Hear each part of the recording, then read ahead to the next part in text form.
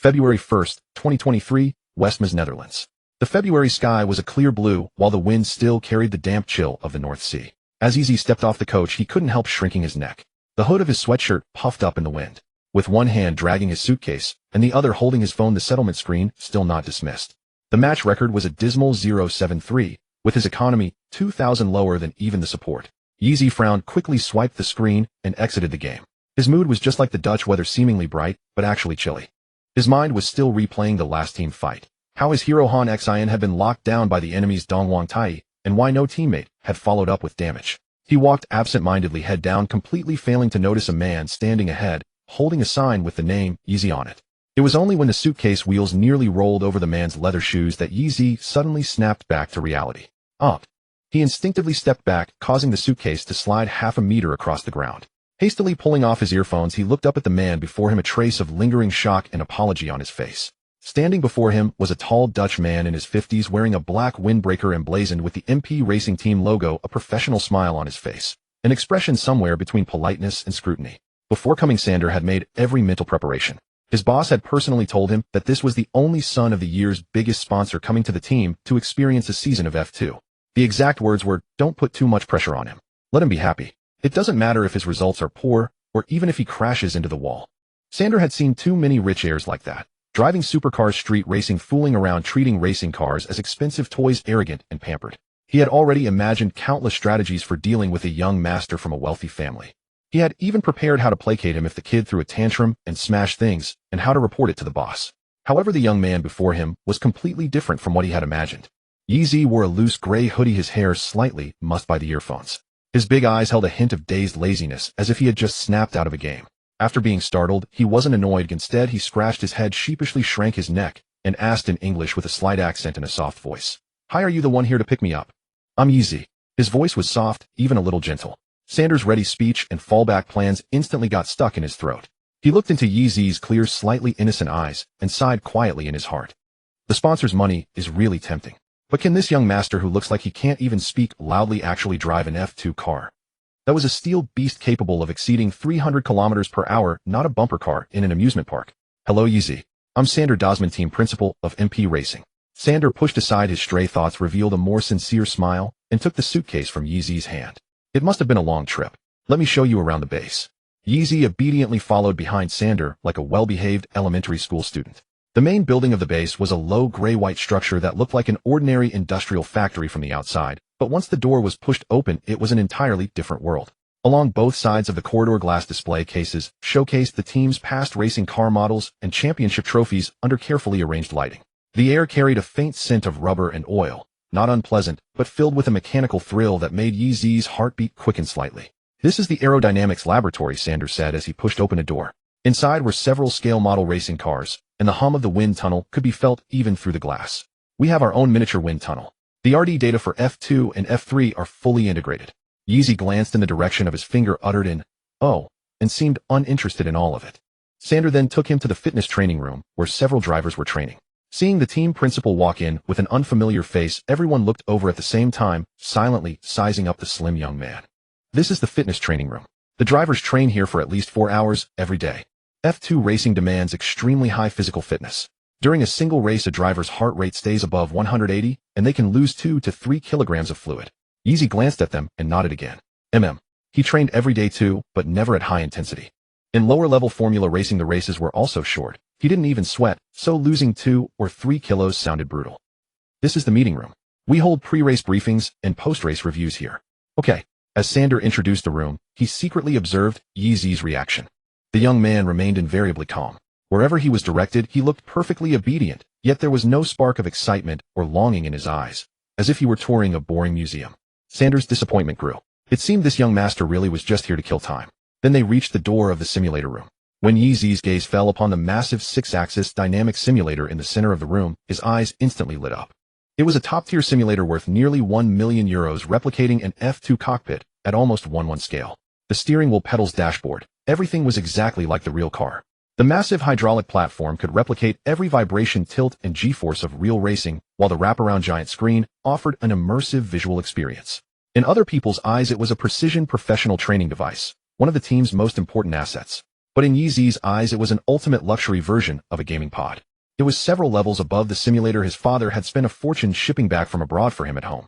His footsteps unconsciously halted, his gaze clinging tightly to the simulator. His previous laziness vanished, completely replaced by a look of curiosity and longing, like a child spotting a beloved toy. Sander caught the change in his eyes and felt a stir. Seizing the opportunity, he said, "Want to go try it? Nobody's using it right now. Can I?" Yeezy immediately turned his head, eyes sparkling as he looked at Sander, his tone carrying a trace of disbelief. "Of course." Sander chuckled, figuring it was just for fun and it would be good to make the kid happy. Yeezy didn't decline. He walked over eagerly, unable to wait. He expertly climbed into the simulator, settled into the cockpit, and fastened the harness. The whole sequence was so fluid that Sander was momentarily stunned. What surprised him even more was yet to come. Yeezy didn't rush to start. Instead, he carefully adjusted the angle and height of the steering wheel, then pressed the throttle and brake pedals to adjust their pressure and travel. Then he quickly navigated the center console screen, adjusting force feedback parameters. Every selection was as precise as that of a trained professional driver. Sander exchanged a glance with the engineer beside him. Both saw surprise in the other's eyes. He must have a similar one at home. The engineer nodded knowingly. So the kid had some background after all. That explained it. Still, home equipment and professional equipment were not remotely the same. His first run would probably be embarrassing. With the settings prepared, Yeezy took a deep breath and pressed the start button. The giant screen lit up, and he selected the track he knew best. The image of Silverstone Circuit appeared before him. Lap 1. Yeezy drove steadily. One could even say slowly. He braked early before each corner, carefully searching for braking points and feeling the simulator's feedback. The lap time was slow, far off the professional driver's pace. Sander shook his head. The flicker of expectation in his heart died away. Sure enough, the kid had only played at home. Lap 2. Yeezy was a little faster. He began to use the curbs, feeling the vibrations and changes in grip as the tires ran over them. His movements were still cautious, but they had begun to show structure. Lap 3. Just as everyone assumed he would keep the same rhythm, Yeezy suddenly changed. His whole temperament shifted. The lazy, obedient, slightly socially anxious boy was gone. The person in the cockpit seemed like an entirely different being, a hunter born for the track. His eyes became razor-sharp, locked on the track ahead. His back straightened slightly, and his hands gripped the wheel steadily. He floored the throttle. The car shot forward like an arrow released from a bow. He no longer braked early. Instead, he pushed the braking points further and further back. At Cops Corner, he pushed the braking point to a position no one dared to imagine, fully 5 meters later than the conventional braking point. He cut precisely to the apex, tires shrieking as the rear stepped out slightly, then he saved it instantly. Then came the most famous and most challenging high-speed sequence at Silverstone Maggots Beckett's. It was a series of rapid left-right S-turns that demanded speeds above 250 km per hour, with the driver barely able to lift off the throttle. Any tiny mistake could cause the car to lose control and slam into the wall. Even many experienced professional drivers would ease off the throttle slightly through these corners to leave a little margin. But Yeezy didn't. He kept the throttle pinned without a hint of release. The car stormed into the corners at the absolute limit, the steering wheel spinning rapidly in his hands, every movement precise to the millimeter. His racing line was so perfect it might have been drawn with a ruler. He cut to the very edge of the curb on one left turn, then instantly to the opposite edge on the right. The car slid through the complex of corners as fluidly as a fish swimming. There was no wasted movement, no hesitation. In the simulator room, the engineers who had been busy with their own tasks all stopped their work at once. They set down their coffee cups and iPads, eyes glued to the changing lap time data on the screen, disbelief written all over their faces. Sander was stunned on the spot. His mouth hung open, his eyes wide, staring hard at the focused figure in the cockpit. Crossing the line, the lap time appeared. 1:39:33, only 0.3 seconds off the MP team's fastest simulator record at Silverstone. The entire simulator room fell into dead silence, though only the faint hum of the running simulator could be heard. The engineers looked at each other, seeing shock and bewilderment in one another's eyes. What did this lap time mean? It was already at the level of a mid to upper field F2 driver. And this young man had only arrived at the team today, driven this simulator for the first time, and completed just 3 laps. Sander felt his heart pounding wildly. He watched Yeezy unbuckling the harness in the cockpit, his mind a total blank. He had assumed this was just a rich kid treating racing as a toy here for a European vacation.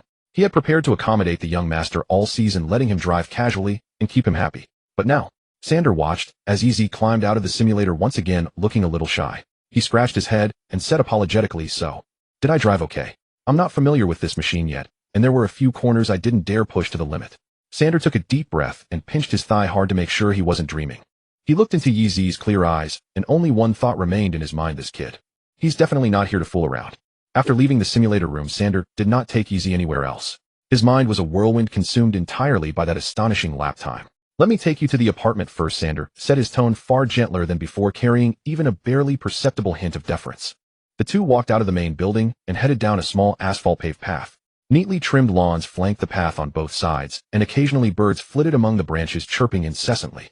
The apartment is just ahead, only 100 meters from the base, a 2-minute walk, Sanders said, pointing at a white 3-story building not far away. It's the single-person apartment complex affiliated with the base. All drivers live here. At the entrance, Sanders swiped his access card and led Yeezy up to the second floor. Here it is, he said, opening the door to room 203 and stepping aside to let Yeezy enter first. The apartment was small but spotlessly clean, clearly tidied by someone recently. The ground floor comprised the living room, kitchen, and bathroom, while the upper floor housed the bedroom and a small balcony. The furniture was in a minimalist Nordic style, complete with a television, refrigerator, and washing machine. Even the bedding on the bed was already neatly laid out. Sunlight streamed through the glass, casting a warm glow. How does it feel? Sander asked. It's pretty good, Yeezy replied, looking around and nodding. Though it couldn't compare to the villa at his home, it was clean and tidy and conveniently close to the base. Sanders smiled gently and said, take the rest of the day off. You must be tired after such a long flight. There's a welcome party at 7 in the evening at the base's dining hall, so the entire base, over 100 people, can get to know you. We'll also introduce your engineering team and physical trainer. He paused, looked Yeezy up and down, taking in his slender build, and said seriously, honestly, Xiao, you need to step up your training and build up your physique. The intensity of F2 races is incomparable to lower-level Formula Series, otherwise you'll find it overwhelming in the later stages of the season. Okay. Yeezy nodded obediently like a well-behaved student. Then rest well. I'll pick you up at 6:30. Sander placed the key on the cabinet by the entrance and turned to leave. The moment the door closed, Yeezy's taut nerves finally relaxed. Tossing his suitcase into the corner, he threw himself onto the soft, large bed without even taking off his clothes. He took out his phone, opened WeChat, found the pin chat, Xiao Yi Fan Club, and pressed the video group call button. The call was answered quickly. On the screen appeared the face of a middle-aged man in a suit. Yeezy's father. Son. Arrived in the Netherlands. Ye's father's voice was booming, carrying a hint of excitement. How's the base? Did that team leader give you any trouble? If he dares to treat you badly, tell your dad, and I'll have him removed immediately. Yeezy smiled helplessly. No, Sander is a nice person. The base is nice too. At that moment, a gentle female voice interjected.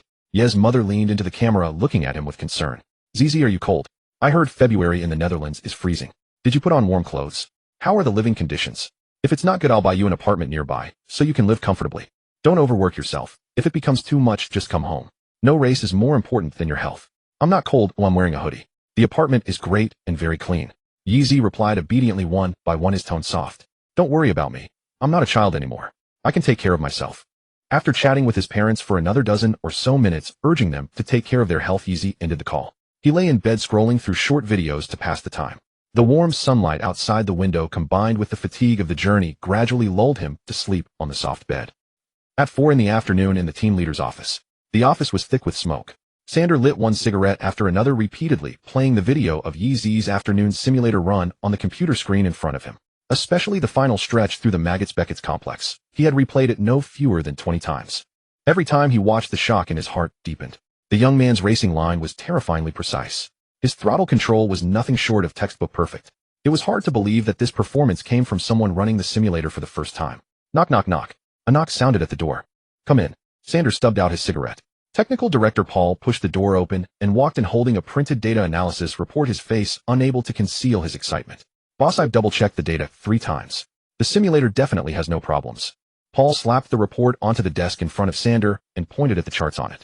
On the third lap, his throttle opening through Maggots-Beckett's was 100. He never lifted off the throttle the entire time. His line error is no more than 5 centimeters. Do you know what that means?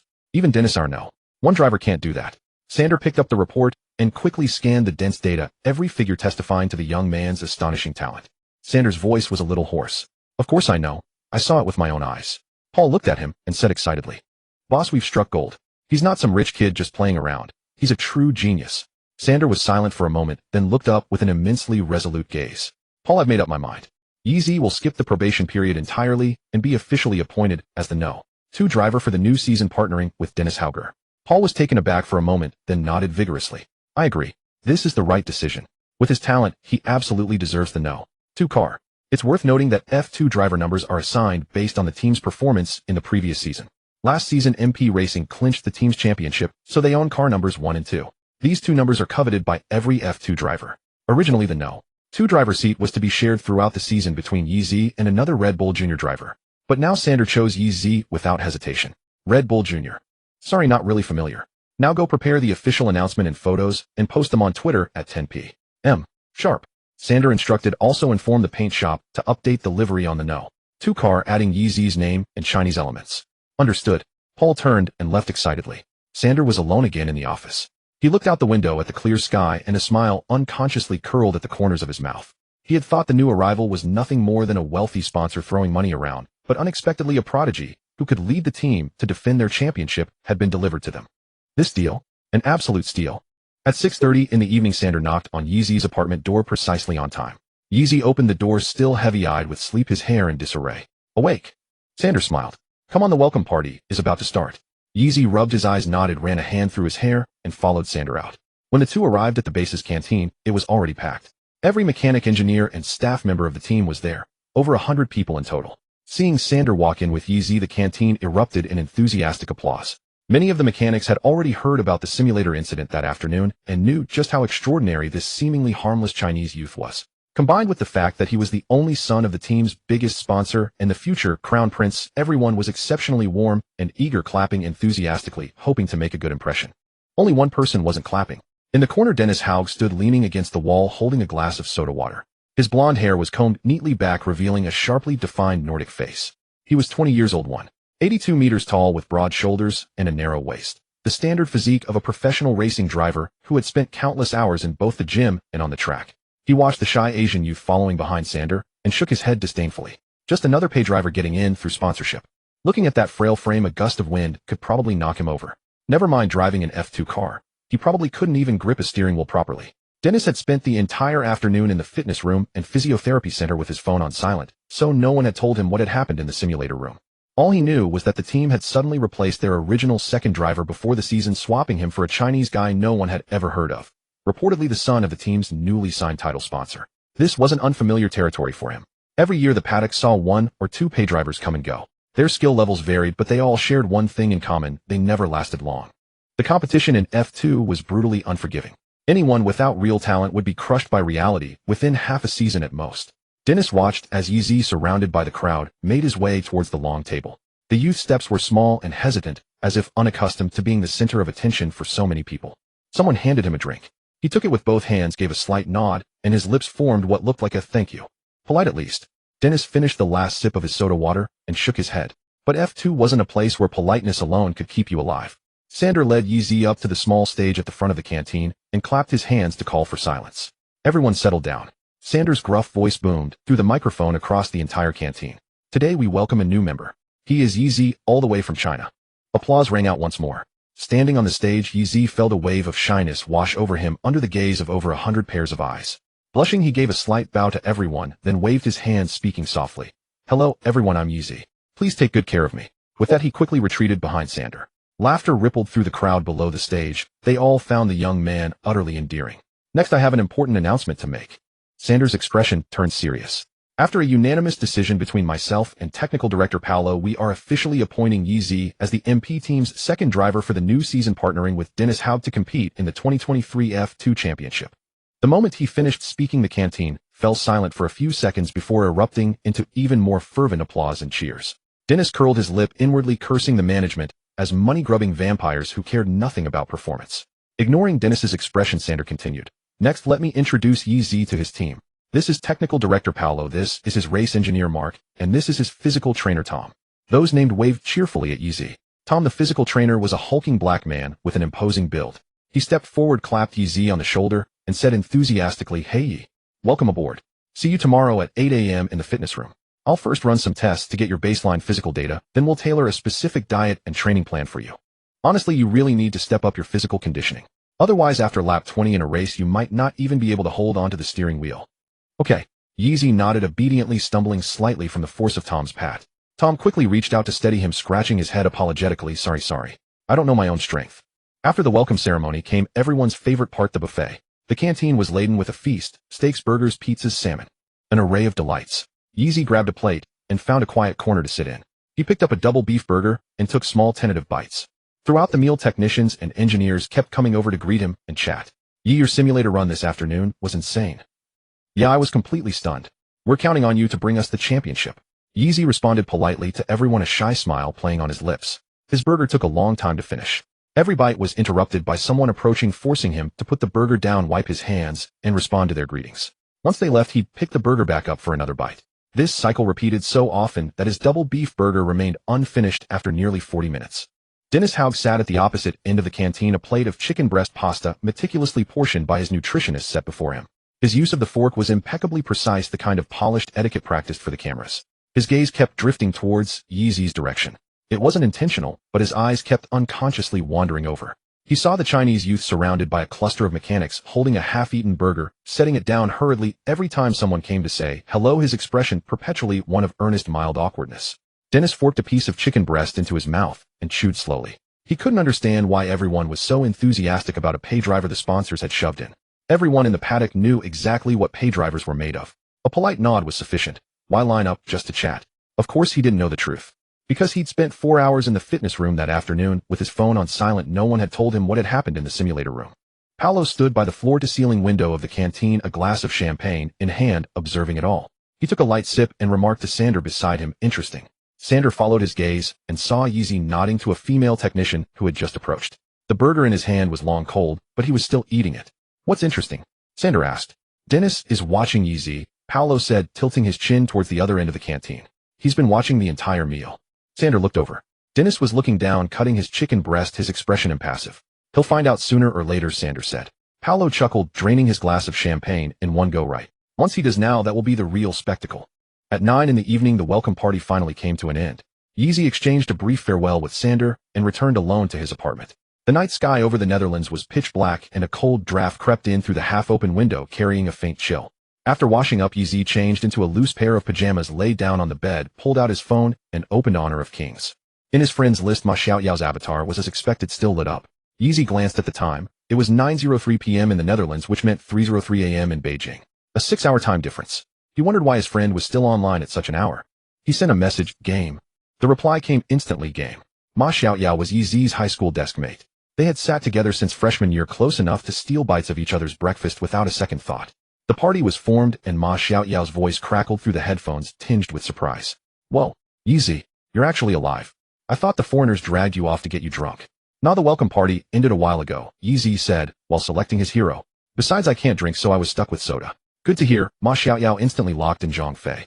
Let's go. I'm carrying you to victory today." "Okay." The game finished loading, and the match began. Yeezy chose Han Xin again. On the loading screen, his ping showed 103. 103 milliseconds of delay. Yeezy frowned. This terrible Netherlands internet. The game started. Yeezy's Han Xin was noticeably slower in the jungle than usual, and his second skill would occasionally stutter when dashing through walls, as if an invisible force was tugging at his cloak. But even so, through sheer game sense, he managed to build a nearly 800 gold lead over the enemy jungler by the 8-minute mark. The trouble started, however, at the first dragon fight. Ma Xiaoyao Zhang Fei used his ultimate to stun 3 enemies. Yeezy's Han Xin flanked from the side, using his first skill to knock up the enemy marksman. Just as his ultimate was about to spin up, the screen froze. It wasn't a complete freeze, but his character's movements turned into a slideshow. By the time the game caught up, Han Xion's corpse was already lying on the ground. "Yeezy, why didn't you ult?"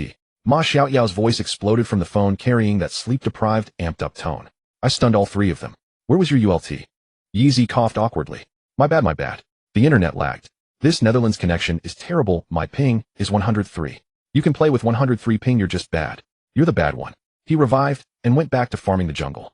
Yeezy's Han Xion finally got his ultimate off in the second dragon fight, but the enemy Dongwang Tai was waiting in the bushes. The moment his ultimate locked on Zhang Fei's shield wasn't applied in time, and Han Xion died once more. Ma Xiaoyao let out a sigh of utter disappointment. "Dude, you're off your game today. Usually your Han Xion carries the whole team. Today you're playing like you drank some bad liquor. Didn't you say you didn't drink?" Yeezy remained silent.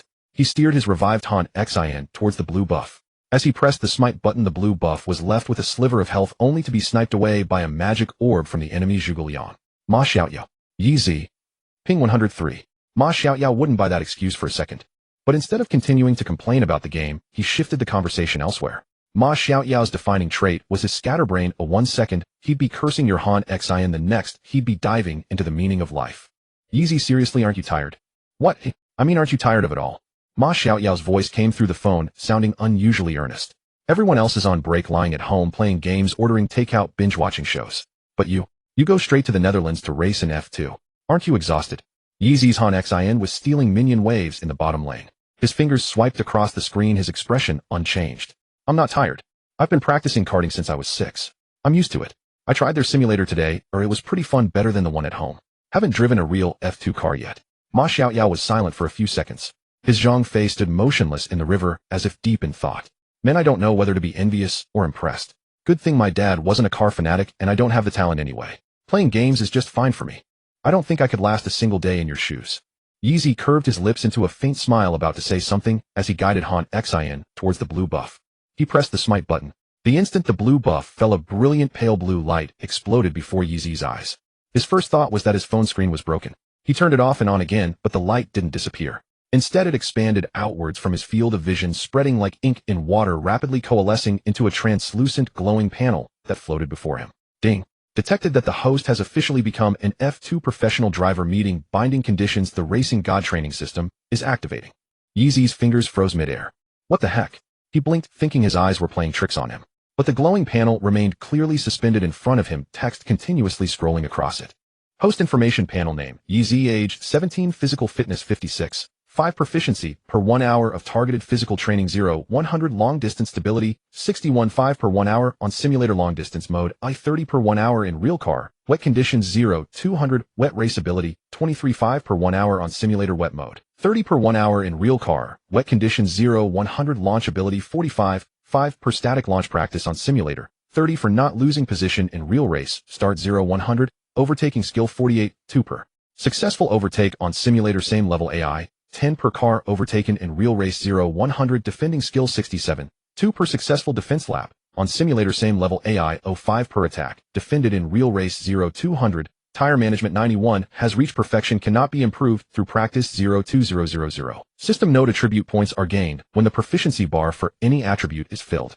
Main quest issued score points in the 2023 F2 Championship. For each point scored, reward 5 free proficiency points. Free proficiency points can be allocated to any attribute's proficiency bar, wishing you the pinnacle of driving. Ma Xiaoyao's anxious voice crackled through the earphones. Yeezy, what are you doing?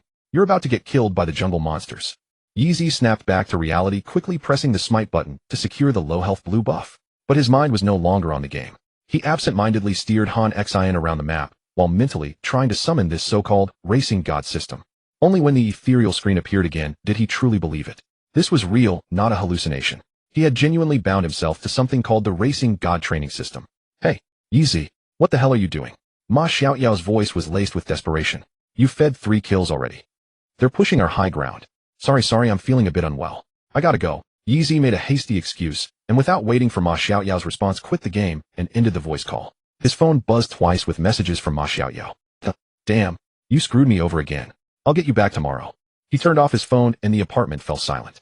Yeezy sat on the bed, took a deep breath, and focused his gaze on the system panel in front of him. His eyes first landed on 2 extreme values. Tire management 91, wet race ability 23. Yeezy slowly drifted into memory. He knew his tire management was decent. Back when he raced in lower formula categories, he often noticed a peculiar phenomenon. After every race, everyone else's tires would be worn down to the cords, but his would still look like they could last a few more laps. He had always chalked it up to his car setup being easier on the tires. It was only now that he understood he was born with this absurdly good tire management ability. He wondered how this stat compared to F1 drivers. And wet race ability 23. Yeezy let out a soft sigh. His mother had always thought racing was too dangerous. Whenever there was even a drizzle, or if the temperature dropped below 10 C or rose above 30 C, she would find some excuse to take him away, shopping, traveling, fine dining. As a result, he had never once properly practiced in the rain, leaving his wet race ability severely lacking. No wonder the system gave him such a low score. While Yeezy was studying the system panel, the clock struck exactly 1:00 p.m. in the Netherlands. The official Twitter account of MP Motorsport published an announcement right on time. The accompanying image was a photo of Yeezy wearing the MP team uniform. Sander had asked a photographer to snap it during the afternoon's factory tour. In the photo, Yeezy stood next to the simulator, his hair slightly disheveled, his expression caught between bewilderment and concentration. He looked directly at the camera with a shy smile. The caption read, "Welcome 17-year-old Chinese driver Yeezy to MP Motorsport as our second driver for the 2023 F2 Championship. He will partner with Dennis Hauger to fight for the team's title defense." Following the announcement, the team also confirmed the termination of the contract with their former second driver Jahan Darivala. The news sent shockwaves through the racing world. It sparked a torrent of discussion both domestically in China and internationally. A wave of skepticism flooded in. Probably another rich kid riding on daddy's money. F2 is becoming a joke. MP has sold its soul for sponsorship money. Pathetic. I'll bet $5 he retires from his first race. He'll be lucky to last 3 races before the team cuts him. Is there any chance this YZ is actually a hidden genius? Reply below, is there any chance you're a paid shill hired by his dad? Of course, amidst the criticism, there was also support coming from China. Go for it. Hoping China can produce a second Zhou Guanyu. I've watched his races. He performed quite well in the lower categories. We'll wait and see. In an office at the Red Bull Junior Team headquarters in Austria. Dr. Helmut Marko sat behind his desk, his signature reading glasses perched on his nose. The official announcement was displayed on his computer screen. Unlike others who scoffed at it, he reacted with a slight furrow of his brow. Dr. Marko, should I look into this YZ's background? His assistant asked from the side. No need. Marko put down the mouse and removed his glasses, rubbing the bridge of his nose. I've known Sander for decades. He loves money, but he's not stupid. If it were just for sponsorship, he could have easily placed YZ in an F3 or a pay driver seat in F2, letting him rot in the team. There was no need to announce him as the official second driver, and certainly no need to terminate Daravala's contract early for him. The assistant was taken aback. Your meaning is? What Sander did suggests he saw something. Marko stood up and walked to the window, gazing out at the Red Bull Ring circuit shrouded in the night. And for a team principal of an F2 championship winning team to make such a seemingly reckless decision means that something he saw must carry significant weight. He paused for a moment, then turned around. Book my flights and hotel for the Bahrain winter test on February 14th. I want to see for myself what this Chinese kid is really made of. But Dr. The winter test is usually attended by our head of junior development. I said I'll go. Marko's tone was unequivocal. I want to see what this little prodigy can actually achieve on the track. YZ was oblivious to all the online chatter. Lying in bed, he stared at the system panel before him, his eyes sparkling with curiosity. The Racing God training system. It sounded pretty cool, actually. At 7:30 the next morning, the shrill ringing of an alarm clock pierced the silence of the apartment. YZ shot a hand out from under the covers, fumbling blindly on the nightstand before slapping the alarm clock into silence. He buried his face in the pillow and let out a muffled groan. So sleepy. He didn't want to get up. He just wanted to stay in bed and play games all day. 2 little voices in his head were locked in a fierce battle. One argued, just sleep for another half hour, just half an hour. It won't hurt to be a little late for physical training. The other countered, no way. I need to verify if the system is real. What if the training really does increase proficiency? In the end, curiosity triumphed over drowsiness. YZ slowly dragged himself out of bed, rubbed his eyes, and yawned. He changed into a black tracksuit, washed up, and headed downstairs. The morning air was exceptionally fresh, carrying a hint of fresh grass. Instead of heading straight to the base, he made a detour to the McDonald's he had scouted out earlier.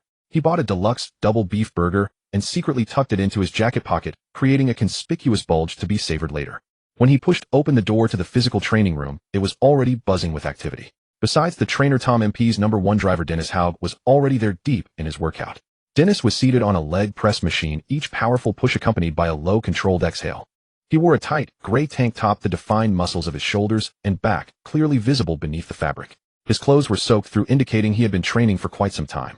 As YZ entered, Dennis's gaze swept over him. His eyes lingered for less than half a second on the youth's thin tracksuit and the suspicious bulge in his pocket before he impassively returned his attention to the leg press. Tom glanced at his watch. Morning, Yi. You're right on time. Morning, Tom. YZ obediently returned the greeting, carefully setting his jacket aside. It held his favorite burger, and the thought of it being stepped on was a tragedy he dared not risk. YZ walked over and stood before him. Tom looked him up and down, then reached out and squeezed YZ's arm. His 5 fingers felt like steel bars clamping down on YZ's bicep, like a vice. A soft grunt of effort came from the leg press machine nearby. Tom released his grip, quickly jotted down a note on his tablet, and his expression turned serious. Before we start, there's something I need to make clear. He set the tablet down and crossed his arms. His voice was not loud, but every word was distinct. In F2 racing, a driver's neck must withstand over 5 g of lateral force. That's like having 2 5-liter bottles of water hanging from your neck for an hour. So neck strength is of utmost importance. We'll begin with neck resistance training. He handed YZ a yellow resistance band. Put this on and follow my instructions. Resist the bands, pull by moving your head forward, backward, left, and right. Do 5 sets of 1 minute each with 30 seconds of rest between sets. Okay. YZ took the resistance band and obediently placed it on his head. The training began. He followed Tom's instructions, forcefully lowering his head forward against the band's tension. Just half a minute and his neck was burning with a prickling pain as if pierced by countless needles. A fine sheen of sweat broke out on his forehead. Keep going. 30 more seconds. Tom shouted from the side. Watch your breathing. Don't hold it. YZ gritted his teeth and managed to finish the first set. He collapsed into a chair, gasping for air, feeling as if his neck no longer belonged to him. A loud clang echoed from the leg press area as Dennis finished his final set. He stood up from the machine and wiped the sweat from his face with a towel. As he passed by Yeezy on his way to get his water bottle, he paused for a moment. His gaze fell on the resistance band still trembling around Yeezy's neck, then shifted to Yeezy's face, flushed with exertion. Finally, he noted the color of the band, the lightest resistance level meant for beginners. The yellow band is for F4 drivers to warm up, Dennis said. His voice was low and his tone flat, not mocking, but more like stating an objective fact. He took a sip from his water bottle, his atoms apple bobbing, then draped the towel over his shoulder and walked over to another piece of equipment. Yeezy looked at his beginner's band, then at the weight plates on Dennis's leg press machine. They weren't even in the same league. Tom cleared his throat. Don't mind him. Dennis started from lightweights too when he first arrived. You're only 17. The gap can be closed with time. No need to rush. So, can you keep going? Tom asked. Yes, Yeezy nodded. Despite the exhaustion, the thought of the system was always at the back of his mind. He wanted to see if his physical fitness proficiency would actually increase after these workouts. And so set after set he pushed on. After completing the 5 sets of neck resistance training, Yeezy felt like his neck was about to snap. Even turning his head was a struggle. As he took the band off his head, his fingers brushed against the muscles on the side of his neck. They were as hard as iron. Good. Rest for 5 minutes, then we'll do some cardio, Tom said with a satisfied nod. Yeezy walked over to a spin bike, sat down, and adjusted the seat height. He took out his phone, plugged in his earphones, played his favorite songs, and started pedaling. Tom instructed him to keep his heart rate around 140 for a full hour. While pedaling, Yeezy secretly started scrolling through short videos. Tom noticed, but said nothing, understanding that he shouldn't push the young man too hard on his first day. As long as he maintained his heart rate a little slack was acceptable. 40 minutes passed quickly. All right, take a 10-minute break, Tom announced. Yeezy immediately stopped the bike and grabbed his water bottle, gulping down half of it. He wiped the sweat from his forehead, took a deep breath, and concentrated, summoning the system panel in his mind. When he saw the physical fitness section, his eyes lit up instantly. Physical fitness 56, every 1 hour of targeted physical training, 5 proficiency, 5,100. It really went up. The system is real. Yeezy's heart surged with ecstasy. So training really does increase proficiency. If I train 2 hours a day, I can gain an attribute point every 10 days.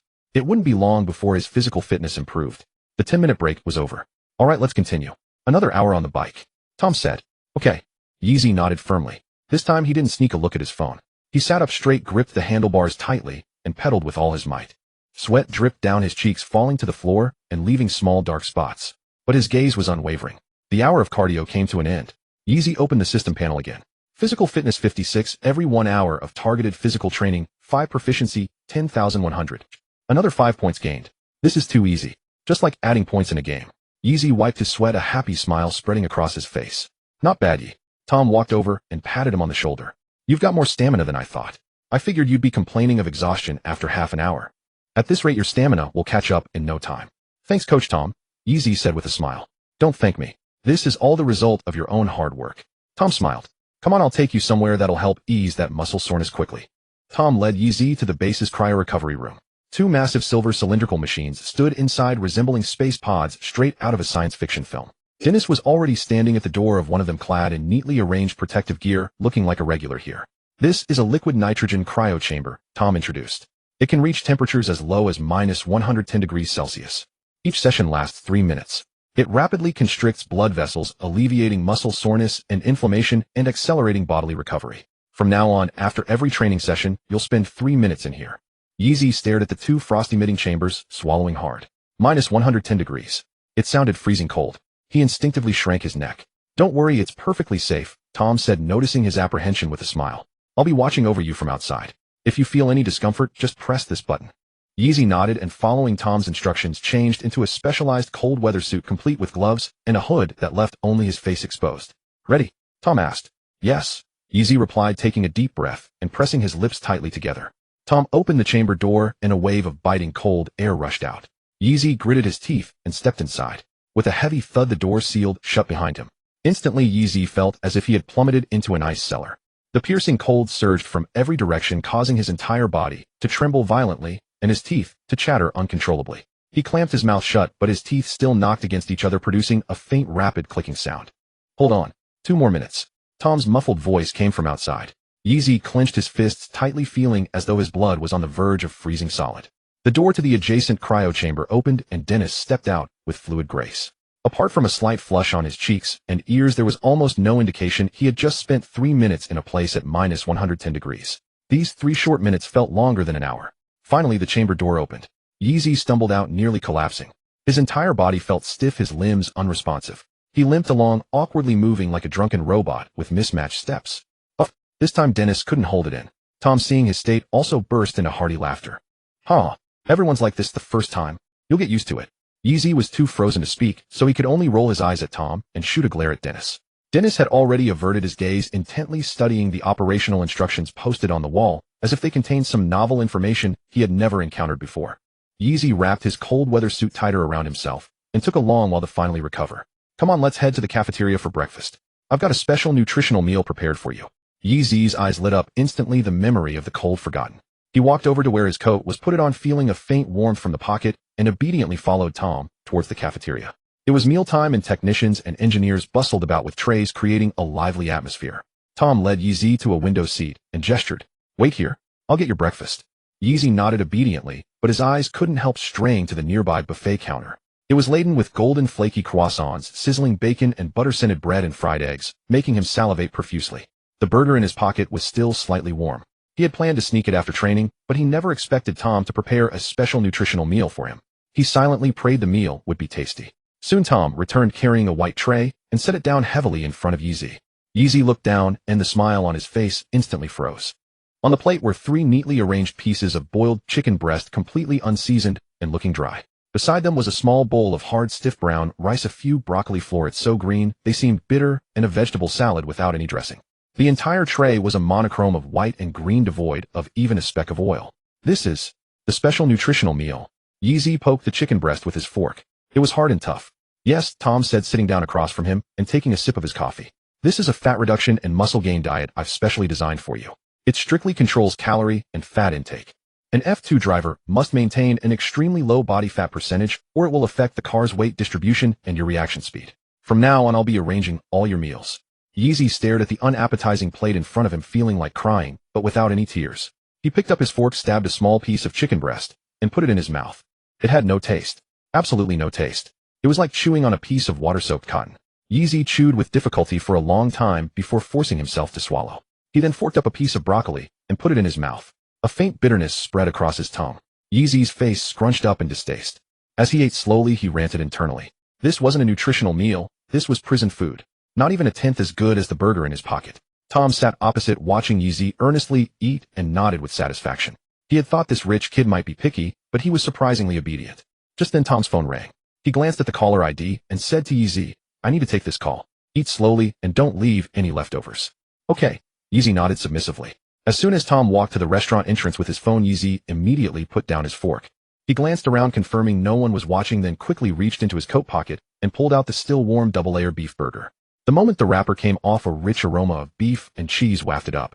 Yeezy inhaled deeply, feeling his very soul was being elevated. He couldn't resist any longer. He opened his mouth and took a huge, satisfying bite. The crispy bun, the juicy beef patty, the melted cheese, and the sweet and tangy ketchup. This was food for humans. Yeezy wolfed it down, frantically terrified of being caught by Tom.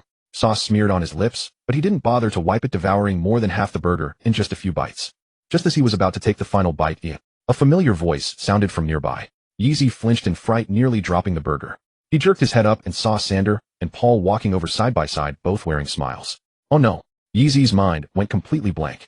Instinctively, he shoved the remaining half of the burger back into his pocket, wiped his mouth with the back of his hand, picked up his fork, and pretended to continue eating the chicken breast on his plate. Sander and Paul reached the table just in time to see Yeezy shove the last piece of chicken breast into his mouth, followed by a look of utter satisfaction on his face. Morning, Yeezy, Sander said with a smile. How's breakfast? Getting used to things. Yes. Yeezy nodded vigorously, trying hard to look sincere.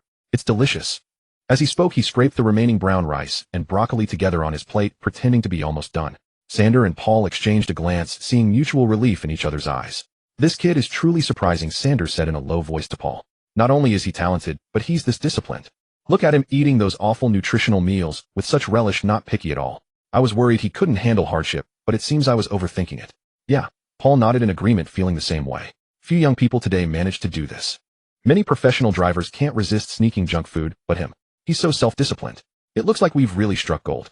Yeezy kept his head down, pretending to sip his soup, but his ears were pricked up, catching every word of their conversation. Internally, he rolled his eyes. Delicious, my ass.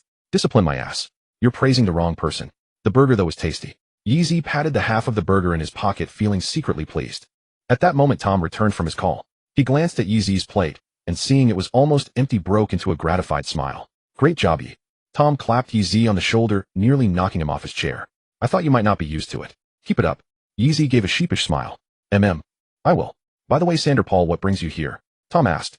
I'm here to brief Yi on this afternoon's schedule, Sander said. After breakfast, we'll start simulator training. At 1 o'clock in the afternoon, inside the simulator room. The door was open, the air conditioner blowing cold air. When Yeezy walked in, Dennis was already sitting in one of the simulators. He sat in a standard posture, back straight, hands resting on the steering wheel. The giant screen displayed the first sector of the Bahrain circuit, and the engine sound echoed from the speakers, humming like a low growl of a beast. Yeezy was led by Sander to the second simulator. He obediently climbed and skillfully fastened his seatbelt and adjusted the steering wheel and pedals. Sander and Paul stood in front of the control console, between the two simulators, watching the data dancing on the screens. Dennis's lap times were very stable, continuously refreshing the fastest lap of the day. Dennis is in good form today, Paul said with his arms crossed. After all, he's the top seed of the Red Bull Junior team, with undeniable talent. Sander nodded, shifting his gaze to Yeezy's screen. Let's see how Yeezy performs. Yeezy had already started the simulator and was running the warm-up lap on the Bahrain circuit. His rhythm was steady, his line still precise, but his speed was not fast, clearly still adapting to the parameter settings. Dennis finished his training plan, climbed out of the simulator, and wiped the sweat from his face. He saw Yeezy on the adjacent simulator, curled his lips disdainfully, and turned to leave. Wait, Dennis, Sander called him. Dennis stopped, turned back to look at Sander, his face expressionless. What is it? Since you're both here, Sander exchanged a glance with Paul, and smiled. How about simulating a race scenario, and having a head-to-head? Dennis raised an eyebrow, looked at the focused figure in the second simulator, and a mocking smile curled at the corner of his mouth with him. Yes, Sander said. It's a good test of Yeezy's defensive skills. The setup was simple. Dennis on soft tires starting from 10th place, tasked with attacking and overtaking. Yeezy on white hard tires starting from first place is simulating long-distance tire management in the middle of a race. Run 20 laps. If you can hold the position, you win. This setup was clearly biased toward Dennis.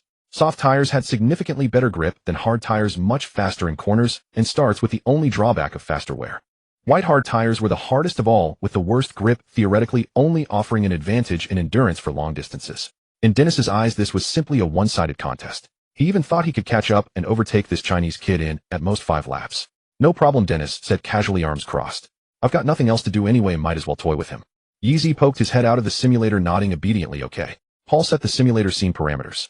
20 laps, Bahrain circuit, sunny track, temperature 45°C. Dennis's car used red soft tires, Yeezy's white hard tires. There were 10 drivers in total besides Dennis and Yeezy. The rest were AI-controlled cars.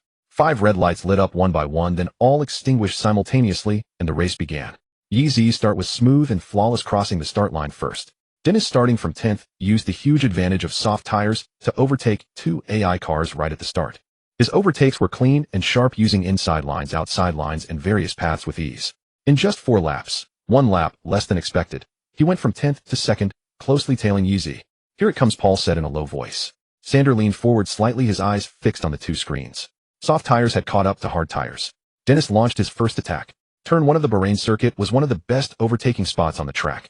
A long straight followed by a heavy braking zone, entry speed dropping from 300 km/h to around 80 km/h. The timing of the braking point directly determined whether you could take the inside line into the corner.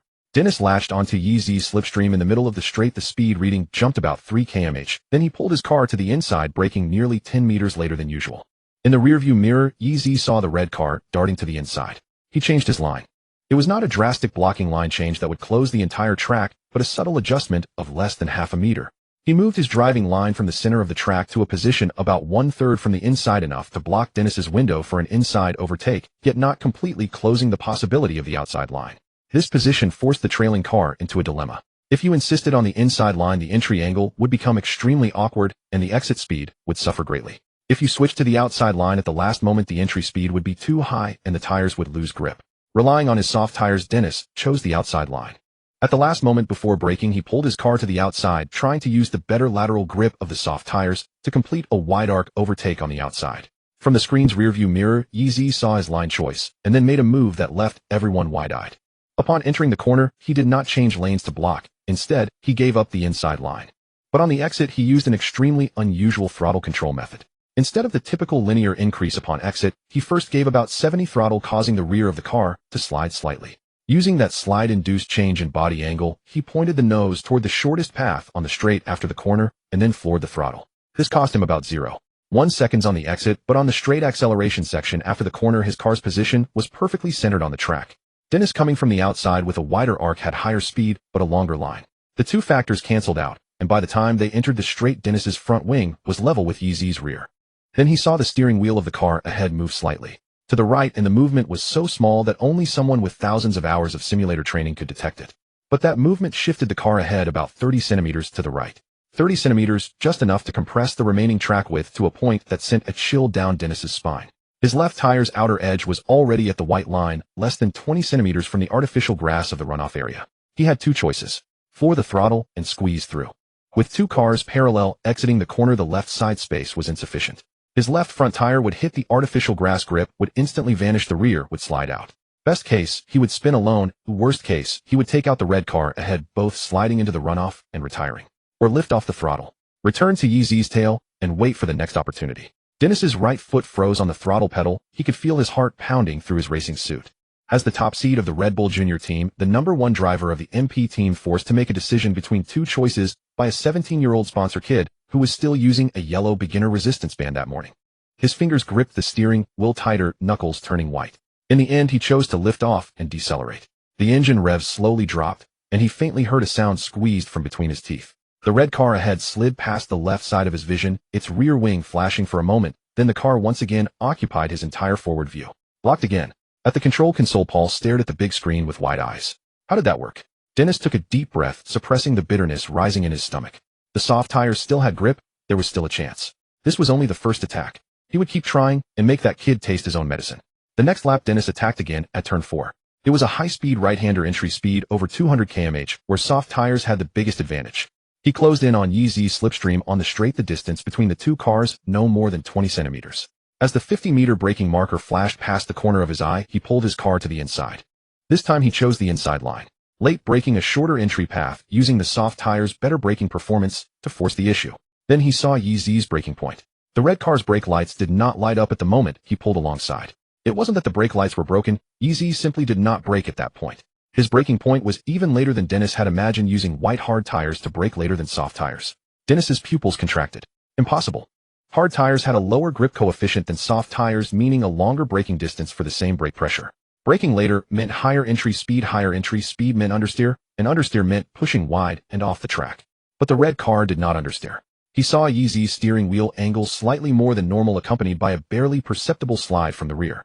The red car slid through the apex, the right tires precisely hitting the curb, then floored the throttle, exited the corner, and once again appeared ahead of him. Yeezy was like an unshakable piece of gum. No matter from which direction Dennis attacked, or how late he braked, Yeezy could neutralize it precisely. His defense had no wasted movements, every line change, and every brake was perfectly timed, as calm as a machine. Sitting in the simulator, Yeezy was no longer the shy, well-behaved boy he usually was. His eyes were sharp as an eagle's, his back slightly straight, both hands firmly gripping the steering wheel, as if the entire world had narrowed to the track ahead, and the car persistently chasing him from behind. Time passed minute by minute. Unbeknownst to them, half of the 20-lap head-to-head had already been completed. Dennis still hadn't managed to touch Yeezy's rear wing. Gritting his teeth, Dennis tried another late braking overtake at turn 8, only to have his line blocked by Yeezy using a path almost kissing the curb. He had never felt so frustrated. He had won countless F3 races, defeating all the talented drivers of his age. But now he was being held off by a Chinese kid who hadn't even raced in F4, using the hardest tires with the worst grip, without even a single overtaking opportunity. It simply didn't make sense. His breathing grew more rapid, sweat trickling down his cheeks, dripping onto the steering wheel. After multiple relentless attacks, the soft tires, never meant for extended use, began to show severe wear. Visible graining appeared on the surface, and grip deteriorated sharply. With each corner, the rear of the car exhibited slight sliding. In contrast, Yeezy's white hard tires showed almost no signs of wear. His pace remained steady, his racing line precise, seemingly even faster than at the start. Impossible. Dennis gritted his teeth, disbelief flooding his mind. He was on the grippiest soft compound, while his rival was on the hardest. He had attacked relentlessly for 5 laps, yet still couldn't get past. This was absurd. Dennis grew more frantic in his attacks, his driving becoming increasingly aggressive. On the final corner of lap 12, he attempted a desperate overtake around the outside. The tires lost grip, the car snapped into a spin, careened off the track, and slammed into the barrier. Simulation ended. Dennis slammed his fist onto the steering wheel, producing a loud bang. His face was ashen, his chest heaving, his eyes burning with fury and frustration. He was furious at himself for failing to overtake a kid brought in by a sponsor, and even angrier for losing control and crashing into the wall. 10 minutes later, the red car crossed the finish line. Yeezy climbed out of the simulator, wiped the sweat from his forehead, and showed no particular expression, even letting out a yawn, as if the intense defensive battle moments ago were a trivial matter. He silently called up the system panel in his mind. Defense skills 67, 20,200, long distance stability 61, 15,200. The proficiency had indeed increased significantly. Yeezy nodded with satisfaction. Sander and Paul exchanged glances with the surrounding engineers, all seeing shock and understanding in each other's eyes. Yeezy's defense just now was both breathtaking and stable, truly textbook level. I'm a bit hungry. I'll head to the cafeteria to grab something to eat. Ignoring Dennis's grim face, Yeezy waved at Sander, and Paul then obediently turned and walked out. After the intense battle, he had expended much energy and was famished. That burger earlier was hardly a morsel. Since no one was watching now, he could head to the self-service area for a feast. After Yeezy left, silence filled the simulator room.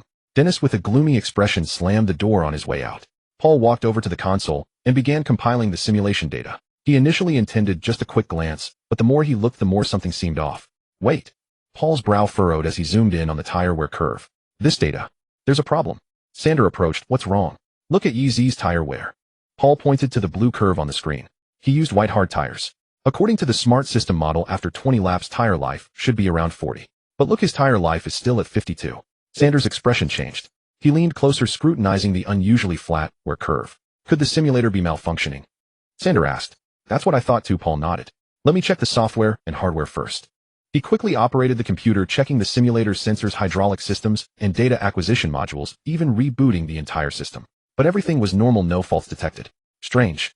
Paul scratched his head. The equipment is fine. He then pulled up Dennis's tire data from earlier. Dennis's soft tires showed 78, where after 12 laps, perfectly matching the system model. Only Yeezy's data is abnormal.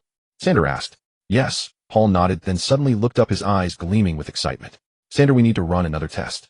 The two sprang into action. Paul grabbed the data report and hurried towards the cafeteria. In the cafeteria, Yeezy sat in a corner with a plate piled high with food, a beef burger, a fried chicken leg, and a cola. He was eating with gusto, his cheeks stuffed full like a little hamster. Yee.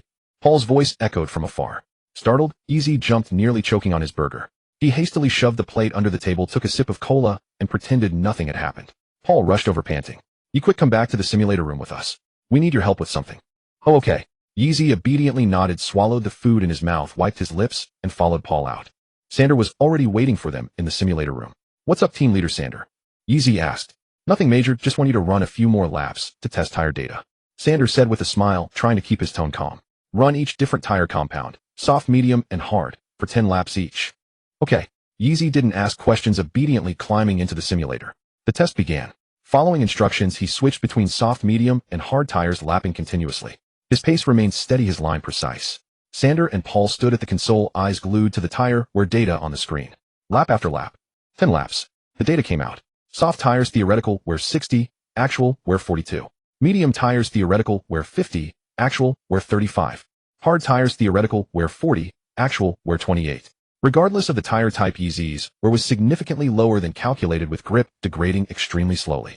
It was as if with the same tires he only used the wear equivalent of 6 to 7 laps compared to someone else's 10. Switch to simulator number 3 and try again, Sander said. Yeezy obediently moved to simulator 3 and ran the test again. The results were identical. Sander and Paul looked at each other, seeing both incredible excitement and confusion in each other's eyes. All three simulators are the same. Paul's voice trembled slightly. It can't be an equipment issue anymore. Then why? Sander asked. Could our tire data model be wrong? Impossible. We've used this model for 5 years, and all drivers' data fits it. It's never had a problem. Paul shook his head, then a thought struck him. He slapped his thigh. Could it be Yeezy's own doing? Both of them simultaneously looked at the young man in the simulator, who was unbuckling his seatbelt. Yeezy climbed out, shaking his slightly sore arms. He took out his phone and started scrolling through short videos, completely unaware of the stir he had just caused. Sander looked at his composed profile, his heart pounding wildly. He had initially thought Yeezy was just a talented young driver, but now he realized he was wrong. This obedient, seemingly harmless young man possessed a remarkable talent capable of reshaping the entire F2 landscape. If he could manage tires like this in a real car, Sander dared not think further. He only knew that the MP team had truly struck gold this time. In the training room nearby, Dennis Hoagie was furiously pounding a punching bag, punch after punch, his eyes cold. Just wait. Being fast in a simulator means nothing. When the real car testing begins in Bahrain in mid-February, I'll show you what real racing is all about. Time flew by, and before he knew it, it was February 13th, 2023. During these past 10-odd days, Yeezy had lived a life shuttling between 2 points. Every morning at exactly 7:30, he would appear in the physical training room, spending the mornings on conditioning and the afternoons in the simulator bay. As for the evenings, he was dragged into extra cycling sessions by Tom. The training results during this period were surprisingly remarkable. All the attributes on his system panel had quietly increased by 1 to 2 points. Physical fitness 58-2. Long distance stability 61-1. Wet race ability 24-1. Race start ability 45-1. Overtaking skill 48-1. Defensive skill 67-1. Tire management 91, unchanged. Of course, this period wasn't without its unexpected incidents. The secret burger indulgence had eventually been exposed. One afternoon after training had concluded, Yeezy hid in the team's storage room. He had just pulled out a double-decker beef burger he'd been hiding for ages and had taken the first bite. Before the cheese could even melt in his mouth, the storage room door swung open. Tom stood at the doorway holding a folder in his hand. The two locked eyes for a full 3 seconds. Yeezy still had half the burger dangling from his mouth, sauce smeared on his lips, his eyes wide with shock. He was completely frozen, torn between fearing his burger would be confiscated and dreading Tom would tattle on him. But Tom didn't scold him, nor did he confiscate the burger. He simply looked at him for 3 silent seconds, then turned around, closed the door, and left a single remark. Come to the training room tonight. 1 extra hour of cardio. Yeezy felt utterly defeated. From that night onward, he had to pedal an extra hour on the stationary bike every evening. Sometimes even 2. Ma Xiaoyao would call him religiously every night to game, and Yeezy's reply was always the same 3 words on the bike. Ma Xiaoyao. Wait, what? You switched careers to food delivery or something? Yeezy. Extra physical training.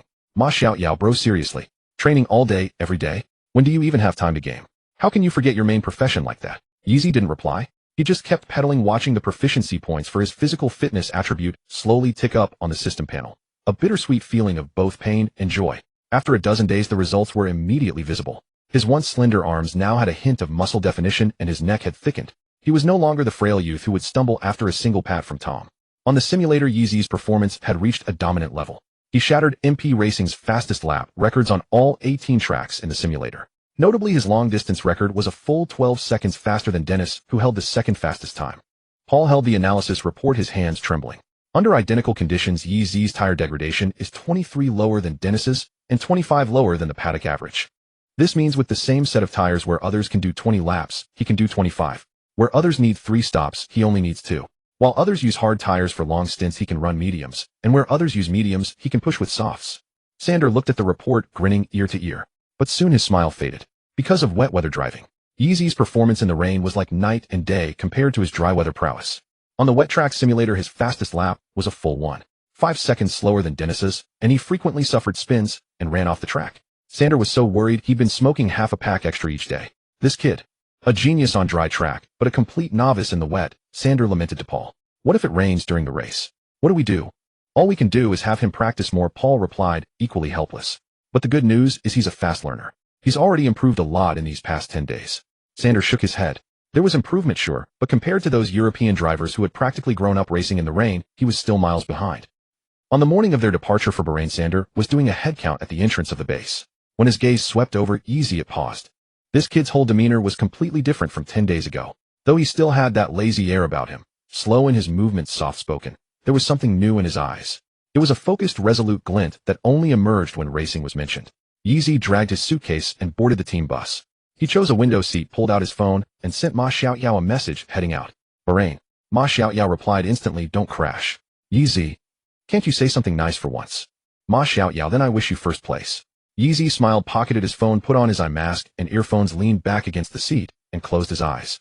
The plane gradually ascended, pierced through the clouds, and soared toward the distant Middle East. In the afternoon, they arrived at a hotel near the Bahrain International Circuit. The bus came to a slow stop at the hotel entrance. Yeezy was the first to rush off, immediately shedding his heavy coat. He was hit by a wave of scorching hot air carrying the arid dryness of the desert region. The temperature hit 31 degrees Celsius, a world apart from the cold, damp weather of the Netherlands.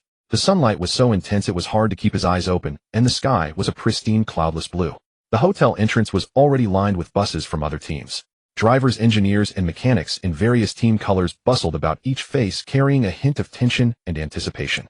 The long-awaited winter testing was set to officially begin tomorrow. It was the only opportunity before the new season for all teams to evaluate their new cars and driver capabilities. After checking in, Sander immediately gathered all the drivers and engineers for a pre-event meeting in the hotel's conference room. As you all know, this winter test is extremely critical. Sander stood before the projection screen, his expression stern. We need to complete all the setup tests for the new car over these 3 days and find the optimal configurations. Also, this is Yeezy's first official test. Everyone please give him as much support as you can. All eyes turned to Yeezy. Yeezy obediently nodded. Paul pulled up the Bahrain weather forecast and projected it onto the screen. His expression was somewhat somber. But there's some bad news, Paul said, pointing at the light rain icon on the screen. Tomorrow morning, there's a 60% chance of rain. And the rainfall could be substantial. The conference room fell into an instant hush. Everyone instinctively looked at Yeezy. After all, everyone knew that wet weather driving was his biggest weakness. Dennis sat across the conference table, a slight smirk curling at the corner of his mouth, before quickly reverting to a stoic expression. He crossed his arms, fingers tapping lightly on the table, secretly feeling relieved. Perfect. Tomorrow morning was exactly when he and Yeezy were scheduled for their on-track comparison test. Let everyone see who the team's true main driver was. Being fast on a simulator was nothing but a hollow illusion. Sander frowned deeply. He looked at Yeezy, his tone softening considerably. Yee, if it really rains tomorrow, safety comes first. Don't push yourself. Run as many laps as you feel comfortable with. We still have the afternoon and the next 2 days of dry track time, which is more than enough for your testing. Okay, Yeezy nodded. But his heart had already sunk. After the meeting, Yeezy returned to his room alone. He walked to the window and pushed it open. Outside, the sun was still shining brightly with no sign of impending rain. He took out his phone and opened the weather app once more. On the screen, that tiny little rain icon was glaringly conspicuous. Tomorrow morning from 9 a.m. to 12 p.m., light rain was expected. Yeezy let out a sigh, lay down on the bed, and stared up at the ceiling. He summoned the system panel in his mind. Wet race ability 25. Though it had increased by 2 points, it was still far too low. He began to recall his childhood. Every rainy day, his mother would show up at the entrance of the karting track right on time, dragging him away without any room for argument. His father would watch, but dare not say a word, knowing full well that his mother was the true head of the household. Racing in the rain is too dangerous. The tires slip and you could crash. Enough practice for today. Mom will take you to get your favorite Japanese food. Come on, let's go to the beach. We can come back to practice once it clears up. From childhood to now, he had never driven a kart in the rain, let alone a Formula car. His entire wet weather experience came from videos and simulators. And a simulator, after all, was never truly the same as a real car. Yeezy turned over, burying his face into his pillow. Please don't let it rain tomorrow. He prayed silently to himself. On the morning of February 14th, a light rain fell over Bahrain as expected. The fine drizzle tapped against the hotel window panes, producing a soft rustling sound. The sea breeze, laden with a salty tang, swept in from the waters, sending a chill through the body, a stark contrast to the scorching heat of the previous afternoon. The VIP viewing suite overlooking the Bahrain International Circuit was already filled to capacity. Among the attendees were not only sports journalists from around the globe, but also several team principals and executives from Formula One teams. They had all come to observe the F2 winter testing, hoping to spot future stars among the young drivers. Dr. Helmut Marko, the head of Red Bull's junior program, sat in the very front row of the suite. The old man, known for his strictness and sharp judgment, held a cup of black coffee, staring expressionlessly at the track below. He had deliberately arrived early today specifically to see what abilities this Chinese kid, who replaced our junior driver, actually possessed. The fact that Sander had given up on Jahan Daruvala, a driver Red Bull had nurtured for 3 years, all for the son of a sponsor, was something Marko simply could not let go. In the hotel restaurant, Yeezy sat by the window, quietly eating his breakfast. Before him lay a bowl of Bahrain's local luxury seafood congee. The congee contained more seafood than rice. Fresh prawns, succulent crab meat, and plump scallops were piled high, their aroma wafting temptingly. Yeezy scooped spoonful after spoonful into his mouth, his cheeks puffing out as he chewed. He took out his phone and sent a message to Ma Xiaoyao. It's raining in Bahrain. So annoying. Ma Xiaoyao replied almost instantly, stay safe. Don't crash. Yeezy stared at the screen, then weakly replied with an mm. He put down his phone and sighed. The seafood congee in his bowl was undeniably delicious, yet at this moment it seemed to lose all its flavor. At 11:20 a.m., Yeezy arrived at the MP team's garage. The engineers were making their final preparations. The No.2 race car emblazoned with the Chinese national flag in the name. Yeezy sat quietly in the pit lane, its bodywork reflecting a cold sheen under the rain. Don't be nervous, engineer Mark patted him on the shoulder. Just follow what you practiced on the simulator. Safety first. Yeezy nodded, but his mood was as gloomy as the rainy weather. He put on his balaclava and fireproof mask, then took out his phone one last time to send a message to Ma Xiaoyao. It's about to start. It's raining. Hope nothing happens. After sending, he handed the phone to Mark, put on his helmet, and bent down to climb into the race car. At 11:45 a.m., all drivers switched to intermediate tires and filed out of the pit lane in sequence. The drizzle grew denser, and a thin film of water began to form on the track surface. Tires carved through the water, throwing up massive rooster tails that obscured visibility. Yeezy handled his car with painstaking care. With a wet weather prowess rating of only 25, he appeared conspicuously clumsy on the slick asphalt. His braking points were a full 10 meters earlier than his rivals, and his cornering speed was alarmingly slow. On the giant screen, live lap times kept refreshing. Yeezy's name lingered around 15th place, but stuck in the lower middle pack.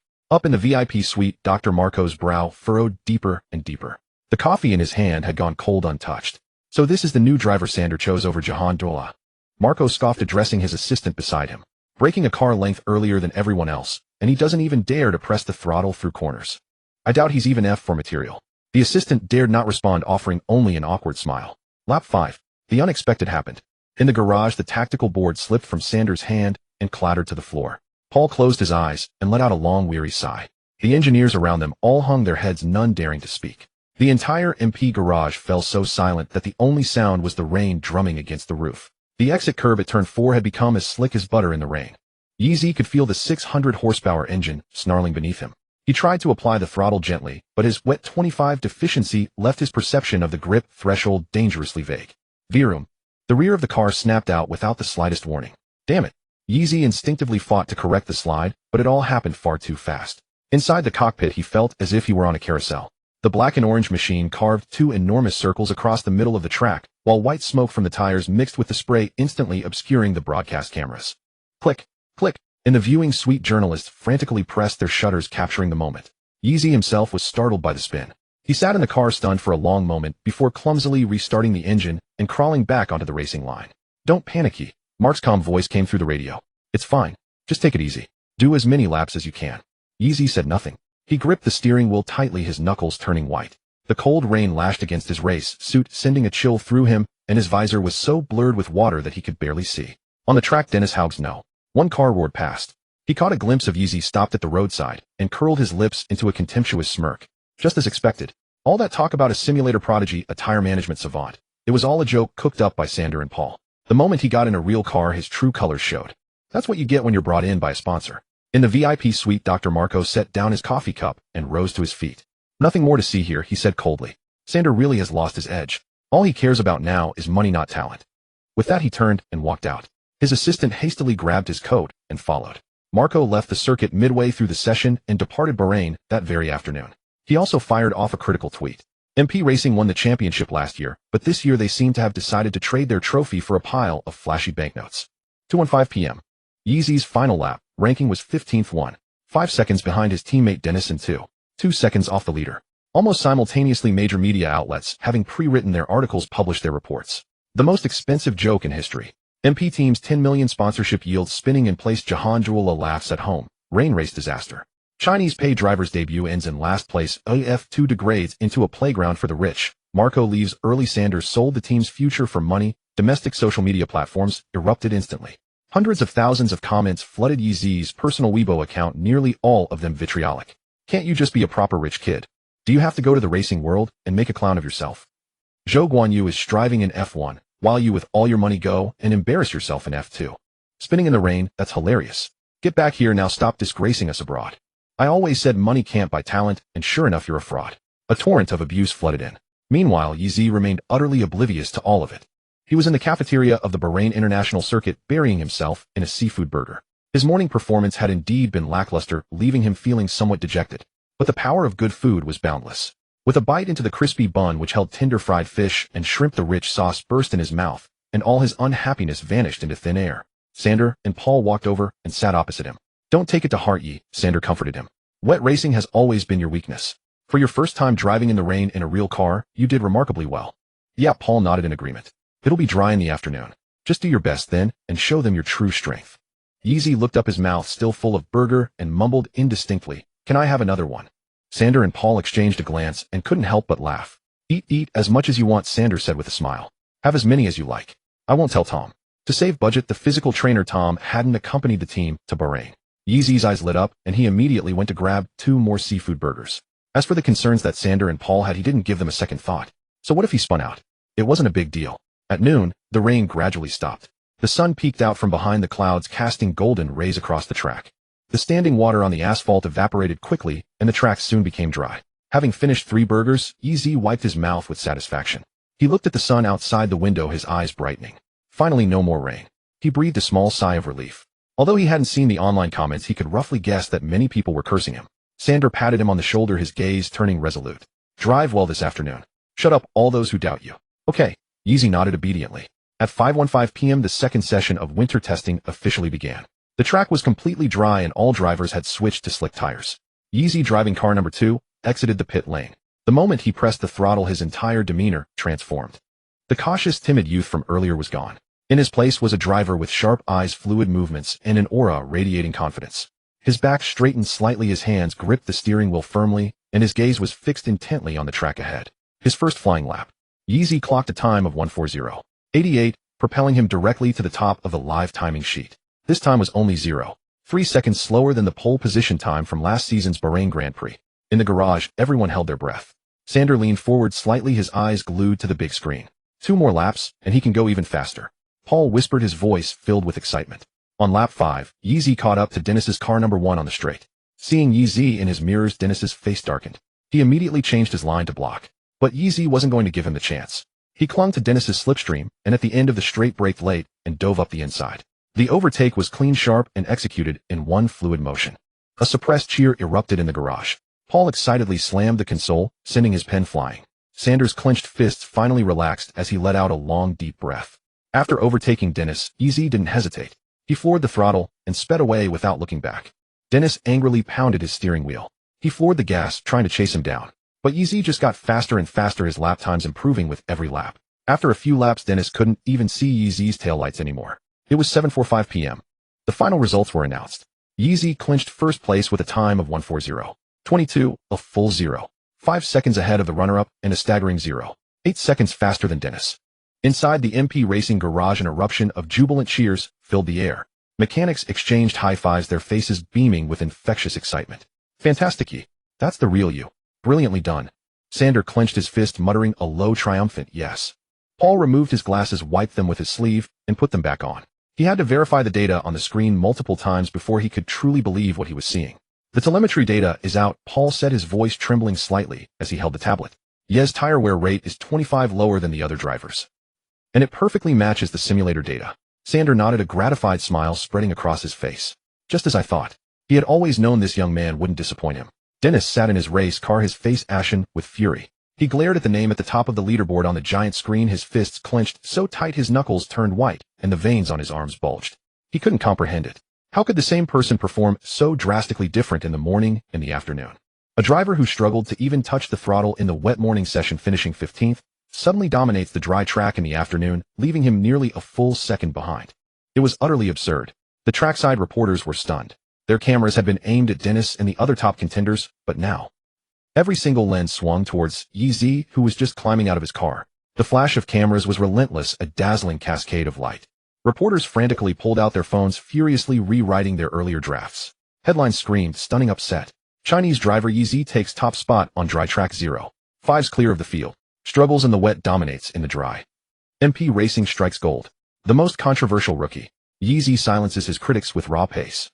Meanwhile, back on Weibo, while the criticism persisted, a new, different narrative was beginning to emerge. Wait.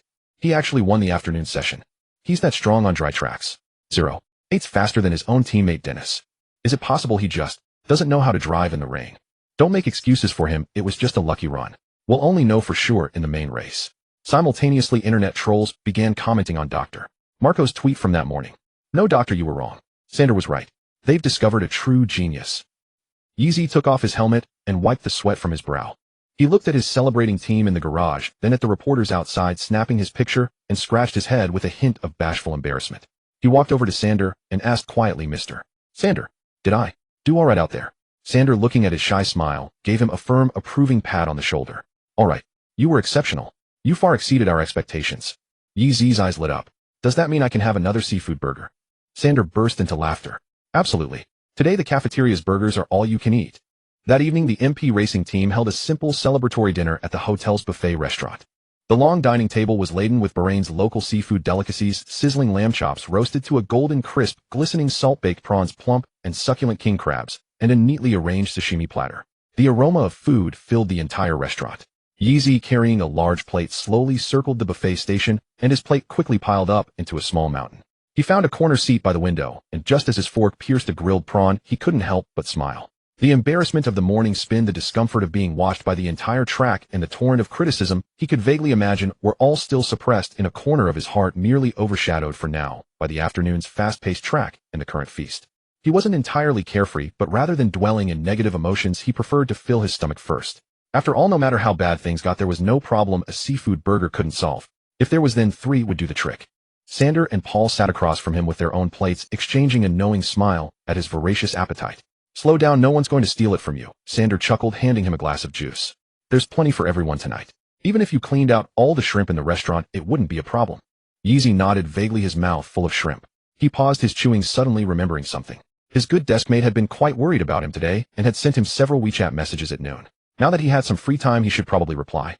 Freeing up one hand, he pulled out his phone, snapped a photo of the lavish seafood spread, and casually sent it to Ma Xiaoyao. "Yeezy Bahrain seafood is really delicious." The message was sent, and the reply was almost instantaneous. "Ma Xiaoyao scram. Ma Xiaoyao, let's play ranked together tonight. I got demoted 2 stars by some random noobs today. Waiting for you to help me get revenge. Ma Xiaoyao, I saw your live stream in a video today. Not bad, you actually got first place.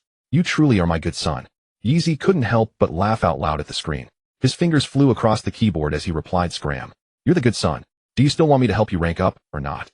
The lingering gloom in his heart completely dissipated. Who cared what others said? At least he had a friend waiting to game with him, endless seafood to eat, and a track that allowed him to fully unwind. That was enough. As the celebration dinner wound down, Yeezy was the first to dash back to his room. He took a quick hot shower, changed into loose pajamas, and flopped onto the bed. The moment he tapped to open Honor of Kings, he transformed from the sharp-edged racer on the track back into a 17-year-old kid who loved gaming. Ma Xiaoyao's party invite popped up almost simultaneously. Get in. We must gain 2 more stars tonight." Ma Xiaoyao's voice blasted through the headphones, full of stubborn determination. Coming. Yeezy chuckled, tapping accept, his fingers deftly locking in Han Xin. That night, the 2 coordinated flawlessly, dominating every match. Yeezy's Han Xin was as sharp as ever, invading the jungle and ganking lanes with ruthless efficiency, charging ahead, with Ma Xiaoyao's Albon No. 7. From 9 p.m. to 1 a.m., they won 7 matches in a row, gaining a total of 7 stars. That's satisfying. Ma Xiaoyao let out a long, contented sigh. "Same time tomorrow." "Nah, I have practice tomorrow." Yeezy on sleepiness washing over him. The nerves he'd kept taut on the track during the day had finally relaxed and fatigue was setting in. "I'm heading to bed now." All right, the racing big shot works hard," Ma Xiaoyao teased.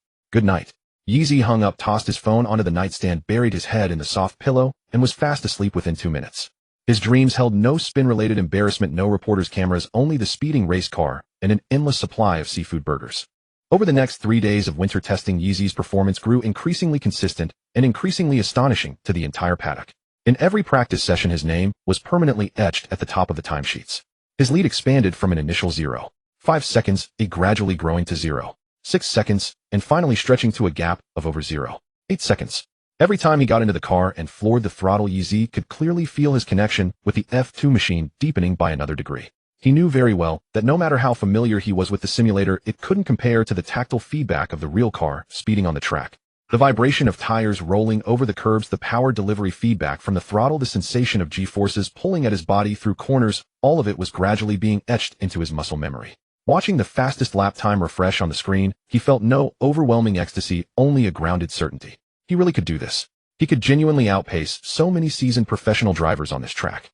What truly ignited the entire F2 paddock, however, was the long-distance simulation test on the final day of winter testing.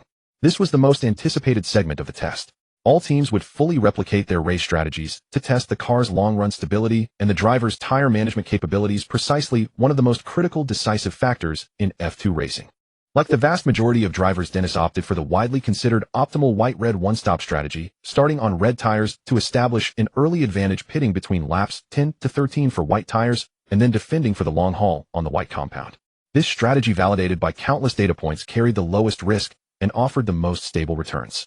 Sander and Paul crouched in front of the control console in the garage, staring at the dense tire data curves for a full 20 minutes, their pens circling repeatedly between the red and yellow tire compound columns. "We can't waste Yeezy's talent. The red-white one-stop won't suit him," Paul said in a low voice. "His tire preservation is in a league of its own. Can we do the opposite?" Sander's head snapped up, a glint of excitement in his eyes. "You mean?" "Exactly, red-yellow one-stop." Paul pointed to Yeezy's tire degradation history on the screen. "The red tire is the least durable, but with his skill, he can definitely run at least 5 laps longer than anyone else. Then switch to the more balanced yellow medium tire, which has enough pace and can also last the rest of the race distance." While others struggle on the low-grip, white tires will be cruising on the stable mediums. The advantage would be massive. Maybe it'll even attract the attention of F1 teams, and someone will come to our base for an evaluation the next day. Sander took a deep breath. He fully understood how insane this strategy was. The red tire in Bahrain was notoriously a short-lived wonder. A normal driver could only get a maximum of 12 laps out of it. Beyond that, lap times would fall off a cliff, deteriorating exponentially. Running over 16 laps on the red tire without losing pace. No one in the entire history of F2 had dared to attempt such a feat. If the red tire blew out or suffered severe graining after lap 12, it wouldn't just ruin the entire test, it would make them the laughingstock of the paddock for the whole season. He turned his head to look at Yi, who was putting on his helmet. His tone was serious. You want to take a gamble. Red, yellow, one stop, starting on reds. How long can you make them last? Yi paused his movements, closed his eyes, and replayed the feel of the red tires from yesterday's runs in his mind. He could vividly recall the rubber degradation from every throttle input, precisely sensing the subtle changes in tire surface temperature and the slight fluctuations in grip. The 91-foot displayed on his system panel signifying mastery was his greatest source of confidence. He opened his eyes, looked at Sander and Paul, and spoke with a calm, yet unwavering certainty. I think I can do 17 laps on the reds without losing pace. The moment he said it, several engineers nearby who were calibrating equipment stopped what they were doing and stared at him in disbelief. 17 laps on reds. And maintain lap times. That was pure fantasy. An engineer passing by the MP garage overheard this and immediately began mocking them to his colleague. MP has truly lost their minds having a rookie run 17 laps on the reds. I bet he'll have a blowout or be forced to retire by lap 14 when he's pushing hard. Typical, the sponsor's son can do whatever he wants, doesn't care about the rules of racing at all. The news spread like wildfire, instantly buzzing through the entire pit lane. When Dennis heard about it, he just let out a disdainful snort. Grandstanding. Impossible. Even Perez, the so-called tire whisperer, wouldn't dare talk such big game. The green light flashed on, signaling the official start of the final day of winter testing. In the first 5 laps, Yi's performance was both within expectations and utterly beyond what anyone could have predicted. Starting on the red soft tires, Yi leveraged his sheer speed advantage to surge ahead, leaving the second-place driver a full 0.8 seconds behind after just his first flying lap. With every subsequent lap, he consistently extended his lead. As he crossed the line for the 5th time, he was already a staggering 4 seconds ahead of Theo Porcher of the art team. On the track, the other drivers could only watch as his rear lights vanished into the distance at the end of the corner. In a live stream on Douyin, a streamer who had chosen to illegally broadcast F2 couldn't help but exclaim in astonishment. My God, that speed is insane. Who said Yi couldn't do it? Speak up now. Back in the garage, Sandro and Paolo stared intently at the monitor, their palms slick with sweat. They believed in Yi's talent, but 17 laps on the red tires was ultimately a massive gamble. Seated in the cockpit, Yi entered a state of near total selflessness. He could clearly feel the vibration of every grain of sand the tires rolled over, and could precisely control the throttle application, where even a 1 deviation would not escape his perception. He wasn't just driving the car, he was conversing with the tires. Lap 6. Yi's red soft tires had already completed 6 laps. By a normal pace, they should begin to show graining, with grip degrading at a rate of 0.1 seconds per lap. But the lap times displayed on the giant screen left everyone's jaw on the floor. 1 minute 46. 3 seconds. 0.2 seconds faster than his lap 5 time. They were simulating a race, so the car was fully fueled, making lap times significantly slower than the earlier low-fuel qualifying simulations. Impossible. An engineer from a rival team stared at the screen, his coffee cup frozen midair. He's setting the fastest lap on lap 6 with the soft tires. At the control console in the garage, Paolo's pupils dilated slightly. Although he was already aware of Yi's tire management prowess, seeing the incredibly smooth tire wear curve on the screen still drew a gasp of admiration. Lap 7. 1 minute 46. 0.1 seconds. Lap 8. 1 minute 45. 98 seconds. Lap 9. 1 minute 46. 5 seconds. Each lap, Yi's time hovered around 1 minute 46 seconds, with an error margin of no more than 0.1 seconds. Meanwhile, other drivers on the red tires had already fallen to 1 minute 47 seconds or slower. Is he managing his tires? A reporter whispered. No, a senior mechanic nearby shook his head, his expression complex. Tire management wouldn't be this fast. He's pushing flat out, and the tires aren't losing any performance. The reporter was stunned. Pushing flat out 9 laps on the red tires with lap times not dropping, but even slightly improving. What kind of monster was this? On the track, Yi was oblivious to the shocks spreading through the paddock. His entire focus was on his fingertips and the soles of his feet. The vibrations from the steering wheel, the feedback force from the throttle pedal, the car's body posture, transmitted through the seat. All these subtle perceptions converged in his mind into a clear curve. It was the tire's grip curve. He could sense that the right front tire was 3 degrees hotter than the left front. Although the tread showed signs of minor graining, Yi used precise slip control in the corners to forcefully smooth out the grain layer, bringing the tires back to an optimal working state. At the end of the straight on lap 10, he deliberately took a slightly wider line, allowing the right front tire to catch an extra 0.1 seconds of airflow, cooling, then into the corner. The tire's grip returned once more. In the cockpit, Yeezy's eyes narrowed slightly, and a smile unconsciously tugged at the corner of his mouth. Ever since his tire management ability had been quantified, he had slowly begun to notice details he previously overlooked. Since childhood, he had unconsciously kept his tires within their optimal working temperature. If the tires got too hot, the tread would degrade faster. If too cold, grip wouldn't be there. But he had always instinctively maintained the optimal temperature, which both protected the tires and preserved speed. This might be the reason he was so exceptionally good at managing tires. This realization excited Yeezy so much that his palms began to sweat slightly. Lap 11, lap 12, lap 13. The murmurs across the paddock gradually turned into a tense, stifled silence. Engineers from every team had set down their work, crowding around the giant screens to watch the car with the Chinese red livery car number 2.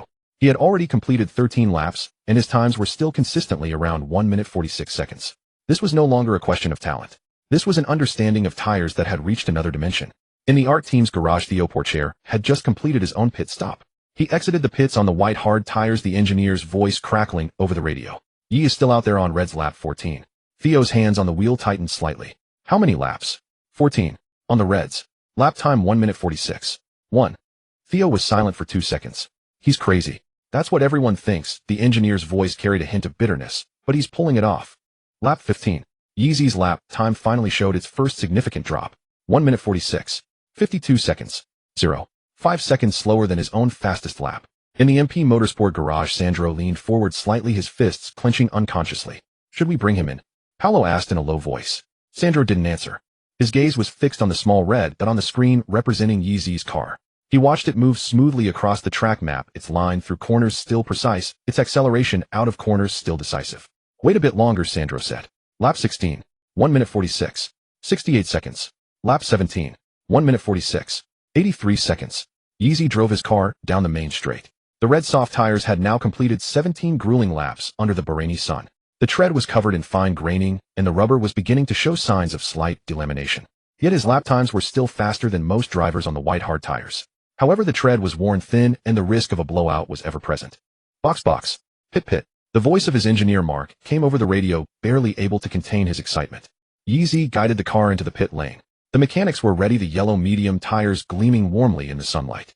Tire change, fuel release. The entire process took just 4.2 seconds.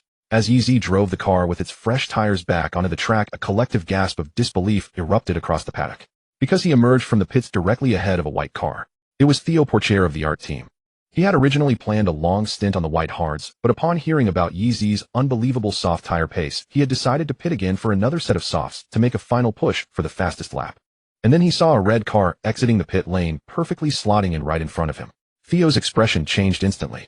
Is he on the mediums? Theo's voice came over the radio, laced with disbelief. Yes, a red medium one stop. He did 17 laps on the Reds, and is now doing the final 15 laps on the mediums. The F2 Bahrain race is 32 laps, 25 laps shorter than F1's 57 laps. Theo fell silent. It was well known that the optimal strategy for the F2 Bahrain race was a red-white one-stop. But Yeezy had chosen the more aggressive red-medium strategy, running the red tires for a full 5 laps longer than him, and with lap times that were no slower. And now Yeezy was on the mediums while he was on the softs. Theoretically, his tires had a definitive speed advantage. But Theo, staring at the rear wing of the red car ahead, felt a strange, inexplicable premonition welling up inside him. He might not be able to pass, or even catch Yeezy on the mediums. Lap 18. Theo began pushing to the absolute limit. The red soft tires shrieked in protest around the Bahrain circuit, dancing on the edge of grip at every corner. But the red car ahead maintained that elusive constant distance. He truly couldn't catch him. It wasn't just that he couldn't catch him, the gap was slowly growing. Mediums versus softs, and Yeezy's lap times were faster than Theo's. This is impossible. Theo's engineer muttered, his voice filled with bewilderment. How can the mediums be faster than the softs? In the garage, Sandro and Paolo exchanged a glance, seeing the answer in each other's eyes. It wasn't that the mediums were faster than the softs. It was that Yeezy's mediums were faster than everyone else's. Because his tires were always in the perfect working temperature window. Lap 25. Yeezy's lead had grown to 3 seconds. Lap 30. 8 seconds. Gradually, Theo's soft tires began to lose grip, his lap times slowly dropping off. Lap 32, the final lap. A lead of a full 12 seconds. Yeezy drove car number 2 across the finish line. On the giant screen, the final lap time statistics popped up. With the car's fuel load having decreased, his lap time had dropped to 1 minute 41. 8 seconds. The entire paddock was dead silent. In the MP Motorsport garage, the silence lasted a full 3 seconds. Then an explosion of cheers erupted throughout the pit lane. Mechanics embraced each other, some throwing their caps into the air, others pounding on workbenches with loud resounding thuds. Paolo took off his glasses and rubbed his eyes vigorously. Sandro stood still, the corners of his mouth curling upwards bit by bit, finally breaking into a completely irrepressible smile. He had bet correctly. They had all bet correctly. Yeezy had successfully completed the race using the red medium one-stop strategy, finishing with a total time a full 20 seconds less than the previous year's Bahrain race winner. The red car pulled into the pit lane, and Yeezy climbed out, removing his helmet. Sweat dripped down his cheeks, his hair plastered wetly to his forehead. His breathing was somewhat rapid, but his eyes were astonishingly bright. Sandro watched Yeezy, who had just climbed out of the car and was wiping sweat while looking for water, and clenched his fists tightly. He remembered the first day he met Yeezy, the timid youth who had nearly bumped into him and, shrinking his neck, had weakly asked, "Are you here to pick me up?" Who would have thought that this harmless-looking Chinese kid who secretly loved eating hamburgers would turn out to be a tire management monster capable of overturning F2's understanding of tires? That evening, the MP team did not hold another celebration banquet. With a grand gesture, Sander granted everyone a half-day off for some free time. Yeezy politely declined the engineer's invitation to the bar and returned to his hotel room instead. Dennis stood by the elevator entrance not far away, room card in hand. Seeing Yeezy's back as he dashed towards the elevator, his lips moved as if to speak, but ultimately he remained silent and stepped into another elevator. He took a hot shower, changed into loose clothes, and collapsed into the plush bed, letting out a contented sigh. The nerves that had been wound taut for 3 full days on the track finally began to unwind completely. The muscles in his neck, which had endured the G-forces, ached faintly, and his chest was slightly chafed red from the seatbelt. Yet his mood was lighter than it had ever been. He fished out his phone and opened WeChat. Ma Xiaoyao's messages were exploding. "Dude, Yeezy, you're insane. I saw the live stream chat, they were all spamming your name. I don't know much about racing, but judging by the streamers' excited yelling, I knew you were killing it. I was watching at the internet cafe, got so hyped, I almost smashed the keyboard. The manager even came over to yell at me. You're famous now, you know that. Douyin is full of your videos. Hey, reply already." Yeezy looked at the screen full of messages, and the corners of his mouth curled up involuntarily. He rolled over onto his stomach, holding the phone with both hands, and slowly typed out a reply. "Just got out of the shower. Been exhausted these past few days." He hit send. Ma Xiaoyao replied instantly. "Ma Xiaoyao, tired. Get on the game. I'm in top form today, let me carry you to a higher rank." "Yeezy, don't you care about my well-being at all?" "Ma Xiaoyao, why? You finished miles ahead of second place. How can a game tire you out? Get on." Yeezy couldn't help but laugh out loud. That was Ma Xiaoyao for you, always steering any conversation back to gaming. He exited WeChat and opened Honor of Kings. A team invite popped up, and Yeezy hit accept. Ma Xiaoyao's voice blasted through the headset, carrying that unique late-night excitement. "Here we go, here we go. Today I'm going to carry you to victory." "You carry me," Yeezy replied lazily while selecting his hero. "Who was it that went 0 to 7 last time and begged me to carry them?" "That was a fluke. I'm in top form today." Ma Xiaoyao locked in Albon no. 7 instantly. "You stick with Han Xin, we'll do jungle marksman combo and shred the enemy team." "Alright, sure." The game loaded. Yeezy glanced at the ping. 103, same as always. But today he was in a good mood and couldn't be bothered to complain. The match began. Yeezy's Han Xin started at the blue buff, using his second skill to dash through the wall, first skill to knock up, and smite to secure the kill, all executed with fluid precision. A ping of 103 was something he'd grown accustomed to. That subtle delay actually felt somewhat familiar. It was akin to the faint, barely perceptible lag between steering input and chassis response in a race car. As a driver, he had to adapt to it, anticipate it, and ultimately master it. Compared to handling an F2 car, a 103 ping was nothing. "Holy crap, Yeezy, that jungle invade was dirty." Ma Xiaoyao's voice came through the headset. "You've stripped their jungler down to nothing but his underwear." Yeezy stayed silent, a slight smile playing on his lips. His Han Xin dashed through the enemy's red zone wall, second skill into first skill, and snatched the red buff with a perfectly timed smite, then vaulted over the wall and escaped without looking back. The enemy jungler chased for a few steps, only to watch helplessly as Han Xion's silhouette vanished into the fog of war. 8 minutes into the game, Yeezy's Han Xion had already built a 2-0 gold lead over the enemy jungler. Ma Xiaoyao's Albon no. 7 was dealing damage furiously in the bottom lane, all the while chattering non-stop. See that? See that? That's skill. With this positioning, the enemy marksman must be tilted out of his mind. "Careful, their jungler is heading bottom," Yeezy warned. "What's there to fear?" Before he could finish his sentence, Albon no. 7's corpse was already lying on the ground. "Ma Xiaoyao. Yeezy, told you to be careful." "Ma Xiaoyao. They're targeting me." Yeezy let out a chuckle and didn't say anything more. His Han Xion burst out from the river bush, first skill, knocking up the enemy marksman, then unleashing the ultimate, landing all 3 hits and securing the kill instantly. Then second skill to dash through the wall, smite to finish off the low health support, securing a double kill. Nice one, Yeezy. Ma Xiaoyao, having respawned, charged out of the fountain, his voice filled with admiration. With that hand speed, no wonder you can drive an F2. Driving a race car isn't about hand speed, Yeezy said seriously. Then what is it about? Yeezy thought for a moment. It's about feel. Ma Xiaoyao paused for a second. You sound so pretentious when you say stuff like that. Yeezy laughed. At 15 minutes the enemy's core exploded. Satisfying. Ma Xiaoyao let out a long breath. One more round. They went on to win 3 more games in a row. Yeezy's Han Xin was MVP every single match, and Ma Xiaoyao's Albon no. 7 finally managed to snag a gold medal for marksman in one of them. It was 1 a.m. I can't go on, Yeezy yawned. I've got an early flight tomorrow. This is the last game. Fine. The final game was exceptionally intense. The two teams battled for a grueling 25 minutes with the Storm Dragon King respawning 3 times. In the end, it was Yeezy's Han Xin who waited a full minute in ambush outside the Dragon Pit. He seized upon a moment of miscalculation in the enemy marksman's positioning, knocked them up with his first skill, followed up with his ultimate, and eliminated the core damage dealer. Then he led his team in a swift push to destroy the enemy's core. We won. Ma Xiaoyao's voice was thick with accomplishment. 4-win streak. Yeezy, you're my lucky charm. Yeezy exited the game and rubbed his tired eyes. Alright, I'm going to sleep. Wait. Ma Xiaoyao called out to him. Yeezy, seriously, you're famous now. Douyin is full of your highlights from today. The comments are all spamming China's genius driver, tire management monster, all that stuff. Have you seen them? No, I haven't, Yeezy answered honestly. He rarely ever looked at news about himself. Aren't you excited? You're famous. Yeezy thought about it carefully, then said seriously, fame doesn't matter to me. I'm not a celebrity, I don't need fans. All I want is to be able to drive well. Ma Xiaoyao was silent for a couple of seconds. You know, Ma Xiaoyao's tone became uncharacteristically serious. When you say things like that, you're really asking for a punch. Yeezy chuckled. Good night. Good night, good night. Don't be late for your flight tomorrow. After ending the voice call, the room fell silent. Yeezy placed his phone on the nightstand, but didn't go to sleep immediately. He lay in bed staring at the ceiling. A sliver of moonlight filtered through the gap in the curtains, casting a thin silver line upon the carpet. He closed his eyes and summoned the system panel in his mind. A pale blue translucent screen gradually materialized in his thoughts, the data upon it clearly visible. Host information panel, name Yeezy. Age 17. Physical fitness 58, unchanged. Long distance stability 63, 2. Wet race ability 26, 1. Race start ability 46, 1. Overtaking skill 49, 1. Defensive skill 68, 1. Tire management 91, unmoved. Free proficiency 0. Yeezy's gaze swept over the numbers line by line, a feeling of indescribable reassurance welling up within him. 3 days of winter testing, 14 practice sessions, 1 full race simulation, and countless repetitions of throttle brake steering and gear shifts. These numbers were the testament to all that effort. Though each point increased slowly, every increment was a reward for his hard work. Except for tire management, which remained steadfastly at 91. Yeezy stroked his chin deep in thought. Out on the track today, he had finally figured out why he was so adept at managing his tires.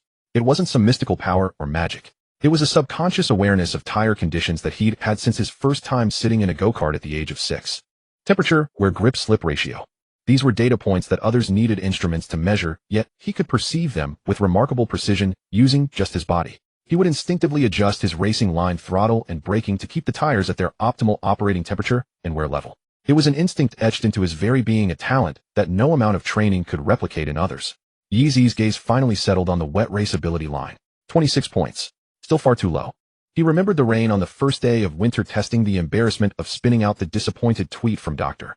Marco, and the overwhelming wave of criticism online. It's alright, Yeezy whispered to himself. There's still time. Once I get back to the MP team base in the Netherlands, I'll add an extra half hour of wet track simulation to my daily training.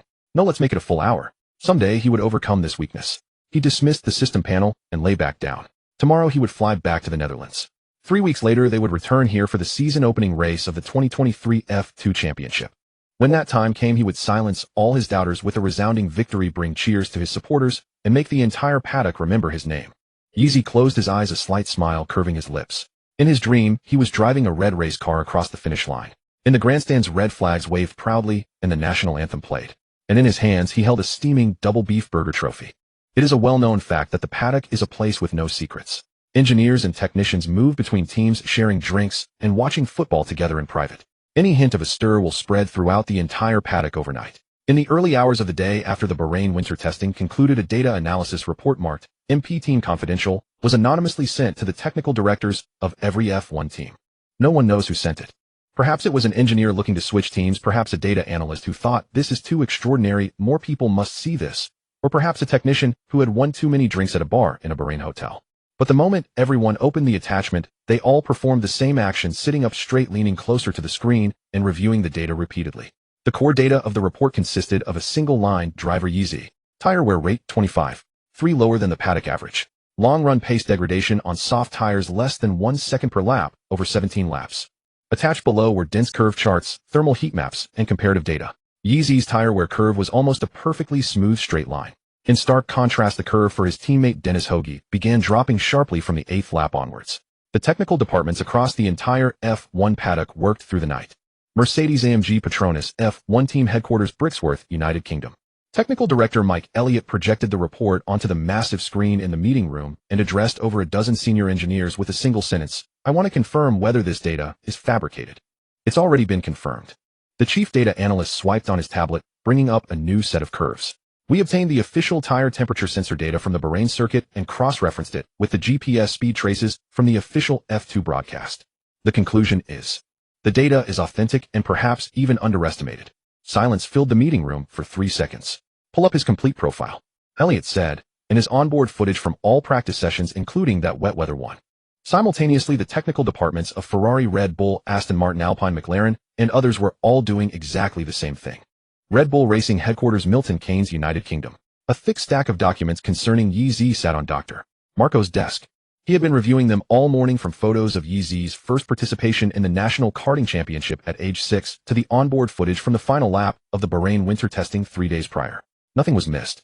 "Dr. Mercedes' people have already left for the Netherlands," his assistant said from the doorway, a hint of urgency in his voice. Marco did not look up. "I know. Ferrari has also sent their head of driver academy." "I know. Aston Martin and Alpine personnel have arrived at the MP base and are waiting for Sander." "I know." The assistant hesitated. "Should we also?" Marco finally looked up.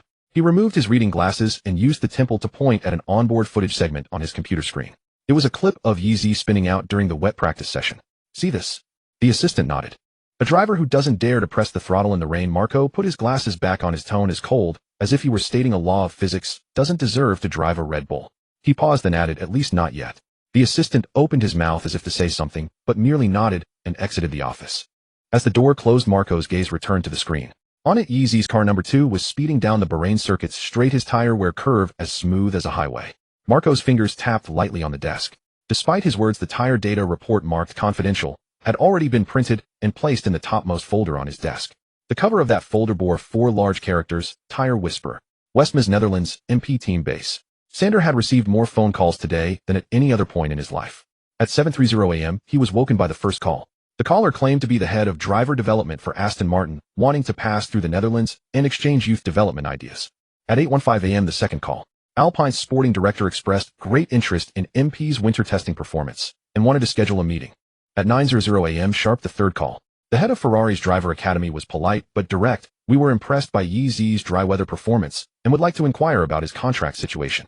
At 9:45 a.m., the fourth call. The head of Mercedes-AMG's junior program asked bluntly, "What is YZ's release clause?" Sander jotted down the details of every call in his notebook, then leaned back in his chair, staring at the ceiling in a daze for a full 5 minutes. He had always known YZ's talent couldn't stay hidden in the paddock, but he hadn't expected it to be exposed this quickly. 3 days.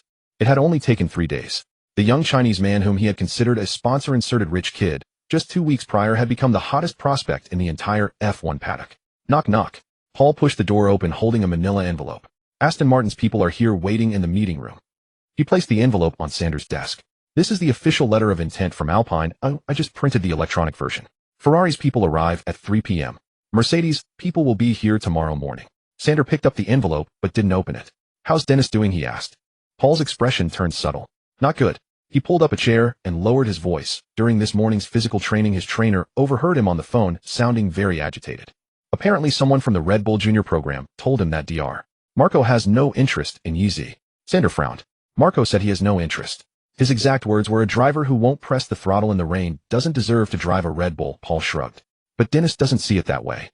He feels YZ has stolen his thunder. Now the whole paddock is focused on a newcomer, and he, Red Bull's top junior prospect, has become the backdrop. What made it even harder for him to accept was that Dr. Marco was paying attention to a rookie who spun in the rain while still not giving him any promises regarding an F1 seat. Sander was silent for a moment. "What about his team?" "Still the same rhetoric," Paul sighed. "They tell everyone winter testing doesn't count. The real race is what matters." "But haven't you noticed? This morning twice as many technicians proactively greeted EZ compared to yesterday. That's the paddock for you. Performance is the only passport.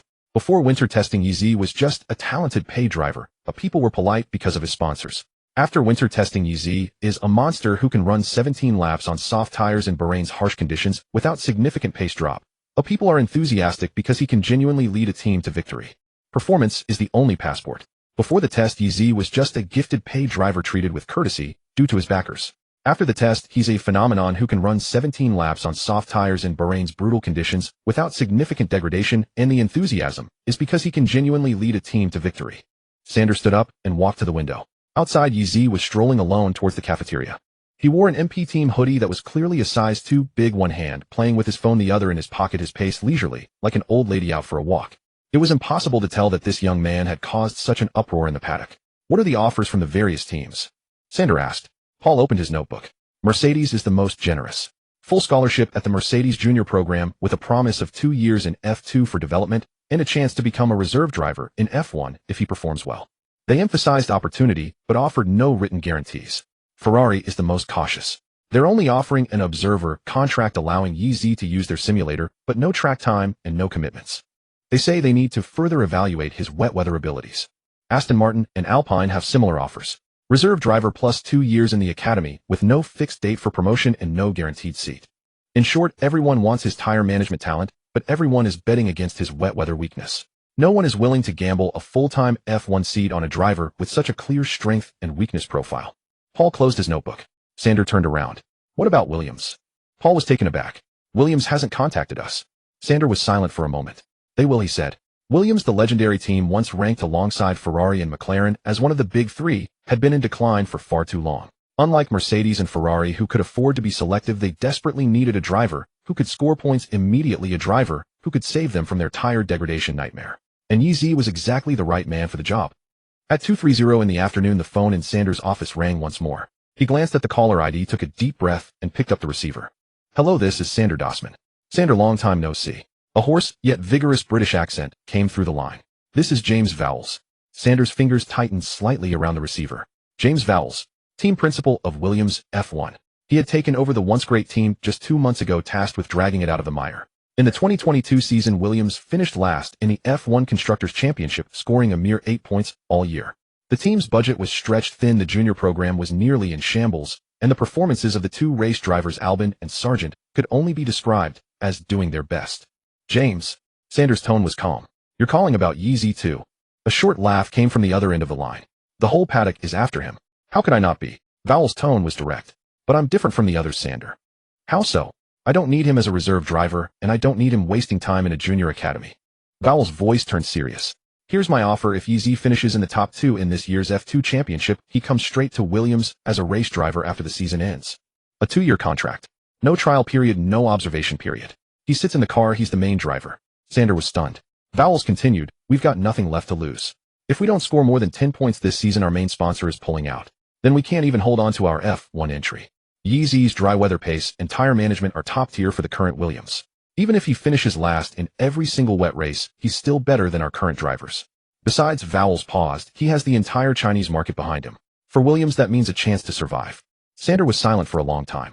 Have you really thought this through? He asked. His wet weather driving is a genuine weakness. If you sign him, you need to be mentally prepared for last place in every wet race. I know. Vowles' voice was unwavering. But Sander, look at our results last year. Was there a single race where we weren't last? Does it really make a difference to us whether it rains or not? The statement was so brutally honest that Sander found himself at a loss for words. I'm flying to the Netherlands tomorrow, Vowles said. Let's talk in person. After hanging up, Sander leaned back in his chair and let out a long breath. He picked up the notebook on his desk and flipped to the page where he had recorded the offers from various teams. Mercedes Junior Program, reserve driver, possible promotion in 2 years. Ferrari observer, no commitment. Aston Martin Alpine, reserve driver, 2 years in Junior Program. Williams direct, F1 race driver. His gaze lingered on the last line for a long moment. Then he stood up, pushed open the office door, and headed towards the cafeteria. In the cafeteria, Yeezy was sitting in a corner spot. In front of him, a salmon burger he had carefully assembled himself. His cheeks were puffed out, a bit of ketchup smeared at the corner of his mouth. His phone was propped up horizontally against a condiment bottle, playing the CSIM Katowice finals, where Hunter secured a 1v5 ACE on Nuke in the B site, single-handedly turning the tide and clinching the comeback. Seeing the incredible 5-kill clutch, Easy jumped to his feet in excitement, waving his hands. Sander walked over at that moment and sat down opposite him. What's got you so worked up? Just watching a game. Easy slowly sat back down, swallowed the food in his mouth, and wiped the sauce from his lips with his sleeve. Sander couldn't help but smile. This prodigy driver who could push the red tires for 17 laps without losing pace on the track was just an ordinary 17-year-old boy off it. He loved burgers, loved gaming, was quiet, and would scratch his head sheepishly when praised. I need to tell you something. Sander spread the notebook open, showing the offers from various teams. After winter testing, 6 F1 teams contacted us. Yeezy paused mid-bite. They all want to sign you. Sander went through the offers one by one. Mercedes has the best terms, but you'd have to wait 2 years. Ferrari is the most cautious, they only want to observe for now. The other midfield teams have similar offers, all starting as reserve drivers. Yeezy listened intently, his burger hovering in mid-air, sauce dripping onto the plate unnoticed. There's one more. Sander paused. Williams. Their team principal James Vowles is coming here in person tomorrow. The condition is, if you finish in the top 2 in F2 this year, you can go straight to Williams to drive in F1 next year as a race driver. Yeezy blinked. Race driver. Not reserve. That's right, a full race driver. You get in the car, you race. No trial period. Yeezy was silent for a few seconds, then took a bite of his burger and chewed. Then I'll ask my dad. Sander nearly choked on his own saliva. That's it. Yeah. Yeezy nodded matter-of-factly, pulling out his phone. This is a big deal, I have to ask my family. Sander watched him obediently dial the number, unsure whether to call him mature or childish. Faced with a decision that could shape his entire career, his first thought was to ask his father. The call connected. Hey Dad. Yeezy's voice was soft. I need to tell you something. He briefly explained the offers from the various teams. After listening, his father on the other end was silent for 3 seconds, then burst into an impassioned shout. Ferrari. Of course Ferrari. Yeezy moved the phone a bit further from his ear. Dad, Ferrari only wants me as an observer. I wouldn't be racing. So what if you're not racing? His father's tone carried the obsession of a lifelong Ferrari fan. It's Ferrari, the red prancing horse. I've watched F1 for 30 years and I've dreamed of seeing a Yee behind the wheel of a real Ferrari F1 car. And you have the chance and you're not cherishing it. Yeezy silently took a bite of his burger. But I wouldn't be racing. True enough. I know your lazy nature best. You'd be a liability at Ferrari, you couldn't even be a good spy. Yeezy. What does being a spy have to do with anything? If you ask me, his father changed tack. You should go to Mercedes. Secretly learn their technology, then find a way back to Ferrari once you've mastered it. It's called achieving your goal through a roundabout route. Your old man loves Ferrari, but I still have a clear head. Mercedes has been dominant for years with solid technical foundations. Go there, learn for a few years, and in the future. Yeezy chewed his burger, listening to his father's 5-minute monologue, analyzing the technical characteristics, junior programs, and future prospects of each team. It had always been like this. His father was a fanatical F1 fan, a diehard Ferrari supporter. There was a wall in their home dedicated to Schumacher's signed helmet and models of Ferrari's championship-winning cars. When Yeezy was born, his father nearly named him Ye-Mach, before his mother chased him down 3 streets with a rolling pin to put an end to that idea. It was also because of his father that Yeezy first sat in a go-kart at the age of 6. But unlike his dad, Yeezy didn't have a strong attachment to what car he drove. A red Ferrari, a silver Mercedes, or a blue Williams. As long as he could drive any of them were fine. So all things considered, Williams might be weak now, but having an F1 seat is an opportunity. His father finally entered his concluding remarks. You can grind out a year or 2 fulfilling your old man's F1 dream. You go first, gain experience, and later, if you get the chance, jump to Mercedes and play spy. Yeezy nodded obediently.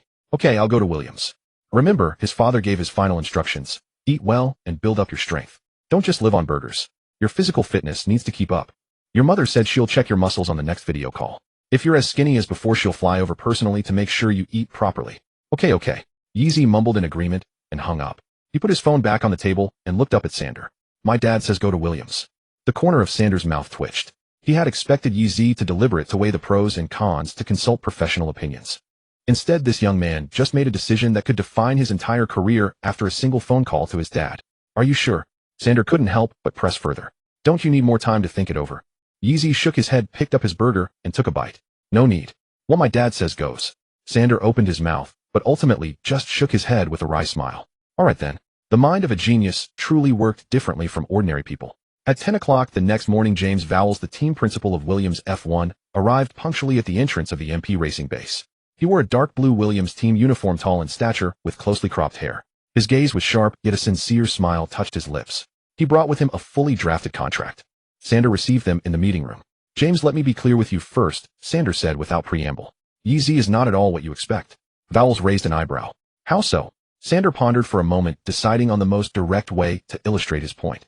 Before he decided to sign yesterday, the first thing he did was call his father. Vowles was momentarily taken aback, then burst into laughter. I like this kid more and more. The contract negotiation proceeded with surprising smoothness. Williams' terms were simple and clear. Yeezy would immediately become a reserve driver, an official simulator driver for Williams F1, while competing for the full 2023 season in F2 with MP Racing. Should he finish in the top 2 in the final F2 championship standings, he would be directly promoted to a full-time F1 seat at Williams for the 2024 season, partnering with Alexander Albon. There were no complex addendums, no ambiguous phrases like subject to satisfactory performance. It was clear-cut and decisive, written in black and white. When Yeezy was called over from the simulator room by Sander, his hair was still a mess, clearly from running laps. He glanced at the dozen-page English contract, the dense legal jargon making his head spin. Sign here, here, and here. Williams' legal counsel indicated the blank spaces on the contract. Sander had already highlighted all the key clauses for him, circling 2024 race seat, and no additional termination clauses in red ink. Yeezy picked up the pen and obediently signed his name wherever marked. Throughout the process, his expression hovered between serious and bewildered, like a school kid called to the blackboard to solve a problem. After signing his last name, he put the pen down and looked up at Vowles. He asked weakly, is it done? Vowles looked at the somewhat crooked signature and couldn't help but chuckle. It's done. Welcome to Williams, Yeezy. He extended his hand. Yeezy froze for a second, then hastily wiped his hand on his hoodie before shaking it. Vowles' hand was large and his grip was firm. Yeezy's fingers felt a slight pinch, but he didn't pull away, completing the handshake obediently. I won't let you down. Yeezy said, his voice soft, his tone calm, as if stating a simple fact. Vowles looked into his eyes and suddenly understood what Sander meant by not at all what you expect. There was not a trace of the typical professional racer's sharpness or aggression in this young man. He spoke softly, moved unhurriedly, and would shyly lower his head when stared at by a crowd. In a crowd, you would never connect him with an F2 driver hurtling along at 300 kilometers an hour. But his eyes were different. Those eyes, when he said, I won't let you down, held a certainty that didn't belong to a 17-year-old. It wasn't confidence nor pride, but something more fundamental. A clear knowledge of what he could do and what he couldn't do yet. He possessed an almost instinctive, unvarnished awareness of his own talent and ability. Vowles held his hand, and a powerful premonition surged within him. This signing might just be the most correct decision of his career. Detected host has signed F1 official seat, offer mission issued, road to a top team. Objective, finish top 2 in the 2023 F2 season. Reward, unlock F1 race seat, unlock track proficiency module. Yeezy's fingertips paused slightly. A pale blue light screen flashed before his eyes, quick as an illusion. He blinked, withdrawing his hand nonchalantly, and silently noted the system prompt in his mind. There was no ecstasy, no surprise. For him, it felt more like a logical progress update. He was always going to aim for the top 2. He was always going to race in F1. The system had merely turned the goal in his heart into a clear line of text. He secretly scanned the mission reward in his mind, and his eyes brightened when he saw unlock track proficiency module. That sounded far more interesting than a new skin. As for whether he could achieve the top 2, Yeezy thought of the taillights he had left behind during winter testing, and then of his red tires that could last 17 laps without losing pace. Shouldn't be too hard, as long as it doesn't rain. He added that silently to himself, then looked up and gave Vowles and Sander a shy smile. On the surface, he looked no different from the boy who had obediently signed his name moments ago. No one knew that just then his life's trajectory had been gently nudged towards a distant horizon by an invisible light. News of the signing spread throughout the paddock by that afternoon. F1's official media released the news promptly. Williams signs Chinese rookie Yeezy could become second Chinese F1 driver in 2024. The accompanying photo was from the signing. In it, James Vowles stood beaming beside Yeezy, who looked slightly down with a bashful expression as if he had just finished a homework assignment. The comment section exploded instantly. Has Williams lost their minds? Signing a rookie who hasn't even raced in F2? You mean the guy who spun in the wet? Are they serious? Hilarious. Williams was last year's bottom dweller, and now they're just giving up. You guys don't get it. This is the China market strategy. Performance doesn't matter, sponsorship money does. I bet he gets dropped before half the season is over. Of course, there were also supportive voices. Finally, another Chinese driver in F1, the second after Zhou Guanyu. Have the naysayers seen his long-run data from winter testing? Aside from the wet race, he was P1 across the board. You call that no talent? Williams is gambling, but what if it pays off? Can't wait to see Yeezy in F2. Go for the top 2. When Dr. Marco saw the news, he was in his office by the Red Bull ring sipping coffee. He stared at the signing photo on the screen for a long time, his gaze settling on Yeezy's slightly shy expression. Then he picked up his phone and sent a message to Sander. Are you sure he's ready? Sander's reply was quick. He said he's ready. I believe him. Marco looked at the reply and fell silent for a moment. He didn't reply further. He just placed his phone on the desk, picked up his coffee cup, and let his gaze drift back to the Red Bull ring shrouded in the evening's darkness outside the window. Ready. Then let the track be the judge.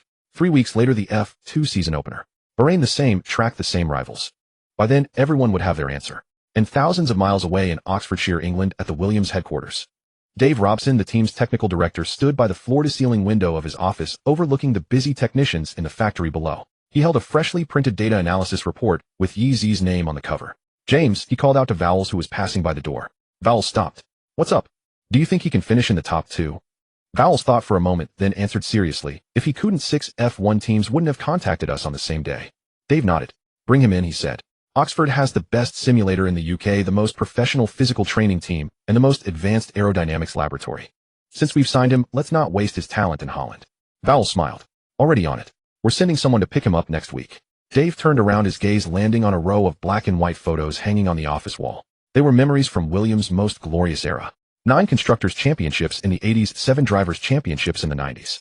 Mansell, Prost, Senna, Hill, Villeneuve. Those legendary names had all once driven the blue and white Williams cars.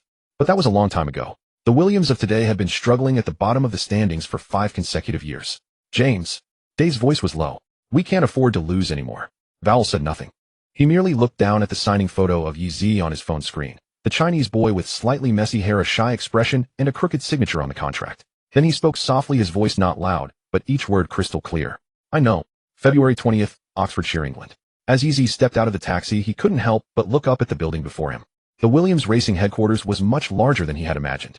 It wasn't the grayish-white industrial factory style of the MP base, but a highly modern silver-gray structure, its massive glass curtain wall reflecting the overcast Oxfordshire sky. At the entrance to the complex stood a huge blue sign bearing the iconic W logo, instantly recognizable to every Formula One fan. This time only a single Williams staff member accompanied Yeezy to Oxford.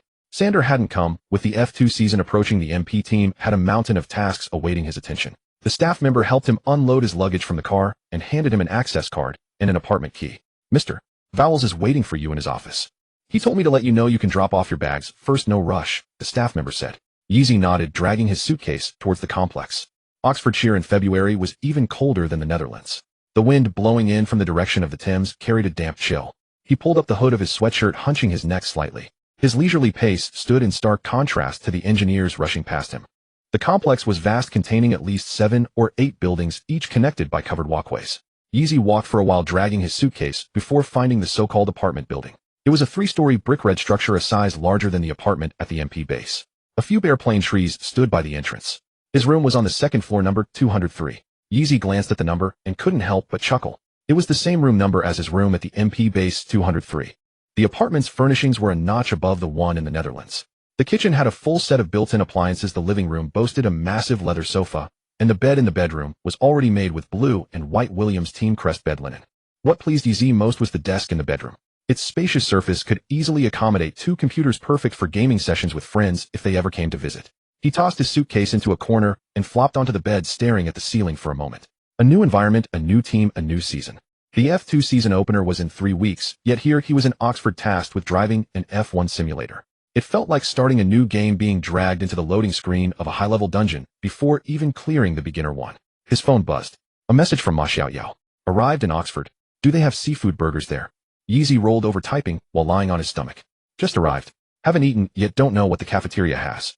Hope there are burgers." Ma Xiaoyao replied instantly. "You're signed with F1 and still thinking about burgers. Can't you have some ambition?" Yeezy thought for a moment, then replied seriously, "Burgers are delicious." Ma Xiaoyao sent a string of ellipses followed by an image. Yeezy tapped to open it.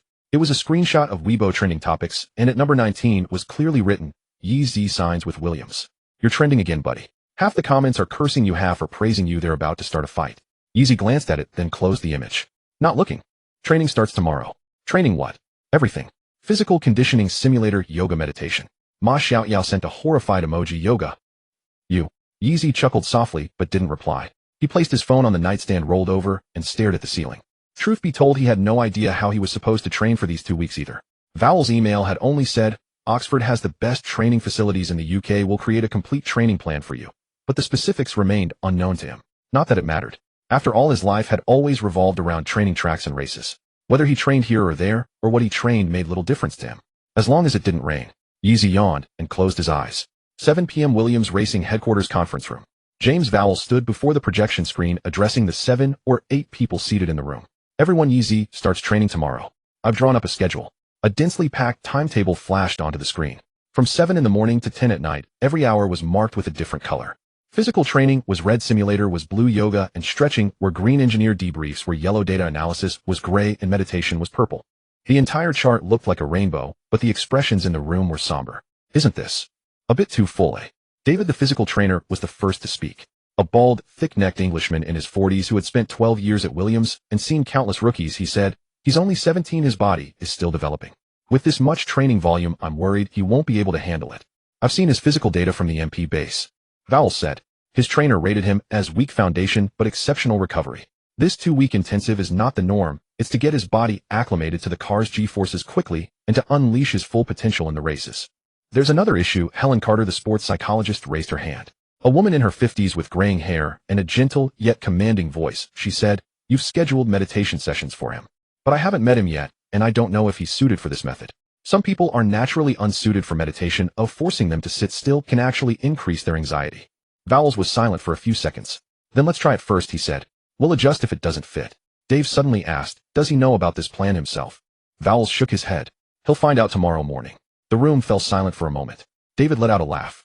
"I bet he'll break down on the first day." Vowles smiled too, but said nothing.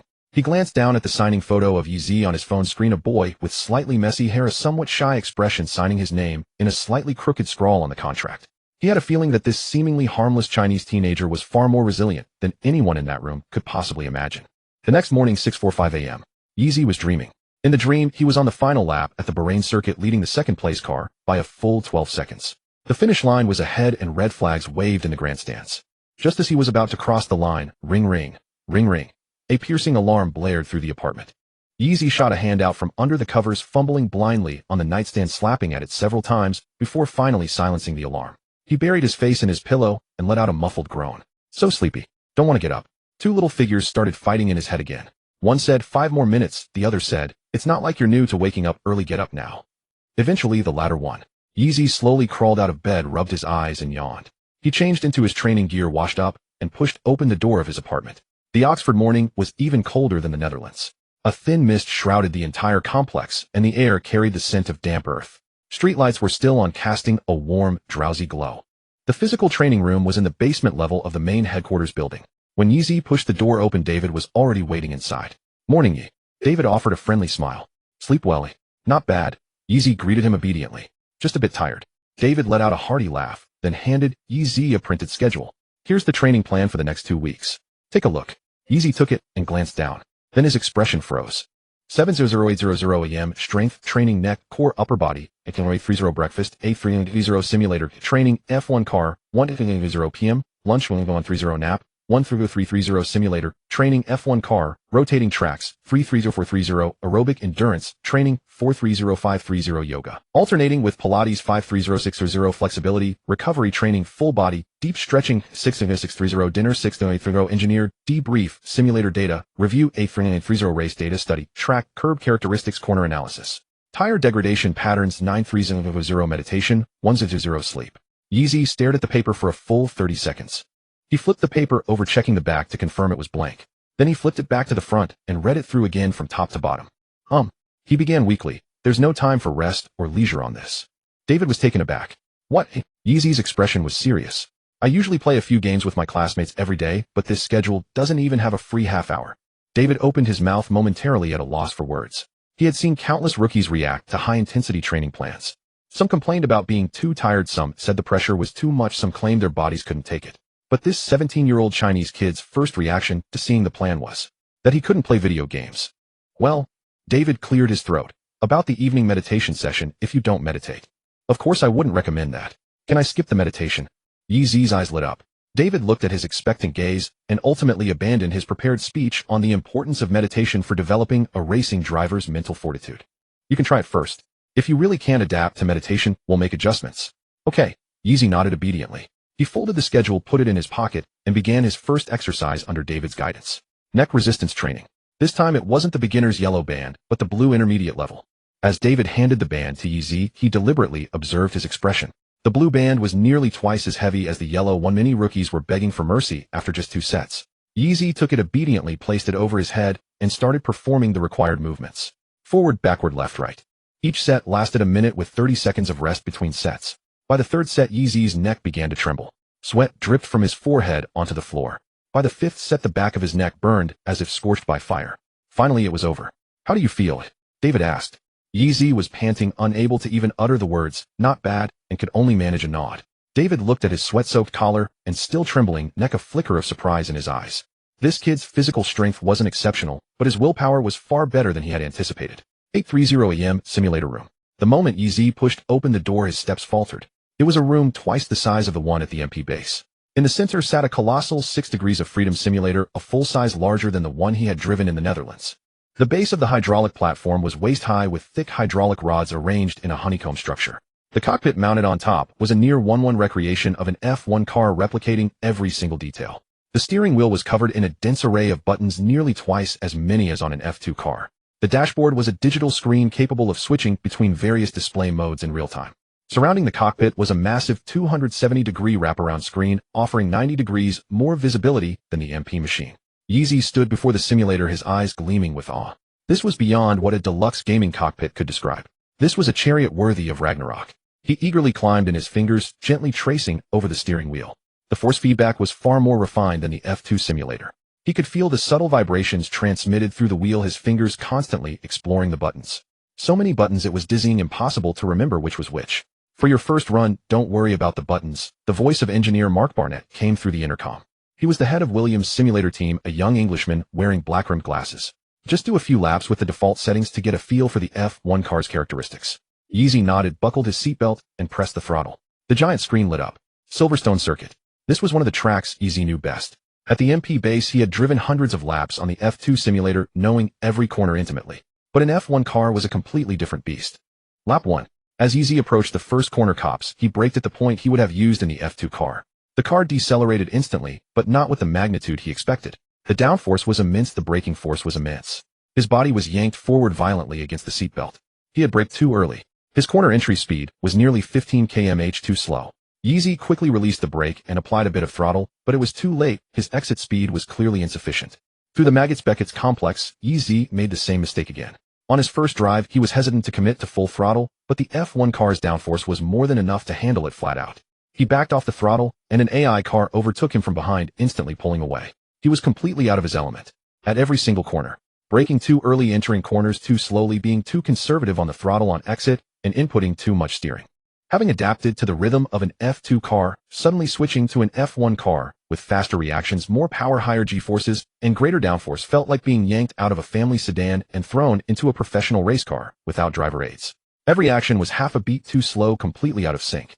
Finishing the first lap, Yeezy glanced at his lap time. 1 minute 35 seconds.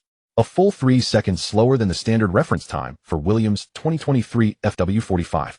3 seconds. In the world of F1, 3 seconds is a monumental gap. Yeezy bit his lip, steadied his breathing, and pressed the throttle, starting his second lap. Lap 2. 1 minute 29. 6 seconds. A 1 second improvement, but still over 2 seconds off the pace. Lap 3. 1 minute 29. 3 seconds. Progress, but nowhere near enough. Over the next 2 hours, Yeezy lapped continuously. His lap time slowly decreased from 1:09.3 down to 1:08.6, yet the gap to the reference time remained over a second. And that second plus seemed impossible to close. His braking points were still too early. The F1 car's braking performance was far stronger than he had imagined. Where the F2 car needed to brake 50 meters earlier, the F1 car could brake 30 meters or even less before the corner. But he instinctively braked at his F2 markers, only to find his entry speed too low and get overtaken on the exit. Lunchtime. Yeezy climbed out of the simulator, wiping the sweat from his forehead.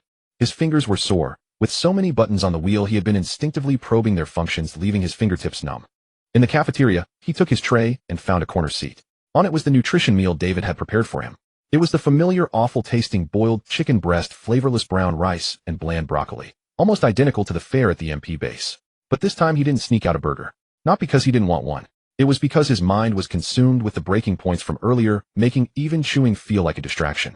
His head was full of the lap time data. 1:08, still over a second off the record. He chewed the tasteless chicken breast, mentally reviewing his performance. Braking point, corner entry, speed, exit, throttle, racing line, precision. It felt like he was driving an F1 car with an F2 driver's habits, and everything was off. Lunch took 15 minutes. David had scheduled a half-hour nap, but Yeezy got up after just 10 minutes of lying down. He walked to the simulator room door and found it open. Someone was inside. A lean, tall young man with a crew cut was running laps in the simulator. His racing line was precise, his back straight, and his hands steady. The Silverstone circuit was displayed on the massive screen, with lap time data flickering in the top right corner. 1 minute 27.6 seconds. Yeezy stood at the doorway watching quietly. After finishing the lap, the man removed his helmet, revealing a rectangular face of Anglo-Thai descent. Alexander Albon, a full-time driver for the Williams F1 team of Anglo-Thai heritage, 26 years old, navigating his 4th season in Formula One. Though not the fastest driver in the paddock, his consistency was his strength, having scored valuable points in Williams' struggling car last year. Albon stepped out of the simulator and paused briefly upon seeing Yeezy at the door. "You're Yeezy." His English carried a slight Thai accent, his tone friendly, yet tinged with the scrutiny of a professional driver. "Yes." Yeezy nodded obediently. "Hello." Albon gave him a quick once-over, his gaze lingering on the youth's slender frame for less than half a second before moving on. "First time on an F1 simulator?" "Yes." "What's your lap time?" 1:08. Albon nodded, offering neither mockery nor praise. His expression was calm, as if registering a perfectly ordinary statistic. "Normal," he said. "I was nearly 2 seconds slower the first time I drove an F1 simulator. An F1 car is a completely different beast compared to F2. You'll adapt after a few more laps." Yeezy watched him, waiting for more. "Your problem is that you're too cautious." Albon took a sip from his water bottle, his Adam's apple bobbing. "The downforce on an F1 car is far greater than you imagine. You can brake later, get on the throttle earlier, and turn the wheel more aggressively. This car won't easily lose control. You're being too gentle with yourself." Yeezy was taken aback. Too gentle. Those 4 words struck his mind like a small hammer, as if clarifying something. He looked at Albon earnestly. "Thank you." Albon waved his hand dismissively and left the simulator room. During the afternoon session, Yeezy climbed back into the simulator. This time he didn't follow the F2 rhythm. He discarded every rule in his mind about braking points, corner entry speeds, and throttle application on exit, remembering only Albon's words. "This car won't easily lose control. You're being too gentle with yourself. Brake later. 10 meters later. 5 meters later. Later." The car's rear end stepped out slightly at the entry of Cops Corner. Yeezy quickly corrected it with the steering wheel, the tail stabilizing in less than half a second. His exit speed was nearly 8 km/h faster than the morning's. Yeezy's heartbeat quickened. He had found the limit. Not too late, but a much braver limit than this morning's. Lap 1 1:28. 4. Lap 2 1:28. 2. Lap 3 1:28. 0:0. His first time breaking into the 28-second bracket. With Silverstone's full length at 5,891 kilometers, a 1:28 was already a respectable time for Williams. Though still shy of Albon's casual 1:27.6, it was nearly half a second faster than the 1:28 he had considered his limit in the morning. At 6 in the evening, Yeezy's fingers were trembling as he climbed out of the simulator. Not from nerves, but sheer exhaustion. Dave was already waiting at the door holding a folder. "Today's physical data is in," Dave said, flipping through the pages with a satisfied smile. "Your heart rate stayed stable between 140 and 160 BPM, and your peak G-force tolerance was 15 higher than projected. But there's another interesting data point." Yeezy looked up. "Your neck muscles showed slight asymmetric activation during the latter half of the simulator session. On left turns," Dave explained. "Your right side neck muscles exerted 8 more force than your left side muscles did on right turns. It indicates your right side is stronger, creating an imbalance. I'll add extra sets for your left side during tomorrow's strength training." Yeezy nodded. His neck ached terribly, making it hard to speak. But he didn't complain, because he saw the numbers on the system panel rising. After 2 days of training, his physical fitness proficiency was nearly maxed out. At 9:30 in the evening, it was time for the final session. The meditation room was on the 3rd floor of the main building, a modest space with dark wooden flooring and an abstract landscape painting hanging on the wall. There were no chairs, only a few thick meditation cushions scattered on the floor. Sports psychologist Helen Carter was already seated on one of them. She wore loose linen clothing, her hair was gray, and her face was gentle, resembling a kind grandmother from a quaint country town. "Sit," Helen said, gesturing to the cushion opposite her, her voice as soothing as a glass of warm milk. Yeezy obediently sat down, crossing his legs and resting his hands on his knees, mimicking her posture. "Close your eyes," Helen instructed.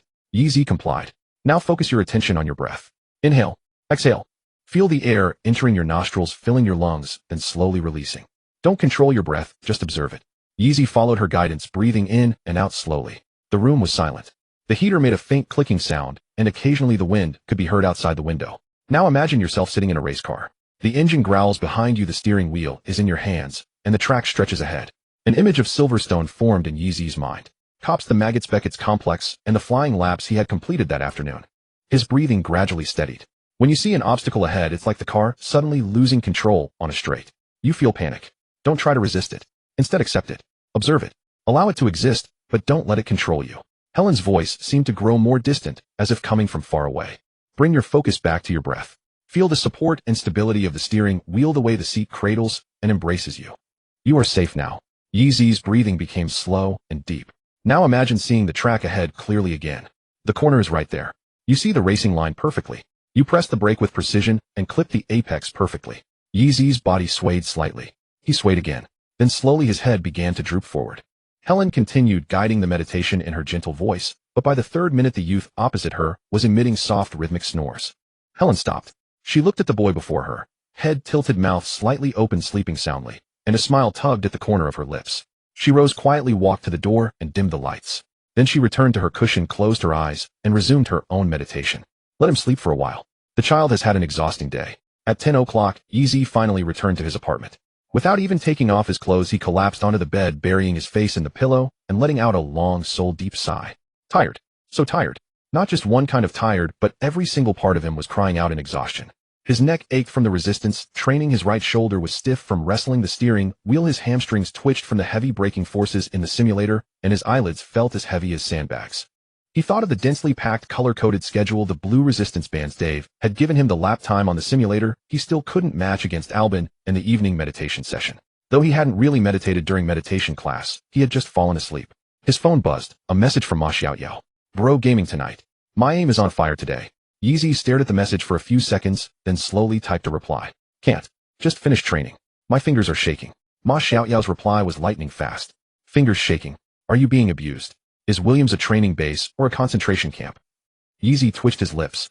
It's a training base, but the workload is similar to a concentration camp. He took a photo of his schedule and sent it over. Ma Xiaoyao was silent for a full 10 seconds. Then came a barrage of exclamation marks. Is this training or prison? 7 a.m. to 10 p.m. You don't even have time to pee. Yeezy rolled onto his back, holding his phone up to type. There's a half-hour break. Consider it a recess. And when do you have time to game? Yeezy thought about it. The only moments of relaxation all day were the half-hour break after lunch and the meditation class. He used meditation class for sleeping, but he could squeeze some time from the half-hour break. I'll eat lunch faster tomorrow. I can probably free up 20 minutes for gaming. Ma Xiaoyao sent a furious emoji. 20 minutes. Is that even enough for one ranked match? You're busier than a high school senior. You've completely lost touch with the common people. Yeezy chuckled at the message. The laughter made his neck hurt. Anyway, I'm going to sleep. I have to get up at 7 tomorrow. Go, fellow inmate of the concentration camp. Good night. Good night. Yeezy placed his phone on the nightstand and closed his eyes. Just as he was about to drift off, a thought flashed through his mind. Something Helen had said during today's meditation session. When you see an obstacle ahead, don't try to resist it. Accept it. Observe it. Let it exist, but don't be controlled by it. Yeezy's eyelashes fluttered. He opened his eyes in the darkness, staring at the ceiling. That phrase. It seemed to apply to more than just meditation. He remembered the flustered feeling of his first time in the F1 simulator that morning, the elusive 127.6. He couldn't catch in Albon's words, "You're being too gentle with yourself." He had been resisting. Resisting the harder braking of an F1 car, the faster corner entry speeds, the greater G-forces, all the limits that made him uncomfortable. But what if he tried to accept it? Accepting that he wasn't fast enough yet. Accepting that an F1 car is inherently harder to handle than an F2 car. Then bit by bit turn those difficulties into not difficult. Yeezy closed his eyes again. This time he didn't struggle any further. He fell into a deep sleep quickly. Day 3, Day 4, Day 5. Days passed one by one, and Yeezy's schedule remained unchanged. The 7 a.m. alarm rang promptly, and by 10 p.m. he was back at the apartment, collapsing in a bed, exhausted, even missing the free skin login event in honor of Kings. His only slacking off time was the evening meditation class. Yeezy would always sit in the back, close his eyes, pretend to meditate, and secretly sleep. Helen naturally noticed, but she never called him out on it. Sometimes when Yeezy started to snore softly, Albon, sitting next to him, would nudge him awake. Yeezy would groggily wake up, wipe the corner of his mouth, and then continue his meditation. You might as well just go back to sleep in your room, Albon said once, unable to resist. Can't. Yeezy shook his head seriously. Sleeping here is more comfortable than the apartment. As everyone knows, the quality of sleep in class is far superior to sleeping in bed. Albon looked at his matter-of-fact expression, twitched his lips, and ultimately said nothing. But aside from slacking in meditation class, Yeezy never cut corners in any other training session. He pushed through strength training until his neck felt like it was about to snap, resting only 30 seconds before starting the next set. He cycled until his legs gave out during cardio, treating the heart rate monitor numbers like a health bar in a game, refusing to let them drop below the red line. On the 5th day, Dave conducted a progress assessment. Maximum neck flexion strength improved by 12 compared to day 1. Left-right neck lateral flexion imbalance reduced from 8 to 4. Core muscle endurance improved by 9 compared to day 1. Basal metabolic rate increased by 5. Dave looked at the data, a glint of satisfaction in his eyes. Your body is recovering well, and your progress is faster than I expected. Yeezy asked a question, can my burger quota be increased? Dave was stunned for a long moment, then couldn't help but laugh, waving his hand and saying 3 a day, that's the maximum. A look of genuine disappointment crossed Yeezy's face. On the 7th day, the simulator training began to show results. His fastest lap at Silverstone dropped from 1:28.0 on the first day to 1:27.6, matching Albon's casual effort. However, he was still far from Albon's ultimate simulator lap of 1:27.02. Day 9, 1:27.4. Day 11, 1:27.2. Yeezy's lap time chart showed a gradually descending curve starting steeply before flattening out, eventually settling between 1:27.0 and 1:27.1. This performance was now on par with Albon's fastest lap, but it was only on this one track. He hadn't even started on the others yet. When engineer Mark projected the comparison data onto the big screen, the entire simulator team fell silent for a few seconds. The screen displayed 2 lap time curves side by side, a blue one representing Albon and a red one representing Yeezy. The blue curve fluctuated steadily at the top. The red curve climbed from the very bottom, and after 11 days of continuous training, it finally intersected with the blue curve. This isn't just improvement, Mark said, adjusting his glasses, his voice laced with barely contained excitement. This is a qualitative leap. That afternoon, Albon happened to come in for his simulator session. He saw Yeezy's lap times, was silent for a few seconds, then turned to look at the Chinese youth, focused on his laps in the cockpit. How's his long run pace? Albon asked Mark. Mark pulled up another set of data. Yeezy had simulated a long run on the red tires, completing 15 laps with a degradation of less than 0.5 seconds. Under the same conditions, Albon's own degradation on the red tires was 0.8 seconds. Albon stared at the 2 comparison curves for a long time. This kid. He shook his head, not finishing the sentence. But the corner of his mouth was clearly curving upwards.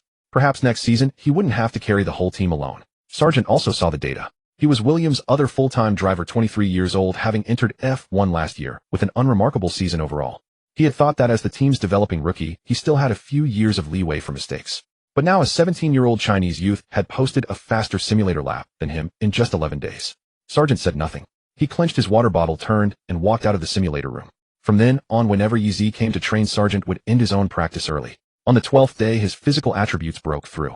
During that morning's strength training, Yeezy suddenly felt that the blue resistance bands weren't as difficult to push against as before. By the 5th set, his neck was still sore, but it no longer felt like it was about to snap. During a break, he stealthily called up the system panel. Physical fitness 60-0-200, long run stability 65-2, wet weather ability 28-2, race start ability 48-2, overtaking skill 51-2, defensive skills 69-1, tire management 91 no longer improves through daily training 0-2000.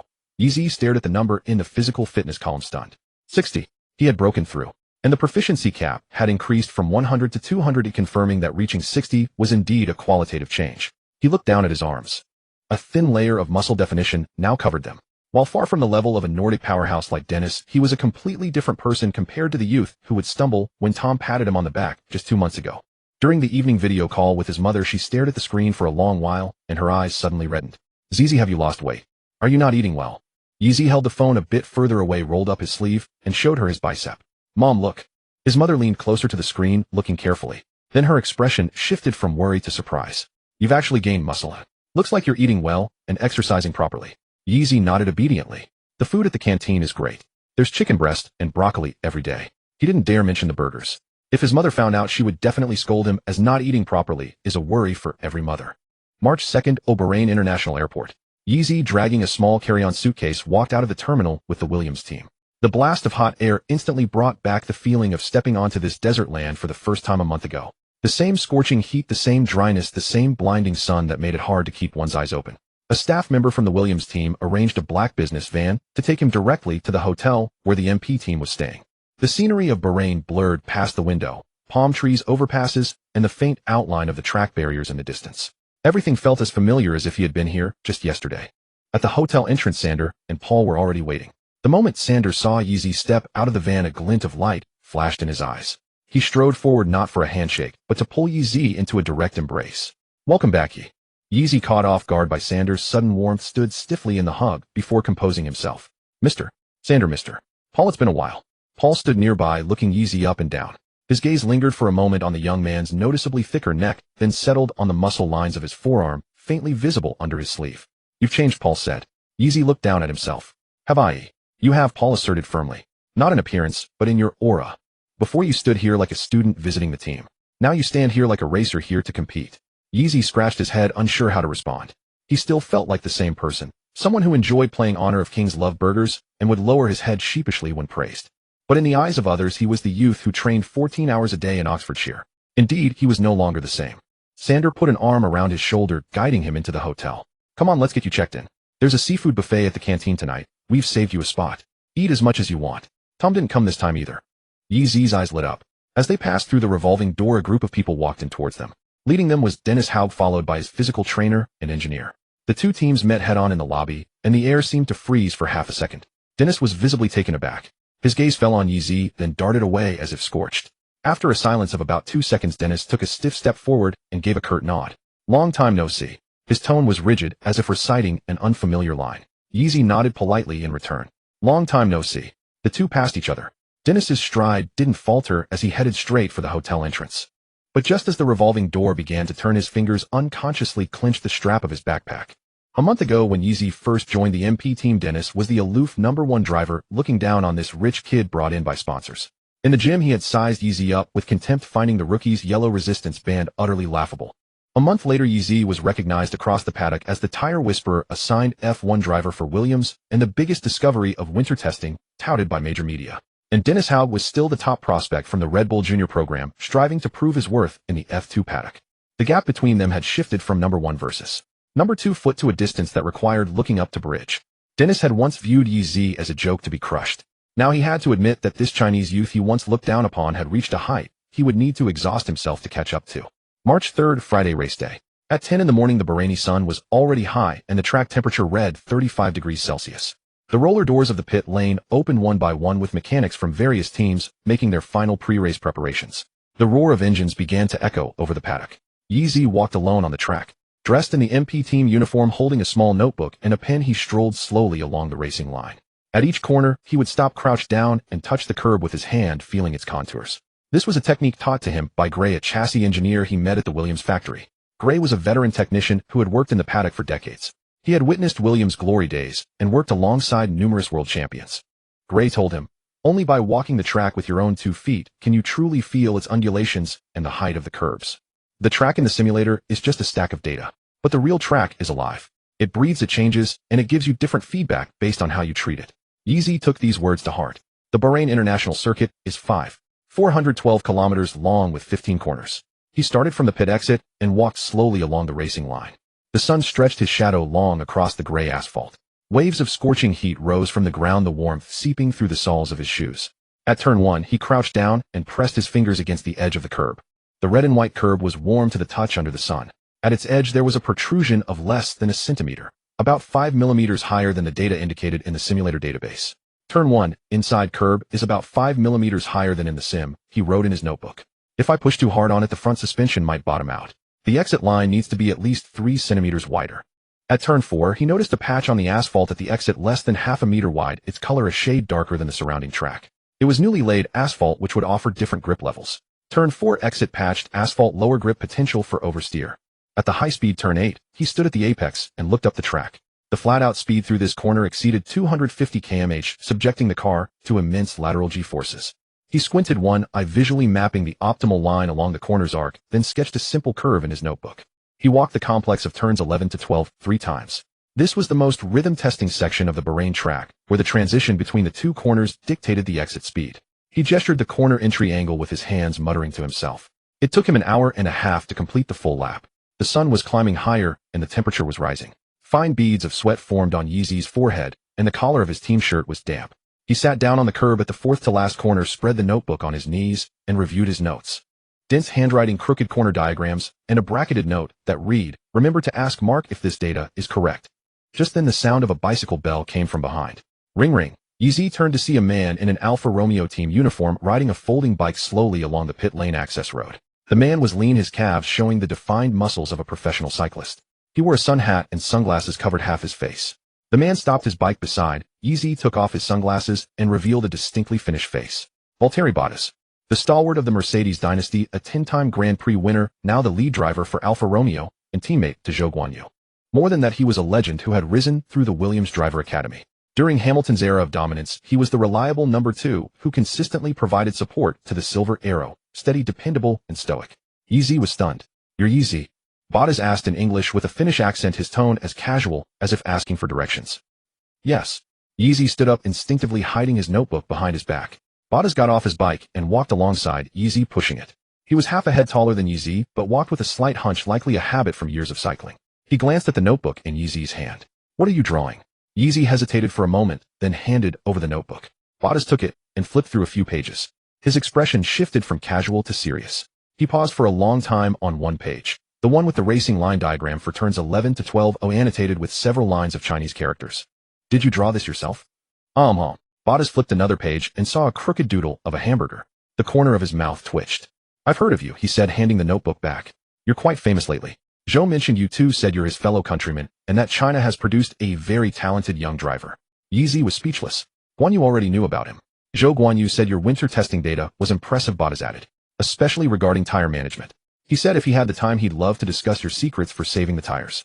Yeezy scratched his head at a loss for words. Being praised face-to-face by one of the fastest drivers in the paddock felt even more surreal than setting a fastest lap in the simulator. Bottas pushed his bike and walked the remaining half lap with Yeezy. He didn't offer any deliberate coaching.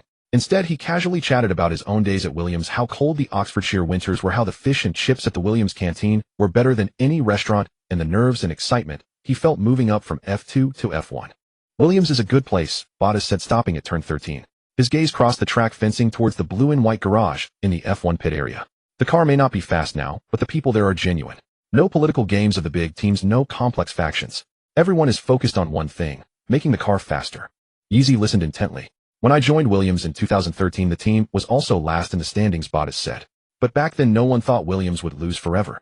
Because we had a group of people who truly loved racing. He turned to look at Yeezy. Are you one of those people, eh? Yeezy thought for a moment, then nodded seriously. I think I am. Bottas regarded him for a couple of seconds, then reached into his pocket and pulled out his phone. Let's exchange contacts. If you ever have any questions, feel free to ask me. Flattered, Yeezy fumbled for his own phone. His hands were sweaty, failing the fingerprint unlock several times before he finally managed to open the WhatsApp scan screen. After scanning the code, Bottas put his phone away and got back on his bike. Oh, by the way, he said, gripping the handlebars and looking back, good luck in qualifying. Then he pedaled away slowly down the pit lane access road. His silhouette shrank into a small black under the blazing Bahraini sun, finally disappearing at the entrance to the Alfa Romeo garage. Yeezy stood there staring in that direction for a long while. F1 drivers. Maybe they weren't so unapproachable after all. At least Bottas wasn't. He looked down at the new contact on his phone screen. Valtteri Bottas.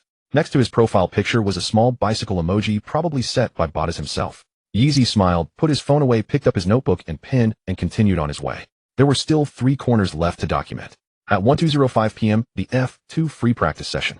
Unlike Formula One's 3 practice sessions, F2 has only a single 45-minute practice session for the entire weekend. All drivers must complete setup, testing, track adaptation, and rhythm adjustment within this brief window. There is no time to waste, every lap is precious. The moment Yeezy settled into the cockpit, his body instinctively shifted into combat mode. His back straightened slightly, hands gripping the steering wheel with steady assurance, his gaze fixed on the Bahrain circuit ahead. The engine growled behind him, and the steering wheel transmitted a fine, steady vibration. Everything felt identical to a month ago. The Bahrain track surface, the scorching air, the tactile feedback of tires rolling over the asphalt. Yet it was entirely different. During his 2 weeks in Oxford, he had worked with an F1 car daily. That machine was a hypersensitive, almost neurotic beast. Massive downforce, ferocious braking, and terrifying G-forces. Every corner demanded absolute precision. A single knuckles turn on the wheel would cost 0.2 seconds in lap time. In that world, there was no margin for error, no room to breathe. Now sitting in the F2 car, everything felt docile. Wider braking windows, more forgiving chassis behavior, slower cornering speeds, and softer force feedback. An F1 car is a beast that demands total mastery. An F2 car is a gentle cat. It wasn't that the car was slower. It was that he had become faster. The green light illuminated. Yeezy, you're clear to exit the pits. Paul's voice crackled over the radio. Yeezy pressed the throttle, merging onto the track. On the warm-up lap, tires rolled over the asphalt, gradually building grip. He felt the subtle changes in steering resistance, mentally recalibrating today's braking points. Data from winter testing, the simulator sessions in Oxford, and the rows of notes scribbled in his notebook during the morning track walk. All this information coalesced into a clear, vivid picture in his mind. On the second lap, the car truly began to fly. At turn 1, his braking point was at least 2 meters later than during winter testing. Heavy braking, downshifting the nose, pointing perfectly at the apex.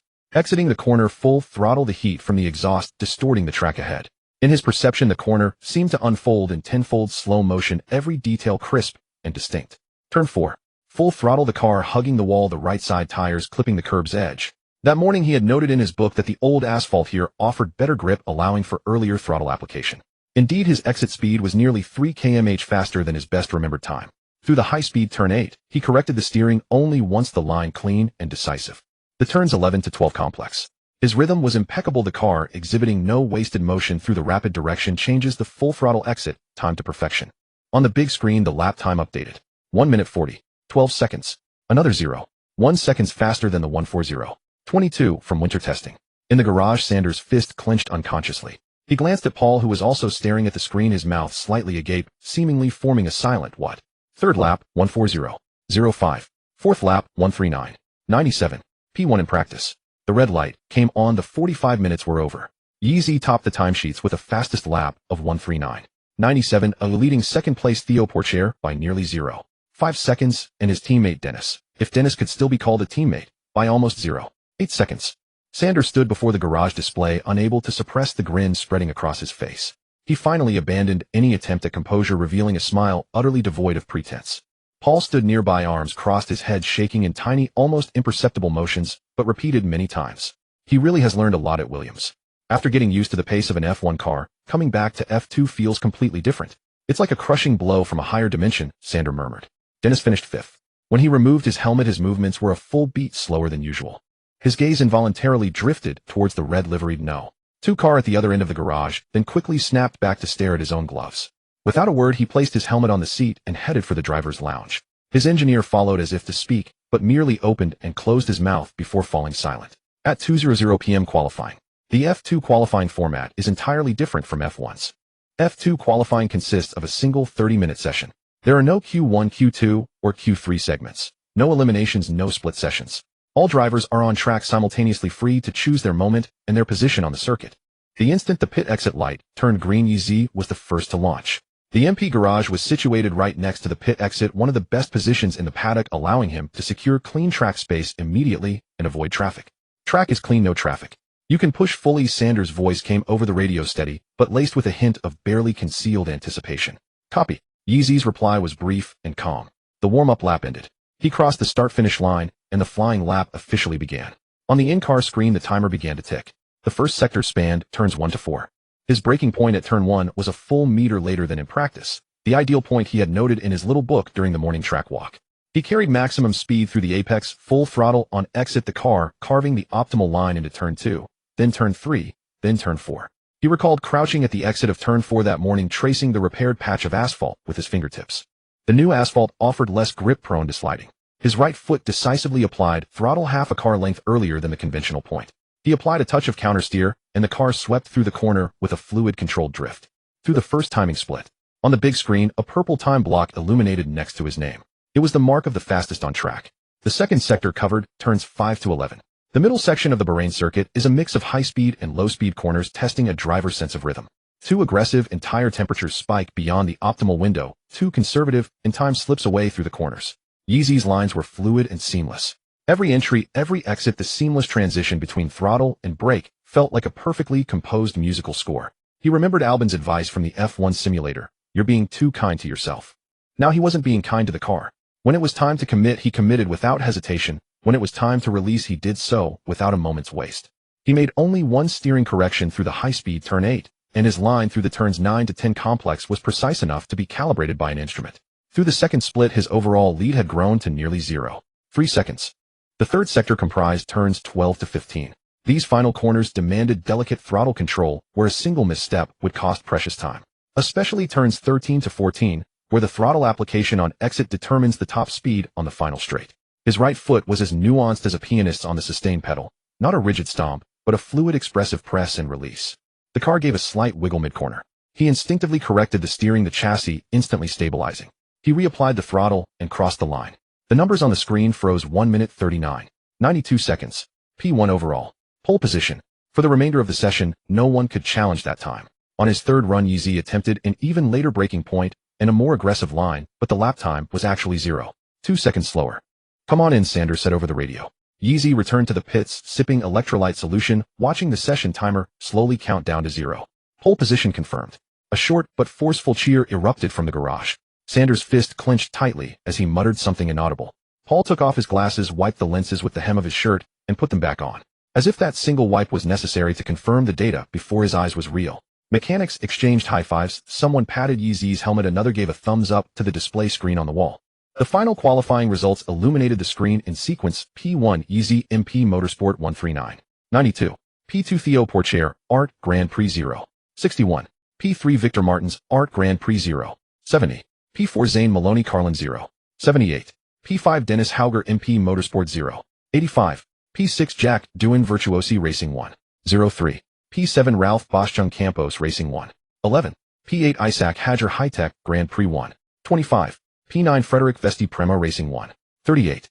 P10 Oliver Behrman Prema Racing 1. 44. Dennis was 5th. As he returned to the garage, he passed by Yeezy's car. The red liveried No. 2 machine sat quietly in the pit bay with mechanics conducting preliminary checks for tomorrow's feature race. Dennis's stride faltered for an instant. He reached out his fingertip, brushing the edge of the rear wing. His finger lingered on the carbon fiber for less than half a second, as if confirming its reality.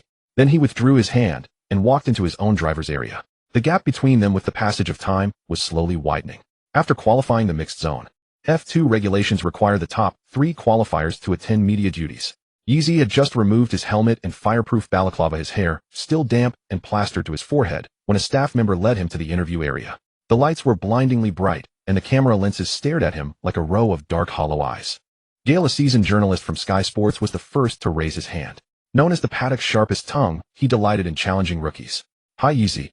Congratulations on securing pole position. 139.92, already faster than last year's fastest race lap. You're 0.56 seconds ahead of second place and 0.85 seconds ahead of your teammate Dennis Hauger. How do you feel right now? Do you think F2 is too easy for you? Yeezy wiped the sweat from his brow, thought for a moment, and answered earnestly, I'm used to it. F2 cars are much slower than F1, so they're quite simple to drive. The air froze for half a second. Journalists gathered around the interview area all wore expressions of, did he just say that? Theo Pourchaire, standing nearby, twitched his mouth, unsure whether to laugh or be angry. Gale's eyes lit up instantly. He sensed the scent of a hot story. So you're saying F2 is too easy? Only then did Yeezy realize his words might be misconstrued. He quickly waved his hands, his expression flustered, a stark contrast to his calm demeanor on track.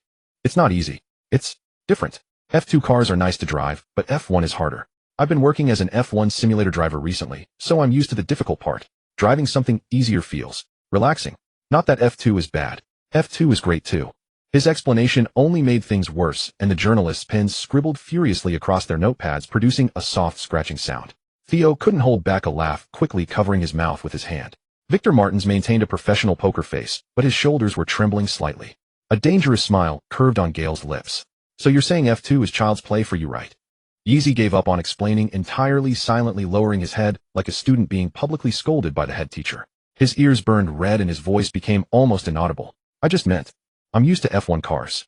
F2 is really not simple. But it was too late. The journalists had already scribbled the phrase, F2 is simple, down in their notebooks. Soon Sky Sports news alerts popped up on major sports websites. MP teams, Yeezy declares F2 is very simple. Racing in F2 is like playing house. Pole sitters bold claim F2 is too slow compared to F1. Driving it is like child's play. New poll winner calls F2 too easy, angering fellow drivers. The comment sections exploded instantly. Looking down on F2, aren't you an F2 driver yourself? 0.56 seconds ahead of P2, he does have the right to say that. Even Zhou Guanyu wasn't this arrogant in F2 back then. Is this guy getting cocky before even winning a championship? Am I the only one who thinks he's just being modest? He's clearly saying F1 is harder, not that F2 is easy. You're too naive, mate. This is classic humble bragging, the extra saucy kind. Yeezy's phone vibrated violently in his pocket. Taking advantage of the journalists moving to interview the second-place driver, he snuck a glance at it. A long string of messages from Ma Xiaoyao popped up, each followed by a different emoji. Holy shit, Yeezy, I saw the news. You said F2 is like playing house. Do you know what our classmates are saying? Is your buddy too arrogant? I told them he's not arrogant, he's just stating facts. Even the girls in the back rows are talking about you. They say you have an innocent face, but you're actually a natural-born big devil. As expected of my brother. So awesome. Yeezy replied with, and a smiley face, then put the phone back in his pocket. He looked up to see Theo Pourchaire speaking confidently to the camera. Yeezy is indeed faster than I expected. But his comments today show he's still a rookie. F2 is not child's play, and I'll prove that tomorrow. Victor Martins was more direct. It's probably a language issue. I don't think that's what he meant. He paused, a subtle expression on his face. But if he really did mean it, then tomorrow's race will be something to watch. Yeezy listened silently from the side, the redness in his ears refusing to fade. He wanted to explain, but didn't know where to begin. He wasn't good at arguments or dealing with the press. Inside the race car, he was fearless. The steering wheel and pedals were his most fluent language. But facing microphones and cameras, every word felt like it was being dragged from his throat, always too early or too late, always spoken at the wrong time. Not far away in the Williams team's garage, Vowles stood by the floor-to-ceiling window watching the paddock's giant screen, replaying the Sky Sports news. On screen, Yeezy was red-eared and waving his hands explaining, "It's not simple," but the subtitles read, "F2 driver, Yeezy claims F2 races are like playing house." Vowles watched for a while, a smile slowly spreading across his face. This kid, he shook his head, his tone like that of a fondly exasperated parent. Why did he have to blurt out his true feelings? Technical director Dave Robson stood nearby, took a sip of his rich, aromatic Kopi Luwak, and said leisurely, "That performance is a total mismatch. Hardly anyone in the same class can match him." Vowles didn't argue. Over in his own lounge, Sargent scrolled through the F2 qualifying results. On the screen under the label Yeezy P1 was a small line comparing lap times. He was 1.2 seconds ahead of P5 Dennis Hauger. He had also been a prodigy in F2 last year, but his best qualifying margin over his teammate was just 0.3 seconds. He placed his phone face down on the table. The phone vibrated twice on the table, maybe a news alert, maybe a personal message, but he didn't flip it over. Albon pushed the door open, helmet in hand. He glanced at Sargent's expression, then at the phone lying face down on the table, and didn't ask. "He is indeed fast," Albon said, his tone calm, as if stating an objective fact. Sargent closed his eyes and leaned back in his chair. "I know." That night at a hotel in Bahrain, Yeezy finished his shower, changed into his familiar baggy gray t-shirt, and sank into the soft mattress. The room's air conditioner hummed, blowing out cool, refreshing air. He closed his eyes and summoned the system interface in his mind. A pale blue light screen unfolded before him. But unlike usual, a new prompt box appeared at the center of the panel. Ding. Detected host has secured pole position for the F2 Bahrain Grand Prix qualifying temporary mission issued sprint race. Win reward, overtaking skill 1 point feature race. Win reward, wet weather ability 1 point main mission, the road to a top tier team, ongoing 2023 F2 season, top 2 finish, current progress 0. Yeezy's gaze locked onto the line. Wet weather ability 1 point. His wet weather ability was 28 points. Winning the feature race would raise it to 29. Although it was just 1 point, it was a tangible improvement, saving him over 10 days of specialized training. As for winning the sprint race, that would be considerably more difficult. Unlike the F1 sprint, the F2 sprint race uses a reversed grid. This meant that Yeezy, having qualified on pole, would start the sprint from 10th place, while the driver, who qualified 10th, would start from pole position. The FIA designed it this way to create more suspense and overtaking opportunities, giving midfield and backmarker teams a chance to fight for honors and points, and to test the driver's overall capabilities. He turned over in bed, looking at the distant track lights outside the window. Tomorrow, the sprint race, the feature race, victory. I want it all. He closed his eyes and soon fell into a deep sleep. In his dream, he stood on the top step of the podium, flags waving and the national anthem playing. March 4th, Saturday, 3:00 p.m. Bahrain International Circuit, MP Motorsport Garage. Yeezy sat on a folding chair in the rest area, legs extended, leaning forward with his hands clasped around his toes, performing the final stretching routine before the race. His breathing was steady and deep. Around him, mechanics were a flurry of activity, some confirming tire temperatures over the radio, others performing final checks on front wing angles, one darting from the front to the rear of the car with a laptop. His calm stood in stark contrast to the surrounding bustle. Yeezy closed his eyes, doing a quiet mental calculation. Pole position 2 points. Sprint race win 10 points. Fastest lap in the sprint 1 point. Feature race win 25 points. Fastest lap in the feature race 1 point. If he claimed everything, that would be 39 points. The system rewards 5 free proficiency points for every 1 F2 point earned.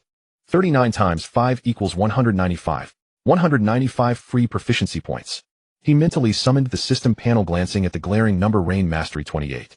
If he poured all 195 free points into Rain Mastery, a single Grand Prix weekend could boost his attribute by nearly 2 full points. Combined with the system task rewards for winning the sprint, 1 overtaking skill, and the feature race, 1 Rain Mastery, by the end of the weekend his Rain Mastery could surge from 30 to 33, or even 34. Indeed, racing is where one grows the fastest. What are you thinking about? Paul's voice suddenly sounded beside him. Yeezy opened his eyes and found Paul standing next to him, watching him with a thoughtful expression. Nothing much, Yeezy said, lowering his legs and standing up obediently.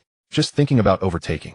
Paul glanced at him, didn't press further, but his expression clearly said, you didn't look like you were thinking about overtaking. 3:45 p.m. Starting grid confirmed. The sprint race grid is determined by reversing the qualifying order. Yeezy qualified first, so he would start from 10th place on the outside of the 5th row. Row 1, Oliver Behrman Frederick Vesti. Row 2, Isaac Hadjar Ralph Boschung. Row 3, Jack Doohan Dennis Hauger. Row 4, Zane Maloney Victor Martins. Row 5, Theo Porcher Yeezy. Sander stood before the tactical board, his finger pointing at the fifth row position. Ahead of you are Theo Pourchaire and Victor Martins, he said, looking up at Yeezy. These two are teammates at Art Grand Prix and are close friends off track. I saw them exchange several glances during the pre-race briefing. They'll likely coordinate their defense. Yeezy nodded. Understood. Everyone starts on softs, Paul added from the side. Here in Bahrain, the soft tire's optimal life is around 12 to 14 laps. The sprint is 23 laps, so the tires will degrade heavily in the latter half. But track position early on is more important. No one starts on hards here. That's essentially conceding the opening phase. So expect a lot of fighting in the first half, Sander said. Be patient. Don't force a battle in the first lap. Your greatest strength isn't your initial launch, it's your long-run pace. Yeezy nodded again. Got it. 4:15 p.m. Air temperature 32 C, track temperature 45 C. The scorching Bahraini sun had transformed the circuit into a colossal griddle, heat waves shimmering off the asphalt and causing the track ahead to waver in the distorted air. 22 cars lined up on the grid. The roar of engines merged into a single thunderous symphony that vibrated in the drivers' chests. Tire blankets were removed one by the mechanics, revealing the red soft compound tires gleaming under the sun. Yeezy sat in the cockpit, hands resting on the steering wheel. His starting position was on the outside of the fifth row near the right side of the track. Through his visor, he could see the white art car of Theo Pourchaire ahead to his left and the rear wing of Victor Martins directly in front. The formation lap began. All 22 cars peeled away from their grid slots, forming a long winding snake around the Bahrain circuit. Tires gradually built up grip during the slow lap, and brake temperatures began to climb. Yeezy's breathing was steady and deep. His eyes scanned every number on the dashboard. Tire temps, brake temps, engine RPM. All systems nominal. The car returned to its grid slot and came to a stop. Engine revs raised to the standard launch RPM. Clutch bite point confirmed. Left foot pressed the brake, right foot hovering over the throttle. 5 red lights illuminated one by one. 4, 3, 2, 1. Lights out. Yeezy's right foot floored the throttle almost simultaneously with the lights extinguishing. The engine roared, and the car lunged forward as if catapulted. His launch reaction was a car's length quicker than Theo Pourchaire to his left. The tires didn't spin, the clutch engagement was perfect, and the acceleration pressed him firmly into the seat. Yeezy has a great start. In a pirated stream on a Chinese platform, the commentator, Xiao Hei's voice was already brimming with excitement. The camera feed showed 22 cars accelerating at full throttle down the main straight, his focus locked on Yeezy. He's alongside. He's trying to pass Theo on the outside. Yeezy's car was now level with Pourchaire. His line extended wide, preparing to sweep around the outside of turn 1 to take the position. The advantage was his. Better start, higher speed, a favorable exit angle. The overtake seemed inevitable. Then he saw Victor Martins' rear wing. The white art car ahead suddenly swerved sharply to the right. It wasn't a normal line adjustment, it was a deliberate, aggressive lateral move that effectively shut the door on the outside line. Martins blocked. That was intentional.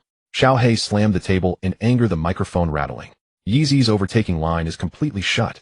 Yeezy was forced to lift off the throttle. The sudden loss of power at high speed caused the car to jolt slightly.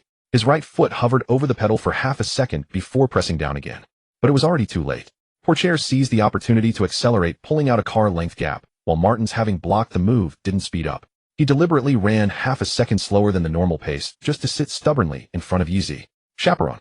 The word flashed in Yeezy's mind. Sander was right, they were coordinating their defense. One attacks, the other covers, a classic team tactic. This kind of defense is permitted in F2. As long as there's no dangerous weaving or contact, the stewards typically don't intervene. But his mindset was steady, he wasn't panicking. 2 months ago, facing such deliberate blocking, his mentality might have crumbled. Targeted and targeted again. This feeling of being singled out was something he'd experienced in his karting days. Back then, he would get angry, impatient, and try to retaliate with more aggressive overtakes, often resulting in running off track or receiving time penalties. But now, sitting in the cockpit feeling the steady vibrations from the steering wheel, he had only one thought. They're wasting their tires so recklessly to block me. They'll have no grip left in about 5 laps. Lap 1. Turns 1 to 4. The middle sector of the Bahrain circuit is a series of continuous corners. Yeezy followed Martins closely, less than half a second behind. He could clearly see the car's body language as Martins exited the corners. There was noticeable sliding from the rear tires working too hard. Every defensive block was trading tire life for track position. Martins clearly didn't care. His job was to hold up Yeezy, buying time for Pourchaire ahead to escape. Lap 2. Down the main straight, Yeezy attempted a move on the inside. Martins swerved again, squeezing his car towards the inner edge, forcing Yeezy into an awkward and compromised entry angle for the corner. No choice. Yeezy lifted off the throttle again. Lap 3. Lap 4. Lap 5. The same script repeated. Martins and Pourchaire took turns blocking, locking down the racing line from left to right, leaving Yeezy no room to pass. On the main straight, Pourchaire even deliberately slowed the pack, creating a train of cars to impede Yeezy's progress. Yeezy was trapped in traffic, unable to unleash his pace. In the livestream, Xiaohei's voice was already hoarse. Again. Martins moves over again. How many times is that now? How many times? Yeezy is boxed in completely helpless. Pourchaire is slowing the pack up front, and the cars behind are closing in. He doesn't even have room to fall back. The chat was scrolling wildly. This is blatant blocking. Are the stewards blind? F2 stewards love this drama, lots of views. Get used to it. Yeezy has great composure. I would have crashed into them by now. Don't crash. Crashing means taking yourself out too, which is exactly what they want. Feel bad for our boy Yeezy being ganged up on by two Frenchmen. Lap 6. Lap 7. Lap 8. Yeezy was still stuck in 10th place. His car was smooth and precise through the corners, hitting his marks perfectly, but there was always a white art car ahead shutting down every possible overtaking window. He didn't force the issue. Each time he was rebuffed, he silently slotted back into position, recalibrated his rhythm, and waited for the next opportunity. His breathing in the cockpit remained calm and steady. Lap 9, still 10th. Then came lap 10. A change occurred. Martin's car twitched unexpectedly at the entry of the high-speed turn 8. It wasn't a big movement, but Yeezy saw it clearly. That twitch wasn't a driver error, it was a sign of losing rear grip. Martin's steering corrections were noticeably larger than in previous laps, and his throttle application on corner exits was delayed. His tires were starting to give up. Yeezy spoke into the radio to his engineer Mark. Their rear tires are starting to smoke. I can start reeling them in. Lap 11. Turn 1. Yeezy watched Martin's braking point ahead. Last lap it was normal. But this lap, Martin's brake lights illuminated a full car length earlier than before. The classic sign of tire degradation. An earlier braking point means the lateral grip can no longer support the usual corner entry speed. Yeezy didn't brake when Martin's did. He braked nearly 10 meters later, even slightly later than his own normal marker. The car charged into turn 1 at high speed, the left side tires kissing the curb edge, the car sliding slightly at the very limit. Yeezy barely corrected the steering. The slide was intentional, designed to rotate the car perfectly for the entry of turn 2. He went around the outside, not squeezing through the inside, but sweeping a wider arc around the outside of Martin's. Martin's attempted to close the door, but his front tires lacked the lateral grip to cover the outside line. The car pushed wide, leaving a gap barely a car width wide. Yeezy's car slotted into the gap. They exited the corner side by side. Martin's on the inside, Yeezy on the outside. The inner line theoretically has a shorter path, but Martin's tires couldn't handle the acceleration out of the corner. His exit throttle application was at least half a second slower than Yeezy's. Yeezy went to full throttle, the engine roaring, as he swept past Martin's on the outside, completing the overtake cleanly at the entry of turn 2. Yeezy overtakes. He's past Martin's. Xiaohei's voice exploded from the stream, completely shredded. Lap 10, Yeezy moves up to P9. He's through. Martin's is left behind. The chat exploded instantly. Beautiful. What a move.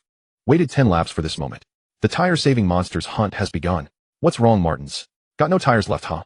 Huh. In the MP garage, Sanders' fist clenched tightly. Paul muttered a quiet, yes, beside him, not even realizing his right hand was trembling slightly.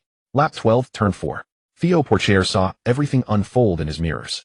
He saw Martin's tires completely give up, saw Yeezy's red car sweep around his final barrier on the outside, and saw that Red Bull closing on him with terrifying speed. His own tires were in better shape than Martin's, but still not great. To coordinate the defense, he had made numerous aggressive direction changes in the first 10 laps, actions that severely shortened his tire's lifespan. Yeezy caught him in the DRS zone. The straight before turn 4 is the DRS detection point in Bahrain. Yeezy was less than a second behind Pourchaire, and the DRS symbol glowed green on his steering wheel display. He pressed the button. The upper flap of the rear wing opened, drag plummeting. The straight-line speed advantage was instantly apparent. Yeezy's car, as if a seal had been broken, bore down on Pourchaire's rear wing at a visible rate. DRS open. Yeezy has DRS. He's in the slipstream. Xiaohei's voice was nearing hysteria. 20 meters left. 10 meters. He's pulling out. Yeezy yanked his car to the outside mid-straight. Pourchaire tried to swerve to defend, but his tires couldn't handle the abrupt lateral movement. The rear stepped out, forcing him to lift off the throttle to correct, while Yeezy's car screamed past him on the outside. The overtake was completed before the braking zone for turn 4. Lap 12, Yeezy passes Theo Pourchaire, up to 8th place. But the nightmare for Martins and Pourchaire was far from over. Their tire life was prematurely exhausted due to frequent lane changes to block, and their pace deteriorated sharply. On lap 12, Arthur Leclerc, running in 11th place behind them, the younger brother of Formula 1 Ferrari driver Charles Leclerc, easily overtook Martins in the DRS zone. On lap 13, he also swept past Theo on the straight. The two ARC cars, which had been cooperatively defending for the first 10 laps, were now being picked off one by one, their positions plummeting. They've paid the price for their targeting, commented Martin Brundle, the Sky Sports pundit. If you use all your tire life in the first 10 laps to block one car, you'll have to deal with 11 opponents on shredded rubber for the remaining 13 laps. This is F2, not bumper cars at a playground. Lap 13. Yeezy had already fought his way up to 6th place. Ahead of him in 5th was Dennis Hauger. Dennis's tires were also in a dire state. His softs had already completed 14 laps with severe graining on the surface, and his lap times had fallen to over 1:46. Yeezy's lap time, however, was 1:43.8. On the giant screen, this number silenced the engineers of every team. Lap 14. After 14 laps on the soft tires, his lap time was still under 1:44. Sky Sports brought up a real-time data comparison chart. Yeezy's lap time curve was an almost perfectly flat line with fluctuations of no more than 0.6 seconds from lap 1 to lap 14. In contrast, the curves for all other drivers were plummeting, with lap times dropping by over 1.5 seconds on average. Martin Brundle was silent for 2 seconds, then declared, "This isn't tire management. This is some kind of tire magic we don't yet understand." Lap 15. Turn 1. Yeezy overtook Dennis. There was no struggle, no fierce defense. Dennis saw the red car closing in from the outside in his mirrors. He tried to hold the inside line, but his tires lacked grip, and he was 0.3 seconds slower out of the corner, leaving him to watch Yeezy's taillights disappear into the distance. Dennis didn't fight back. It wasn't that he didn't want to, it was simply impossible. The tires and other objective conditions were what they were. The gap between him and Yeezy was no longer one that should exist between teammates. He finally understood what the data Sandro and Paul had seen over a month ago truly meant. It wasn't a simulator fluke, wasn't a flash of brilliance in winter testing. It was a talent that completely surpassed his comprehension. In his car, Yeezy had no extraneous thoughts. He didn't look back at Dennis, didn't dwell on having just overtaken his teammate. He simply asked a brief question over the radio. "Who's next?" "Zane Maloney, P4. Gap is 2.3 seconds. Paul's voice came through the radio, barely containing his excitement. "You have 8 laps left." "Copy." Lap 16. The DRS zone before turn 4. Yeezy passed Zane Maloney in the same fashion, moving up to 4th place. Lap 17. Turn 1. Yeezy overtook Ralph Boschung on the inside, under braking, moving up to 3rd. Lap 18. The T11, T12 complex. He overtook Isaac Hadjar, but not on the straight, in the corners. It was the most spectacular overtake of the entire race, completing a pass in the high-speed SE's, a level of difficulty far exceeding a straight-line overtake. Hadjar's tires were completely gone, his line through the complex off by half a car width. Yeezy slipped through cleanly on his inside. 2nd place. Who's next? Xiaohei's voice was completely gone, reduced to a hoarse scream. Yeezy isn't 2nd. He's gone from the top 10 to 2nd. There's only one left ahead. Oliver Behrman, you're dead meat. Lap 19. Oliver Behrman's lead was now less than 0.8 seconds. He was driving hard, his defensive lines were strong, but his soft tires were at their absolute limit. His lap times had fallen from 1:44 to 1:47, and were still dropping. Yeezy's lap time, however, was 1:44.6. Lap 20. The main straight. Yeezy pressed the DRS button, and his rear wing opened. He closed in on Behrman's slipstream on the straight, the gap between them shrinking rapidly. Behrman tried to defend by moving to the inside, but Yeezy simply chose to go around the outside. He didn't need to battle, his tire advantage was enough to eat Behrman up on the straight. At the turn 1 braking zone, Yeezy completed the overtake from the outside. Clean, decisive, without a single wasted movement. 1st place. Starting from 10th, with just 3 laps remaining, he had overtaken every single driver ahead of him in the top 10. In the broadcast studio, Xiaohei's voice was completely hoarse. He clutched the microphone with one hand, flailing the other in the air, mouth open, but unable to produce a sound. The barrage of comments on the screen couldn't be described as scrolling anymore, it was cascading like a waterfall. Unreal. P10 to P1. Hunting season. Everyone who targeted him got overtaken one by one. One after another. One after another. Dennis, what just happened? Martins and Theo lost everything. Wasted tires, and now at the back. Hilarious. Has anyone counted how many he's passed? All of them. Lap 23, the final lap. Yeezy's red car crossed the finish line. The checkered flag waved on the main straight, and the timer on the giant screen froze. P1 Yeezy MP Motorsport, leading the entire field. The entire MP garage erupted. Sandro and Paul embraced, completely shedding their usual Dutch composure. Mechanics slapped each other's helmets, someone threw a towel towards the ceiling, another shook a monitor stand violently, producing loud, clanging noises. He did it. He actually did it. Paul took off his glasses, his eyes slightly reddened. Having worked as an F2 engineer for nearly 2 decades, he had never seen anyone manage tires to this extent. Sandro said nothing. He just pounded the edge of the console with his fist over and over. Each thump silently repeated the words he had spoken on the first day of winter testing in Bahrain. We bet right. We bet right. Back home, it was 10:17 p.m. Xiaohei's live stream had surpassed 500 concurrent viewers. The barrage was so dense that the screen was barely visible, only a sea of red celebrations scrolling past. P10 start, P1 finish. This is F2, not F4. I'm at a loss for words. Is this guy cheating, or what? China's first F2 sprint race champion. Yeezy is awesome. I'm a diehard Yeezy fan from today on. Anyone who badmouths him has me to deal with. Forget all the arrogant quotes. He's proven he has the right to say F2 is too easy. Yeezy's car slowly rolled into the parking area. He unbuckled his seatbelt and stood up from the cockpit. The Bahraini sunlight had turned golden, casting long shadows across the asphalt of the pit lane. He took off his helmet, then his fireproof balaclava, revealing a sweat-soaked face. His hair was plastered messily to his forehead, his expression unreadable. It wasn't that he wasn't happy, he just hadn't fully switched out of race mode yet. The instant the checkered flag dropped, a pale blue system interface materialized before his eyes. Ding. Mission: win the sprint race. Completed. Reward: overtaking skill. Attribute 1 overtaking skill, 5152 F. 2 points earned. 10 win 2 pole, 1 fastest lap, 13 points. Free proficiency 65, current free proficiency 65. It was only as the system panel faded away that YZ snapped back from his near trance-like racing state. As he climbed out of the cockpit, his feet barely touching the scorching asphalt, he was instantly mobbed by a crowd of people. Sander was the first to pounce, slapping him hard on the back, his excitement rendering him almost incoherent. Brilliant. Yee. Absolutely brilliant. I knew you could do it. Paul nodded and smiled from the side, his eyes sparkling behind his glasses. The mechanics surrounded him cheering, and someone draped the MP team flag over his shoulders. Flanked by the jubilant crowd, Yeezy scratched his head, a little embarrassed. He still wasn't used to such raucous celebrations. His cheeks felt warm, yet he couldn't suppress the smile tugging at the corners of his mouth. The podium was ready. Yeezy stepped onto the highest step. To his left stood Behrman, the runner-up, and to his right Dennis Hauger, the third-place finisher, who had charged up from fifth. Dressed in his red and gold racing suit, Yeezy held the heavy crystal trophy aloft. Sunlight bathed the award, refracting into a dazzling brilliance. Below the podium, Albon and Zhou Guanyu stood together, smiling and applauding him. Zhou Guanyu waved enthusiastically, giving him a thumbs up. Bottas also nodded, his eyes filled with admiration. Suddenly, the opening notes of the March of the Volunteers echoed across the Bahrain circuit. The powerful brass melody seemed to surge up from the very depths of the earth, reverberating through the speakers lining the track and echoing across the entire circuit. All murmurs, the roar of engines, the hum of machinery. Everything fell silent at that moment. Yeezy snapped his head up. The 5-starred red flag began its slow ascent into the night sky. The evening breeze whipped the flag, making it crackle loudly. Against the golden sunset, the red banner looked like a blazing flame. Yeezy stared at the flag, his mouth slightly agape, his Adam's apple bobbing. He had heard the national anthem countless times before.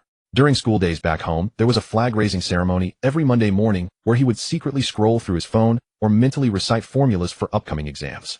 To him, the anthem had always been just a melody from the school speakers, a formality, background noise. But this time was different. As the familiar tune played under the Bahraini sunset, as he stood on the highest step of the podium, as the 5-starred red flag fluttered above him, Yeezy's nose suddenly stung. He remembered the first time he sat in a go-kart at age 6. The seat was hard, the steering wheel heavy, and his feet couldn't even reach the pedals. His father had pushed his cart for 3 whole laps. He remembered the wind rushing in through the ill-fitting helmet, cool, carrying the scent of rubber and gasoline. He remembered telling his mother he wanted to be a racing driver. She had red eyes, saying it wasn't safe, but eventually agreed, even taking him to the dentist to get his braces removed because they could cut his mouth in a crash. He remembered countless nights spent alone in front of the simulator, the screen showing nothing but endless tracks and flickering lap time data. No one was there with him, only the roar of the engine and the screech of tires.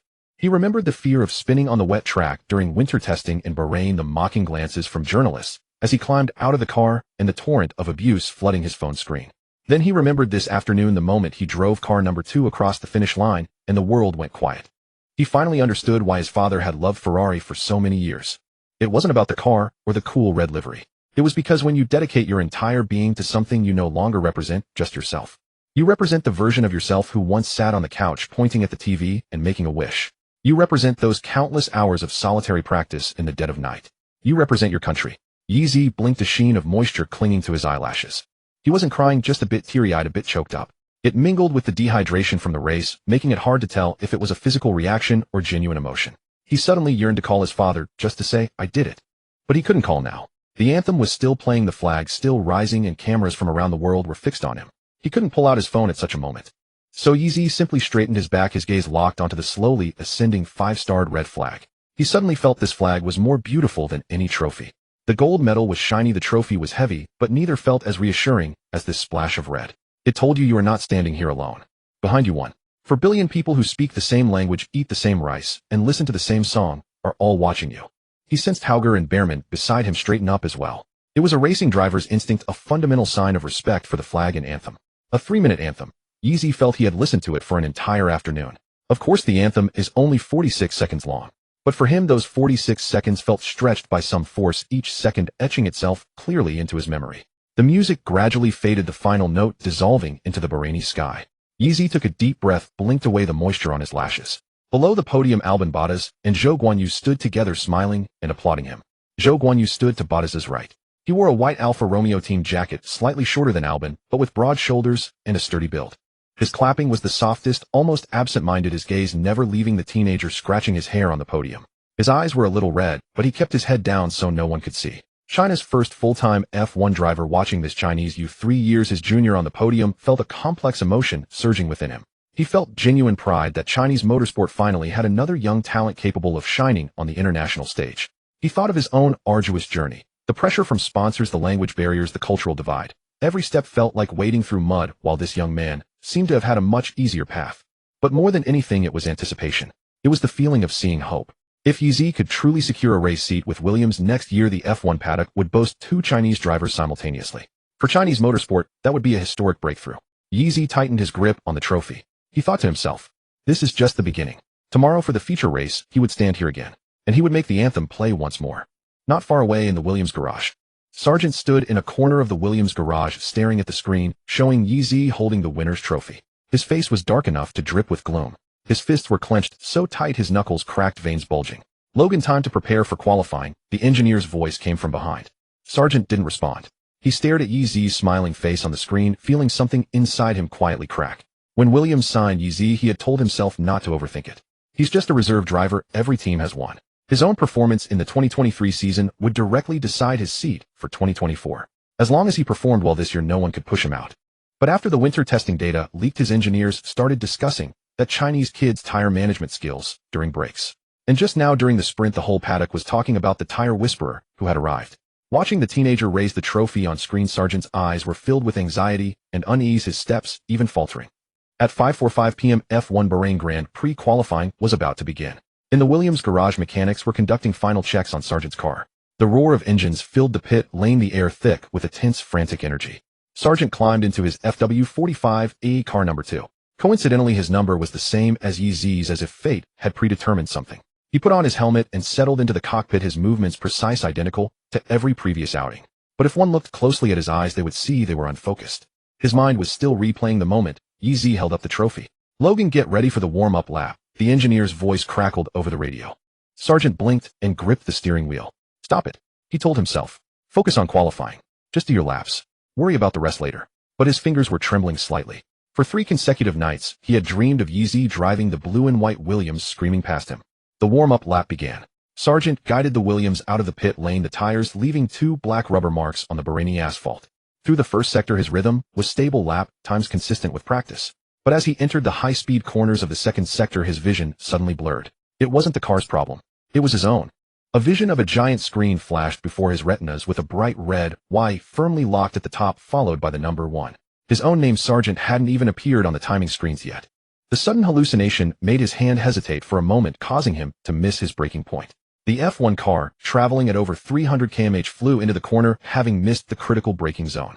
Braking later means a shorter corner entry time, but also higher risk.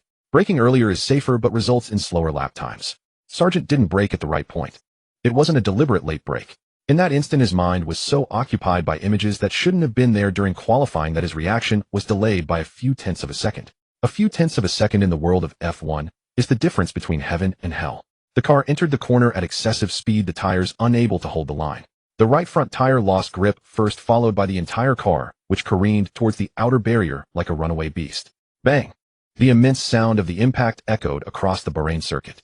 On the Williams garage screen, the signal representing Sargent's car instantly turned red. Logan, are you okay? The engineer's anxious voice came over the radio. No response. The engineer called out again, his voice filled with worry.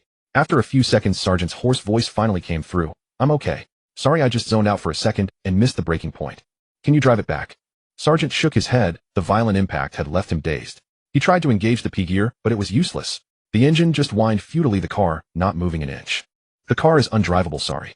He had lost count of how many times he had said sorry today. In the Williams garage, everyone fell silent.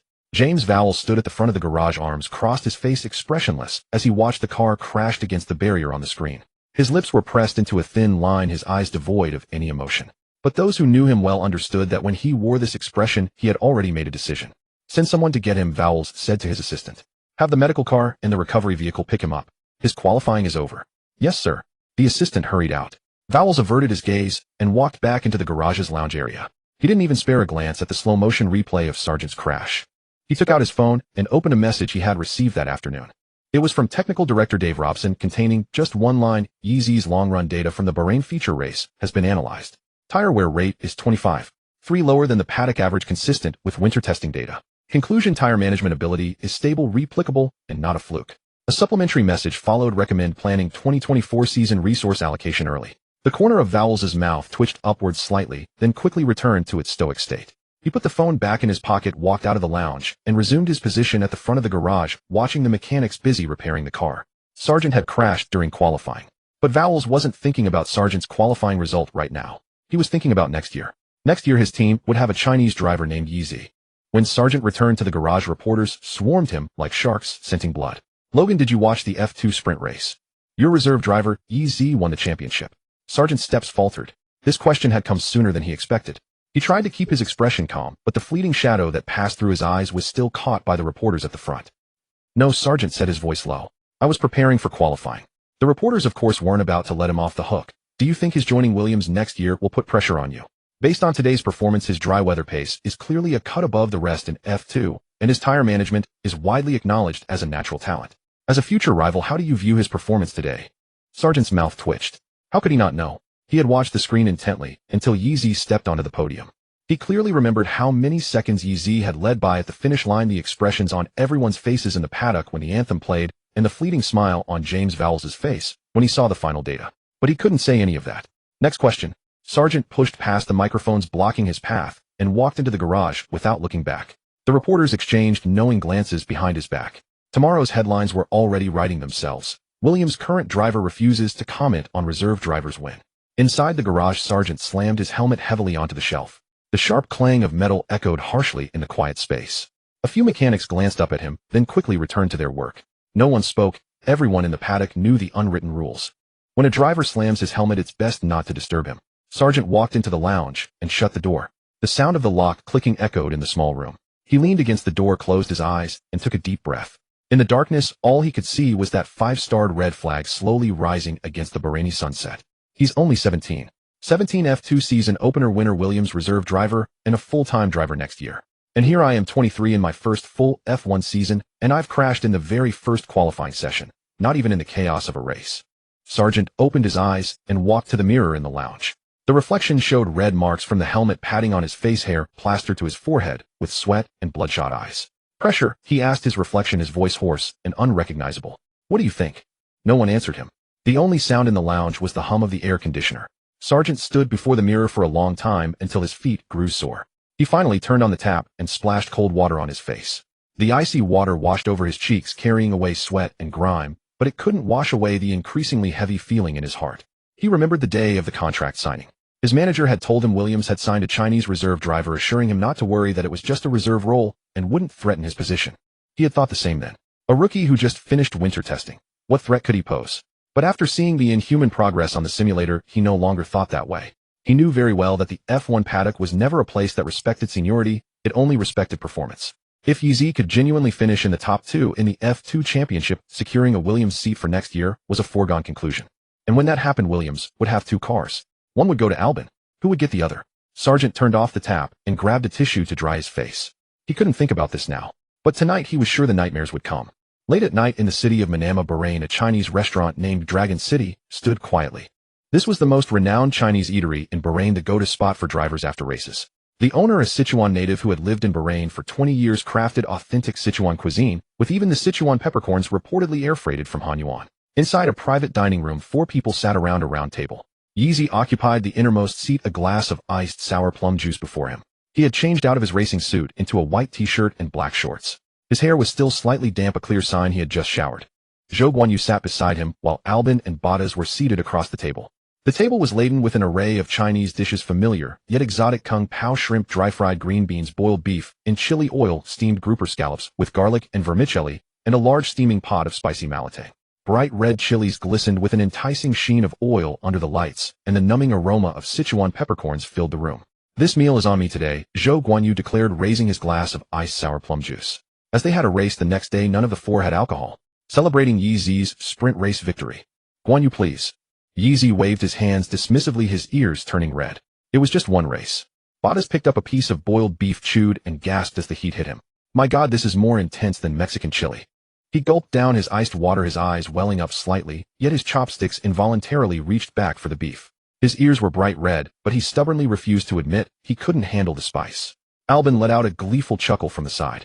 A Finn eating spicy food. That's a headline for the paddock. He expertly speared a kung pao shrimp with his fork. I think this is fine, sweet, not spicy at all. That's because you haven't hit the chilies buried at the bottom yet, Zhou Guanyu remarked. No sooner had he spoken than Albon's expression changed. He coughed twice, covering his mouth, and chugged his water. Watching Albon's flustered state, Yi Zi's eyes crinkled with laughter, forgetting his earlier embarrassment. He picked up his chopsticks and took a slice of lotus root from the malatang. The lotus root was sliced thin, thoroughly infused with chili oil, offering a satisfying crunch and a fiery kick. Delicious, he said, his eyes lighting up with contentment. He had been battling tasteless, bland, nutritional meals for a while now. Apart from the occasional burger he managed to wrangle, he had almost forgotten how thrilling the sensation of rich, spicy flavors could be. Of course, this is the most authentic and best Chinese restaurant in Bahrain, Zhou Guanyu said with a smile. Don't be shy, dig in. Yi Zi's chopsticks were already reaching for a fourth dish. He mumbled an acknowledgement, completely forgetting he had told Bottas earlier that he wasn't very hungry. Watching Yi Zi's rapid-fire chopstick skills, Bottas remarked in his Finnish-accented English. Yi Zi could definitely compete in an F1 eating contest. His chopstick speed alone would crush the competition. Good thing I didn't bring Tom tonight, or he'd definitely tattle, Yi Zi mumbled. Who's Tom? My trainer, Yi Zi said, grabbing another piece of beef. His diet plan is all boiled chicken breast and broccoli. No flavor at all, tastes like chewing on a rag. All trainers are the same, Bottas nodded in sympathy. Once I secretly ordered a creamy salmon soup. When my trainer found out, my training volume doubled the next day. Since then I hide behind the cold storage unit when I sneak snacks. Albon laughed. Doesn't that make you colder? It's fine, Finns aren't afraid of the cold. The whole table erupted in laughter. The conversation subtly drifted towards racing. Seriously, Bottas put down his chopsticks, looking at Yi Zi. In my decade plus in this sport, I've never seen tire management like yours. Did you train in the rain growing up? I've heard rain practice is tough on tires. Yi Zi paused, his chopsticks hovering over the steamed grouper. He thought about his dismal, wet race ability 28, and scratched his cheek sheepishly. I'm actually quite bad in the rain, Yi Zi said softly, like a student caught off guard. You might not have seen it in winter testing, but on the first day it rained I spun at turn 4 and qualified 15th. I saw that video. Bottas nodded, his expression serious. What I don't understand is how someone can push tires to their absolute limit on a dry track, but completely lose the grip threshold in the wet. Yi Zi thought for a moment. He couldn't mention the system, but he didn't want to lie to his new friends either. So he chose the answer closest to the truth. Because I never practiced in the rain as a kid, he said. My mom was worried about me getting hurt. Every time it rained, she'd pull me away from the track and take me shopping out to eat or to the movies. She said the tires were slippery and visibility was bad, that it was easy to crash. So all my wet weather experience comes from the simulator. But the simulator, it's still not quite the same as a real car. Bottas nodded thoughtfully. Then you just have to practice more. There are no shortcuts. In Formula racing there are no shortcuts. All talent must ultimately be realized through practice. Yi Zi nodded obediently, committing the words to memory. Albon, having finished his plate of shrimp, wiped his mouth with a tissue. He was surprised to find he had a particular fondness for sweets, wasn't keen on the spicy food, but had a soft spot for the kung pao shrimp and the garlic scallops. I'm done. Enjoy the rest of the meal. Albon stood up. Good luck in the main race tomorrow. Especially you, Yi Zi. The sprint proved your race pace. Hope you get another great result tomorrow. Thanks. Yi Zi looked up and smiled at him. Bottas also got up and left, leaving only Yi Zi and Zhou Guanyu in the private room. Zhou Guanyu stood, zipped up his jacket, and turned to Yi Zi, who was looking a bit dazed from the heavy meal. It's still early. Want to hit the internet cafe and play some CS? Yi Zi, who had been feeling drowsy, instantly perked up. Gaming was a major pillar of his life. He nodded eagerly. Okay, let me text my buddy. He should still be up gaming at this hour. You don't mind a 3-stack, right? No problem, the more the merrier. They walked along the street for a few minutes before arriving at a net cafe named OG. It was more luxurious than Yi Zi had imagined, its exterior covered in LED screens playing promotional videos for various games. As they pushed through the door, a blast of cold air hit them, mixed with the clatter of mechanical keyboards and the rumble of gaming chair wheels. Zhou Guanyu walked to the front desk with practiced ease, clearly not a first-timer here. He greeted the owner in English and booked the most soundproof private room. This room has great soundproofing, no one will bother you, the owner said, pointing to the 2 gaming pods inside. Drinks are free from the fridge on the house. Thanks, you're always too kind, Zhou Guanyu nodded appreciatively. The owner waved his hand and turned to leave, but not before stealing a glance at Yi Zi, his look seeming to confirm, is this the kid from the TV this afternoon? They each settled into a gaming pod. The plush seat and ambient lighting instantly gave Yi Zi a familiar feeling. He pulled out his phone and sent a WeChat message to Ma Xiaoyao. Yi Zi, get on, hurry up. Ma Xiaoyao replied instantly, coming. I've had my PC on for ages. Invite me. Yi Zi sent another, Guanyu is here too. Ma Xiaoyao, really? I heard from that streamer Xiao He that he's the first Chinese F1 driver. Does he game too? Yeezy, you watch the race. Ma Xiao Yao duh. My brother is on TV, how could I not watch? Even though I didn't understand the complicated rules at all, seeing you overtake like crazy still got me hyped. Yeezy looked at the screen and couldn't help but laugh. That was Ma Xiao Yao for you. He didn't understand F1 or F2, he just knew his brother was on TV and that was enough for him to watch. Zhou Guanyu, adjusting his mouse DPI nearby, noticed Yeezy grinning at his phone and curiously leaned over. That friend of yours? Yeah. Yeezy showed the screen to Zhou Guanyu.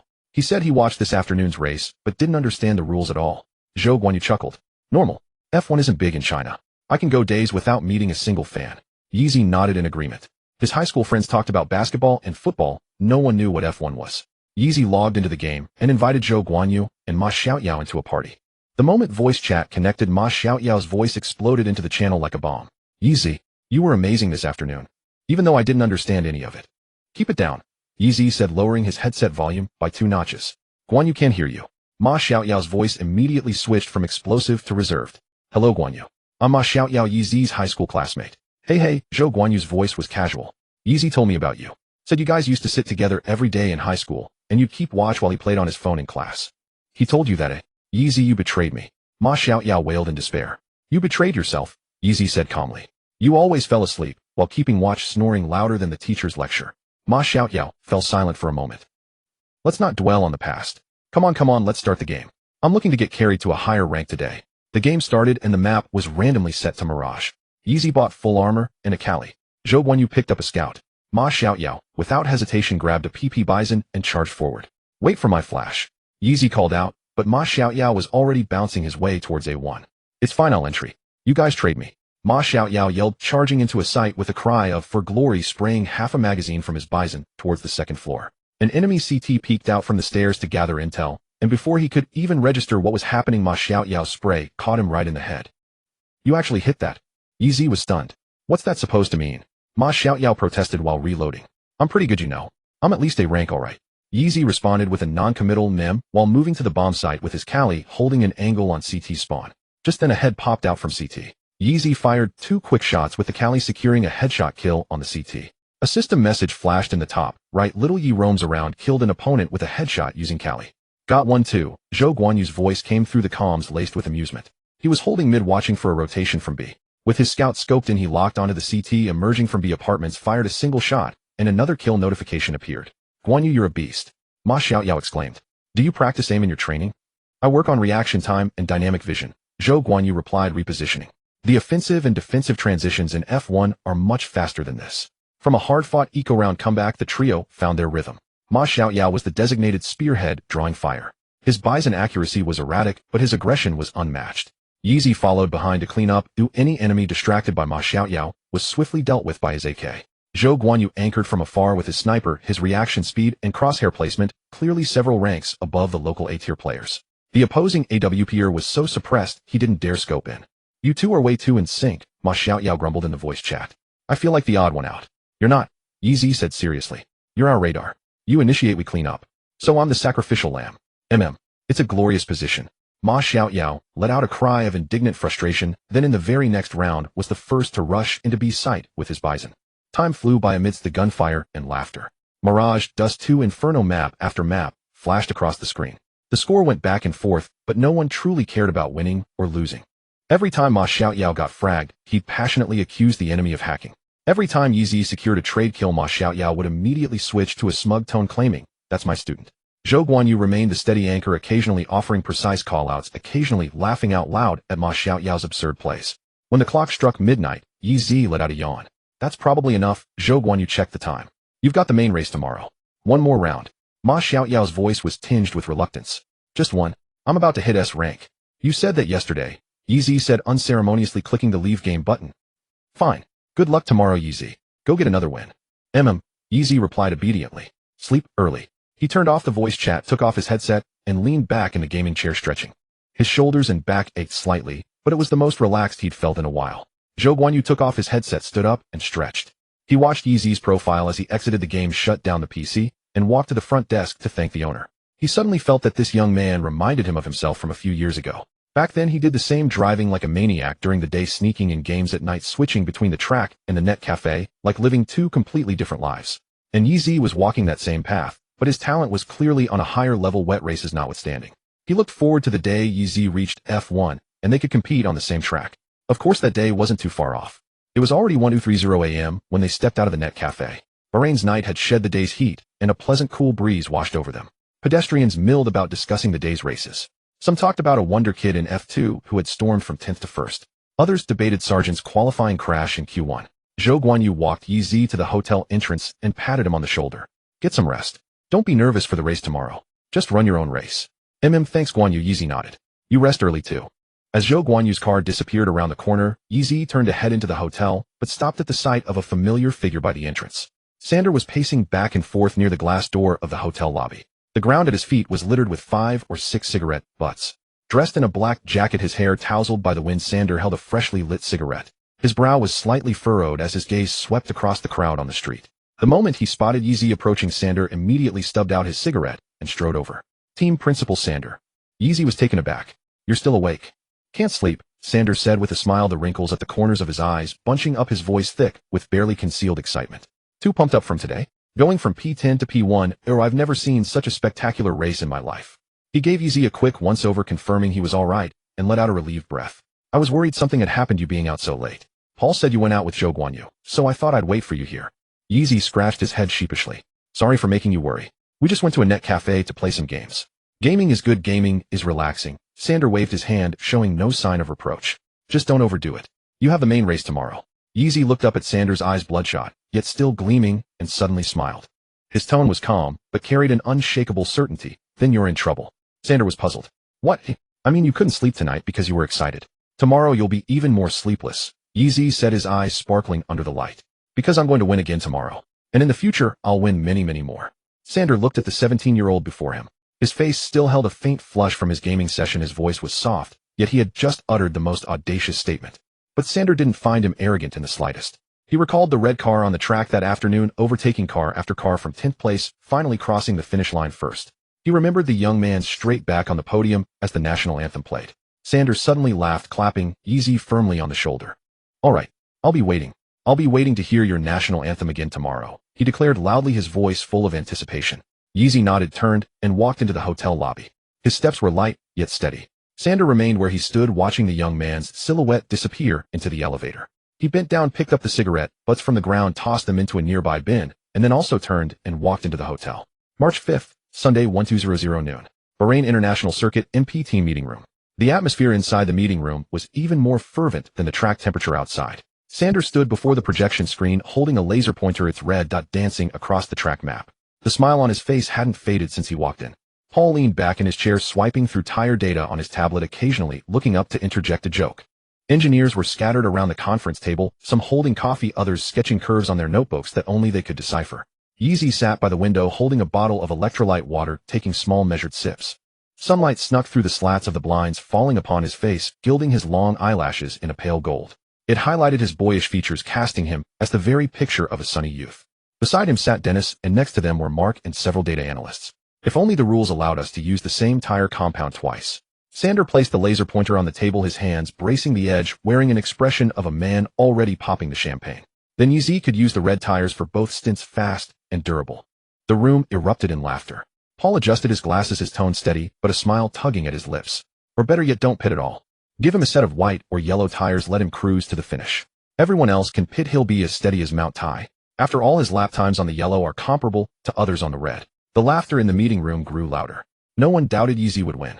In yesterday's sprint race, he'd started from 10th and overtaken his way to victory with clean, decisive moves, nothing like a rookie. Starting from pole today, the championship was in everyone's eyes, already in the bag. But one person wasn't laughing. Dennis Hauger looked down at the track map on the table, his fingers tapping lightly on the tire strategy column. His fingernails were cut short, making a faint tapping sound on the table. The laughter around him seemed to pass through a layer of water, reaching his ears as a muffled blur. It wasn't that he didn't want Yeezy to win. It was just that a thought had struck him. If Yeezy won again today, then in the eyes of the entire paddock, the MP team's second driver would no longer be seen as the Red Bull Junior team's top prospect. Even though he was the first driver, all eyes were on the second driver, Yeezy. All right, let's get down to business. Sander clapped his hands and the laughter in the room gradually subsided. Tire strategy. Dennis, you go first. Dennis's engineer stood up and put the data on the screen. Dennis raised his head, his expression returning to its usual calm. Starting from fifth, his goal was clear the podium. He was no longer chasing the impossible dream of victory. We've analyzed it. Dennis starts on the white tire, then switches to the red between laps 18 and 25. The white tire is stable in the early phase, allowing us to avoid the first lap chaos. Then with the red's grip advantage in the latter phase, we attack, aiming to close in on the cars ahead and fight for a podium, maybe even second. Dennis nodded. Sounds good. Your turn, Paul, Sanders said, turning to the technical director. Paul stood up and put Yeezy's tire strategy on the screen. The curve on the graph was so smooth it looked drawn with a ruler. There was a reassuring elegance in the data, a testament to Yeezy's tire management. A standard red-yellow one-stop. Start on the softs, aim to build a gap in the first few laps. Switch to the yellow, the medium, between laps 15 and 18 and run to the end. The red's speed advantage combined with the yellow's long-run stability makes this the optimal strategy for him. Yeezy stared at the screen, appearing lost in thought. He recalled the red tire's performance in yesterday's sprint race, and then the red-yellow one-stop from winter testing that had stunned the entire paddock. What if there's a virtual or full safety car? He asked casually. Paul paused. The room fell silent for a second. Then we adapt. Paul's tone was more cautious than before. If the safety car comes out early, it could disrupt the pit stop rhythm. Especially if it comes out just before your pit window, others might use the safety car to sneak in a cheap stop. Sander waved his hand, dismissively brushing these hypothetical worries aside. All right, don't overthink it. Stick to the plan. The win is ours. Yeezy didn't say much more. He didn't foresee any surprises either. After the briefing, the drivers went their separate ways. Yeezy found a quiet corner in the garage, leaning against a stack of tire warmers. He pulled out a double beef burger wrapped in foil from his pocket. The burger was still warm, the cheese stretched into a long gooey strand as he unwrapped the foil. He took a big bite, his cheeks puffing out, then fished out his buzzing phone. It was a message from Ma Xiaoyao. If you win today, remember to bring me back a Bahrain souvenir. Ma Xiaoyao's voice blasted from the phone, hoarse and excited from a night of gaming. I want something gold, something I can put on my computer desk. Okay, I'll bring you back 2 packets of local burger seasoning. Yeezy replied, his words muffled by the burger. Gold packaging. Fits your requirement. I meant trophy gold, not burger seasoning. Close enough. Both are gold. They're not the same. Yeezy chuckled, ready to retort, when his peripheral vision caught a familiar figure approaching. Sanders stood before him, arms crossed, looking down at the pole sitter who was crouched behind the tire rack, sneaking a burger. Yeezy looked up, a smudge of ketchup at the corner of his mouth, cheeks still full, a look of confusion in his eyes, wondering what Mr. Sander could want. He expected Sander to confiscate the burger, but Sander just stared at him for 3 seconds, then leaned against the tire rack and said in a casual conversational tone, "Aren't you afraid of the burger curse?" Yeezy was taken aback. What's the burger curse? A legend in the paddock. Sander's voice carried a hint of seasoned weariness.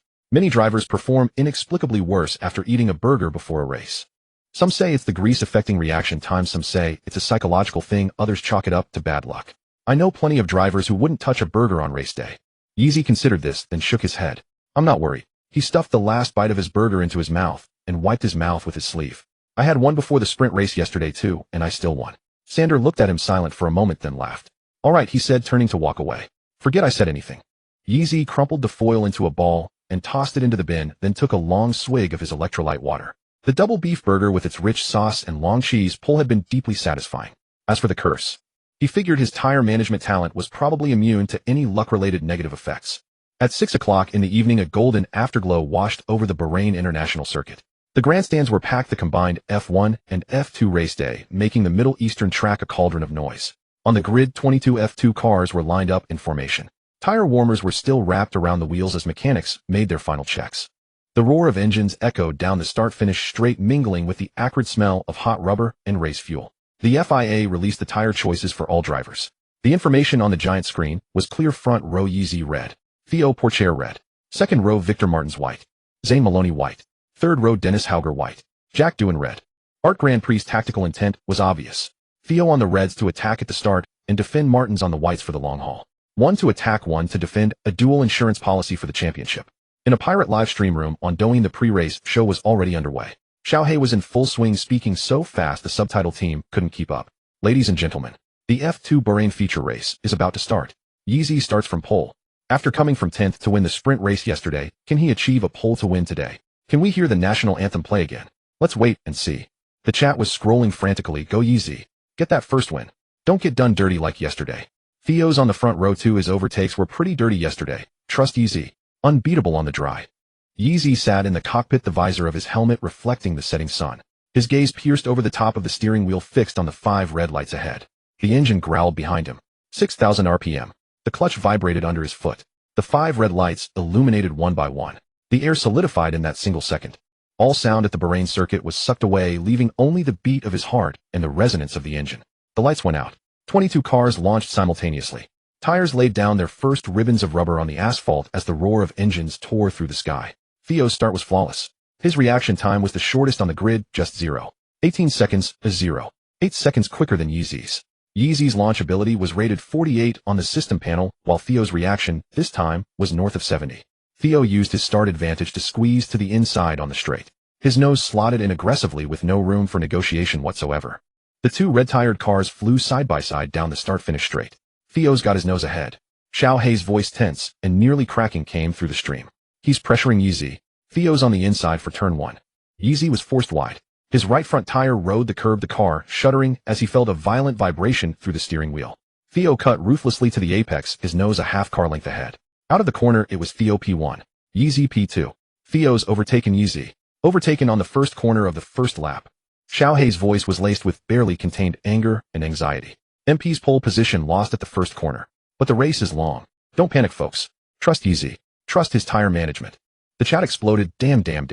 Theo's start was too strong. Stay steady, Yeezy. It's only lap 1, relax.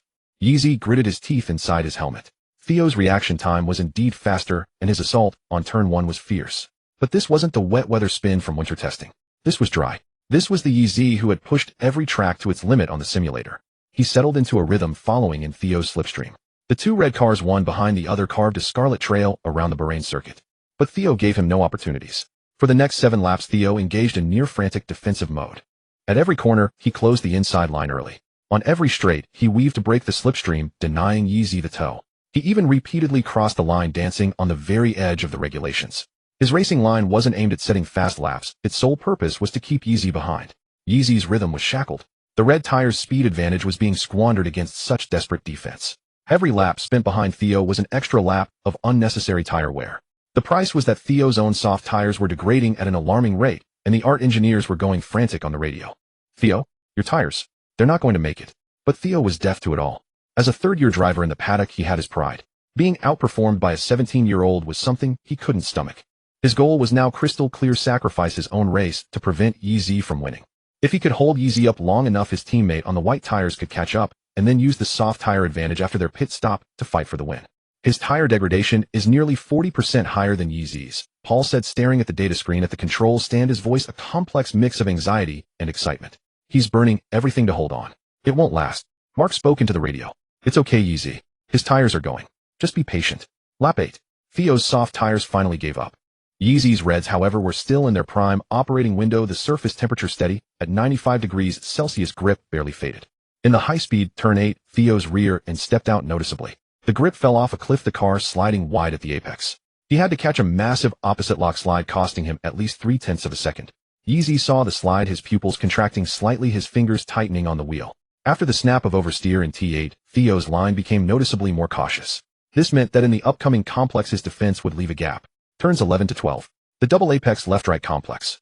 This was the most rhythm-critical section of the Bahrain circuit's second half. A left-hander immediately followed by a right-hander with no straight in between. Drivers needed to make a flawless transition between the exit of the first and the entry of the second.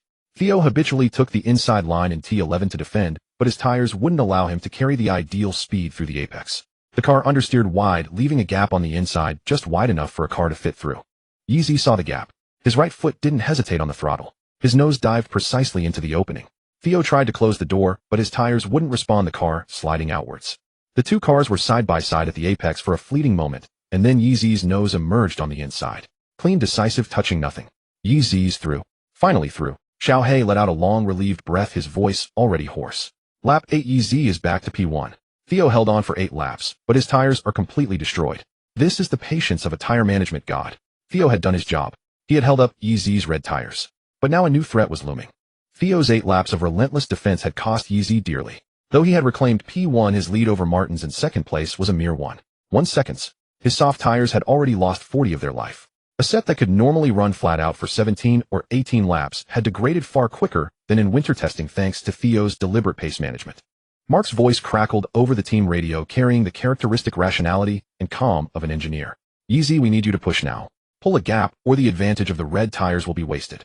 Martins behind you is on the white tires. He doesn't have your pace. Yeezy pressed the radio button. Copy. Over the next 9 laps, Yeezy stopped nursing his tires. He extracted every ounce of grip from the soft compound braking later, and getting on the throttle earlier out of corners, dancing on the razor's edge with every single lap. The steering wheel spun rapidly in his hands, the vibrations from the curbs transmitting through the seat into his spine. G-forces violently shoved him sideways through the turns, yet his grip on the wheel never wavered. Lap time data flashed across Paul's screen line by line, each one more exhilarating than the last. Lap 9 143. 4. Lap 10 143. 5. Lap 11 143. 8. Lap 12 143. 7. Martin's on the harder white tires was consistently lapping at around 145. 2. Yeezy was 1.5 seconds a lap quicker. 1.5 seconds might not seem like much, but lap after lap it compounded like a snowball rolling down a mountainside, growing ever larger. By the end of lap 12 the lead had grown to 5 seconds. Lap 14 8 seconds. Lap 16 11 seconds. It wasn't until lap 17 that Yeezy's soft tires finally began to cry out for mercy. Lap time started to show clear degradation, a 144. 6. The tread was worn thin, the rubber beginning to peel away, revealing the darker compound beneath. But by now he was a full 12 seconds ahead of Martins in second. 12 seconds was already a formidable advantage. The pit window is perfect now, Mark's voice came through the radio laced with barely contained excitement. Box this lap. Box. Yeezy guided his car into the pit lane. Before the pit lane speed limiter line, he precisely engaged the limiter, dropping the car to the regulated speed. The MP Racing crew were already in position around the pit box, pneumatic guns connected to their hoses, 4 pristine yellow medium tires neatly arranged beside the car's designated spot. The car came to a perfect stop. Both front and rear jacks lifted the car simultaneously. The pneumatic guns let out a sharp shriek. Front left front, right rear left rear right. Old tires were stripped off, new ones fitted, nuts, torque jacks dropped. 4. 6 seconds. Yeezy's foot hit the throttle, and the car surged back out of the pit lane. The yellow mediums gleamed warmly under the setting sun, the same compound as the set that had lasted 17 laps, without significant drop-off during winter testing. He emerged from the pits in 4th place. Ahead of him were Martins, Maloney, and Dennis, none of whom had pitted yet. All 3 had yet to complete their mandatory pit stops. Yeezy slotted in behind Dennis, 2 MP cars in a train with 2 cars from other teams sandwiched between them. And then, at turn 15, a plume of dust suddenly erupted from the runoff area. It was Brad Benavides running in 18th place. He had locked up in the high-speed corner, losing steering and spearing off into the gravel trap on the outside. Yellow flags were shown for that sector, and overtaking was prohibited for all drivers. His rear wheels were buried deep in Bahrain's soft sand, the engine still roaring, but the car was hopelessly beached like a sardine stranded on a shore. Benavides tried to reverse, but the wheels only dug deeper, sending sand flying higher. Then the yellow flags were upgraded. Race Control issued the command for a full-course virtual safety car. The VSC icon appeared on every driver's dashboard, framed by a flashing border. From this moment, the entire field was limited to 80 km/h, and overtaking was forbidden. Pitting during a VSC costs approximately 10 seconds less time than under normal racing conditions. Because everyone on track is limited to the same slow speed, while you leisurely change tires in the pit lane, the cars on track are also crawling. The time loss of a pit stop is drastically compressed. Martins, Maloney, and Dennis, the top 3 who hadn't pitted, made their decision instantly. Pit right now? The 3 cars filed into the pit lane. Martin stopped first, Maloney waited 2 seconds behind him, and Dennis was last. All 3 completed their tire changes in sequence, fitting brand new red soft tires, and then exited the pit lane, rejoining the track under the speed limit. They all chose the fastest soft compound for a final sprint, gambling that the Reds could survive the remaining 12 laps. After all, the absolute life limit of the red tire at Bahrain is around 15 laps. By the time they rejoined, the VSC was still in effect. They slotted into the traffic stream at the reduced speed, each losing only a single position. And their cars were now shod with brand new peak grip red soft tires, the most aggressive weapon possible for the final dozen laps of the race. Yeezy, having just fitted the mediums, couldn't possibly pit again. He was now the only driver on track facing a pack of cars on fresh softs, while running the harder medium compound. Benavides' car was finally pushed free of the sand by the track marshals and wheeled back towards the pits. The VSC signal flashed on everyone's dashboards a few times, then went out. The orange VSC text disappeared, replaced by the normal racing signal. Racing resumed. The new running order appeared on the big screens. P1, Yeezy yellow, 1 lap old. P2, Martins new red. P3, Maloney new red. P4, Dennis new red. Back on the pit wall, Sanders slammed his fist onto the desk. The coffee cup jumped, spilling dark liquid across the tabletop, spreading along the edge of the track map. Paul's eye twitched, but he said nothing. 1 lap. Just 1 lap. Sanders' face was flushed red, his voice hoarse. Damn VSC. If Yeezy had pitted a lap later, he could have swapped the yellows for reds. Now he's on the yellows against 3 brand new reds. How is he supposed to defend for the next dozen laps? Paul remained silent beside him. His fingers swiped rapidly across his tablet, pulling up various data models, but every model gave the same brutal answer: yellow versus new red is 0, 5 to 0, 6 seconds slower per lap. At that rate, Martins would be within DRS range of Yeezy within 2 laps, ready to attack. But there was only one thing they could do now: trust Yeezy. And there were still 12 laps remaining. Mark pressed the radio button, his voice laced with apology, a tone no engineer ever wants to use with their driver. Sorry Yeezy, we misjudged the timing. The VSC was completely out of our plan. Now it's your yellows against their new reds. It's going to be incredibly tough from here. But we need you to defend with everything you've got. There was a second of silence on the radio. Then Yeezy's voice came through. Calm. Steady. No fluctuation at all. Identical to the tone he'd used to say copy earlier. It's fine. It's not something you could have predicted, he said. I'll block Martin's attacks with everything I have. Mark was stunned for a moment. He had prepared a whole speech of comfort and explanation, but Yeezy had absorbed it all with a single sentence. This 17-year-old sounded calmer than he, a professional engineer, felt. Yeezy glanced in his mirrors. Martin's car was 1.5 seconds behind the red nose of the art machine, glaring aggressively in the setting sun. Martin's new reds were 0.6 seconds a lap faster than his yellows, and the gap was shrinking at a visible rate. Yeezy took a deep breath and tightened his grip on the wheel. Red tires or yellow tires. Defending was something he'd done his whole life. He knew how to position himself where the opponent was most uncomfortable. He knew how to leave the car behind with nowhere to go, all within the rules. On lap 20, Benavides' car was completely cleared from the track. The VSC signal flashed on everyone's dashboards a few times, then went out. The orange VSC text disappeared, and the race returned to full speed. Yeezy's gaze swept to the mirrors. Martin's car was 1.5 seconds behind. The red liveried art machine gleamed with a predatory sheen under the Bahraini sunset. The fresh, soft tires still held the warm, supple texture from the tire blankets, a symbol of immense grip. For the next 12 laps, he possessed the ultimate weapon. The gap was closing by 0.6 seconds a lap. Yeezy's fingers tightened slightly on the steering wheel. His defensive skill rating was 69, higher than most drivers on the F2 grid. Since childhood, his greatest strength had been using the least amount of tire to hold off the fastest car behind. His 2 car was shod with a set of yellow mediums that had just 1 lap on them.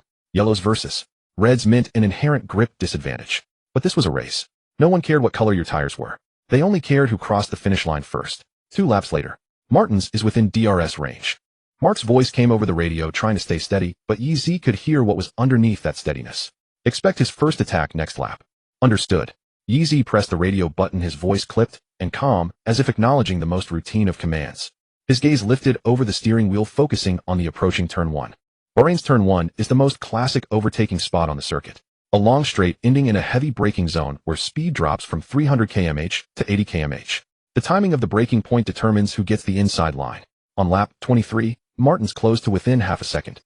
Martins, a second-year driver for Art, last year's F3 vice-champion, had an overtaking style completely different from Theo's. Theo was a gambler, aggressive and brutal. Martins was a surgeon, precise and calculating. He wouldn't go all in on the first attack. Instead, he'd spend a lap probing his opponent's defensive habits. The DRS zone opened. Martin's front wing suddenly darted to the left at the end of the straight, a probing dummy move. He was watching Yeezy's reaction. Would this 17-year-old Chinese kid panic? Would he close the door too early? Would he crack under pressure? Yeezy didn't panic. He saw the red car shadow dart to the inside in his mirror. Then his steering wheel moved. Not a big defensive block, but an incredibly subtle adjustment of less than half a meter. He shifted his line from the middle of the track to 1/3 from the inside, just enough to slam the door on Martin's inside overtaking window, but without completely committing to the outside possibility. It was a trap. If Martins committed to the inside, his entry angle would be horribly compromised and his exit speed would suffer terribly. If he switched to the outside at the last moment, his entry speed would be too high, risking running off track. This position, Sander had seen it countless times on the simulator. Paul had highlighted it countless times in his data analysis. This was Yeezy's signature defensive move, forcing his opponent into an impossible dilemma. Martins chose the outside line. He had absolute confidence in the grip of his new reds, believing he could use the speed advantage of the outside line to complete the pass, a move that had worked flawlessly for him in F3 last year. His new reds displayed terrifying lateral grip at that moment. The right front tire bit into the outside curb, carving a wider arc through the corner than Yeezy's. The 2 cars ran side by side through the corner. Tires screeched in protest against the curbs. The roar of the engines thundered around the turn 1 grandstands. Martins is on the outside. He's trying to go around the outside. Xiaohei's voice was already cracking with excitement, the pace of his commentary like a boxing match. Yeezy on the inside, no. Yeezy isn't holding the inside. He's taking a tighter line on the exit. At the corner exit, Yeezy's right foot made an incredibly precise movement on the throttle pedal. Instead of the usual linear throttle application, he jabbed the throttle to about 70, causing the rear to step out slightly. Using that subtle change in car angle, he aimed the nose at the shortest path down the following straight, then floored it. This cost him roughly a tenth of a second on the exit, but on the subsequent acceleration phase his car was perfectly positioned in the middle of the track. Martin's, having taken the wider line around the outside, had more speed, but his route was longer. The two factors canceled out. By the time they hit the straight, Martin's front wing was only level with Yeezy's rear wheel. Then Yeezy's steering wheel moved again, to the right. An incredibly small adjustment, so subtle that only a driver of Martin's caliber would even notice it. That movement shifted the two car about 30 centimeters to the right. 30 centimeters, just enough to compress the remaining track width into a space that sent a chill down Martin's spine. His left side tires were already riding the white line. Less than 20 centimeters further out was the artificial grass of the runoff. He had two choices: one, stand on the throttle and force the issue. But there wasn't enough room on the left. His front left would hit the artificial grass, grip would drop to zero, and the rear would step out. 2. Back off, slot back into the DRS zone behind Yeezy and wait for another opportunity. Martin's right foot froze over the throttle pedal. He could feel his heartbeat thumping against his race suit. After a third of a second of deliberation, he lifted off the throttle. The red car slotted back behind the blue one. Martin's backed off. He backed off. Xiao Hei's voice exploded across the broadcast, filled with disbelief and excitement. Yeezy on the yellow tires has held off Martin's on the new reds. At turn 1, by violently compressing the space, he forced Martin's to back down. The chat flooded like a dam had broken. Oh my god, that line. Is Yeezy a ghost with that exit angle? Martin's, how can I not pass? Tire saver should be renamed Defense God. I'm speechless. Yellow holding off red. Back at the MP Racing pit wall, Sanders' clenched fist was still tight. His eyes were glued to the gap data between the two cars on the screen. 0.5 seconds. Paul stood beside him, tablet in hand, knuckles white. He held him off, Paul said quietly. 9 laps to go. Sanders' lips barely moved. Lap 23. Martin's tried again, this time launching an attack from the outside line at turn 4, a high-speed corner. Yeezy had already sealed off the racing line. His steering wheel remained perfectly still through the corner, his trajectory, so precise it seemed traced by a laser, leaving Martin's no gap to exploit. Martin's was forced to lift off the throttle, and the gap stretched back to 0.6 of a second. Lap 24. Martin's changed his strategy. He stopped trying to complete an overtake within a single lap, and instead began applying pressure at the same point every lap, attempting to force Yeezy into a mistake through relentless attack. He lunged at turn 1, probed at turn 4, and lunged again at turn 11. Each move forced Yeezy into a defensive response, each one wearing down Yeezy's tires while simultaneously taxing his own. But Yeezy did not err. His defensive moves were as precise as a pre-written program. The exact steering angle, the precise throttle input, the chosen line, the point where he shut the door. Every decision was made in fractions of a second, clean and decisive, without any wasted motion. This wasn't luck. This was instinct etched into his bones from countless defensive practice sessions on the simulator. On lap 25, Yeezy's lap times remained stable, hovering around 1:44.0. Everyone was stunned. Everyone in the paddock knew Yeezy was good at managing tires, but maintaining this consistency on the yellow tires against Martin's relentless pressure on fresh reds defied all the engineers' predictive models. At the ARC team's control console, Martin's engineer watched the nearly flat tire wear curve on the screen, sweat beading on his brow and trickling down his brow bone. He had calculated the best-case scenario: Yeezy's high-intensity tire-destroying defense would begin to degrade by lap 25. That was the final attack window left for Martin's. But Yeezy's lap time wasn't dropping, it was actually a tenth faster than it was on lap 20. His tires aren't degrading. Martin's engineer said this with a voice filled with a sort of religious awe. Red against yellow, the normal degradation curve should be. But he's not degrading. Lap 27. Martin's launched his most ferocious attack of the entire race. This time he lunged directly from the DRS zone on the main straight, shoving his nose inside Yeezy before the braking zone. This was no longer a probe. This was a genuine, hard-fought battle. The two cars entered turn 1 side by side, Martin's on the inside, Yeezy on the outside. Martin's right front wheel rode the curb, the car vibrating violently, his teeth grinding audibly inside his helmet. He couldn't lift this time. His engineer had told him the tires were beginning to show signs of degradation. At most he could hold on for another 3 laps before grip fell off a cliff. Through the corner they remained side by side. Exiting the corner, still side by side. On the straight, Yeezy on the outside had a shorter exit path, and his nose edged ahead during acceleration. Martin's was forced towards the track edge again, but he refused to lift this time. He steeled himself, slammed the throttle, and the two cars flew side by side down the straight, the engine screamed deafening. Then Yeezy's steering wheel twitched slightly. The same motion, the same 30 centimeters. Martin's car was pushed to the white line, and the moment his left front wheel touched the artificial grass, grip vanished. The rear stepped out. He wrestled the wheel wildly to catch it. The good news, he saved it. The bad news, he lost nearly 0.3 of a second. And there was worse news. A plume of white smoke billowed from his tires as their life plummeted. By the time he stabilized the car, Yeezy was already 0.8 of a second ahead. He held on. He held on again. Xiao Hei's voice was completely hoarse, as if he was squeezing the sound from the last bit of his throat. This was Martin's closest attempt. He was alongside Yeezy through the entire first corner, but Yeezy Yeezy's exit line is always half a meter shorter. This is the difference between a genius and a normal person. It's that half meter. The chat wasn't just scrolling anymore, it was writing dissertations. Someone broke down every defensive move into slow motion replays. Someone else was comparing Pourchaire's and Martin's overtaking attempts from winter testing, and another simply typed, Williams should be watching this live right now. Do you know who you've signed? Williams was indeed watching. Inside the Williams garage, James Vowles and several senior engineers were gathered around a large screen. The screen wasn't showing F1 qualifying replays, it was showing the live feed of the F2 Bahrain feature race. He held on. Technical director Dave Robson's voice was quiet, almost as if talking to himself. Yellow against red, 7 consecutive laps of relentless attacking pressure, and he's continuously repelled Martins within the rules. There's no risk of a penalty in any of Yeezy's defensive moves, every single one is within the white lines. This kid's racing intelligence is nothing like a 17-year-old's. Vowles said nothing. He just stared at the red liveried car on the screen. It was an MP Motorsport car, but in his eyes it was already a Williams. Lap 30. 2 laps remaining. Martin's tires were finally degrading irreversibly. After 10 laps of pushing to the absolute limit, the grip curve of the new red tires was plummeting.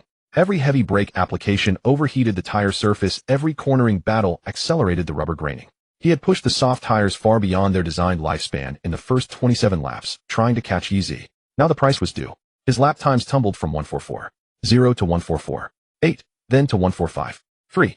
The mental collapse arrived even before the tire degradation. In the latter part of lap 30, Martins noticed the steering feedback growing numb. It was understeer caused by overheating tires, the nose pushing wide in high-speed corners, forcing him to lift off the throttle.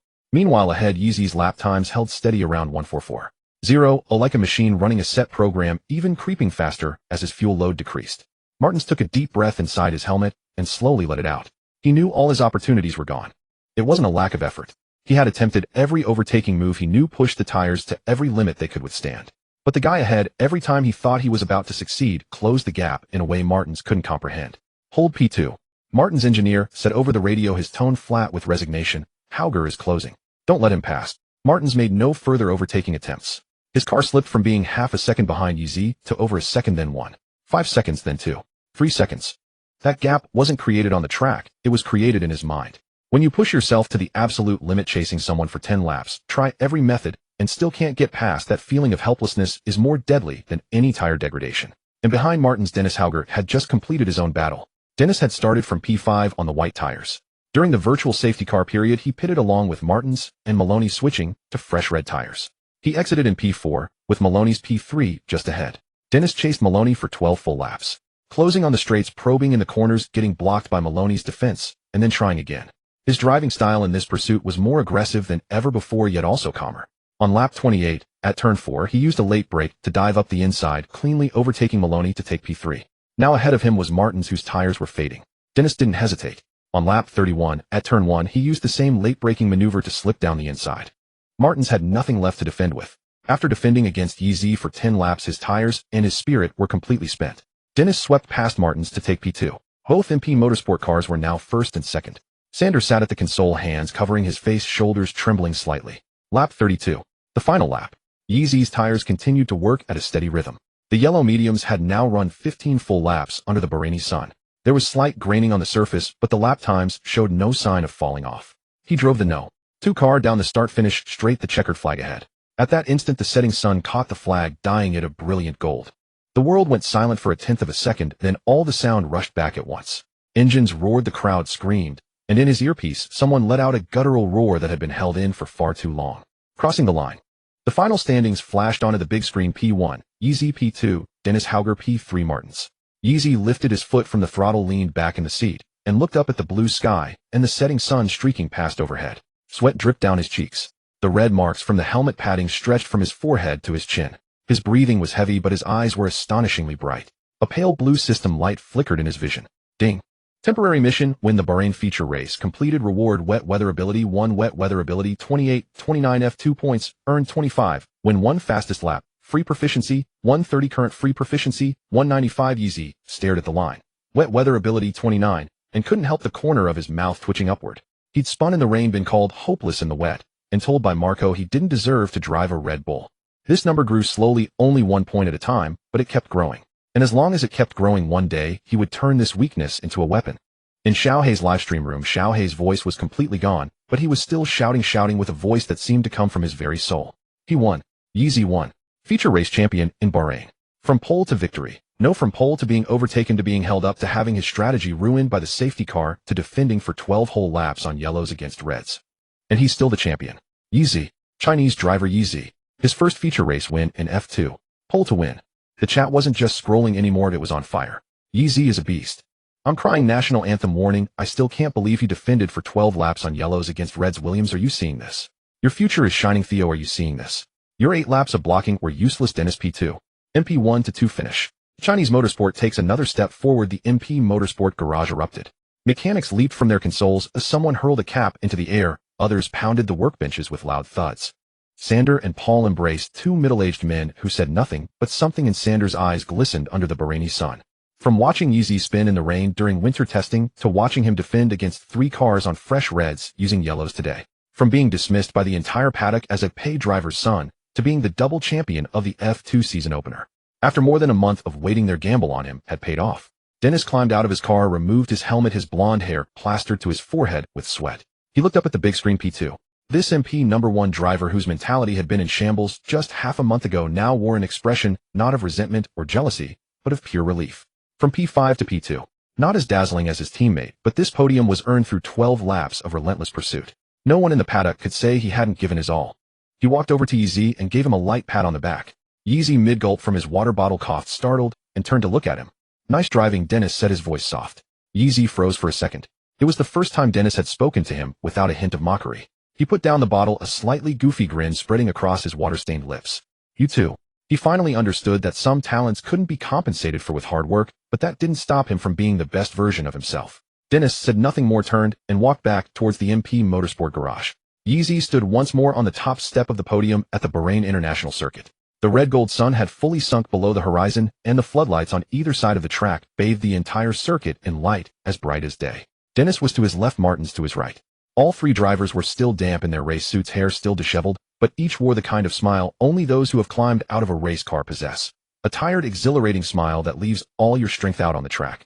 The national anthem of the People's Republic of China once again echoed over the Bahrain International Circuit, the powerful brass notes seeming to surge up from the depths of the Persian Gulf, reverberating in every corner of the paddock. The 5-starred red flag snapped in the night breeze, its red fabric illuminated by the lights like a flame burning in the night sky. Yeezy straightened his back, his gaze fixed firmly on the flag. He had told himself yesterday that he would stand here again today, that he would make the anthem play once more. And he had done it. When the trophy was presented, Yeezy reached out with both hands to accept it. The Crystal Champions trophy refracted dazzling light under the lamps, feeling much heavier than the sprint race trophy he'd won the day before. He held the trophy against his chest and glanced down. The base was inscribed Bahrain International Circuit, feature race winner, Ziyi. Mark had said he could strike any pose for the photos after winning. Yeezy thought for a moment, then holding the trophy raised 2 fingers towards the camera in a peace sign, a Yi sign matching his name. The entire circuit burst into laughter. The members of the grid club laughed and shook their heads, the spectators in the stands laughed and whistled, and the photographers furiously clicked their shutters, a sea of camera flashes illuminating the night. Yeezy heard the laughter, gave a sheepish shrug, and raised the trophy a little higher, hiding half his face behind it. After the race, the MP team prepared ice baths for their 2 drivers to soothe their aching muscles. In a small room, 2 massive blue tubs brimmed with ice and freezing water, exuding a biting chill. Sander led the pair to the door and gave their shoulders an encouraging pat. 15 minutes in there will do you good. I'll wait outside. With that, he turned and left, closing the door behind him. The room fell quiet, leaving only Yeezy and Dennis. Dennis, a seasoned veteran, was no stranger to ice baths. He swiftly stripped off his racing suit and fireproof underwear down to his boxers, took a deep breath, and stepped into the tub. The bone-chilling cold surged through him, instantly provoking a shiver, but he acclimated quickly. Leaning against the tub's edge, he eyed Yeezy, who remained stationary. A childish thought crossed his mind. As a European, he'd always been confident in his physique. He'd heard Asians typically weren't as well built. Curious to see how this Chinese kid measured up, he crossed his arms, adopting a relaxed posture, and waited for Yeezy to show his discomfort. Yeezy, looking at the icy water, decided not to hesitate. He shed his fireproof suit and trousers. Dennis's smug smile instantly froze on his face. He stared at Yeezy's defined muscles and the conspicuously larger outline of his underwear, his own confidence deflating. Silently, he reached out and pulled the curtain between the two tubs closed. Out of sight, out of mind. Yeezy, oblivious to Dennis's action, took a deep breath and stepped into the tub. A sharp hiss escaped him as the biting cold shot from his feet to his head, even more intense than the base's cryo chamber. He couldn't suppress a violent shudder, his teeth chattering. "This is freezing," he muttered under his breath. From the other side of the curtain, Dennis's muffled voice came, "You'll get used to it." Silence descended upon the room, broken only by the faint sound of melting ice. Outside the Bahraini night sky glittered with stars. Yeezy leaned back against the tub's wall, closing his eyes. It had been an exhausting day. The high-intensity 32-lap race and the 10-lap defensive masterclass had nearly drained every ounce of his strength. Yet his heart swelled with an unprecedented sense of fulfillment. 2 victories. 39 points. The national anthem played twice. This is just the beginning, he thought to himself. There will be more championships to come. More occasions to hear the national anthem resonate in foreign lands. The cold from the ice bath gradually seeped into his body, soothing his aching muscles. A smile involuntarily curved Yeezy's lips. After the ice bath, as he changed and stepped out of the small room, he spotted a familiar figure standing by the MP team's garage entrance. James Vowles, clad in Williams' blue team gear and holding a bottle of water, was waving at him with a smile. Congratulations on the double win." Vowles walked over and gave his shoulder a firm, proud pat. "Holding off those soft tires for 12 laps on hards, I was stunned watching from the Williams garage." "Thank you, Mr. Vowles," Yeezy replied, scratching his head sheepishly. "Come on, let's head to the Williams garage." Vowles gestured towards the end of the pit lane. "The F1 race is about to start. Get familiar with the environment. This is where you'll be working next year." Yeezy nodded and began to follow, but Sanders' voice called out from behind. "Yee, remember to come back for the celebration dinner. I've saved you 10 burgers." "Got it." Yeezy waved back, without turning, continuing to follow Vowles towards the F1 paddock. Passing through the corridor linking F2 and F1, the atmosphere shifted palpably. The garages of various teams were brightly lit with mechanics wheeling tire racks through the passageway. The air smelled of high-octane fuel and hot melting rubber. Walking behind Vowles, Yeezy could feel the low-frequency vibrations of idling F1 engines through the concrete floor. The Williams garage was twice the size of the MP teams. Engineers filled the consoles, each facing at least 3 glowing screens. Data streams danced across the black backgrounds, a language only they could decipher. Photos of Albon and Sargent adorned the walls, their blue and white FW45s gleaming under the harsh lights. Vowles led Yeezy to a prime viewing spot beside the main console, offering a clear view of all the screens without obstructing the engineers. Yeezy stood there, his gaze sweeping over the data: lap times, tire temperatures, brake balance, ERS charge. Each number represented the breath and heartbeat of the 2 Williams cars on track. "This will be your spot next year," Vowles stated, his tone matter of fact, as if announcing a date already on the calendar. Yeezy remained silent, quietly observing the screens. He noticed the lap time comparison in the corner. Albon's times were consistently around 1:31, while Sargent's fluctuated slightly each lap, like an irregular heartbeat on an ECG. At precisely 7:00 p.m., the Bahrain Grand Prix commenced. From the moment the 5 red lights went out, Verstappen and Perez of Red Bull displayed suffocating dominance, launching off the grid like rockets in their signature livery. They had already pulled a gap by the first corner, and for the remaining 57 laps, no one could challenge them. Midway through the race, the broadcast cut to the Williams garage. The screen showed Vowles leaning over to speak with Yeezy, who listened intently, nodding occasionally. The camera lingered on him far longer than on the average spectator, a clear sign the director knew who he was. In the studio of China's WSS, commentator Bing's voice reached millions of viewers. "The young man you see here is our Chinese F2 prospect Yeezy. This afternoon he just won the F2 Bahrain feature race, remarkably holding off soft tires for a full 12 laps on hards. A truly impressive performance. He will join the Williams team next year as a full-time F1 driver. His potential is limitless." At the same moment, in a penthouse apartment in Shanghai's Thompson Riviera, Yeezy's father was lounging on the sofa, watching the live F1 broadcast on a massive screen. He was just raising a cup of tea when his son's face appeared on the TV. His hand jerked, spilling half the tea onto his lap. Ignoring the spill, he fumbled for his phone and began typing furiously. "Son, you're on TV. Son, get Leclerc's autograph for me later." Yeezy's phone buzzed incessantly in his pocket. He pulled it out to find a string of unread messages from his dad, the last one ending with 3 exclamation marks. A smile touched his lips. Just as he started to type, "Okay," a guttural scream erupted from his earpiece. "No, no, no, no." Yeezy's head snapped up. On the giant screen, Leclerc's scarlet Ferrari was slowing to a halt at the trackside, thick white smoke billowing from its rear. An engine failure. The heart of an F1 car had stopped beating on lap 41. Leclerc's anguished roar over the team radio echoed through the paddock, a sound of pure rage, despair, and frustration that sent a chill down the spine. The VSC virtual safety car icon appeared on all the cars' dashboards. For the second time today, the virtual safety car had been deployed. For Yeezy, this orange sign had appeared too many times already. Yeezy glanced down at his father's autograph request on his phone, then looked back up at the screen to see Leclerc climbing out of his car and kicking the rear wheel in frustration. He typed a reply and sent it. "Maybe not, Dad. Leclerc is probably pretty upset right now. I don't think he'd be up for signing." On lap 50, the atmosphere in the Williams garage turned icy. Sargent's FW45 lost rear grip on the exit of turn 4, the rear sliding wide, and slamming the right rear wheel heavily into the barrier. Carbon fiber fragments flew like snowflakes as the car carved a long arc through the gravel trap before coming to a halt. On the Williams garage screen, Sargent's car status flickered from green to red. Several engineers at the console bowed their heads in silence. One removed his headset and placed it gently on the desk. Vowell, standing next to Yeezy, pressed his lips into a thin line, saying nothing. When Sargent returned to the garage, his helmet tucked under his arm, his race suit soaked with sweat across the front. He paused at the entrance, his gaze sweeping over the console before landing on Yeezy, standing beside Vowell's.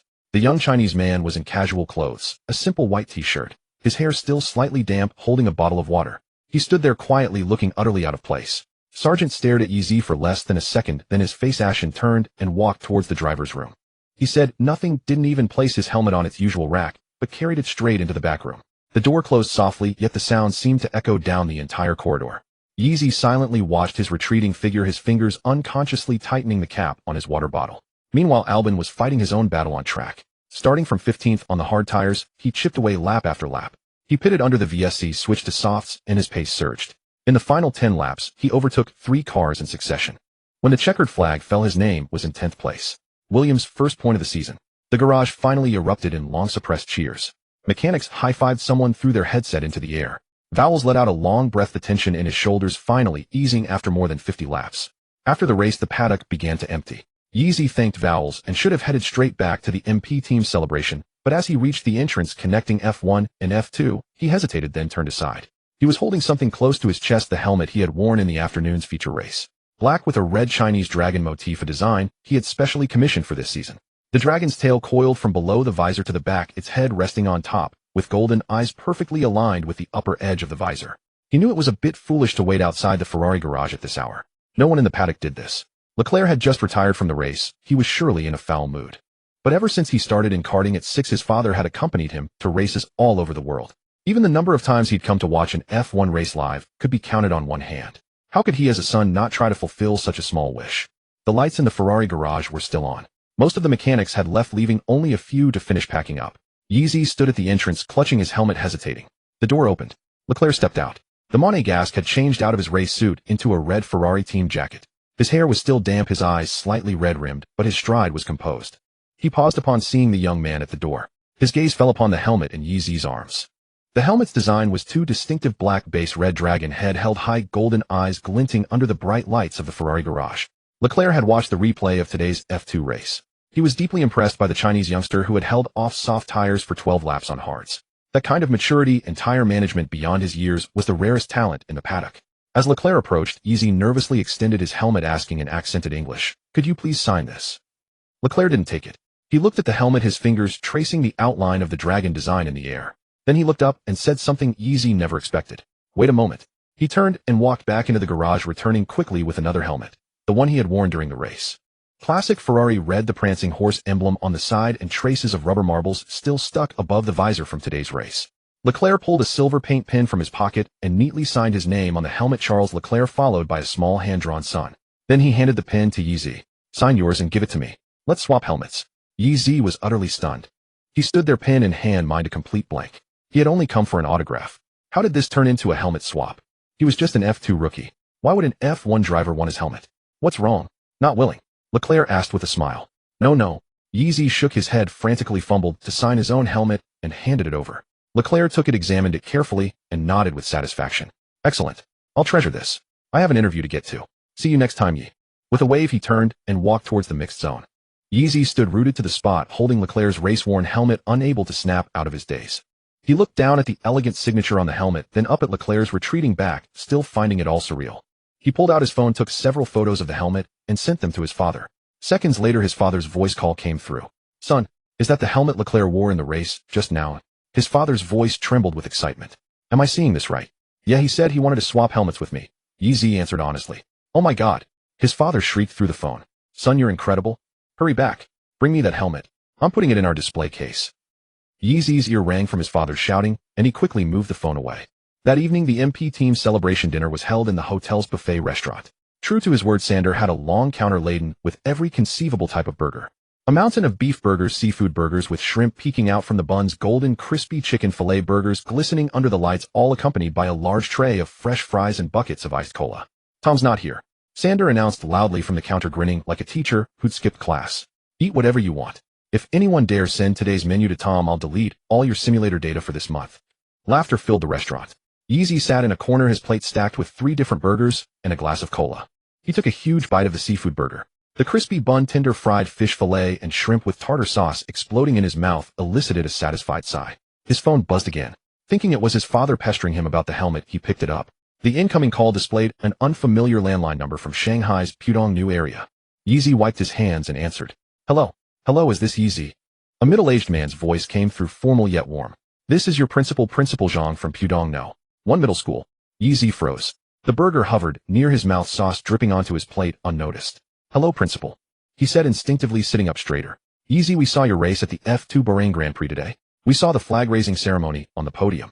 Principal Zhang's voice carried the warmth of an elder. The school is very proud of you. I'm calling to ask if you'd be willing to donate one of your trophies to the school. We'll put it in the school's Hall of Fame display case alongside those of your predecessors to inspire the younger students. Yeezy knew that display case. It was in the main lobby of the school's teaching building, with glass polished to a gleam and lighting more meticulous than in museums. Inside were various trophies, gold medals from district math Olympiads, awards from national writing competitions, and even a bronze medal from the Asian Games donated by an alumna who had graduated over a decade ago. He used to pass by and always take a second look, feeling that row of trophies was glowing. Now his own trophy would be placed there too. That's fine. Yeezy's voice trembled slightly, but he tried to keep it steady. I have 2 trophies. The big one for the feature race win, and a smaller one for the sprint race.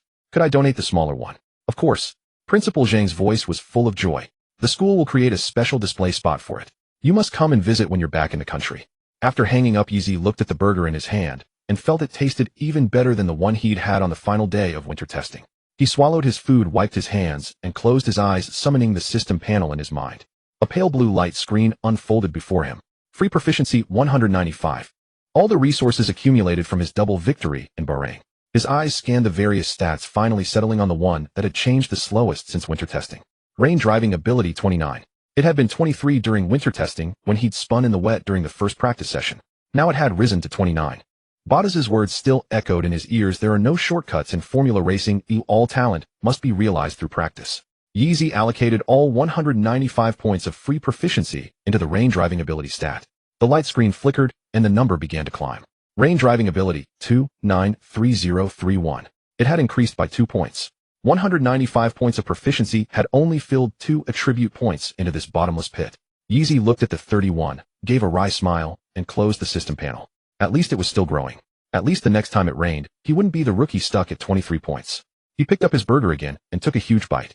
Early the next morning, Vowles came to the hotel to find Yeezy. He wore a clean team uniform and carried a folder, looking like he had just stepped out of a meeting, not even pausing to catch his breath. The next round, the Saudi Arabian Grand Prix, is in 2 weeks. The second F2 race is also in Saudi Arabia in a fortnight. Vowles placed the folder on the table and flipped it open, sliding a page towards Yeezy. I've arranged 3 days off for you in between. You can fly back home. Report to the Williams base in Oxfordshire, England, 3 days from now to begin formal training. Yeezy's eyes lit up instantly. I can really go home. Really? Vowles smiled. But only for 3 days. Your only task during these 3 days is to rest well. No simulator, no thinking about track data, and try not to play too many video games. Though I suspect you'll fail on that last one. Yeezy nodded firmly. Sander walked over, his expression a mix of pride and wistfulness, like a parent sending their child off to study abroad. Your flight is booked. It's this afternoon, 12 hours, heading back to Shanghai. Pack your things, but don't bring too much. You'll be back in 3 days anyway. Yeezy obediently acknowledged and began to pack his belongings. He wrapped the main race winner's trophy in several layers of a t-shirt and nestled it in the middle of his suitcase. He packed the sprint race trophy separately in his backpack. Then he took out the helmet signed by Leclerc from its towel, rewrapping it carefully in a clean hoodie. That afternoon, Yeezy, pulling his suitcase, appeared at Bahrain International Airport. Vowles and Sander accompanied him to the security checkpoint. Sander repeatedly reminded him not to eat too much junk food or stay up late gaming, while Vowles added with a smile, remember to be in Oxford on time in 3 days. Yeezy nodded obediently, like a primary school student being seen off by his parents. Boarding the plane, finding his seat, and fastening his seatbelt. He pulled down the window shade, put on his eye mask, and rested his head against the seat back. The fatigue from 2 consecutive days of intense racing, compounded by the brutal training of the previous 2 weeks, descended upon him like a thick quilt. He fell asleep almost instantly. He slept exceptionally deeply. Even the flight attendants serving meals didn't wake him. When he finally opened his eyes, the faint light of a Shanghai morning was already seeping through the gap in the window shade. Yeezy pushed his luggage cart out of the arrivals hall. His hair was a mess, his face etched with the drowsiness of jet lag and a long flight. He squinted, scanning the waiting crowd. Before he could spot anyone, a booming voice cut through the entire arrivals hall. "Son." The way his father burst from the crowd reminded Yi of the drivers fighting for the first corner at the start of an F2 race, ferocious, precise, and unstoppable. He spread his arms wide, his stride unbroken, his target clear. Yi instinctively stopped his luggage cart. 12 hours of flight, 2 weeks of high-intensity racing, being doubted, yelled at, blocked, and chased, then holding back tears as the national anthem played. Now seeing his dad running towards him, he felt all the emotions he had buried deep inside surge to the surface. He opened his arms, ready to receive the embrace. But his father slammed to a halt half a meter away, his hands precisely seizing the handle of the luggage cart. "Quick, quick. Where's the helmet? Which suitcase is Leclerc's helmet in?" His father crouched down, laid the suitcase flat, and yanked the zipper open with a speed no less impressive than an F1 pit cruise tire change. "How many layers of towel did you wrap it in? Did it get squashed? Let Dad see." Yi's arms were still suspended in midair, frozen in the embrace position. He looked down at his father rummaging through the suitcase on the floor, then expressionlessly lowered his arms. People around them were staring. A foreign traveler pushing a luggage cart even stopped to film the bizarre scene with his phone. "Dad," Yi said. Hold on, found it." His father carefully lifted the red helmet wrapped in the hoodie from the suitcase, gently peeling back a corner. The prancing horse emblem of Ferrari gleamed in the terminal's morning light, with Leclerc's silver signature sparkling beside it. His father's finger traced an invisible circle over the signature, and his eyes suddenly reddened. In his youth, he had watched every single one of Schumacher's races, and a whole wall at home was dedicated to Ferrari models and signed photos. His son's name had almost been Yi Schumacher. Now his son had brought back a race helmet personally signed by Leclerc from Bahrain.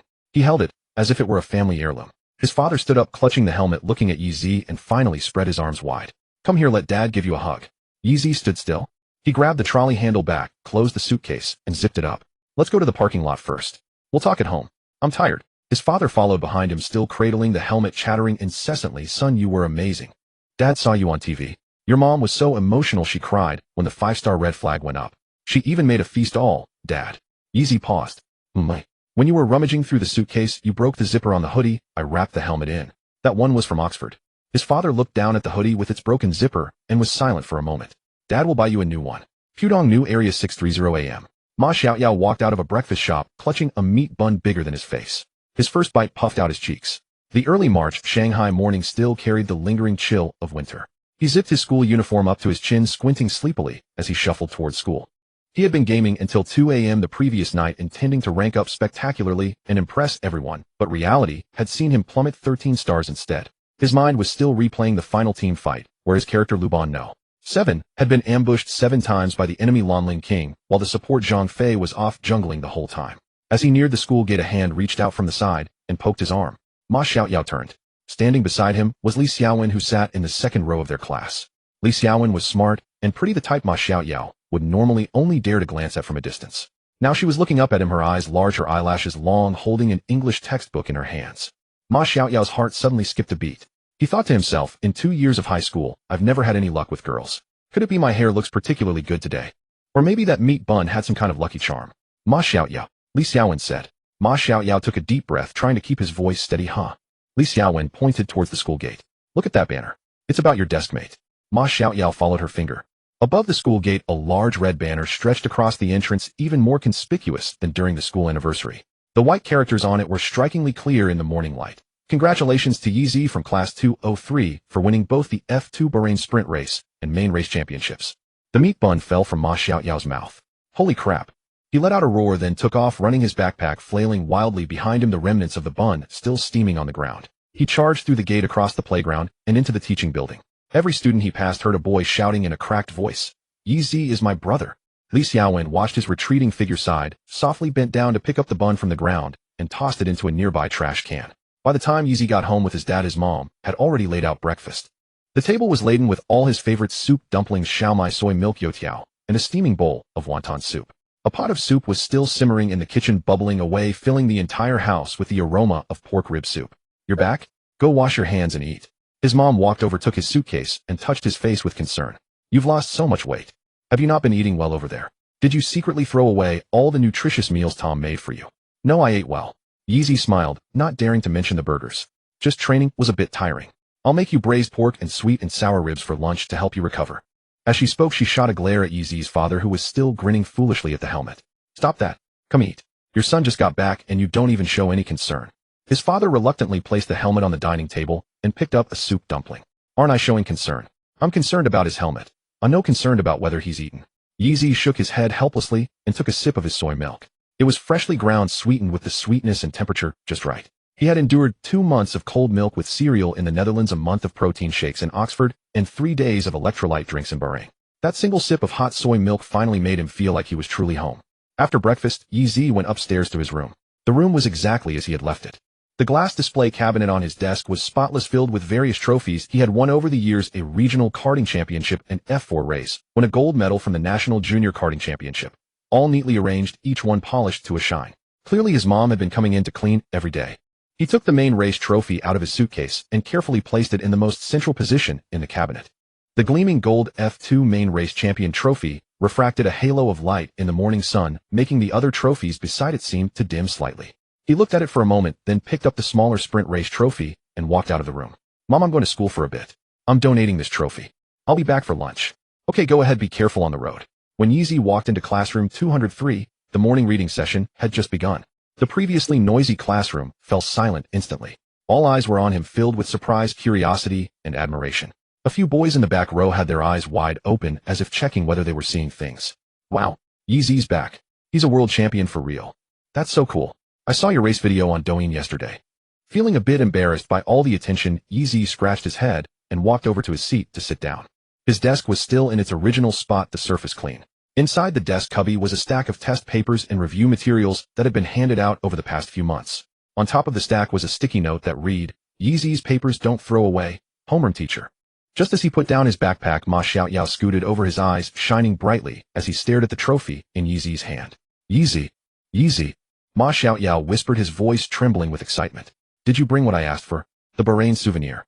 Yeezy placed the crystal trophy on the desk. Sunlight streamed in through the window, and the trophy refracted a dazzling light. Ma Xiaoyao's eyes went wide instantly. Damn, is that the champion's trophy? He cautiously reached out, touched the edge of the trophy, and rubbed his fingertip against the crystal surface. For me, eh? Get lost. Yeezy pulled the trophy back. This is a donation to the school. Huh. Ma Xiaoyao looked disappointed. Why donate it to school? It'd look great at home. The principal called me yesterday, Yeezy said. They want to put it in the school's Hall of Fame. I'm keeping the main race one. This one's the donation. At that moment, the school's public address system crackled to life. Attention, attention. All teachers and students, please note. Third period this morning is cancelled. Please proceed in an orderly fashion to the playground for a school-wide assembly.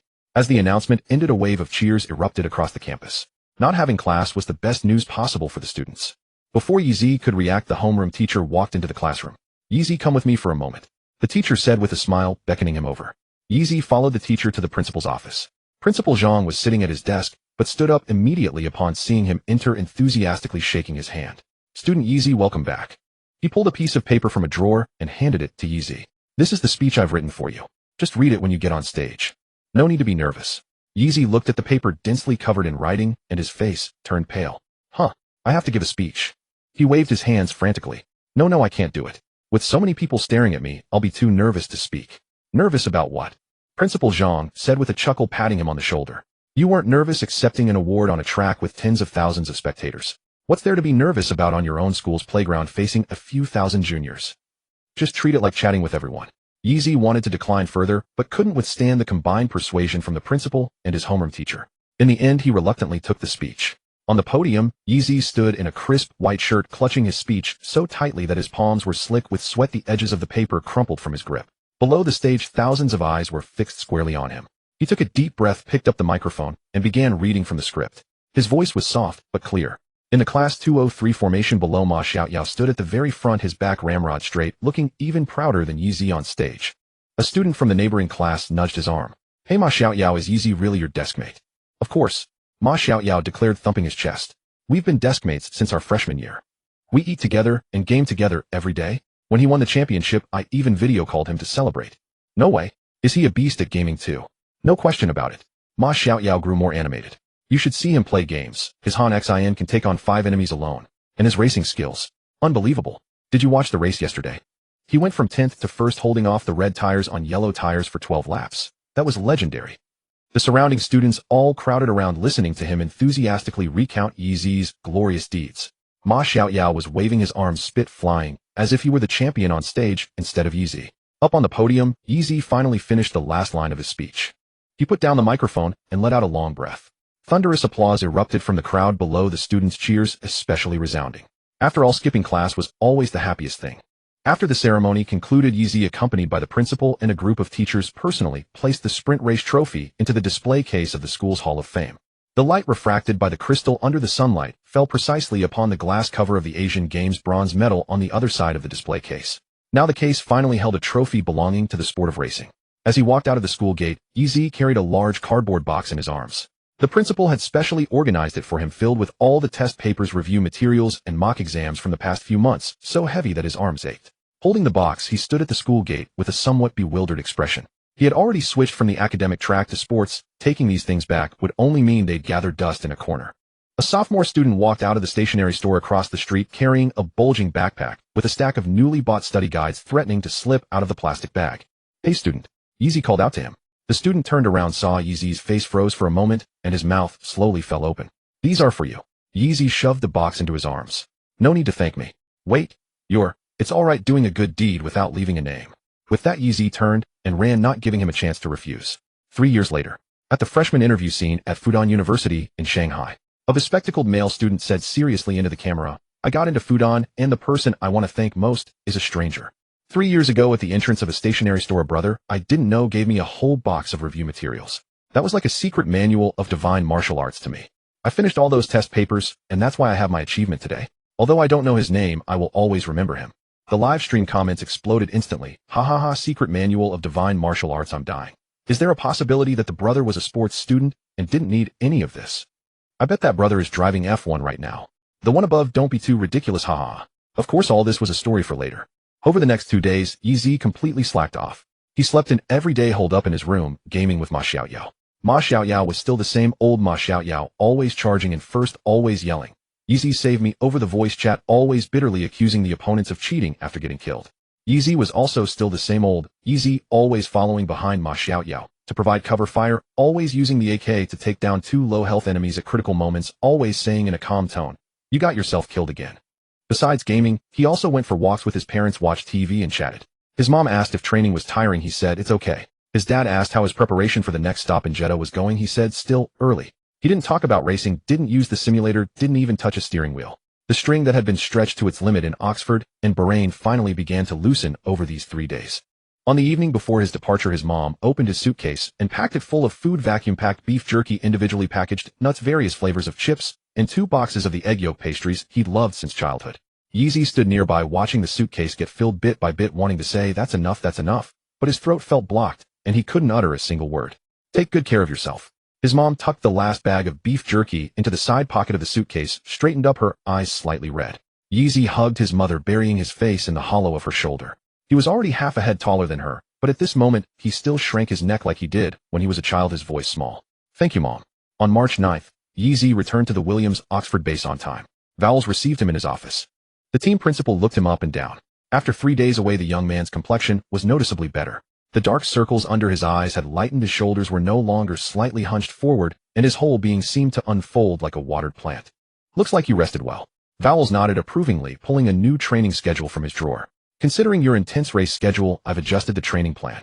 Daily training hours are shortened from 7 a.m. to 10 p.m. to 7 a.m. to 6 p.m., allowing more time for rest and review."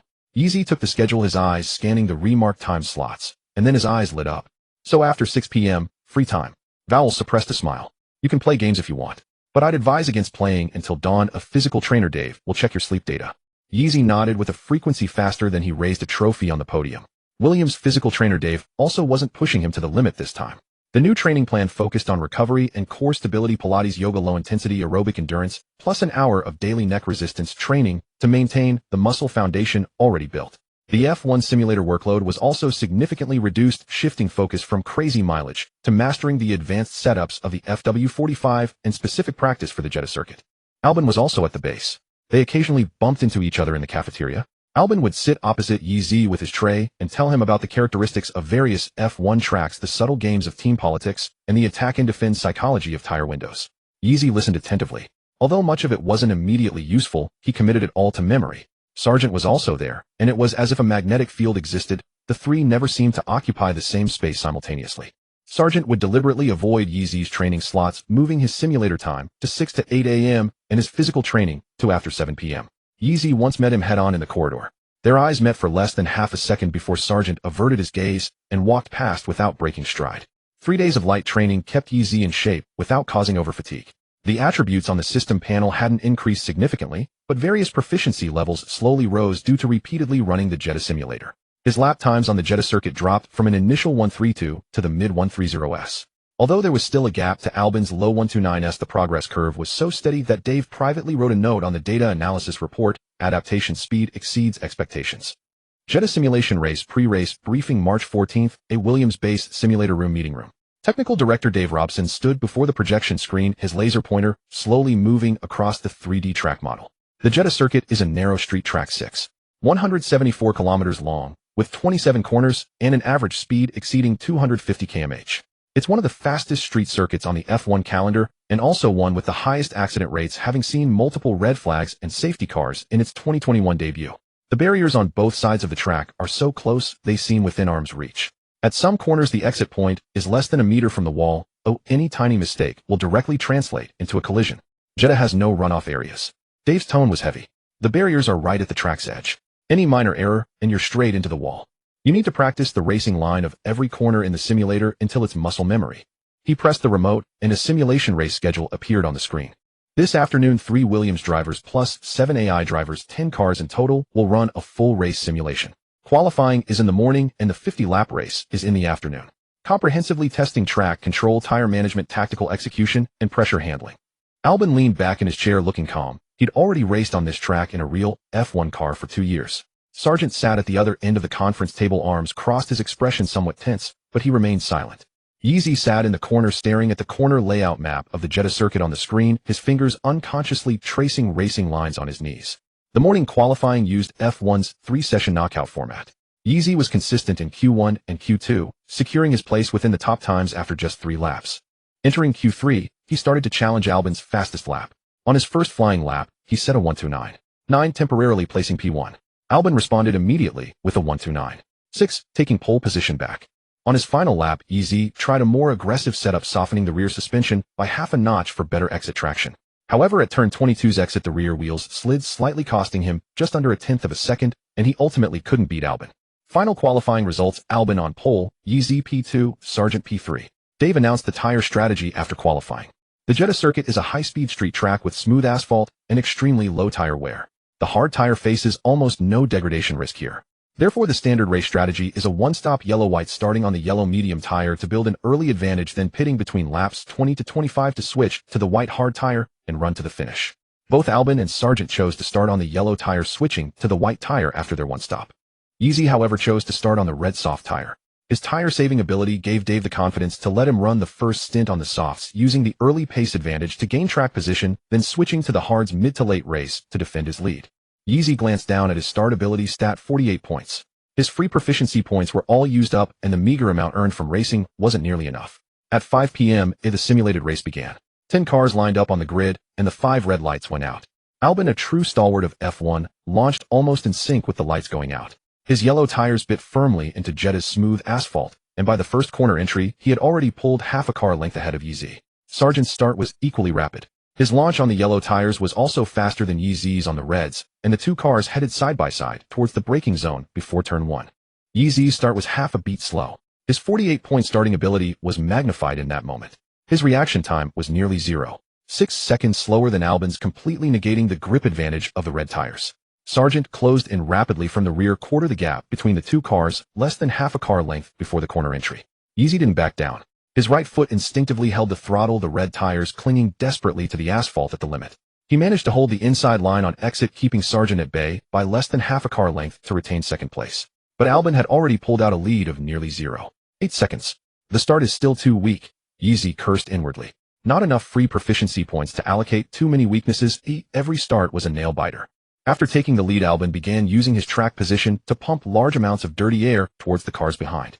Jetta's sequence of high-speed corners acts as an amplifier for the dirty air effect. Hot exhaust and turbulent airflow bounce back and forth between the walls, creating a persistent low-pressure zone. Following within 1 second, Yeezy felt the downforce on the front of his car plummet, tire temperatures spike, the steering become heavy, and the front end start to push wide on corner entry. This was the first time Yeezy experienced F1 level dirty air in the simulator. F2 cars aren't as aerodynamically sensitive, following closely only costs a few tenths of lap time. But F1 is a different beast entirely. Just being within a second of another car costs nearly 30 of your downforce, meaning braking points must be 3 to 5 meters earlier, corner entry speeds reduced by over 10 km/h, or you'll run straight off the track. He had to constantly adjust his line. To cool the tires and engine, he was forced to abandon the close following strategy, opting for a wide line off the optimal racing line to find relatively cleaner air. His speed consequently dropped, and Albon's lead gradually extended to 1.5 seconds. But Yeezy didn't panic. He used this time to carefully study Albon's defensive logic. Where does he brake latest? Where does he move early to defend? Where does he intentionally leave a bait gap? He committed all these details to memory. After 5 laps of close following, Yeezy got his chance. Albon's tire temperatures ran slightly high through the high-speed complex, causing mild understeer on exit, and his line drifted wide by less than half a meter. That half-meter error allowed Yeezy to slip into the DRS detection zone just in time. On the straight before turn 1, Yeezy activated both DRS and ERS. Note ERS is the energy recovery system on F1 hybrid cars, storing energy from braking and exhaust heat into the battery, deploying extra power when needed to assist overtaking and acceleration. He didn't opt for a traditional late braking move up the inside, knowing Albon would cover it. Instead, he decisively switched to the outside line, using the superior lateral grip of his red tires to execute a clean and decisive overtake around the outside. Exiting the corner side by side, Yeezy's front wing was fully ahead of Albon's at the entry of turn 2. Beautiful, Dave murmured in the control room. System notification successfully overtook Albon one time.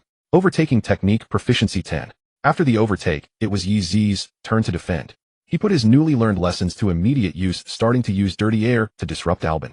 He precisely controlled his car's position, not just holding the racing line, but adjusting his exit angle in real time based on Albon's approach in the mirrors, blowing the dirty air right into Albon's face. When Albon tried to stick his nose up the inside, Yeezy moved to cover the apex half a car length earlier.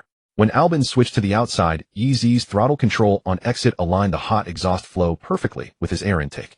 Albon was so frustrated he looked like he was wearing a pain mask, shouting into the radio, "Dave, this kid learns too fast. Every defensive trick I just used on him, he's using all of them on me. I can't get past." System notification successfully defended against Albon's attack one time. Defensive technique proficiency 5. System notification successfully defended against Albon's attack 2 times. Defensive technique proficiency 5. On lap 17, Albon was the first to blink, pitting for white tires, completing the stop in 2 seconds.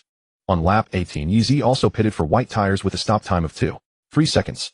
Dave's strategy for him was a red-white one-stopper, build an advantage on the softs early, then hold on with the hards to the end. For Yeezy, the white tire had almost no degradation risk in Jeddah. With his tire-saving ability, this set of hards could easily last to the finish with lap time fluctuations of no more than 0.2 seconds.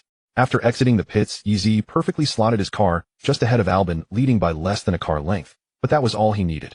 Once out of the pits, Albon drove with complete abandon.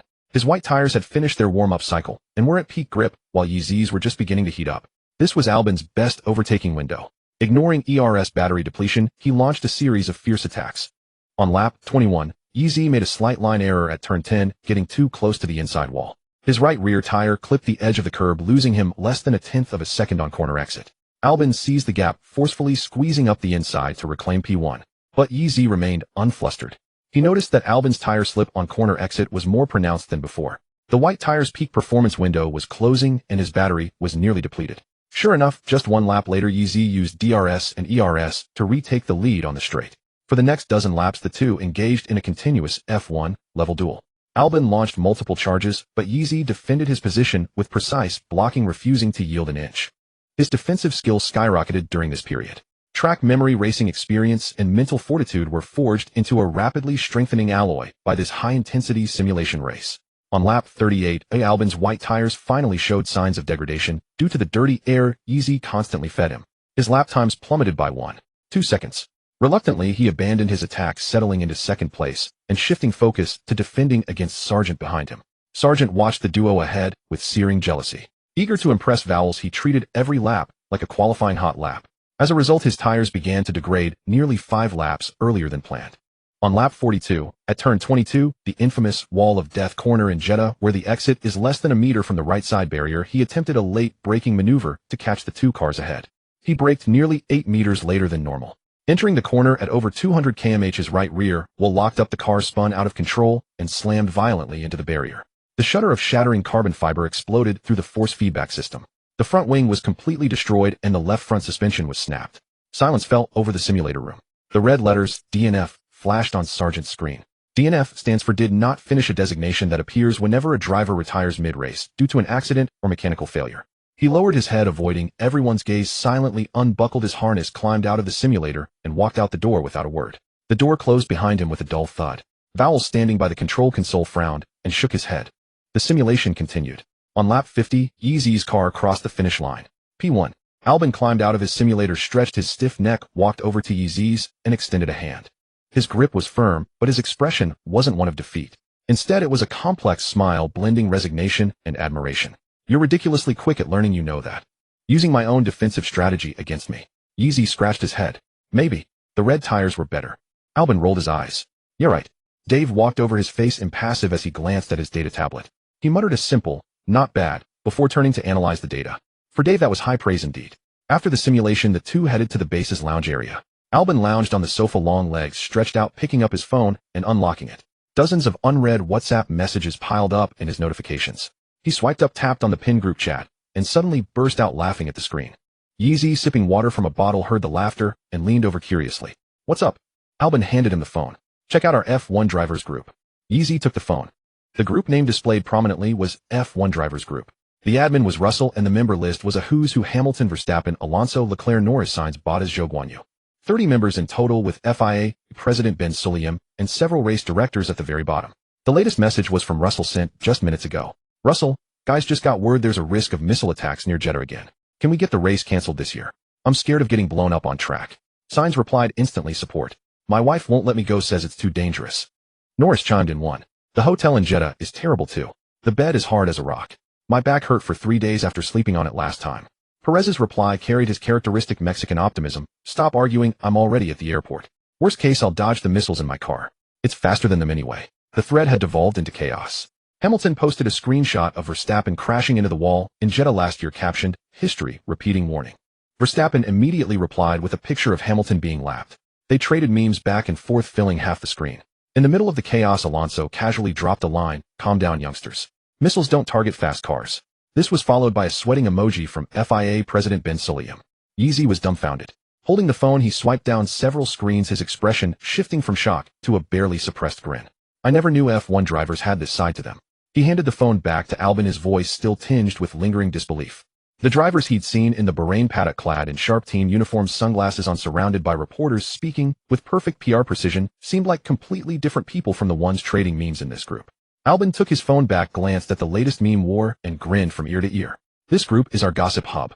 90% of the time, it's serious race schedules, tire rule, changes, track safety issues. But the moment someone posts a meme, it turns into a full-blown meme war.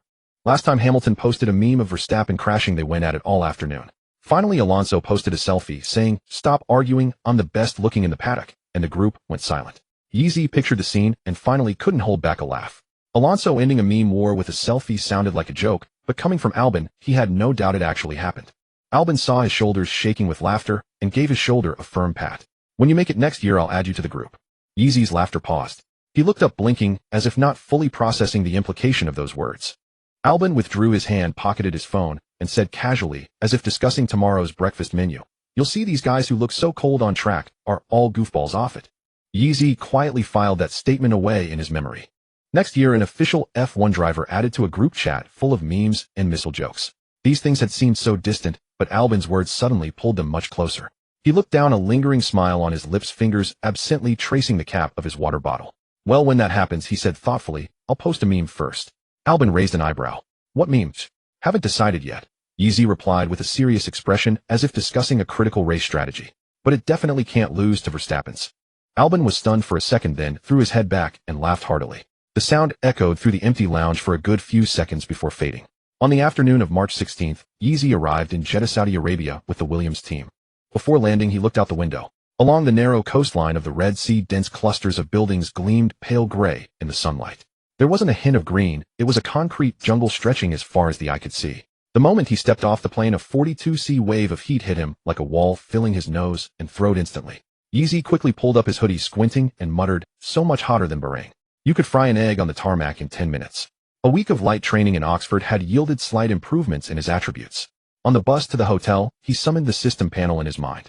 The pale blue light was almost invisible against the bright sunlight outside the window. Physical fitness 61, 1, long distance stability 66, 1, wet race ability 32, 1, starting ability 49, 1, overtaking skill 53, 1, defensive skill 70, 10, 400, tire management 91 no longer improves with daily training 02000, 70. Yeezy stared at the defensive skill number for a long time.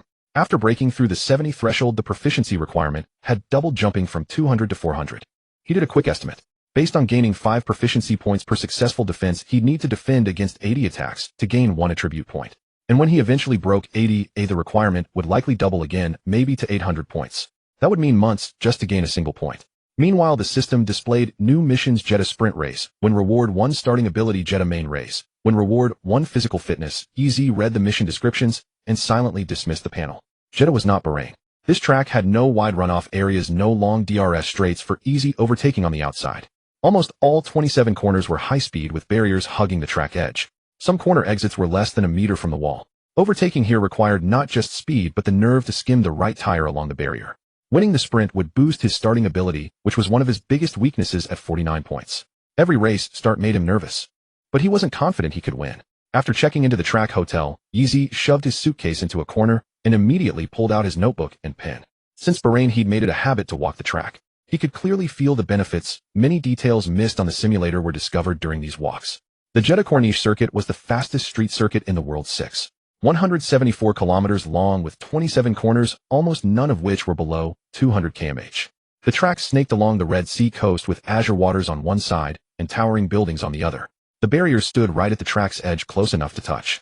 Yeezy walked slowly along the edge, pen scribbling continuously in his notebook. Turn 1 out curb is 3 millimeters higher than the simulator, can't use too much of it. Turn 6, there's a crack on the exit grip, will drop. Turn 9, barrier is only 80 centimeters from the track edge, absolutely cannot run wide. He walked slowly, meticulously. At each corner, he'd crouch down, feel the texture of the asphalt, assess the height and angle of the curves. Every inch of this track could decide the race's outcome or even impact his life. He stopped at turn 13. This was the corner of a severe crash last year. A driver lost control and hit the wall, fracturing his spine and sidelining him for 6 months. Yeezy crouched down, closely examining the barrier at the corner exit. There was a distinct dent in the metal panel, a permanent scar left by last year's impact. He drew a heavy red exclamation mark in his notebook. As he was writing, he heard the whirring of electric motors behind him. 2 scooters were approaching along the track. The rider in front wore a fluorescent green baseball cap, backwards the brim, low, revealing a familiar British face. It was McLaren's Lando Norris. Following him was Zhou Guanyu, wearing a black cap, also turned backwards. Norris spotted Yeezy crouched on the curb writing and honked his scooter's horn, producing a comical beep beep. Zhou Guanyu, on the other hand, swerved, parked his scooter next to Yeezy and jumped off. Yeezy, long time no see. Zhou clapped him on the shoulder, then deftly took the black MP team cap from Yeezy's head, spun it in his hand, and placed it back on his head backwards. The fluid motion clearly wasn't a first-time occurrence. Norris circled him slowly on his scooter, speaking in his British accented English. Welcome to the Backwards Cap Club. His cap brim was tilted high, the fluorescent green blindingly bright under the Jeddah sun. Then he leaned towards Zhou, trying to lower his voice, but failing spectacularly loud enough for Yeezy to hear perfectly. Damn, Verstappen is so stiff. He's the only one who won't join us. Says wearing a cap backwards affects his vision. What a stick in the mud. Zhou laughed and shook his head, hopping on his scooter. Let's go one more lap before it gets dark. Otherwise we won't get in once the track closes. They waved at Yeezy and rode off, the fluorescent green cap standing out vividly in the setting sun. Yeezy stood there touching the backwards cap on his head and couldn't help but smile. So F1 drivers weren't aloof at all in private, they were all a bit goofy. He pulled out his phone, took a selfie of himself with the backwards cap, and sent it to Ma Xiaoyao. Yeezy joined a secret organization. Ma Xiaoyao replied instantly, Ma Xiaoyao, what organization? Your cap is on backwards. Yeezy, you wouldn't understand. Ma Xiaoyao. Ma Xiaoyao, what do you mean I wouldn't understand? Friday, March 17th, 12:00 p.m. Jeddah Circuit MP Racing Team's temporary meeting room. Sainz stood before the projection screen, his expression far more serious than it had been in Bahrain. The screen displayed a 3D map of the Jeddah Circuit with 12 of its 27 corners highlighted in red circles, each one marked by official F2 data as an accident hotspot. For today's practice and qualifying sessions, I have only one thing to emphasize: safety. Sainz's finger traced across the track map on the screen, finally stopping on 2 of the red circles. Jeddah is the most dangerous circuit on the F2 calendar, bar none. There's barely any runoff, The barriers are right beside you. Last year F2 had 3 red flags here, and one driver suffered a spinal injury that sidelined him for 6 months. The meeting room fell silent save for the hum of the air conditioning. Yeezy leaned back in his chair, eyes fixed on the dense clusters of red circles on the projection, his fingers unconsciously tracing racing lines on his knees. Sand pointed to the tactics board. Focus on turn 13 and turn 22. Turn 13 is a blind corner. You can't see the exit point when you enter, and the wall is right there on the way out. Turn 22 is the slowest corner on the track, but also the easiest place to lose traction. He paused, looking at the two drivers, his tone softening slightly. I know you both want to achieve good results, but here results always come second to safety. In today's practice, don't push to the limit. Get familiar with the track first. Even if you're slower, don't hit the wall. Understood? Dennis turned and exchanged a glance with Yeezy, then nodded first. Ever since sharing an ice bath after Bahrain, Dennis's attitude towards Yeezy had changed considerably. He was no longer as cold or resentful, but instead showed a glimmer of recognition. He had finally realized that the gap between himself and Yeezy wasn't something easily bridged by effort alone. Yeezy also nodded. Understood, team principal Sand. Sand nodded with satisfaction. Good. Now go get ready, your practice is coming up. Remember safety first. The two drivers walked out of the meeting room. As they reached the door, Dennis suddenly stopped, turned to Yeezy, and said, there are very few overtaking spots in Jeddah. The start is crucial. Your starts. Pay a bit more attention. Yeezy was taken aback for a moment, then smiled. Thanks, I will. Dennis nodded, said no more, and turned to walk towards his own car. Yeezy watched his retreating back, a warmth spreading through his chest. So this is what it felt like to be acknowledged by a teammate. Not bad at all. He took a deep breath, tightening his grip on the small notebook in his hand. Jeddah, I'm here. At 2:00 p.m., the first free practice session began. The track temperature gauge in Jeddah read 44 degrees Celsius, and the heat haze shimmering off the asphalt looked like a layer of transparent jelly constantly quivering in the air. As Yeezy settled into the cockpit, his back was already burning from the residual heat conducted through the carbon fiber seat before he even started sweating. Following Sand's instructions from the briefing, he held a steady mid-to-back position for the first 10 laps, consistently lapping around 1 minute 42 seconds, patiently familiarizing himself with the track feedback and curb heights of every corner. He made 2 extra passes through turn 13, repeatedly cross-referencing the racing line diagram in his notebook with the car's actual body roll. The steering input needed to be half a finger's width earlier than the simulator data because the visual delay in the real car's blind corner was more pronounced. On lap 15, he felt the rhythm was about right. Tire temperatures were stable in the optimal window, and there was a temporary gap in the traffic on track. He confirmed with Mark over the radio, starting to push, and then pressed the throttle. First flying lap, 1 minute 48 seconds. His name jumped to the top of the timing screen, leading the second-place driver by nearly 0.5 seconds. Back in the MP garage, Paul looked at the smooth lap time curve on the live data screen and pushed his glasses up with a finger. Sand stood beside him with his arms crossed, a slight movement at his lips, as if he were saying nice. In the final 8 minutes, Oliver Behrman from Prema Racing suddenly posted a 1 minute 41. 1.03 seconds slower than Yeezy. Yeezy, hearing the time announced by Mark over the radio, instinctively raised an eyebrow. Behrman, the 17-year-old British prodigy and Ferrari's top academy prospect, had also performed well in Bahrain, a formidable rival. In the last 5 minutes of the session, an incident occurred. A Mauri Cordial from Campos Racing spun in turn 13, his car stranded sideways across the track, front wing debris scattered everywhere, completely blocking the racing line. The race director immediately displayed the red flag, ending the practice session prematurely. Yeezy had just crossed the line and returned to the pit lane. He stood up from the cockpit, removed his helmet, and looked at the wreckage of Cordial's car being towed away on the big screen. Shaken, he said to Paul, Sand was right. This track is way too prone to accidents. At exactly 6:00 p.m., the F2 Jeddah qualifying session officially began. A single 30-minute session, 22 cars, a street circuit less than 7 meters wide, where a single clean flying lap window was more precious than gold. Every driver knew this. The moment the green light came on for qualifying, the pit exit was immediately crammed with cars jostling to get out, the roar of engines bouncing between the high-rise buildings lining the track, vibrating deep in one's chest. Aren't we going? Yeezy asked, sitting in the cockpit watching the queue of cars ahead, his fingers drumming lightly on the steering wheel. Mark's voice crackled over the radio. Going out now might get us stuck in traffic. Wait for the first wave of flying laps to finish, the track will be cleaner. Yeezy had no choice but to wait. He watched the numbers on the timing screen tick by as the cars ahead completed their warm-up laps and began posting flying lap times on the monitors. By the time he finally left the pit lane, the track was congested with cars on cool-down laps and flying laps. Some were pushing hard, others were cruising to cool their tires, their lines erratic, resembling rush hour traffic on an elevated highway. First flying lap. Yeezy accelerated towards turn 1, but a slow car on a cool-down lap was right ahead, its line unpredictable. He was forced to lift off the throttle significantly mid-corner, losing nearly 0.3 seconds. Turn 8, another slow car blocked his path. He spent the entire lap avoiding traffic, his rhythm completely ruined. Crossing the line, 1 minute 42. For seconds 1.6 seconds slower than his practice time. Damn it. Even with Yeezy's usually calm temperament, he couldn't help but curse inside his helmet. He drove back to the pits, yanked off his helmet, and said to Sand, "It feels like they're deliberately blocking me. Every time I get close, they just happen to be right at the apex." Sand came up behind him, massaging his shoulders, his pressure slightly firmer than usual. "Don't get angry. This is F2. Let's switch to a new set of soft tires and wait for the next window." Most drivers have finished their runs now. The track will be much cleaner. At the 18-minute mark, Yeezy headed out again. Only 3 cars were still on flying laps, finally giving him a clean stretch of air. He took a deep breath, pushed the tire temperatures to the optimal window during the warm-up lap, and began his flying lap. Sector 1 was purple 0.2 seconds faster than Martin's best. Sector 2 was purple again, another 0.3 seconds quicker. Mark's voice exploded from the radio, cracking with excitement. "Brilliant, Yeezy. Hold it together in Sector 3. You're P1. Yeezy's lips had just started to curl into a smile, barely a millimeter, when he saw the red lights ahead. The big screen simultaneously flashed a message. Richard Verscore had spun in turn 22. His car stopped in the middle of the track, engine unable to restart. His flying lap was invalidated. The timing screen showed his Sector 3 time was purple, a full 0.5 seconds faster than Martin's. Had it not been for the red flag, it would have been an unbeatable pole lap. Yeezy slammed his palm against the steering wheel, a dull thud echoing in the carbon fiber cockpit. "You've got to be kidding me. Another red flag." Mark's resigned voice came over the radio. "It's okay, it's okay. Slow down and come back. We still have 10 minutes. We have one last window." At the 25-minute mark, the track was cleared and qualifying resumed. All drivers who hadn't completed a flying lap or were unhappy with their current time surged out of the pit lane simultaneously like sharks, sensing blood cramming into the narrow exit. Yeezy went out again. His warm-up lap was rushed, and he was forced to start his flying lap before the tires had reached the ideal temperature window. There wasn't enough time left. Waiting any longer would mean not even getting a chance to cross the line. Sector 1 normal. Sector 2 pushing.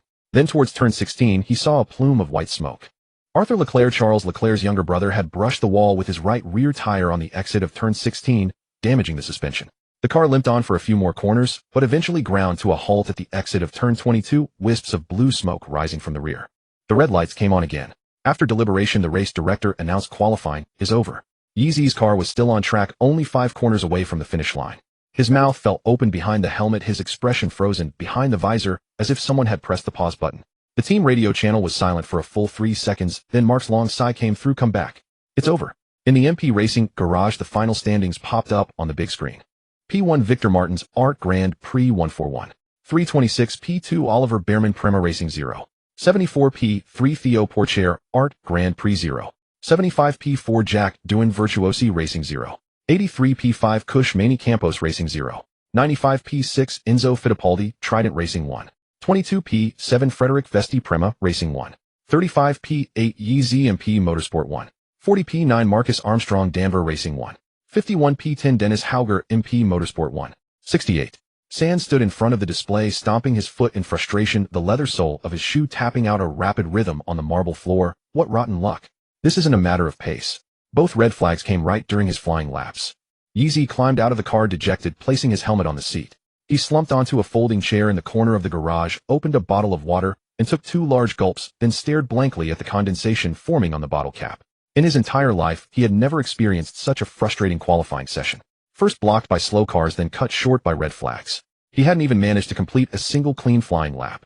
Paul, the technical director, walked over and stood beside him, a meaningful smile playing on his lips. He patted Yeezy on the shoulder, his tone surprisingly light for someone who'd just endured a disastrous qualifying. "Don't be upset, Yeezy.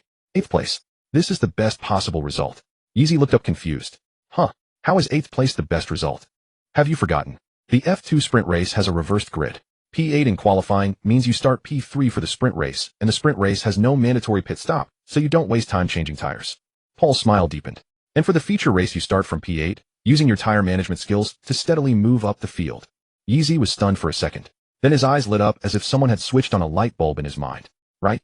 In Bahrain, he qualified P1, but started P10 for the sprint race, and he fought his way to the lead. And Jeddah is a track where overtaking is notoriously difficult, as he'd learned from his simulation battles against Albon. Now with P8 in qualifying and P3 on the sprint grid, this wasn't a step backward, it was a strategic upgrade. Right? Why didn't I think of that? Just moments ago, he'd looked like a drenched puppy huddled in a corner, but now he was completely revitalized.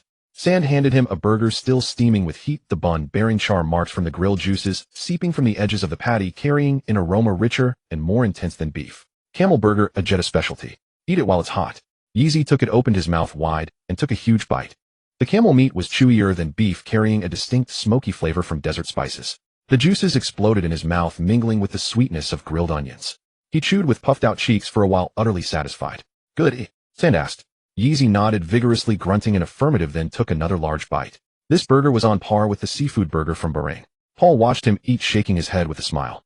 Sainz, meanwhile, pulled out his phone, took a screenshot of the final qualifying results, and posted it to the MP Racing Team's official group chat with the caption, P8, the best seat in the house.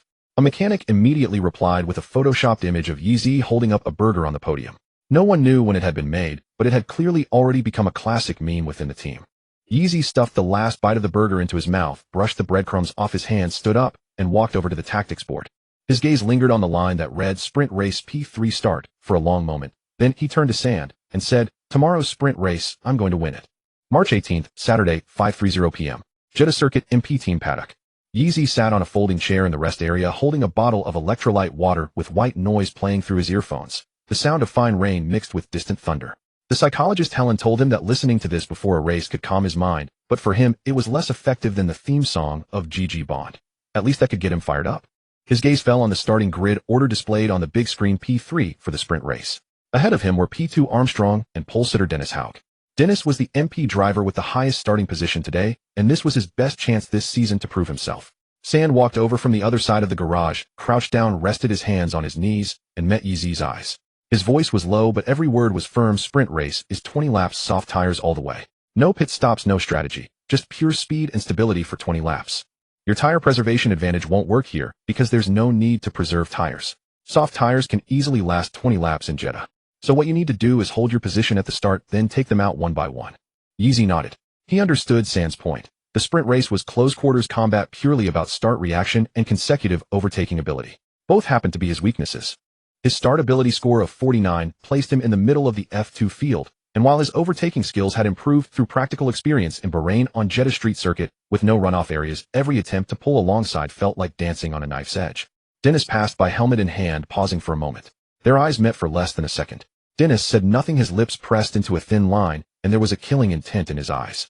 Yeezy read an unspoken message in his expression. Today I'm on pole. Today I will prove myself. Yeezy didn't look away, didn't speak, just gave a slight nod. Dennis turned and walked toward the car, his back like a taut bowstring. Yeezy lowered his head, turned his palm over, and looked at his fingers. After Bahrain, he had practiced countless simulated starts, the muscle memory of the clutch bite point etched into his fingertips. But whether he could be faster than Armstrong and Dennis in actual combat, he wasn't sure. On the TV screen in the rest area, a replay of the F1 Jeddah qualifying session was playing.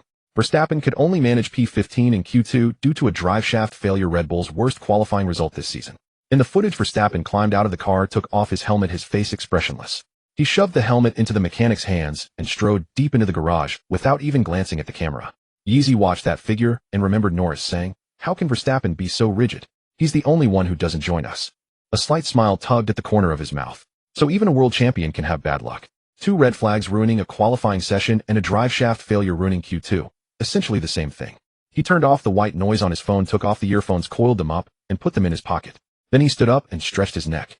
The increased neck muscles gave him more confidence to face the high G-forces of Jeddah, but the moment of the start required more than just muscles. It required something indescribable, an instinct to react faster than anyone else the moment the lights went out.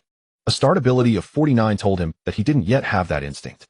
5:50 p.m. The starting grid. Night had fully fallen over Jeddah. The floodlights on both sides of the track illuminated the entire coastal circuit as bright as day. The last remnants of sunset on the Red Sea shrank into a thin golden thread, rapidly being swallowed by deep blue. 22 F2 cars lined up on the starting grid, the roar of engines echoing between the tall buildings on either side, making one's chest vibrate. The top 5 rows of the starting order: first row Dennis Hauck, Marcus Armstrong; second row Yeezy, Frederick Vesti; third row Enzo Fittipaldi, Cush Maney; fourth row Jack Doohan, Theo Porcher; fifth row Oliver Behrman, Victor Martins. All on red soft tires. A 20-lap sprint race required no tire preservation strategy. Soft tires, all the way. Yeezy climbed into the cockpit, tightened the seat belts, and tapped his fingers lightly on the steering wheel. He turned his head and glanced at Vesti on his right. Vesti was staring at the red lights ahead, his helmet covering most of his face, leaving only the outline of clenched jaws visible. Yeezy withdrew his gaze and looked to the left front. P2 Armstrong was lowering his head to adjust the brake balance dial on the steering wheel, his movements calm, as if he had done it 1,000 times. Further ahead was Dennis's blue helmet reflecting a cold white halo under the floodlights. Start, start, start. Yeezy murmured in his mind, frantically recreating the clutch bite point from the simulator. The formation lap began.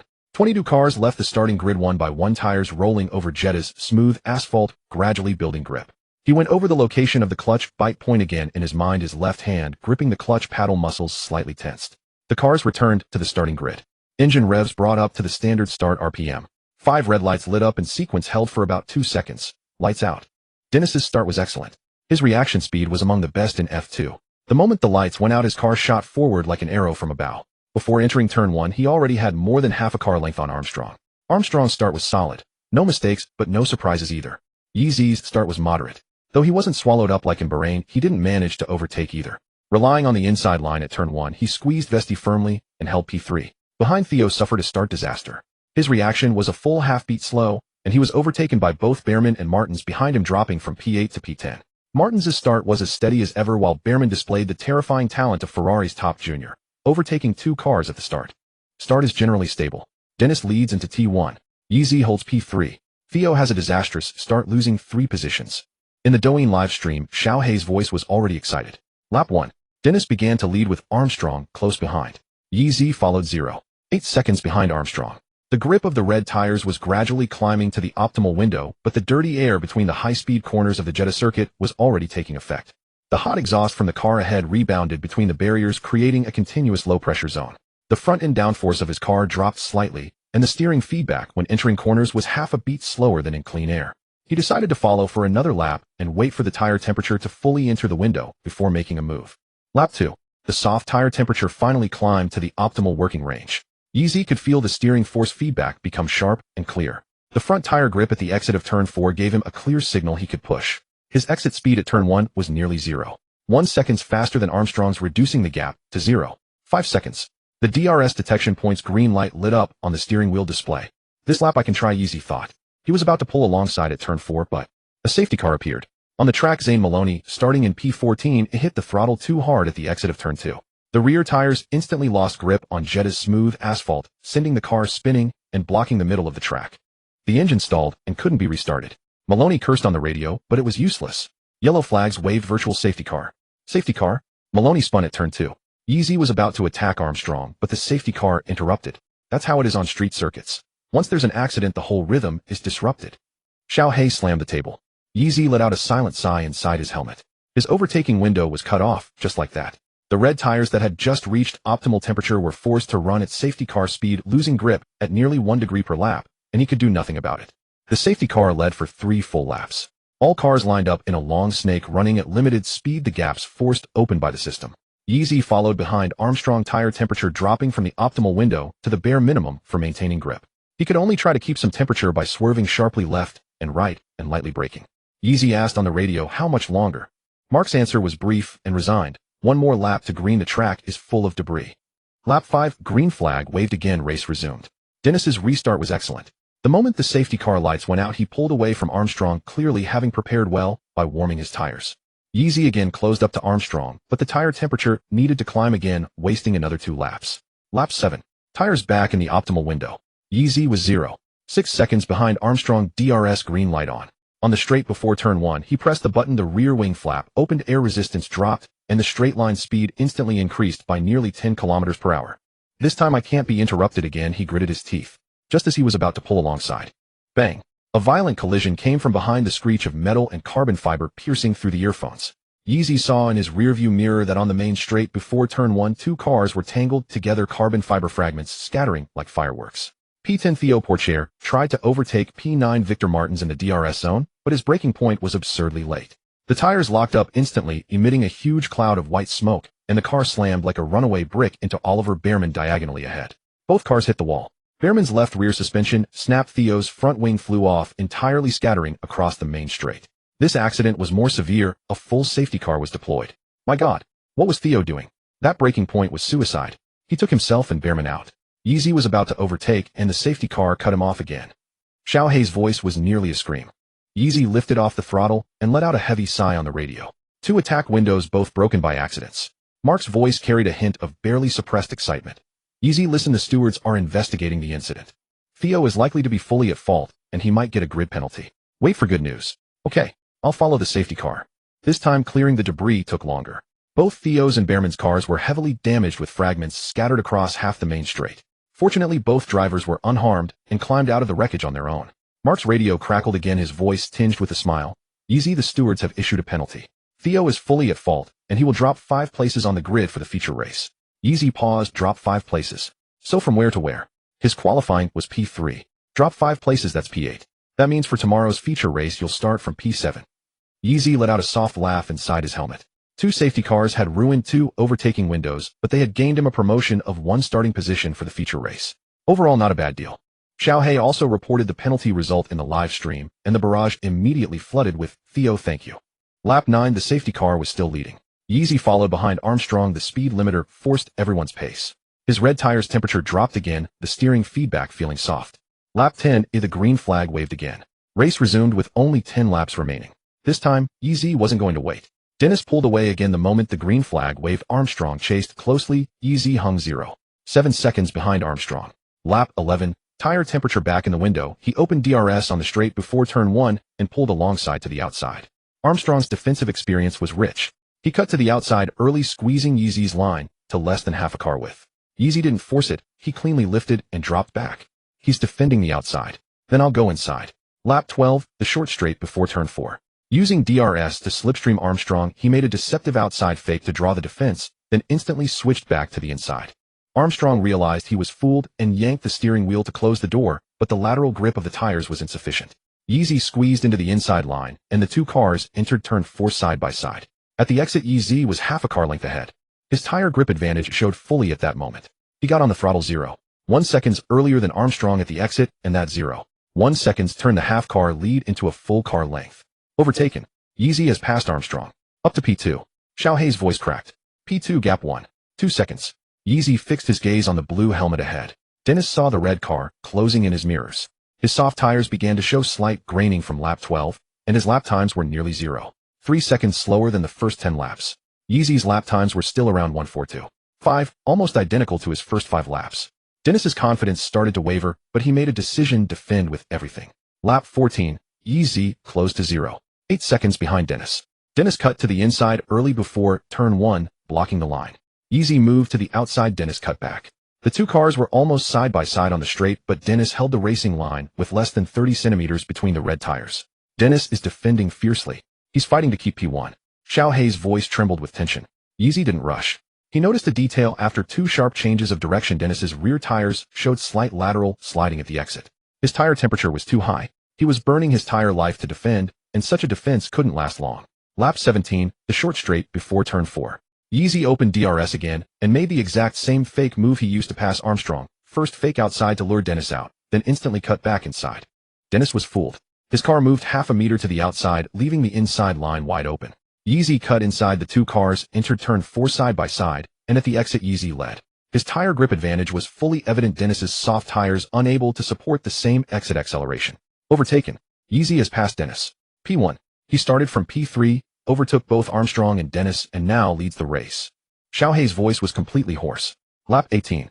Yeezy began to lead. He didn't push to open a massive gap like in Bahrain, but drove steadily, keeping lap times between 1:42.8 and 1:43. Dennis chased for 2 laps, but the dirty air from Yeezy's car caused his tire temperatures to spike, and his lap times dropped to 1:43.9. He had to actively drop back, exiting the dirty air zone, and abandon the chase. Lap 20, the final lap. Yeezy's lead had grown to 2.5 seconds. He didn't need to push anymore, just run the last lap smoothly. Turn 1, precise entry. Turn 4, turn 5, hugging the wall. Turn 13, careful throttle. Turn 22, turn 27, high speed through. Cross the line. The checkered flag waved. Yeezy was the first to cross the finish line. A translucent light curtain slowly appeared before his eyes. Ding. Temporary mission Jetta sprint race. First completed reward startability attribute. Point 1 startability. 4950F 2 points. Earned 10 champion. 1 fastest lap of sprint race. He won. Yeezy won. Jetta sprint race champion. Starting from P3, interrupted by 2 safety cars, but he still won. This is his 2nd sprint race victory. The Chinese national anthem will play at the Jeddah circuit. Xiaohei's voice was choked with emotion. Yeezy let out a long breath on the radio, the stale air in his helmet turning into a white mist. Thank you, team. The car was amazing today. Mark's voice carried a smile. You drove well. Congratulations. Dennis crossed the line second. He was silent on the radio for 3 seconds, then said quietly, well done, ye. He parked his car in the parking area, took off his helmet, leaned back on the headrest, and watched Yeezy's car slowly pull into the P1 parking spot. Second again. The entire paddock was cheering for Yeezy while he sat in the cockpit, helmet on his knee, silent for a long time. On the podium, Yeezy stood on the highest step, Dennis on the left, Armstrong on the right. The melody of the March of the Volunteers rose over the Jeddah circuit, the brass sound passing through the tall buildings on both sides, echoing in the Red Sea night breeze. Yeezy stood straight, his lips slightly moving, humming softly along with the melody. Below the podium, Sand and Paul stood together, both applauding. Sand's smile was deeper than in Bahrain. Paul wiped his glasses with the corner of his shirt, put them back on, and looked at the straight-standing young man on the podium, nodding gently. 30 minutes after the sprint race concluded in the mixed zone, Yeezy, clad in the MP team's crimson and gold livery, held his second sprint trophy of the season. The silver metallic cup gleamed brightly under the neon lights. As he approached the interview backdrop, he spotted Gary, the Sky Sports journalist who had tried to set a trap for him in Bahrain, already waiting with a microphone, a professional smile etched on his face. Yeezy, congratulations on another sprint win. This is your second of the season. Jeddah is more treacherous than Bahrain. What do you think was the biggest challenge today? Yeezy shifted the trophy to his left hand, took the microphone, and considered the question thoughtfully. Mainly the timing of the safety cars. They interrupted my overtaking windows twice. The tire temperatures kept fluctuating, so I had to constantly adapt. But the team gave me excellent information over the radio, which helped me stay patient. Gary nodded, his pen swiftly moving across his notepad. You'll be starting tomorrow's feature race from P7. What's your goal? Yeezy paused for a moment. He wanted to say win, but the memory of the headlines that flooded social media after Bahrain flashed through his mind. Accusations of arrogance, of calling F2 easy. He swallowed the word before it could escape his lips. A podium. A win would be a bonus. The answer was neither too conservative nor too bold, just right. Gary's eyebrow twitched slightly, as if assessing the potential angle in that statement. He shifted his approach, his tone casual, as if making small talk. And regarding Theo Pourchaire's crash in today's sprint, which results in a 5-place grid penalty for the feature race. Are you happy about that? Here it comes. The trap. Yeezy looked at Gary, his lips pressing into a thin line. In Bahrain, this very man had twisted his words, turning F2 is much slower than F1 into a headline that branded him arrogant, subjecting him to 2 days of online abuse. He wouldn't fall into the same trap again. The lesson from that viral controversy was still fresh. He would not give any media the chance to take his words out of context. Yeezy slightly tucked his chin, narrowed his eyes, and gave Gary a look that clearly said, I know exactly what you're doing. Then unhurriedly he said, I never like to see accidents. The safety of the drivers is always the top priority. I'm glad both drivers walked away unharmed today. As for his penalty, that's the decision of the stewards. I have no comment on that. Gary's expression froze for a split second. He had wanted a simple yes or no, a clear expression of emotion. Any hint of a biased word would have given him his headline. But Yeezy's answer was flawless, every word safely within the boundaries. Gary glanced at his notepad, finding only 2 lines of writing, one of which was his own question. Thank you, Yeezy. Congratulations again. Yeezy turned and walked away from the interview area, only letting out a soft sigh after he was a few steps clear. His phone vibrated in his pocket. A message from Ma Xiaoyao, just watched the interview. You've really matured. Yeezy typed a one-handed reply, a fall into a pit again in your wit. He pocketed the phone, a slight smile tugging at the corner of his mouth. As he left the mixed zone, unbeknownst to him, the Sky Sports director had replayed his I know what you're doing expression in slow motion, adding a large stylized caption, caught you. This clip spread even faster than his winning interview. Within half an hour it had been turned into a GIF and shared thousands of times on Twitter. Ma Xiaoyao sent another message, a screenshot of the GIF showing Yeezy with his chin tucked and eyes narrowed, with a new caption added by netizens, caught you red-handed, huh? Ma Xiaoyao added his own commentary. This meme of you is hilarious. I'm using it for roasting people from now on. Yeezy looked at it, didn't reply, and smiled as he put his phone away. Later that night, at 1:07 a.m. in his hotel room near the Jeddah circuit, Yeezy lay in bed staring at the ceiling. The curtains weren't fully drawn. The orange glow of the track's floodlights crept through the gap, casting a long, slender beam across the room. He shifted, and the mattress springs let out a muffled groan of protest. Norris was right. The bed at this Jeddah hotel was indeed as hard as a rock. The sprint race kept replaying in his mind. The dummy moved to pass Armstrong the moment he overtook Dennis, the red flag fluttering in the night breeze during the national anthem. All these images combined with the impossibly hard mattress beneath his spine, a double whammy that resulted in insomnia. He sat up and glanced at his phone. 1:07 a.m. Outside, the Jeddah circuit lights were still ablaze, the neon strips tracing the winding outline of the Corniche circuit against the night like a glowing serpent coiled along the Red Sea coast. Can't sleep. Might as well go for a walk. Yeezy put on his team jacket and sneakers and pushed open the hotel door. The Jeddah night air was warm, carrying the slightly salty mist of the Red Sea, far more pleasant than the dry, cold air of the air-conditioned room. The circuit was barely 200 meters from the hotel, a 3-minute walk. The F2 garage area was completely shut down. Roller shutters were pulled tight, all lights were off. Only a cleaner with a floor-scrubbing machine paced back and forth in the corridor. But in the F1 garage area, 2 garages were still brightly lit. Yeezy approached the first one, the Red Bull garage. Through the half-open roller shutter, he could see a hive of activity inside. Engineers in dark blue team overalls moved around the car, some dismantling the rear suspension, others calibrating the gearbox. 4 or 5 people huddled around a monitor discussing in low voices. Verstappen's one car was up on rigs the entire rear and stripped bare, revealing a highly complex assembly of transmission and hydraulic lines. A technician crouched on the ground, repeatedly calibrating with a torque wrench. At 1 a.m, the world champion team looked no different from an ordinary garage, working late, coffee cups scattered on workbenches, an empty energy drink can kicked into a corner, a young bespectacled engineer stifling a yawn and wiping sweat from his brow with his sleeve. F1 isn't a one-man sport, it's a team sport. Yeezy stood by the fence, peering through the gap at the figures inside, silently committing this lesson to memory. Behind a driver's success lies the effort of dozens, hundreds of people tightening bolts, analyzing data, and fine-tuning every millimeter-level component in the dead of night. He watched for over 10 minutes, then walked along the corridor towards the next lit garage, the Mercedes garage. The scene here was completely different. Red Bull was bustling, but Mercedes had only 2 or 3 people. A silver W14 sat in its bay, the front wing removed, and leaning against the workbench, tire blankets draped half over the side pod. The entire garage was so quiet he could hear the hum of the fluorescent lights. Yeezy spotted a familiar figure. Lewis Hamilton, 7-time world champion, one of the most successful drivers in F1 history. He wore a black t-shirt, no cap, hair slightly disheveled, leaning over the car's side pod with an engineer tracing an invisible line on the carbon fiber with his finger. His expression was focused, his voice low, as if afraid of waking someone nearby. Hamilton seemed to sense the gaze from outside. He looked up, spotting the young man through the half-open glass door of the garage. The red and gold MP team suit, black hair, a slightly lean frame, and a face that wore the dazed look of someone driven out of their hotel by insomnia. He recognized Yeezy, the young Chinese man everyone in the paddock had been talking about for the past 2 days.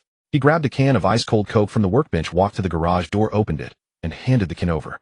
Can't sleep. Hamilton's voice was calm, devoid of the cool, distant tone from TV interviews. It sounded like a casual remark to a roommate encountered in a hallway late at night. Yeezy took the Coke, popped the tab, and felt the chill travel from his fingertips to his palm. He took a sip. The carbonation fizzed on his tongue. It was good. A bit.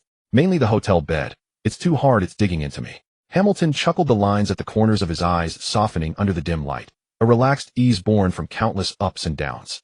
A firm bed is good for your back. You'll know the pain of a soft bed when your back starts aching. He unscrewed his own bottle of electrolyte drink, took a sip, and glanced back at the W14, which was stripped down to pieces.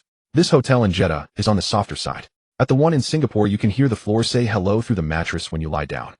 Yeezy, surprised by Hamilton's approachability, felt a bit bolder. What are you all doing? Working on the car this late? Hamilton looked back at the W14, a hint of resignation in his voice, but mostly a calm acceptance. Constant adjustments. The car hasn't been great this year. We're trying to find a direction. He gestured with his bottle towards the silver car in the depths of the garage, where fresh marker lines were drawn on the side pod. Sometimes the night is quieter and thoughts are clearer. During the day, the paddock is full of people, journalists, sponsors, photographers. Everyone wants a piece of you, and you can't think straight. But at this hour, it's different. It's just you, the car, and 2 engineers who also can't sleep. He paused, his gaze shifting from the car to Yeezy, as if sizing up a junior who might soon be racing against him on the same track. Starting P7 tomorrow. Yeezy nodded. P7 at Jeddah isn't bad. If you can keep up in the first few corners, there will be opportunities later. Hamilton's voice was low, but each word was clear. Remember this, patience is everything on a street circuit. Don't burn up your tires in the first lap, and don't take risks for a corner position. The race is long, new opportunities will come. It's different here compared to Bahrain. Overtaking windows are rare, but when one appears, you won't get a second chance. So wait. Wait for that window to open, and then seize it. Especially in Jeddah, one reckless move can not only ruin your own race, but also trigger a multi-car pileup. Yeezy listened intently. This was a private lesson from a 7-time world champion, delivered at 1 a.m. in the paddock with a can of ice-cold Coke. Thank you, he said, his voice lower than usual, but the sincerity was unmistakable. Hamilton gave his shoulder a firm, reassuring pat. All right, go get some sleep. You'll get used to the hard bed. He turned and walked back towards the garage door, pausing at the threshold to add one last piece of advice. The beds will be even harder next year. But you'll sleep better because by then you'll have earned your right to sleep in this paddock. Yeezy walked back along the empty paddock corridor, Coke in hand. The light from the Red Bull garage spilled onto the asphalt through the gaps in the roller shutter. The hushed conversations from the Mercedes garage faded into the distance. The Jeddah night wind rustled the advertising flags on the circuit fence. In the F1 paddock at this hour, there were no cameras, no applause. Only people still working deep into the night. A 7-time world champion discussing car setup with an engineer at 1 a.m. Technicians from the champion team crouching on the floor to disassemble a drive shaft. The unseen side of F1 was completely different from what he had imagined. Yeezy returned to his hotel room and placed the empty Coke can on the bedside table. It hadn't warmed up, yet fine droplets of condensation clinging to the aluminum shell. He lay back down on the rock-hard bed, closed his eyes. The images in his mind were no longer of overtakes, but of the invisible line Hamilton had traced on the side pod. This time he didn't silently repeat podium. Instead, he told himself survive then wait. Sunday, March 19th, 5:00 p.m. Jeddah Circuit MP Racing Garage. The starting grid sheet was pinned to the wall, its stark black text on white paper gleaming under the fluorescent lights. The Jeddah Circuit is gentle on tires. Compared to Bahrain, the asphalt here is smoother, the corners are predominantly high-speed, and tire degradation is remarkably low. Consequently, in terms of strategy, everyone opted for the red soft compound tires for the start. No one was willing to compromise in the opening stint. Starting grid top 5 rows: Row 1, Victor Martins, Oliver Behrman. Row 2, Jack Doohan, Cushmaney. Row 3, Enzo Fittipaldi, Frederick Vesti. Row 4, Yeezy, Theo Pourchaire. Row 5, Marcus Armstrong, Dennis Hauger. Yeezy is in 7th place, sharing a row with Theo Pourchaire. Theo received a 5-place grid penalty from a crash in yesterday's sprint race, dropping him from P3 to P8. However, his race starts are widely considered top 3 caliber in F2, marking him as Yeezy's biggest threat today. Theo is formidable at the start, Sanders stated during the briefing, tapping Theo's name on the grid sheet. He will undoubtedly use his starting advantage to attack you before turn 1. Yeezy, you need a flawless start. If you can hold your position off the line, or even overtake Vesti ahead, the rest of the race becomes much more manageable. Yeezy nodded. He knew his starting proficiency was rated at 50 compared to Theo's approximate score of 62. Yet statistics are static, humans are dynamic. With total focus and maximum effort, he believed he could surpass that number. Every morning in Oxford, he had practiced countless launches on the simulator. The muscle memory for the clutch bite point was etched into his fingertips. He had never perfectly replicated it in a real race, but today he decided to take the gamble. At 5:50 p.m. on the grid, Yeezy settled into car number 2. A mechanic secured his 6-point harness. He put on his helmet and pressed play. From his phone's playlist, Jared McCain's "Patience is Key in Life" began to flow. The soothing piano intro paired with the lyric "Patience is the key to life" gradually eased his tense nerves. He closed his eyes, gripped the steering wheel, and began mentally simulating laps. Full throttle at T1, hug the left wall at T4, careful on the exit at T13, late braking at T22. Each corner, every racing line, the curb heights, all replayed with precise detail in his mind. The broadcast camera zoomed in on Yeezy's cockpit. His eyes were shut, lips slightly moving as if muttering something, hands rhythmically turning the wheel in a simulation of cornering. Xiaohei, watching in the live studio, softened his tone slightly. Yeezy has his eyes closed, he looks quite tense. But look at his hands, he's simulating laps. This kind of preparation is very professional. I believe he can withstand the pressure. A stream of comments floated by. Go Yeezy. We believe in you. You got this. Ma Xiaoyao was also in the internet cafe, fists clenched, palms sweaty. At exactly 6 o'clock the formation lap began. Ignoring tire wear, Yeezy weaved aggressively, alternating between braking and throttle, pushing the tire surface temperature steadily into the optimal window, 95 degrees. After the warm-up lap, all 22 cars came to a halt in their grid slots. Yeezy's eyes were locked onto the red light gantry ahead, gaze intense, fingers hovering over the clutch paddle, muscles coiled. The 5 red lights illuminated sequentially. 1 second, 2, 3, 3.5, lights out. In that instant, the surrounding roar seemed to vanish for Yeezy. Only the tactile sensation of the clutch paddle snapping back against his finger was perfectly clear. His foot held the throttle at 6,000 RPM, the clutch engagement was decisive. The red soft tires bit hard into Jeddah's smooth asphalt, and the number 2 car launched forward like a bullet from a chamber. The surge of acceleration pressed him deep into the seat, yet every hand movement remained steady, without a hint of wasted motion.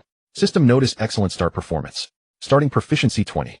Current starting proficiency 50, 40,100. Beside him, Theo Pourchaire's start was equally explosive, but Yeezy's reaction was a full beat quicker. Theo's front wing could only reach the edge of Yeezy's diffuser before being unable to gain another inch. A perfect start. Yeezy holds P7. He even has a chance to push forward. Xiaohei exclaimed in the broadcast. Yeezy's acceleration continued. His gaze swept past Theo, locking onto the rear wing of Frederick Vesti ahead. Turn 1 is a right-hander. Yeezy dove for the inside line, slotting his car precisely to Vesti's left. The tires let out a brief squeal at the very edge of grip. Vesti was forced to lift off the throttle, conceding the racing line at the apex. Yeezy completed the overtake at the very first corner. P6. Yeezy is up to P6, holding the apex and completing the pass. A perfect start followed by a perfect overtake, so clean. Xiaohei's voice was already getting hoarse. On lap 2, Yeezy was 0.6 seconds behind P5 Enzo Fittipaldi.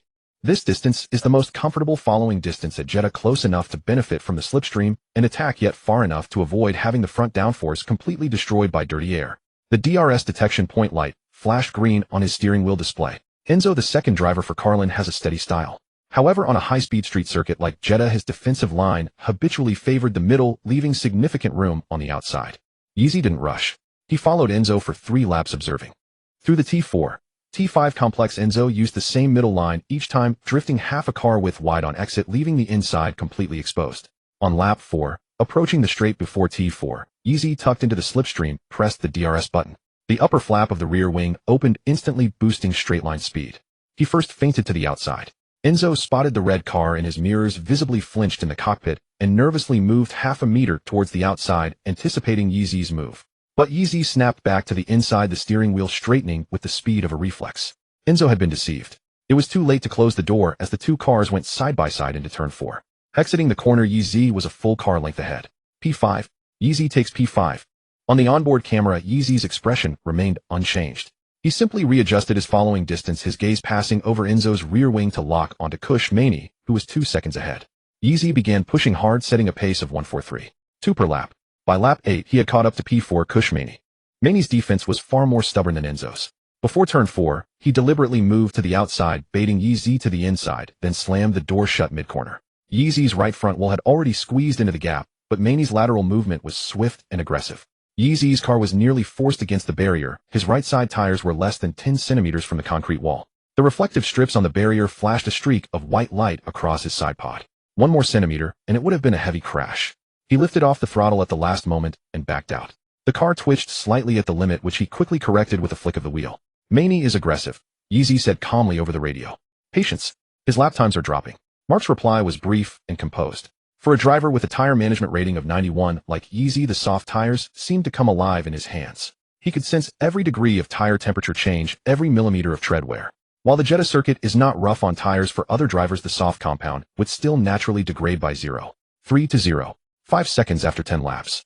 Yeezy's degradation was only 0.1 seconds, and this gap was set to widen as the tires wore on. On lap 10, Maney's time fell from 1:43.5 to 1:44.0. Yeezy remained consistent at 1:43.4. The gap was growing by half a second each lap. Maney couldn't hold him off forever. Yeezy attacked again, this time choosing the DRS zone before turn 22. The DRS effect here is particularly potent. Although the straight isn't the longest, the slipstream is more concentrated as it's compressed within the narrow channel between the walls. Cracks were appearing in Maney's defensive line. His right rear wheel slipped slightly on corner exit. Seizing the moment, Yeezy pulled out to the outside and completed the pass before Maney could react. P4. Yeezy is up to P4. On lap 13, Yeezy caught up to P3, Jack Doohan. Doohan, Virtuosi's ace and a Red Bull Jr., has a driving style similar to Verstappen's, aggressive but prone to overzealousness. They battled for a full 3 laps. At turn 1, Doohan locked his brakes while defending late, producing a large plume of white smoke and leaving 2 dark flat rubber marks on the asphalt. Yeezy exploited the instability caused by the lockup, overtaking him cleanly on the inside of turn 4. P3. Ahead of him now were only P2 Behrman and P1 Martins. He was 5 seconds behind Behrman. However, after 3 laps of intense battling, Yeezy's soft tires had risen to a critical temperature, and his lap times began to fall slightly slower than Behrman and Martins ahead. Mark, monitoring the tire life curves on his screen, made a snap decision. Box. Pit for the yellow mediums. We'll do the undercut. The undercut strategy involves pitting earlier than your rivals for fresh tires, using their faster pace to leapfrog them in track position after their own stops. Yeezy guided the car into the pit lane. MP's mechanics were ready. The yellow medium tires glistened under the neon lights of the Jeddah circuit. MP Racing, the champions of the previous season, executed a flawless pit stop, changing tires and releasing the car in just 4.3 seconds, an excellent time in F2. After rejoining, Mark immediately relayed his new lap time data. With the yellow tires in their optimal temperature window, Yeezy was nearly a second per lap faster than the 2 cars ahead. This stream of data, transmitted to Yeezy's ears via radio, was also clearly visible to the engineers at ART and the strategists at Prema. Behrman's and Martin's engineers immediately grasped the severity of the situation, almost simultaneously shouting the same command over their radios. Box. Pit now. On lap 14, Behrman pitted first. His stop took 4.8 seconds, a full 0.8 seconds slower than Yeezy's. As he exited the pit lane, Yeezy's red car was already less than 2.5 seconds behind. On lap 15, Martins also pitted for yellow tires with a 4.7-second stop. Both had pitted 1 to 2 laps later than Yeezy, but the original 5-second gap had rapidly shrunk to 2.5 seconds. Such is the advantage of the undercut. Had they waited another 2 laps, Yeezy might have overtaken them directly on track. Ignoring tire conservation, Yeezy pushed the yellow tires to their absolute limit. He was nearly half a second per lap faster than Behrman. The gap shrank visibly through each DRS zone. By lap 19 it was 2 seconds. Lap 21, 5 seconds. Lap 21 0, 8 seconds, and the DRS light turned green. Behrman saw the red number 2 car rapidly closing in his mirrors. His palms began to sweat inside his gloves, fingers trembling slightly on the wheel. His voice an octave higher than usual crackled over the radio. Give me something. Yeezy is right on me. His engineer paused for 2 seconds before replying. This snippet captured by the official F2 broadcast became the most replayed tactical moment of the race. Let him pass at turn 27, then tuck and suck up his slipstream, and use DRS to retake him on the main straight into turn 1. Your DRS is more powerful. The main straight before T1 is longer, the effect will be stronger. Behrman paused, then a smile crept onto his lips. Good plan. Copy. Lap 22, the DRS zone before turn 27. Yeezy pressed the button, the rear wing opened, and his car closed in on Behrman's slipstream at over 300 km/h. He had anticipated Behrman changing his line to defend, but to his surprise Behrman didn't defend. Instead, he moved half a car width to the outside, almost as if inviting Yeezy through. Yeezy's brow furrowed beneath his helmet. The overtake was too easy. Behrman wasn't the type to surrender without a fight. This concession was a trap. But his right foot didn't hesitate. He swept through on the inside cleanly. As he passed, he saw in his mirrors the Prema car immediately latch onto his tail, glued to his slipstream. And then he understood. The main straight before turn 1 at Jeddah is the longest DRS zone on the circuit. Behrman had deliberately let him pass at T27, only to use the fresh soft tires and DRS to retake the position on the main straight. Damn it. Yeezy cursed inwardly, but it was too late to adjust. Lap 23, the main straight towards turn 1. Behrman opened his DRS. With the combined effect of the slipstream and his newer medium tires, his car surged past Yeezy with overwhelming speed in the latter half of the straight, reclaiming P2. The 2 cars had exchanged positions twice within a span of 2 corners, decisive, clean, and without a hint of contact. My God. What kind of tactic was that? Xiaohei was nearly jumping out of his seat. Behrman deliberately let Yeezy pass at T27, then used DRS to take the place back on the T1 straight. That's Formula 1 level wheel-to-wheel strategy. Sanders slammed his fist on the pit wall. Damn it. We walked right into that one. Meanwhile, the art garage erupted in cheers. Martin's engineer slapped the console in delight. They hadn't expected Prema to use such an aggressive tactic, inadvertently helping them hold up Yeezy. Yeezy fell back in behind Bellman, the gap at 0.6 seconds. He took a deep breath, quickly replaying the last 2 exchanges in his mind. Bellman had let him pass in the short DRS zone before turn 27, only to retake the position using DRS on the main straight's long zone. The tactic hinged on Bellman being behind Yeezy at the DRS detection point on the main straight. Yeezy quickly calmed down. He watched Bellman's car ahead, a slight smile curling at the corner of his mouth. You can use tactics, and so can I. On lap 24, approaching the same DRS zone before turn 27, Yeezy activated his DRS again, making a feint to overtake on the outside line. Bellman took the bait just as before. He moved to the outside, preparing to let Yeezy through, and then counterattack. Yeezy's fingers made an almost imperceptible movement on the wheel. His right thumb pressed the DRS button, while his right foot hovered perfectly steady over the throttle pedal. He didn't press down. The rear wing open drag dropped, and the speed of car number 2 began to climb. But Yeezy's throttle was only at 70%, not the full 100% expected when powering out of the corner. This made his acceleration curve a beat slower than a typical DRS overtake, enough to pull his nose alongside Bellman's, but not enough to complete the pass. Bellman saw the flash of red in his mirrors moving to the outside, and a smile flickered across his lips. There it is, the same trick as last lap. Following the engineer's script, he moved to the outside, yielding the inside line, letting him through, ready to use DRS to retake the position on the main straight. The 2 cars raced side by side towards the DRS detection point on the main straight. The roar of the engines was compressed into a sharp shriek between Jeddah's walls, the air between the cars feeling almost solid. It was then that Yeezy's left foot tapped the brake. Not a heavy press, just the lightest touch imaginable. The brake light flickered in the shadow of the barriers for less than 0.2 seconds. But it was enough. His speed dipped slightly in the final meters before the detection point, just enough to allow Bellman's nose to be half a front wing length ahead as they crossed the line. The detection point passed overhead. The car's sensors recorded their positions at that instant. Bellman ahead, Yeezy behind. The gap 0.3 seconds. Then Yeezy's right foot slammed the throttle to the floor without hesitation. 70% throttle instantly became 100%. The engine's shriek became a roar as the red car, now with DRS open, completed the overtake at full throttle after the detection point. Clean and decisive on the inside line, his nose was a full car length ahead by the exit of the corner. The positions were exchanged once more. P2 Yeezy, P3 Bellman. The main straight at turn 1 then opened up. It's the longest, full-throttle section of the Jeddah circuit with the DRS detection point at its entry. On his dashboard screen, Yeezy's DRS indicator light glowed green. On Bellman's screen, in the same position, it was gray. Bellman instinctively pressed his DRS button, but the indicator on his wheel was gray. His mind went blank for a fraction of a second, and then that void was filled with a surge of panic. He was now the leading car, and Yeezy was the following car. That barely perceptible brake tap had ensured Yeezy crossed the detection point as the following car. The detection rule stated if the following car is less than 1 second behind at the detection point, it may use DRS in the next zone. The leading car, however, is not permitted to use it. This was the FIA's clear DRS activation rule. Only a driver who is in the following position and within 1 second of the car ahead at the detection point may open their rear wing in the next DRS zone. Bellman doesn't have DRS. Yeezy overtook him after the detection point, so he gets DRS and Bellman doesn't. Xiaohei's voice exploded in the broadcast booth, cracking with excitement. This is the exact same script Bellman used last lap. Yeezy just tweaked one detail. He delayed the overtake until after the detection point. Now Yeezy has DRS and Bellman doesn't. The tables have completely turned. Sanders stood at the console, hands braced on the edge, eyes wide. Paul let out a muffled growl beside him, nearly crushing the tablet in his hand. Everyone in the MP garage was glued to the big screen, some holding their breath, others clenching their fists unconsciously. On the straight, Yeezy pressed the DRS button. The upper flap of the rear wing open drag plummeted, and the top speed of car number 2 visibly surged. The yellow tires shrieked on Jeddah's smooth asphalt as the rev needle soared towards the red line. Bellman fought to stay in Yeezy's slipstream, but without DRS his top speed was nearly 20 km/h slower. The gap stretched from 0.1 seconds to 0.6, and then to 1 seconds. At the braking zone for turn 1A, Bellman was already out of DRS range. He slammed his fist on the steering while cursing into the radio. Yeezy just used Bellman's own tactic from last lap to turn the tables. Xiaohei's voice was no longer commentary, it was a soul cry. Yesterday people online said, Yeezy only knows how to drive, not think. Now this brainless driver just executed a perfect in-race counter tactic to prove to everyone that not only can he think, he's faster than all of them. Ladies and gentlemen, this is not F2. This is F1, level tactical warfare. And he's 17. Only 17. The chat was beyond flooding you, it was writing dissertations. Teacher Ye's masterclass. Bellman, did he just learn my move?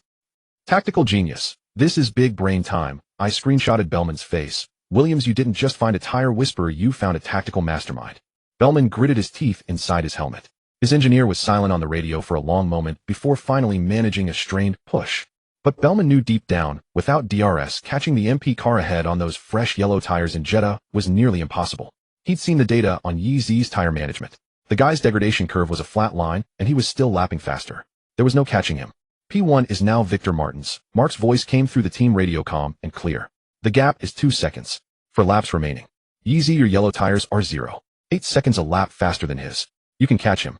Now only Victor Martins stood between Yeezy and the lead. The gap was 2 seconds. Yeezy didn't reply, switching into full attack mode. Martins watched the red car approach in his mirrors, his fingers unconsciously tightening on the wheel. He was the pole sitter arts ace in his 3rd season, clawing through the F2 paddock. The burning need to secure an F1 seat before retiring had consumed him for a solid year. But in his mirrors now he saw the face of the driver who had dominated him in Bahrain and the Jeddah Sprint. He could almost hear Yeezy's words from winter testing echoing in his ears. The F1 simulator is harder. F2 is a bit more relaxing. Lap 25, gap 1.2 seconds. Lap 26, Yeezy closed to within 0.6 seconds. Lap 27, Yeezy opened his DRS on the straight before turn 4, pulling out to the outside line. Martins remained calm, moving early to cover the outside, then deliberately delayed his turn-in to lure Yeezy to the inside. Yeezy took the bait, but Martins slammed the door shut mid-corner. His secret weapon. Yeezy's left front wheel and Martins' right rear wheel nearly touched the two cars running side by side through turn 4, separated by less than 10 centimeters. In the fierce wheel-to-wheel battle, Yeezy's left mirror clipped Martins' side pod. The mirror shook violently and began to dangle precariously. Exiting the corner, Yeezy held a half-car length lead on the inside. Martins' right rear had locked up for a fraction of a second as he slammed the door, leaving a faint gray mark on the asphalt. The car twitched at the limit, but that twitch was enough for Yeezy's left front to squeeze into a gap less than half a meter wide. They exited the corner side by side, the engine roar compressed into a sharp shriek between the walls. Yeezy's nose was fully ahead of Martins' front wing by the entrance to turn 5. P1. Yeezy has passed Martins. He's into P1. Starting from P7, he's carved his way to the lead. Xiaohei's voice exploded in the booth, no longer commentary, but a primal scream. Ladies and gentlemen, this is the F2 Jeddah feature race. This isn't a game. He was outsmarted by Bellman's tactic, but he fought back and overtook them 1-1 his own way. Now he leads the race. In the MP garage, Sander was leaning over the console, practically vibrating. Paul took off his glasses, wiping them with his sleeve, his hands trembling. Mechanics were grabbing each other's shoulders, some shouting, some pounding the table. In the Williams garage, Vowles stood by the window, watching the name Yeezy at the top of the timing screen. A small smile formed on his lips, widening into an unreserved grin. Martins watched the red car pull further away, his jaw aching from the tension. So close. He'd started from pole, led for 27 laps, and was only one lap away from victory. Lap 28, the final lap. Yeezy's car number 2 thundered down the main straight of the Jeddah Corniche circuit at over 280 km/h. The salty Red Sea breeze split by his front wing. P1 leading Martins by nearly 2 seconds, the finish line less than 6 kilometers away. He tapped the steering wheel lightly, thoughts of the Jeddah double title and the system rewards flooding his mind. Then he heard an odd sound from his left. Not the engine, not tire noise, but a faint rapid clicking. The sound of something hard rattling violently in the high-speed airflow. He turned his head. The mirror on his left was shaking violently, and a crack at the base of its mount was visibly widening. The contact with Martins in turn 4 had been more severe than he'd thought. The mirror housing trembled like a dead leaf in a gale. In a fraction of a second, Yeezy's mind raced through the options. If he let it fall, the carbon fiber fragment would hit the racing line at nearly 300 km/h. Bellman, Martins, and a train of other cars fighting for points were right behind. He didn't want to think about the consequences of carbon fiber piercing a tire. As the mirror detached from its mount, he shot his left hand out and caught it. The cold carbon fiber shell pressed against his glove. The mirror's glass reflected the Jeddah night sky. Yeezy held the steering wheel with one hand, the mirror clenched in his left. The problem was clear: he couldn't finish the remaining half lap with one hand. Jeddah is a street circuit with no runoff. Every corner is taken at over 200 km/h from the walls. One-handed driving was suicide. Keeping it in the cockpit was out of the question too. The carbon fiber was razor sharp, and a cut would be a disaster. He had to get rid of it. But he couldn't just toss it onto the racing line. Where? His gaze swept ahead to the approaching turn 15. There was a short escape road on the outside of that corner. He remembered it from the track walk, a dead end completely out of the racing line. He moved off the racing line, braked for turn 15, and with his right hand steadying the wheel, he hurled the mirror with his left hand deep into the escape road. The carbon fiber shell bounced twice on the tarmac and rolled to the base of the barrier at the end of the road, disappearing into the shadows. He confirmed it was well clear of the racing line with no debris left behind before flooring the throttle.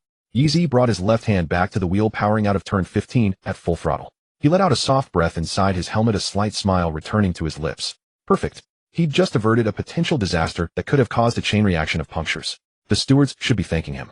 Martin saw the red car ahead drift off the racing line. A subtle move, and then a black object flew from the cockpit, landing in the escape road at turn 15. His pupils contracted sharply. He instinctively pressed the radio button, his voice rapid and excited. Stewards, I want to report. Yeezy just threw something at turn 15. He threw a piece of debris into the escape road. I saw it with my own eyes. He threw a part onto the track. This is dangerous. It's dangerous driving. You have to penalize him. You must give him a time penalty. His voice trembled with emotion over the art team radio. Not from anger, but because he saw an opportunity, a chance for a penalty that could change the result.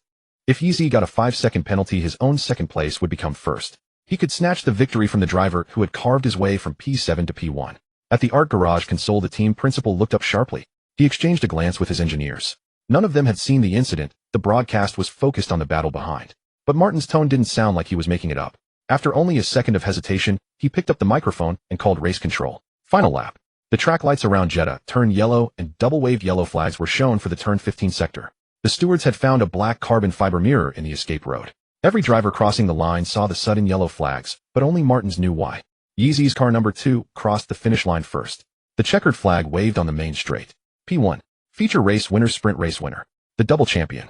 He exhaled deeply in the cockpit, his breath forming a warm mist inside his helmet. He brought the car to a stop in the park firm, turned off the engine, removed the steering wheel, and stood up from the seat. The Jeddah night air was humid, just like after the sprint. The track's colorful lights bathed the main straight in daylight brightness. Yeezy habitually called up the system panel in his mind, waiting for the familiar golden prompt to appear: Jeddah feature race, first place, complete. But the notification didn't come. The golden box was gone. The task status on the panel still read in progress. His hand holding the steering wheel froze midair. He stood in the cockpit, blinking like a computer stuck on a loading screen. Then he saw a race official walking briskly towards him, holding a piece of paper, his expression a mix of seriousness and routine. Mr.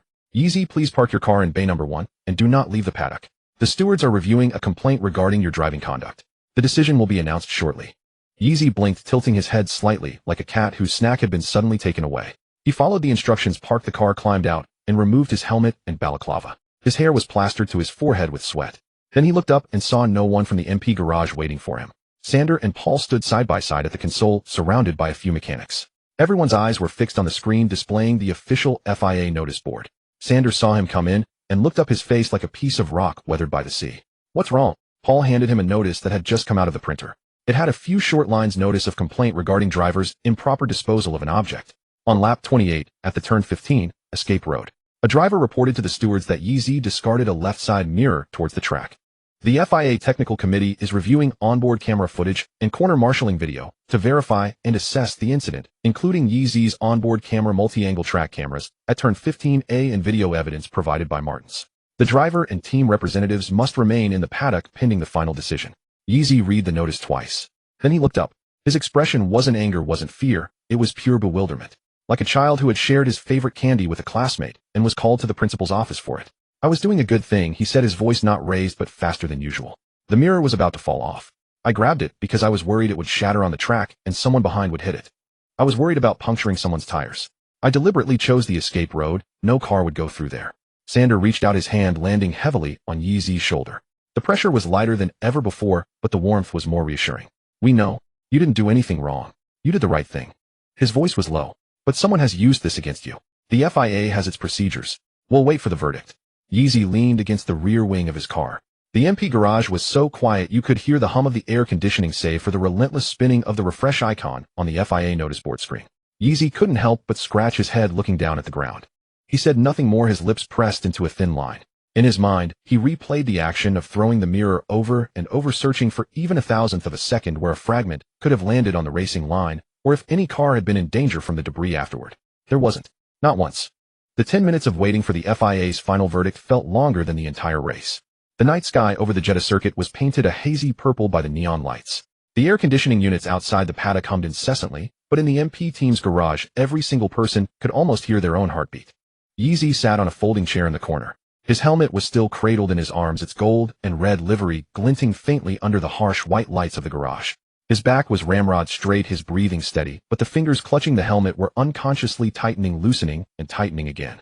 Suddenly, a pale blue light screen unfolded before his eyes without warning, and a familiar system notification sound echoed in his mind. Ding. Mission: win the Jeddah feature race. Completed. Reward: physical attribute. Point 1 physical fitness 6162 F 2 points, earned 25 points, 1 point fastest lap, 26 points, free proficiency 130, current free proficiency 185. He let out a slow breath that had been trapped in his chest, and his fingers finally relaxed their grip on the helmet's edge. Almost at that exact second, the FIA's official notice spread across the entire circuit via the paddock radio channel. After a thorough on-site inspection of the evidence and frame-by-frame analysis of the onboard footage by track marshals, the detached left mirror was found discarded in the escape road at turn 15. It did not enter the racing line and posed no safety hazard to the track. Driver Yeezy proactively removed the damaged part from the racing line when it was about to detach, objectively reducing the risk of debris scattering across the track. However, this action violated Article 12.4 of the FIA Sporting Code regarding the prohibition of discarding objects during a race. The following penalties are imposed: 1. A fine of 1,000 for driver Yeezy. 2. Driver Yeezy must attend a 1-hour race safety education training session post-race. 3. The original race results stand with no time penalty applied.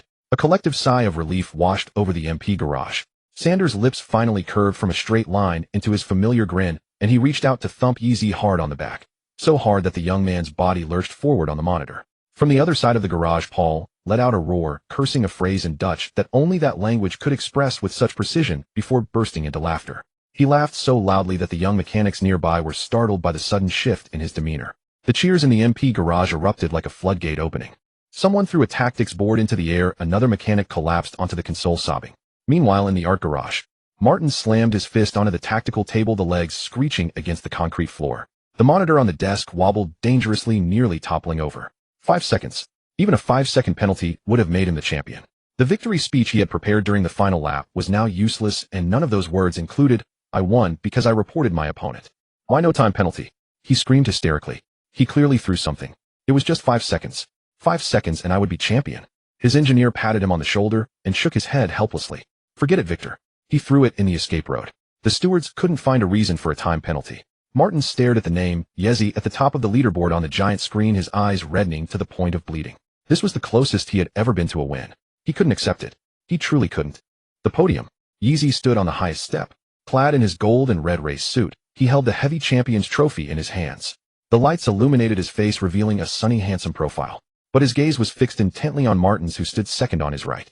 Martin stood on the runner-up step, head bowed, eyes locked on the edge of his own podium spot. He could feel Yeezy's unconcealed, almost scrutinizing stare. He knew deep down that if it hadn't been for the few centimeters of margin Yeezy had left him at turn 4, he would be in the medical center getting an MRI right now, not here stewing over those stolen 5 seconds. This crushing feeling of being unable to win fairly and unable to cheat effectively gnawed at his pride more than being lapped ever could. Behrman, standing in third place, watched the scene unfold and shook his head helplessly. He had lost to Yeezy, and he accepted it wholeheartedly. Whether it was pace tire management or that textbook tactical counterattack, just now Yeezy was simply better than him. He even thought that if Yeezy were to drive an F1 right now, he would definitely hold his own. The stirring notes of the March of the Volunteers began to play. The bright 5-starred red flag slowly ascended into the Jeddah night sky. Yeezy straightened his back, his lips moving slightly, silently humming along with the melody. The frustration and anger from moments ago dissipated completely the instant the national anthem began. He had won. No matter what tactics Martins employed, he had still won. For consecutive wins. His 76 points placed him first by a landslide, double that of second-placed Martins. Yeezy raised the trophy high, flashing a brilliant smile at the cameras. He had conquered the Jeddah Challenge. After the podium ceremony in the mixed zone. This time it wasn't Sky Sports' tricky interviewer gal, but an official FIA reporter. Standing by the interview board was a middle-aged female journalist with gold-rimmed glasses holding a microphone with the FIA logo. Her expression was gentle, but her questions were anything but soft. Yeezy, first of all, congratulations on winning the Jeddah feature race. Regarding the situation where you discarded your mirror late in the race, could you elaborate on what exactly happened? Yeezy placed the trophy at his feet and took the microphone with his right hand. He thought for a moment, deciding to start from the beginning. My left mirror was loosened during an earlier wheel-to-wheel battle. The bracket was already broken, only held on by a single wire. I saw it flapping violently in the airflow. If I hadn't grabbed it, it could have fallen onto the racing line at any moment. Jeddah is a street circuit, and there were several cars behind me. If a piece of debris punctured a tire, it could have caused a chain reaction accident. So I reached out and pulled it off. He paused, pursing his lips, his tone turning more serious. With my current physical condition, I can't drive a full lap one-handed at Jeddah. Every corner here is a high-speed corner, and you're scraping the walls. It requires extreme precision. So I found the escape road at turn 15, confirmed no cars would pass through there, and then threw it in. The female reporter nodded, quickly jotting down notes. Her pen scratched softly against the paper. She looked up, a glint of barely perceptible sharpness flashing in her eyes. What are your thoughts on Victor Martins reporting this incident to the stewards? Here it comes.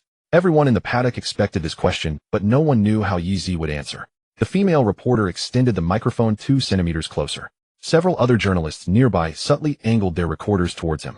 Yeezy was silent for 2 seconds. The paddock lights cast a sharp line of light and shadow across his face, hiding his tightly pressed lips perfectly in the darkness. He picked up the microphone again, his tone as calm as if he were stating a physics formula. Nothing much to say. He was within the rules to report it.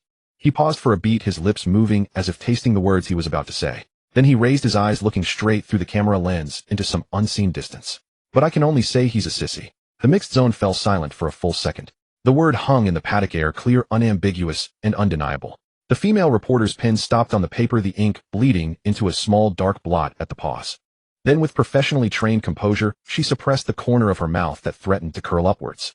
If such a situation occurred again, would you still reach out to catch it? Yes. Yeezy nodded without a moment's hesitation. I don't want any accidents to happen. If it happened again, I would still catch the falling mirror. But next time I might ask the team first if there's a better way. However, at 280 km/h, I didn't have time to ask anyone. I didn't do it for anyone's gratitude.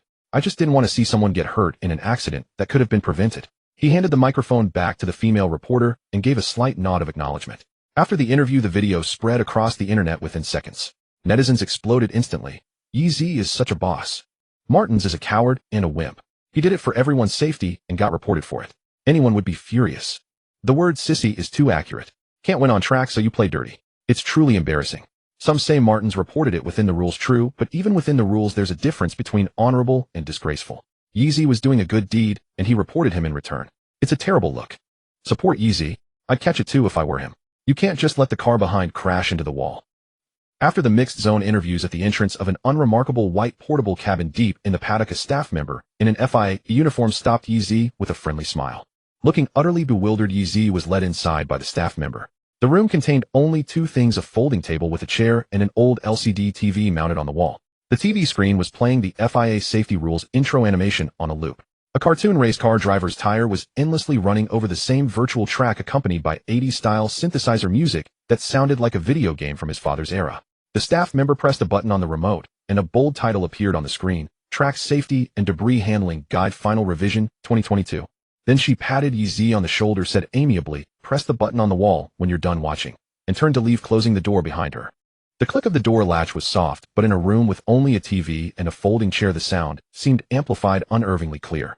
Yeezy unfolded the chair and sat down. He noticed the left front leg was about half a centimeter shorter than the other three, causing his center of gravity to tilt involuntarily to the left. He shifted his position, placed his sweat-soaked helmet on the floor beside him, and began to watch the screen. The animation jumped to the first chapter. A cartoon race car driver wearing a giant oval helmet was speeding around the track in a red and blue cartoon car. The narrator spoke in a classic documentary tone. The cartoon driver's mirrors suddenly came loose, flapping violently in the airflow, then fell off, bounced on the track, and was run over by the car behind, triggering a series of exaggerated cartoon chain reactions. Yeezy thought this was supposed to explain the dangers of debris. The animation was indeed explaining the dangers of debris. But he had just endured 2 days of high-intensity racing, charging from P3 to P1 in the sprint, then from P7 to P1 in the feature, battling wits with Behrman in between, getting reported by Martins on the last lap, calling him a sissy, to the world's cameras in the mixed zone, and then being brought here. He was so sleepy, so tired. His eyelids began to droop. The cartoon driver completed another lap. On screen, the mirror fell off again, and the slow-motion debris bounce was stretched into a 5-second close-up. But Yeezy's head was already lolling back, then snapped forward. He instinctively sat up straight, forcing his eyes wide open to stare at the screen. But the narration continued, and the way humans fall asleep can be strange. The harder you try to keep your eyes open, the more your brain treats the narration as white noise. He heard terms like debris classification, track sectors, and Marshall signals, but the words flowed in one ear and out the other, leaving nothing behind. His head slowly tilted to one side, and his breathing became steady. On screen, the cartoon driver ran over another piece of debris at turn 15. But the room's only audience member was already asleep. In his dream, there was no debris, no mirror, and no Martins. He dreamed he was racing at Silverstone. The weather was clear, the clouds were high. Throttle pin, the rear of the car stepped out slightly in the Maggots-Beckett's complex, and he caught it perfectly with a precise correction of the steering wheel. The race ended. A staff member patted him on the shoulder and said he could go. He was just about to get out of the car. His head snapped downwards, and he woke himself up. The screen was black. The power indicator light on the bottom right of the LCD TV blinked faintly, emitting a weak red glow. Yeezy rubbed his eyes, wiped the drool from the corner of his mouth, and took a couple of seconds to remember where he was. He stretched, then reached for the button on the wall. The door opened. A staff member walked in carrying a test paper. Seeing Yeezy's messy hair and the sleep creases on his face, she couldn't help but twitch her lips as she handed him the paper. "You can only leave after you pass the test." Yeezy lowered his head, looking at the test paper in his hands. A 4-paper, double-sided print densely packed with English multiple-choice questions. The first question was, according to Article 12 is Section 4 of the FIA, sporting regulations, may a driver voluntarily discard car parts during a race? A, yes, B, no, C, depends on the type of part, D, only with permission from the race officials. The second question, which of the following is classified as a type A high-risk debris?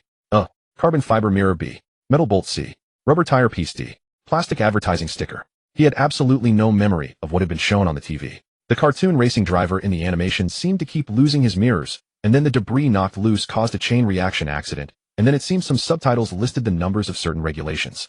But as for the specific chapter and article, he must have been asleep by then. Yeezy held the test paper in silence for a few seconds, then looked up, his expression sincere as he faced the staff member.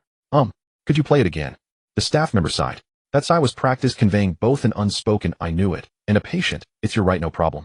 She picked up the remote, pressed play again, then retreated to stand by the door with her arms crossed, clearly fearing he might fall asleep once more. This time, Yeezy sat up straight. He moved the folding chair to a spot about 1.5 meters directly in front of the TV, placed his hands on his knees, looking like a primary school student paying attention in class.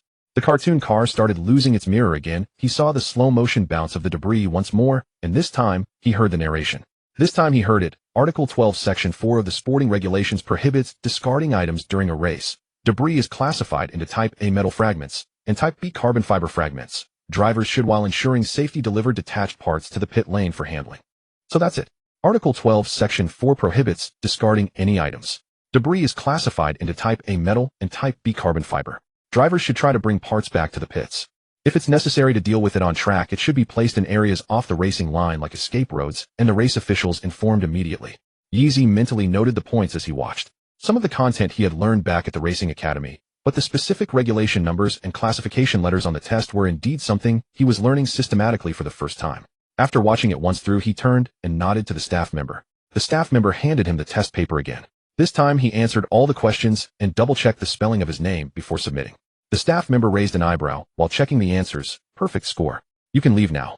Yeezy stood up, pushed the folding chair against the wall, and walked out of the portable building holding his helmet. As he pushed open the door, the hot night air of Jeddah hit him, and he took a deep breath of the air tinged with gasoline. This safety education was more exhausting than the actual race. 8 o'clock in the evening, Williams' garage. Yeezy walked in wearing casual clothes, still carrying the exhaustion from just escaping the safety training session. His white t-shirt collar was slightly askew, his eyes were a bit red, and his walk was slow. He didn't look like someone who had just won the F2 feature race that afternoon, but rather like a high school student forced into 2 extra evening study sessions. Vowels had already reserved a spot for him on the side of the console. A black folding chair with a handwritten sticky note on the back, Yeezy's seat, do not move, written in black marker with a crooked smiley face drawn at the end, clearly an adult's forced imitation of a middle schooler's doodle style. A slight smile tugged at the corner of Yeezy's mouth when he saw the note. He sat down facing a workstation made of multiple screens showing the main broadcast feed, live lap time data, and the onboard cameras of the 2 Williams cars. The F1 Jeddah Grand Prix was about to start, and the atmosphere in the paddock was heating up. Why do you look more tired than after running a race? Vowels handed him an unopened bottle of electrolyte drink. Safety education. Yeezy took the bottle, unscrewed the cap, and took a big gulp. I fell asleep during it, then failed the test, and had to watch it all over again. Vowels froze for a second, then threw his head back and laughed. The laugh was so loud that even the Alfa Romeo garage next door glanced over, and several nearby engineers turned to look, wondering what the team principal was laughing at. Every F1 driver hates that safety course. Vowels wiped a tear from the corner of his eye. Hamilton tries every trick to skip it at the start of each year. One year he had his manager fake a phone call about a flight delay, but the officials cornered him in his hotel and made him watch the full 3-hour version. Last year Norris pretended to have food poisoning and stayed in bed at the hotel to skip it. He got caught red-handed by the stewards, who punished him by making him watch it twice and write a 2,000-word self-criticism.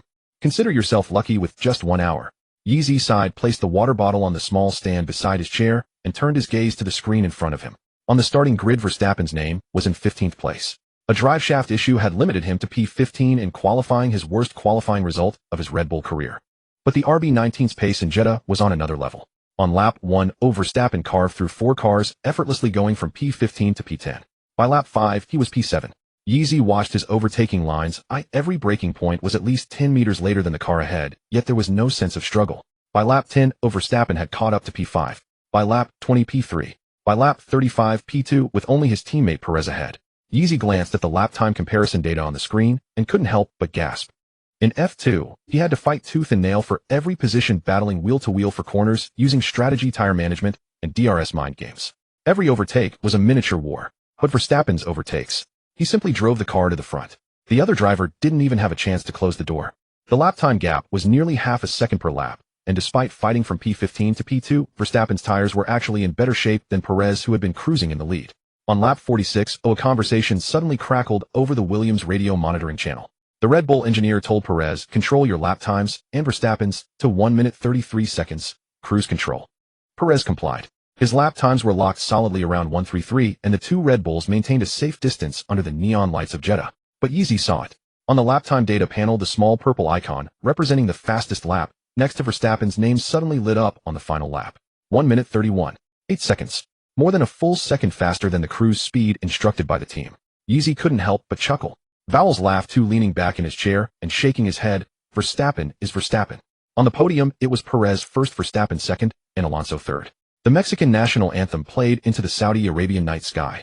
Albon, however, had a stroke of bad luck today. On lap 27, his brake pedal travel was getting longer and longer with abnormal brake pressure data. From the onboard camera, his right foot could be seen pumping the brake pedal, but the pressure just wouldn't come back. Eventually, before the turn 1 braking zone, the brakes failed completely. The car brushed against the wall and skidded into the runoff area, kicking up a cloud of dust. He climbed out of the cockpit, kicked the track barrier hard, and tore off his gloves, throwing them to the ground. Yeezy stared at the screen, silent for 2 seconds, then softly muttered, "What a shame," before picking up a small palm-sized hardcover notebook from the stand beside him.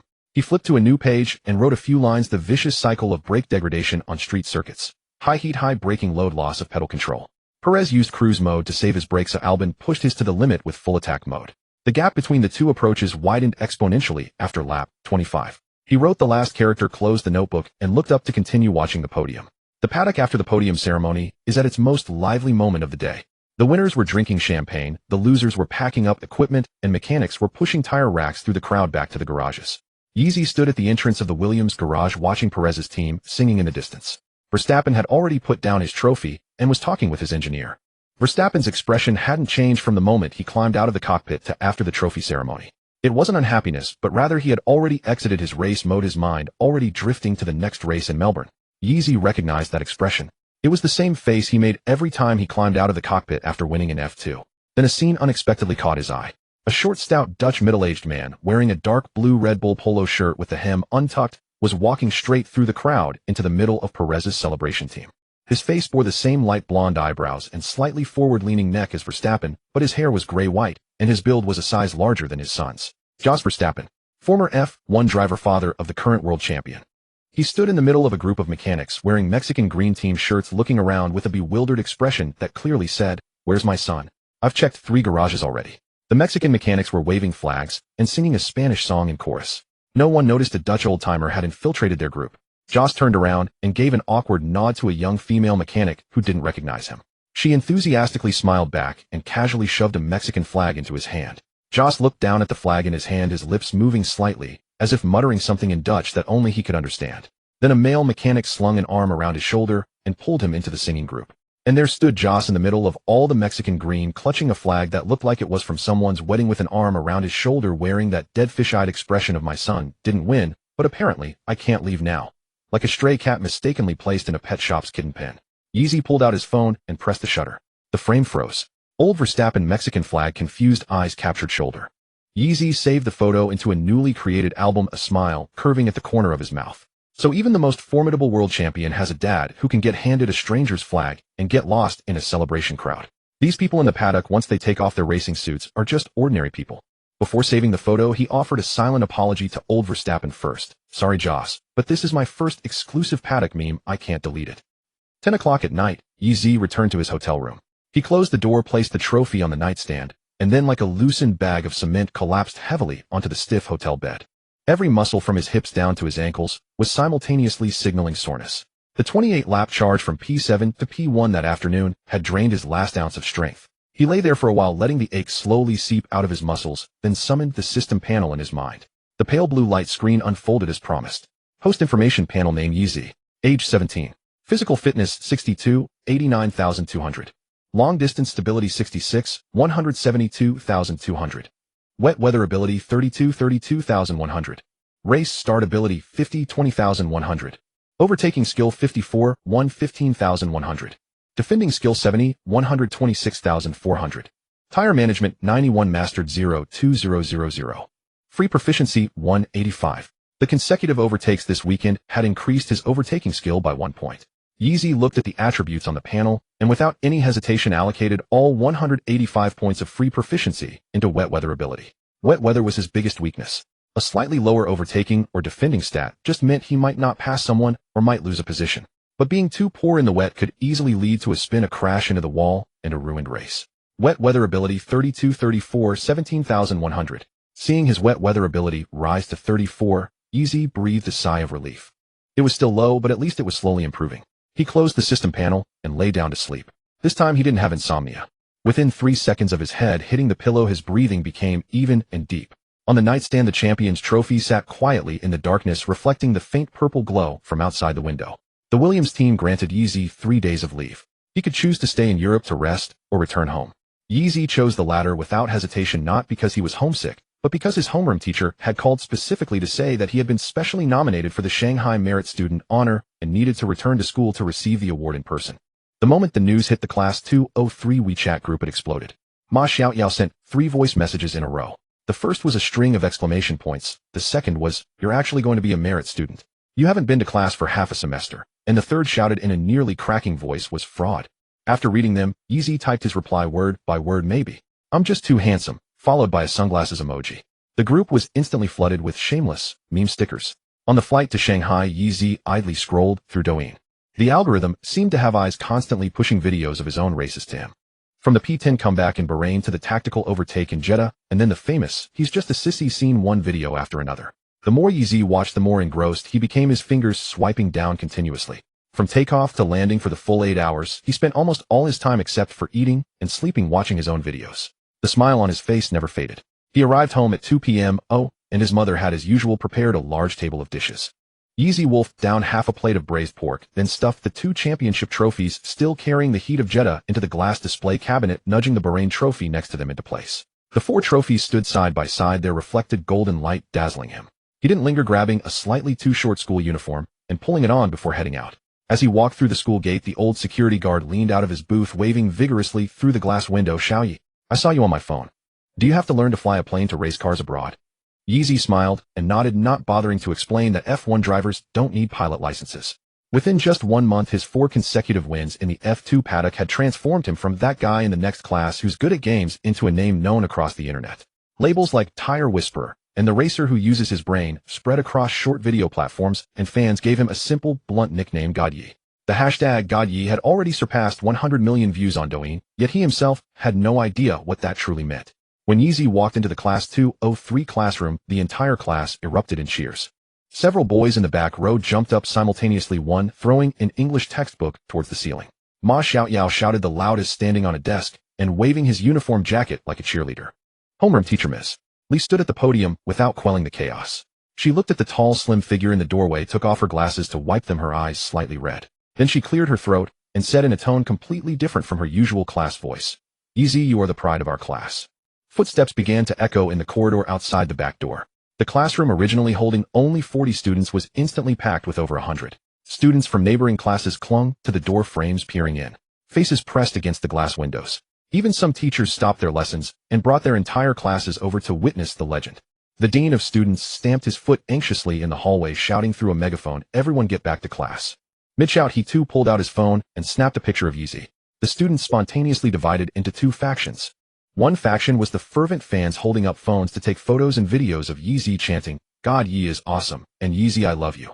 The other was the pure slackers hiding behind the crowd and high-fiving each other. "Excellent. Now that Yeezy is back, there'll definitely be a school assembly, which means we skip 2 more classes. Nice."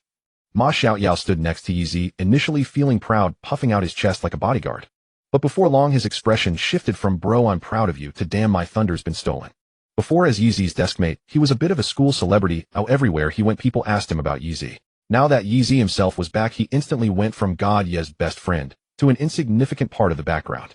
Even the girl from the next class, who always used to pester him with questions like, "What burger does Yeezy like?" was now holding an autograph book and squeezing right up to Yeezy. Ma Xiaoyao pushed through the crowd, patted Yeezy on the shoulder, and lowered his voice to a serious tone. "Listen, Yeezy, you should focus on your racing. Don't come to school. This place is a mess." Yeezy looked at him, puzzled. "Why is school a mess?" "Because it affects your competitive state." "Yeah, that's it," Ma Xiaoyao declared with feigned seriousness, though his eyes darted away.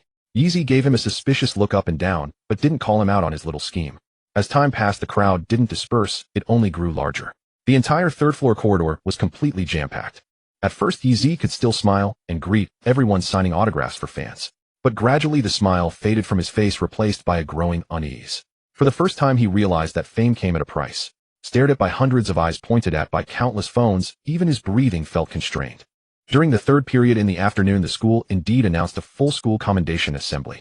Yeezy was swept along by the crowd towards the stairs. The stairwell was packed, everyone jostling to get closer to him, pushing and shoving in complete chaos. Yeezy frowned, calling out repeatedly, "Everyone slow down. Don't push. Watch your step." But no one listened. The crowd surged forward like a tide, completely beyond his control. At that moment, a sharp scream pierced the air. A girl walking in front was knocked down by a boy behind her and tumbled down from the 4th step. "Watch out," Yeezy yelled, shoving his way through the crowd and rushing down. He quickly helped the girl up, anxiously checking her injuries. "Are you okay? Did you hurt anything?" The girl had scraped her knee and arm, blood beading on the skin, but thankfully no broken bones. "I'm fine. Thank you," she said, blushing. Yeezy breathed a sigh of relief and asked her friend to help her to the infirmary.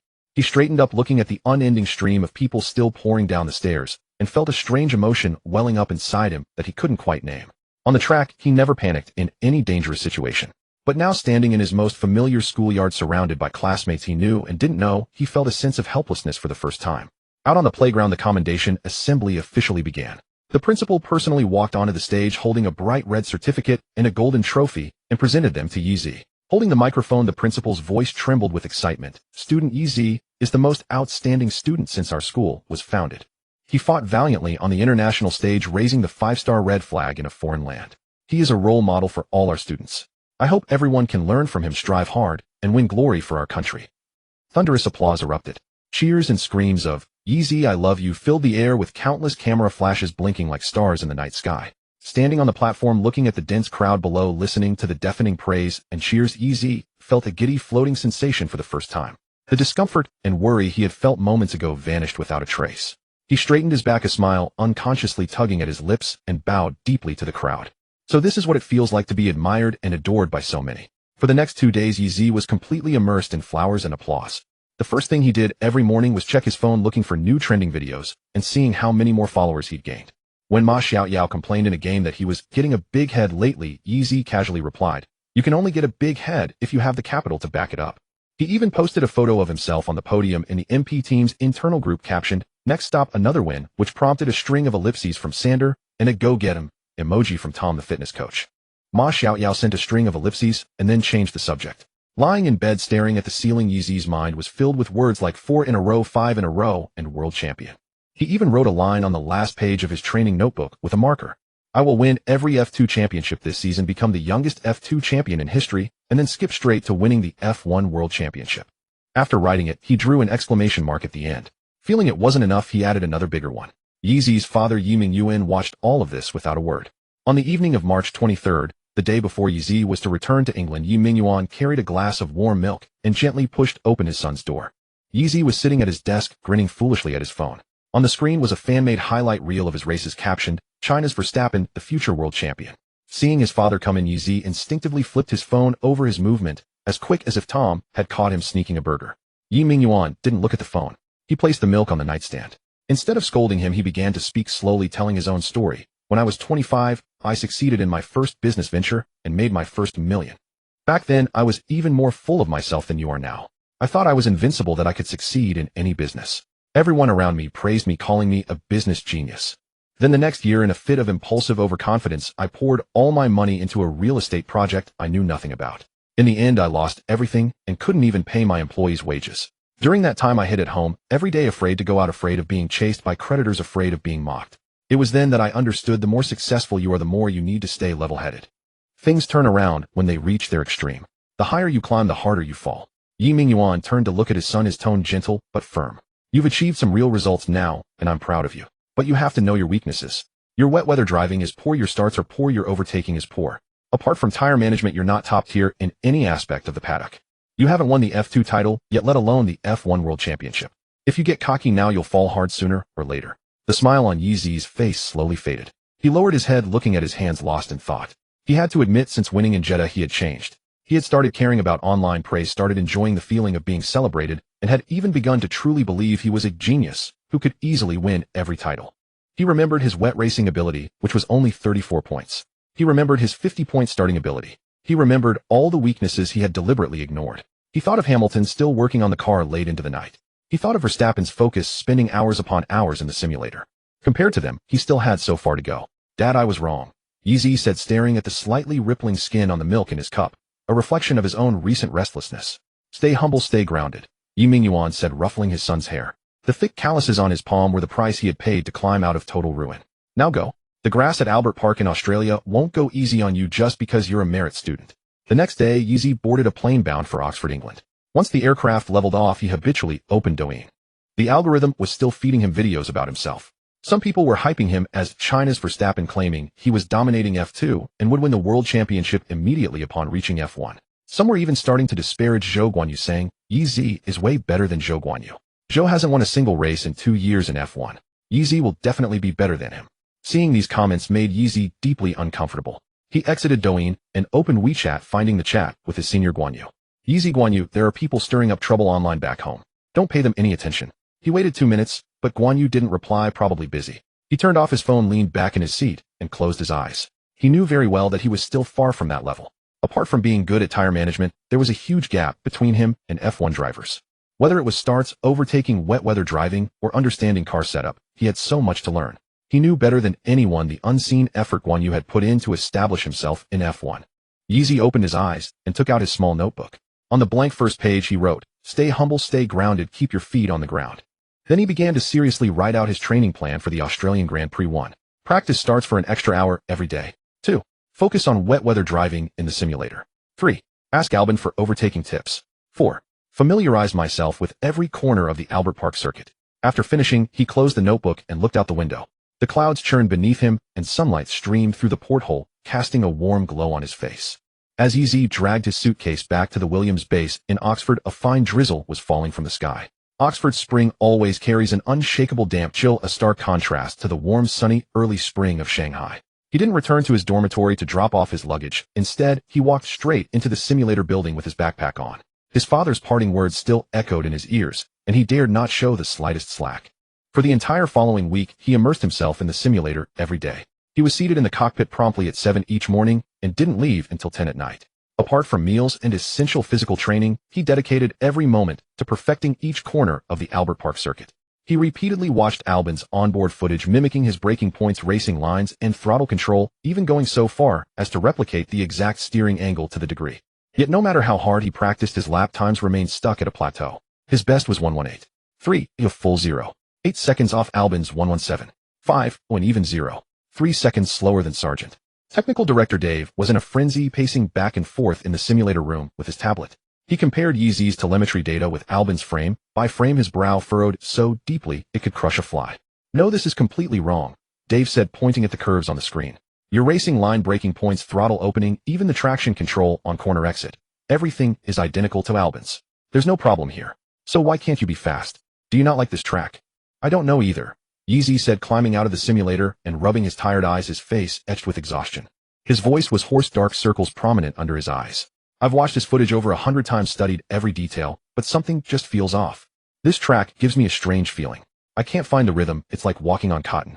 7 consecutive days of high-intensity training had nearly drained all of Yeezy's energy. He thought about the curb heights while eating, ran laps in his mind while sleeping, and even dreamed of circling the corners of Albert Park.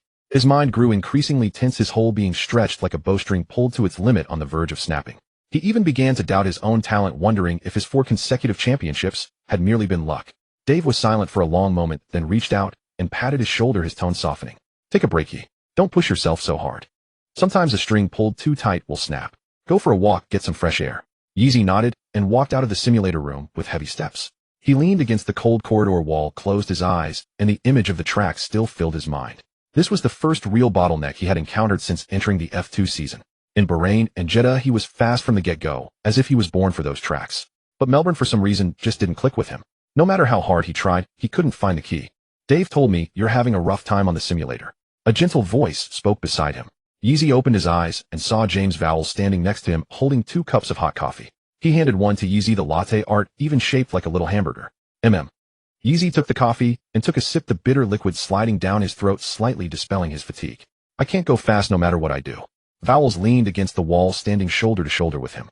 He didn't talk about training or the track, but simply rubbed Yeezy's shoulder. A gentle gesture, yet warm like a father to his son.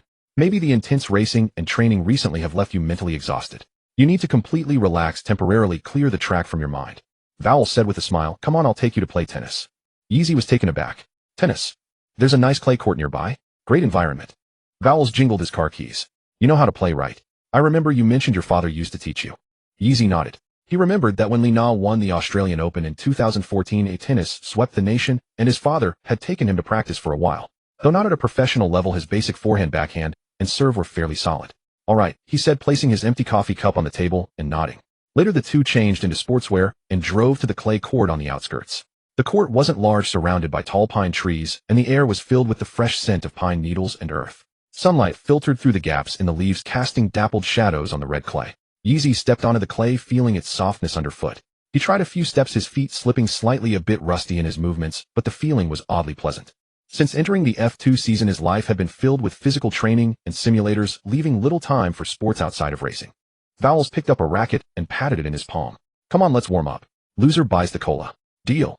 Yeezy picked up a racket too, and for the first time in days a genuine smile finally appeared at the corner of his mouth. The two began to rally. Vowles' technique was steady but unremarkable. Yeezy's form wasn't perfect, but he was young, strong, and possessed explosive power, his shots surprisingly fast. After a dozen or so rallies, both were drenched in sweat, and the tension and anxiety in Yeezy's eyes began to fade. "Not bad," Vowles said, wiping sweat from his forehead. "You're much better than I expected." I practiced a while back, but haven't played in a long time. Yeezy said, unleashing a powerful forehand that clipped the net and landed in the opponent's court. Just then Vowell's gaze drifted towards the cafe at the edge of the court. Under a sun umbrella, Albon was sitting with a girl with a high ponytail. Albon held an iced coffee. The girl leaned against his shoulder, and they chatted softly, laughing happily. Isn't that Albon? Vowells called out Alex. Want to come play a couple of games? Albon looked up, saw them, hesitated for a moment, then waved back with a slightly embarrassed grin. The girl turned around too. It was his girlfriend, Chinese professional golfer Himuni. She stood up gracefully and pulled Albon by the hand into the tennis court. What are you guys doing here? Albon scratched his head, looking a bit sheepish. I brought Muni out for some fresh air. Yeezy's been under a lot of training pressure lately, so I brought him out to relax. Vowell said with a smile. Perfect, let's play 2v2. Yeezy and I against you two. Yeezy and Vowells exchanged a glance, both feeling a surge of competitive spirit. Flaunting their romance right in front of them. Absolutely unacceptable. The match began.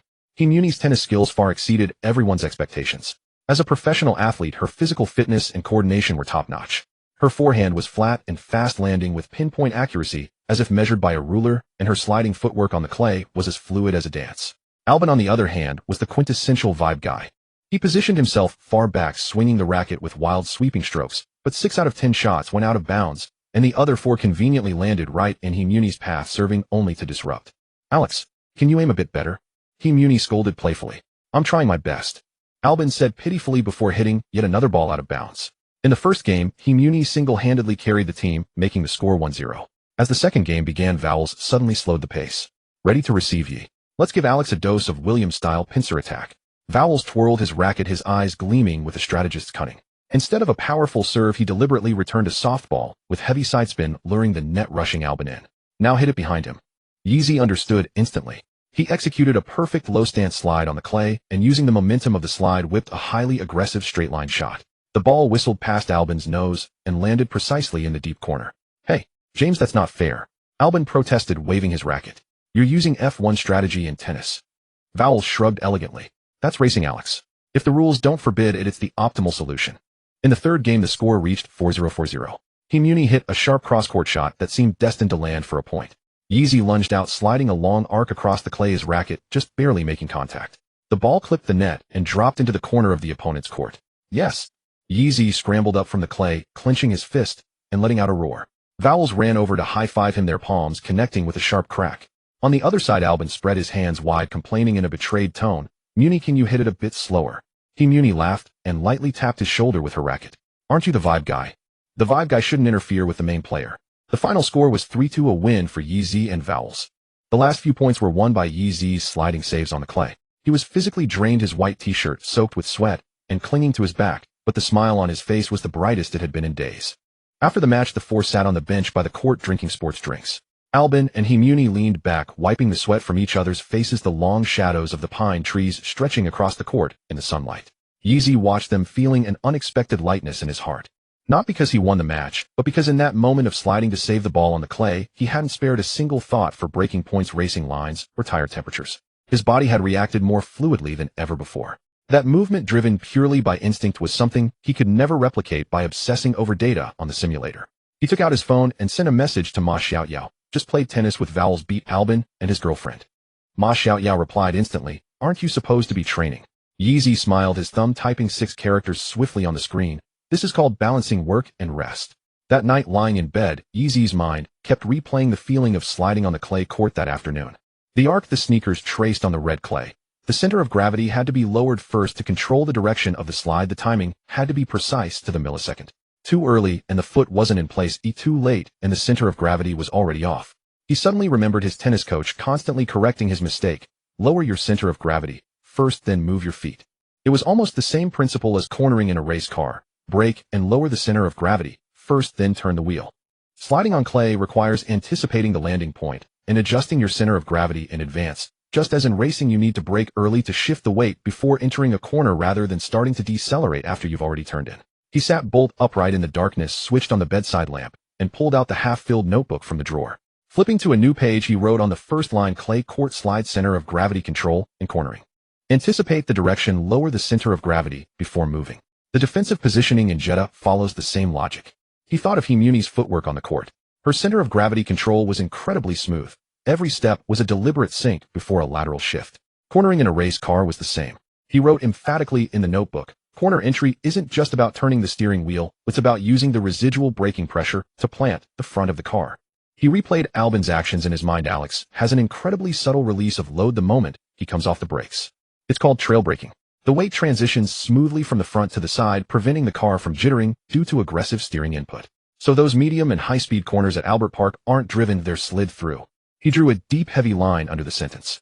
He put down his pen, leaned back against the headboard, his heartbeat steady. It felt like a knot that had been troubling him for a long time had finally loosened, a relief that was hard to put into words. He wouldn't become the fastest man in the paddock just by playing a game of tennis today, but at least he had untied a knot. The next morning in the Williams simulator room, Yeezy sat in the cockpit, refastened his seatbelt, and gripped the steering wheel. The massive simulator screen lit up, revealing the Albert Park circuit. He took a deep breath. T1 heavy braking zone. Brake and lower the center of gravity, first then turn into the corner. The car's nose pointed steadily at the apex. Full throttle on exit with no unnecessary body movement. Lap 1118. 1-0. 2 seconds faster than yesterday's best. Dave stood at the console, his coffee cup frozen, mid-air, his entire body rooted to the spot. Lap 3117. 9. Another 0. 2-second improvement. Lap 5117. 7. Only 0. 2 seconds off Albon's 117. 5. Dave set the coffee cup back on the table, his hands bracing the edge of the console, staring at the red lap time curve on the screen. It was no longer a lifeless straight line, but beginning to descend again, slowly but steadily, like a string being pulled taut once more. He turned his head to look at Yeezy, who was taking off his headset in the cockpit, his eyes wider than they had ever been. "What did you do yesterday?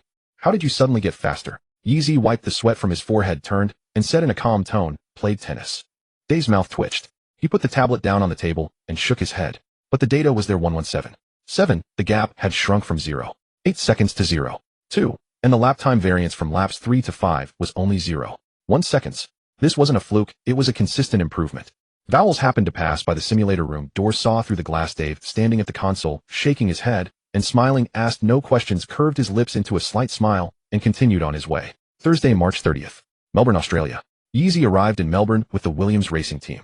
From the aircraft window, Albert Park's greenery looked like an emerald embedded within the gray urban expanse unfolding around Albert Lake in a beautiful panorama. Yet Yeezy's mood was far from light. He knew this circuit's challenges extended far beyond the corners simulated in the simulator. High-speed corners leading into heavy braking zones, crosswinds sweeping off the lake, and weather that could shift at a moment's notice. These were things the simulator could mimic, but never truly replicate the physical sensation of. As soon as he disembarked and switched on his phone, a message from Sander popped up on the lock screen. "Call me when you land something important." He dialed back, and Sander's voice on the other end carried an unusual weight. "Have you seen the weather forecast?" "Not yet," Yeezy replied, setting his backpack on a luggage cart and finding a quiet corner. "Heavy rain is expected for both Saturday and Sunday with a 90 probability. The sprint on Saturday and the Grand Prix on Sunday are almost certainly going to be wet races." Yeezy's heart sank. Immediately, he summoned the system panel in his mind. This week's training had yielded modest improvements across various attributes. Host status panel. Name Yeezy. Age 17. Physical condition 63, 1. Long distance consistency 67, 1. Wet race ability 36, 2. Race start ability 52, 2. Overtaking technique 56, 2. Defensive technique 70, 285,400. Tire management 91, unchanged. Free proficiency 0. His wet race ability had climbed to 36, 2 points higher than at Jeddah. But Yeezy was acutely aware that this score in a wet race merely meant being able to keep the car on track. Overtaking or scoring points would be nearly impossible. "Understood, team principal Sander," Yeezy said, trying to keep his voice steady. Sander said nothing more and ended the call. That afternoon, Yeezy went to the Albert Park circuit alone to walk the track. The circuit meandered around Albert Lake, its shores lined with lush verdant trees, picturesque as a painted canvas. But Yeezy had no mind for scenery. He walked with his head down, meticulously feeling every change in the tarmac beneath his feet. He strolled along the racing line, crouching at every corner to touch the height of the curbs and the texture of the asphalt. He quickly noticed a detail: the track surface wasn't all laid in the same year. Some sections were older, darker asphalt, rough and coarse, while others were newly paved, lighter in color and smooth as a mirror. The grip levels of the two asphalt types were completely different, forcing a driver to constantly readjust their braking points and corner entry speed predictions within a single lap. He crouched at turn 6, pressing his palm against the seam where old and new asphalt met, feeling the difference in temperature and texture beneath his skin. He then wrote in his notebook, "Old asphalt offers more grip, but might be more slippery in the rain as the rubber particles on the surface become a lubricating layer when soaked. New asphalt drains better, but its smooth surface offers very low grip initially in the wet." As he reached the high-speed turn 3, A powerful gust from the lake nearly tore the notebook from his hand. Yeezy quickly held it down, looking up at the glistening lake as the wind churned the water into whitecaps. He added another line to his notes: strong crosswinds at turns 3, U6, and 14. These could cause rear instability under braking the rear, stepping out suddenly at the apex, and severely denting driver confidence in high-speed corners. Need to leave more room to the right, don't get pushed to the wall before correcting. The complete lap walk took a full 2 hours. Yeezy closed his notebook, gazing at the winding track, his mood at an all-time low. He had just started finding his rhythm on the dry track, and now he had to face his weakest discipline, the rain. Was this weekend destined to end in nothing? After the track walk, Yeezy closed his notebook and headed towards the MP Motorsport garage. Passing a white pavilion by the track, two familiar figures came into view. Albon and Lando Norris were sprawled on separate benches chatting away. "Yeezy, over here." Albon spotted him first, waving with a grin. Norris looked up and shuffled aside, making ample room for Yeezy. "What are you guys doing here?" Yeezy asked, sitting down and placing his notebook on his lap. "Just finished our track walk, taking a break," Albon said, noticing the tension in Yeezy's jaw. "What's up? You look terrible. Still stressing about the track?"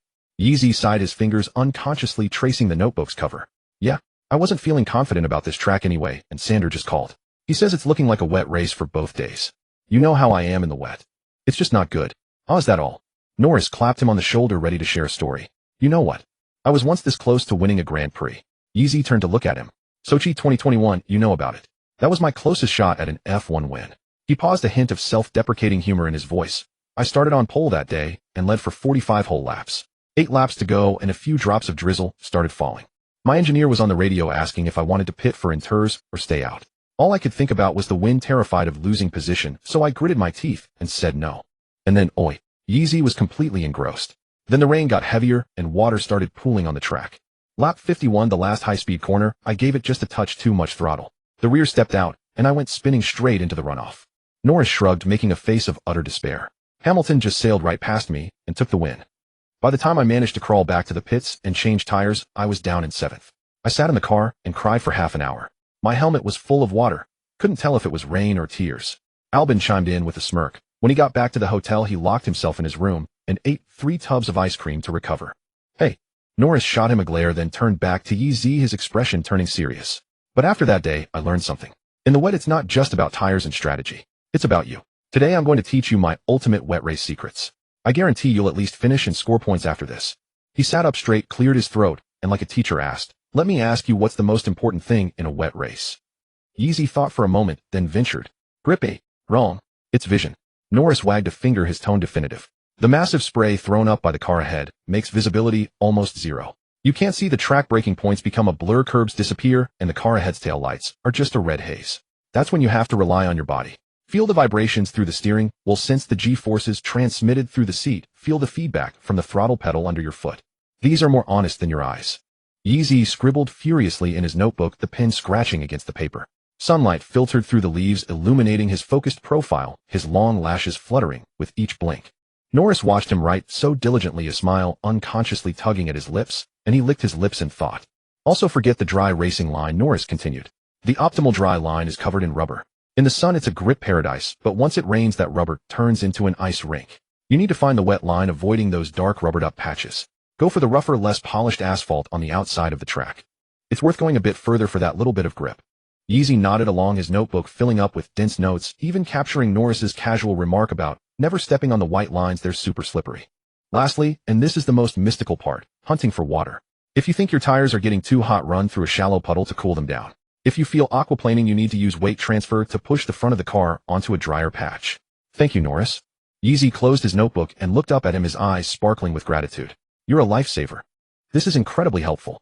Norris felt a bit shy under the intense gaze, scratching his head as the tips of his ears turned slightly pink. He chuckled, "Huh. Well, of course. I'm the paddock's best helper." Albon, trying to stifle a laugh, drawled. "Yeah, Orlando is the paddock's #1 good guy. Hey, who was it that hid my helmet behind the trash can last time? That's because you deliberately put mustard in my wrap." Norris immediately fired back, lunging to tickle Albon.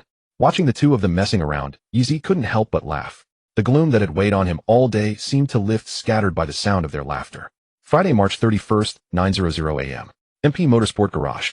The pre-event briefing was underway. Paul stood before the large screen, bringing up a 3D map of the Albert Park circuit. A red laser pointer moved across the screen, highlighting danger zones. "There are a few critical points on this track that need attention." Paul's voice was clear and firm. T1 and T2 are consecutive heavy braking zones placing high load on the brakes. Watch brake temperatures don't exceed the peak. T3, T4 are high-speed flowing corners where the late crosswind has the most impact. Entry speed must not exceed 240 km/h. T9, T10 is a slow hairpin. The traction on exit dictates your speed down the entire main straight. And most importantly, be aware of the grip difference between the old and new asphalt. Braking distance in the old asphalt sections is 3 meters longer. Sanders, standing at the back, walked over to Yeezy after Paul finished. He gave his shoulder a firm, heavy pat. He didn't say win or score points, just spoke with a grave tone. I'm not asking for a result. Safety first. Just finishing is a victory. As the briefing dispersed, Yeezy tucked his notebook into his bag. He was about to head off to change into his race suit when a low voice came from behind him. Turns 3 and 12 are the most prone to spinning on this track. You need to be especially careful. Yeezy turned to see Dennis standing there, hands shoved in his team jacket pockets, his gaze avoiding Yeezy's. Without waiting for a thank you, he turned and walked away briskly, his back still looking aloof. Yeezy watched him go, stunned for a moment, then a smile broke out on his face. So his perpetually cold teammate had a meticulous side after all. 10:00 a.m. Albert Park Circuit. The F2 practice session began, lasting 45 minutes. Yeezy strapped into car number 2 and pulled out of the pit lane. Melbourne's sky was overcast, the clouds hanging low but without rain. The track surface was dry, yet the humidity was a sticky 80, making it harder to get heat into the tires and reducing overall grip compared to normal. On his warm-up lap, he was more aggressive with his zigzagging, alternating between throttle and brakes. His tire management talent of 91 gave him a sharper perception of the tire's optimal operating temperature window. On the first flying lap at the T1 heavy braking zone, his braking point was slightly earlier than his simulator data, but he felt through the steering wheel that the grip was better than expected. Perhaps walking the track yesterday and feeling those asphalt seams with his hands had given him an extra dimension of judgment. First lap, 1:46.1. He didn't pit for new tires, instead continuing for a second flying lap. At T3, he turned the wheel half a finger width earlier into the crosswind. The rear didn't step out like it had in the simulator. His exit speed improved slightly. Lap time 1:45.8. On his third flying lap, he combined the wet race techniques Norris had taught him with the weight transfer principles of the dirt track. He shifted his weight earlier on corner entry, used delicate throttle control to keep the car stable at the apex, and applied power smoothly on exit. The car felt exceptionally fluid, far more responsive than in the simulator. 1:45.5. An improvement of 0.3 seconds. As the session ended, the final standings lit up on the big screen. First, Ayumu Iwasa Red Bull Jr. DMS 1:45.2. Second, Yeezy MP Motorsport 1:45.5, a full 0.3 seconds behind. Yeezy stood in front of the garage screen staring at the Japanese name on the timing sheet, followed by a purple icon for the fastest lap. In Bahrain and Jeddah, his practice pace had been dominant. Now someone else was setting the benchmark. He mentally dissected Iwasa's sector times. The Japanese driver was 0.1s faster in Sector 1, 0.15s faster in Sector 2, and 0.05s faster in Sector 3. The deficit was spread evenly across all sectors. It wasn't a mistake at one corner, it was a difference in overall pace and rhythm. He didn't push for another lap at the end of the session as Sanders' voice crackled over the radio. That's enough. Save the new softs for qualifying. 3:00 p.m. Qualifying officially began. A single 30-minute session, no eliminations. Melbourne's sky remained overcast, but the rain held off. Track temperature was a few degrees lower than expected due to the cloud cover demanding more from the soft tires to get them up to temperature. Yeezy was consistent in his first 2 flying laps, sitting second with a 1:45. For a 0.1's improvement over practice. But Iwasa had already laid down a 1:45.1. On his third flying lap, Yeezy pushed to the limit. He braked nearly 3 meters later at the T1 heavy braking zone, the tires giving a faint sharp squeal at the edge of grip as the car precisely arced into the apex along the curb. Through the T3, T4 high-speed complex, he took it flat out against the crosswind, the steering corrections so minute they were nearly invisible on the telemetry. He clipped the curbs on exit at T11. T12, feeling the rear slide slightly over an asphalt, scene which he instantly caught with a flick of the wheel. Crossing the line 1:45.08. A massive 0.32 seconds faster than his previous lap. Provisional pole. But Iwasa was still out on track. Under everyone's gaze, he began his final flying lap. His braking point at T1 was later than Yeezy's. Through the T3 crosswind, he stabilized the rear with a correction so precise it seemed almost cold-blooded. His throttle application on exit from the T9, T10 hairpin was a beat earlier than anyone else's. Crossing the line, 1:44.91, reclaiming P1. Yeezy pulled up the telemetry comparison between them, his pupils contracting sharply. Iwasa's approach to T9, T10 was ruthlessly efficient. He had exploited the subtle step where the old and new asphalt met, almost clipping the car into the optimal exit trajectory like a latch.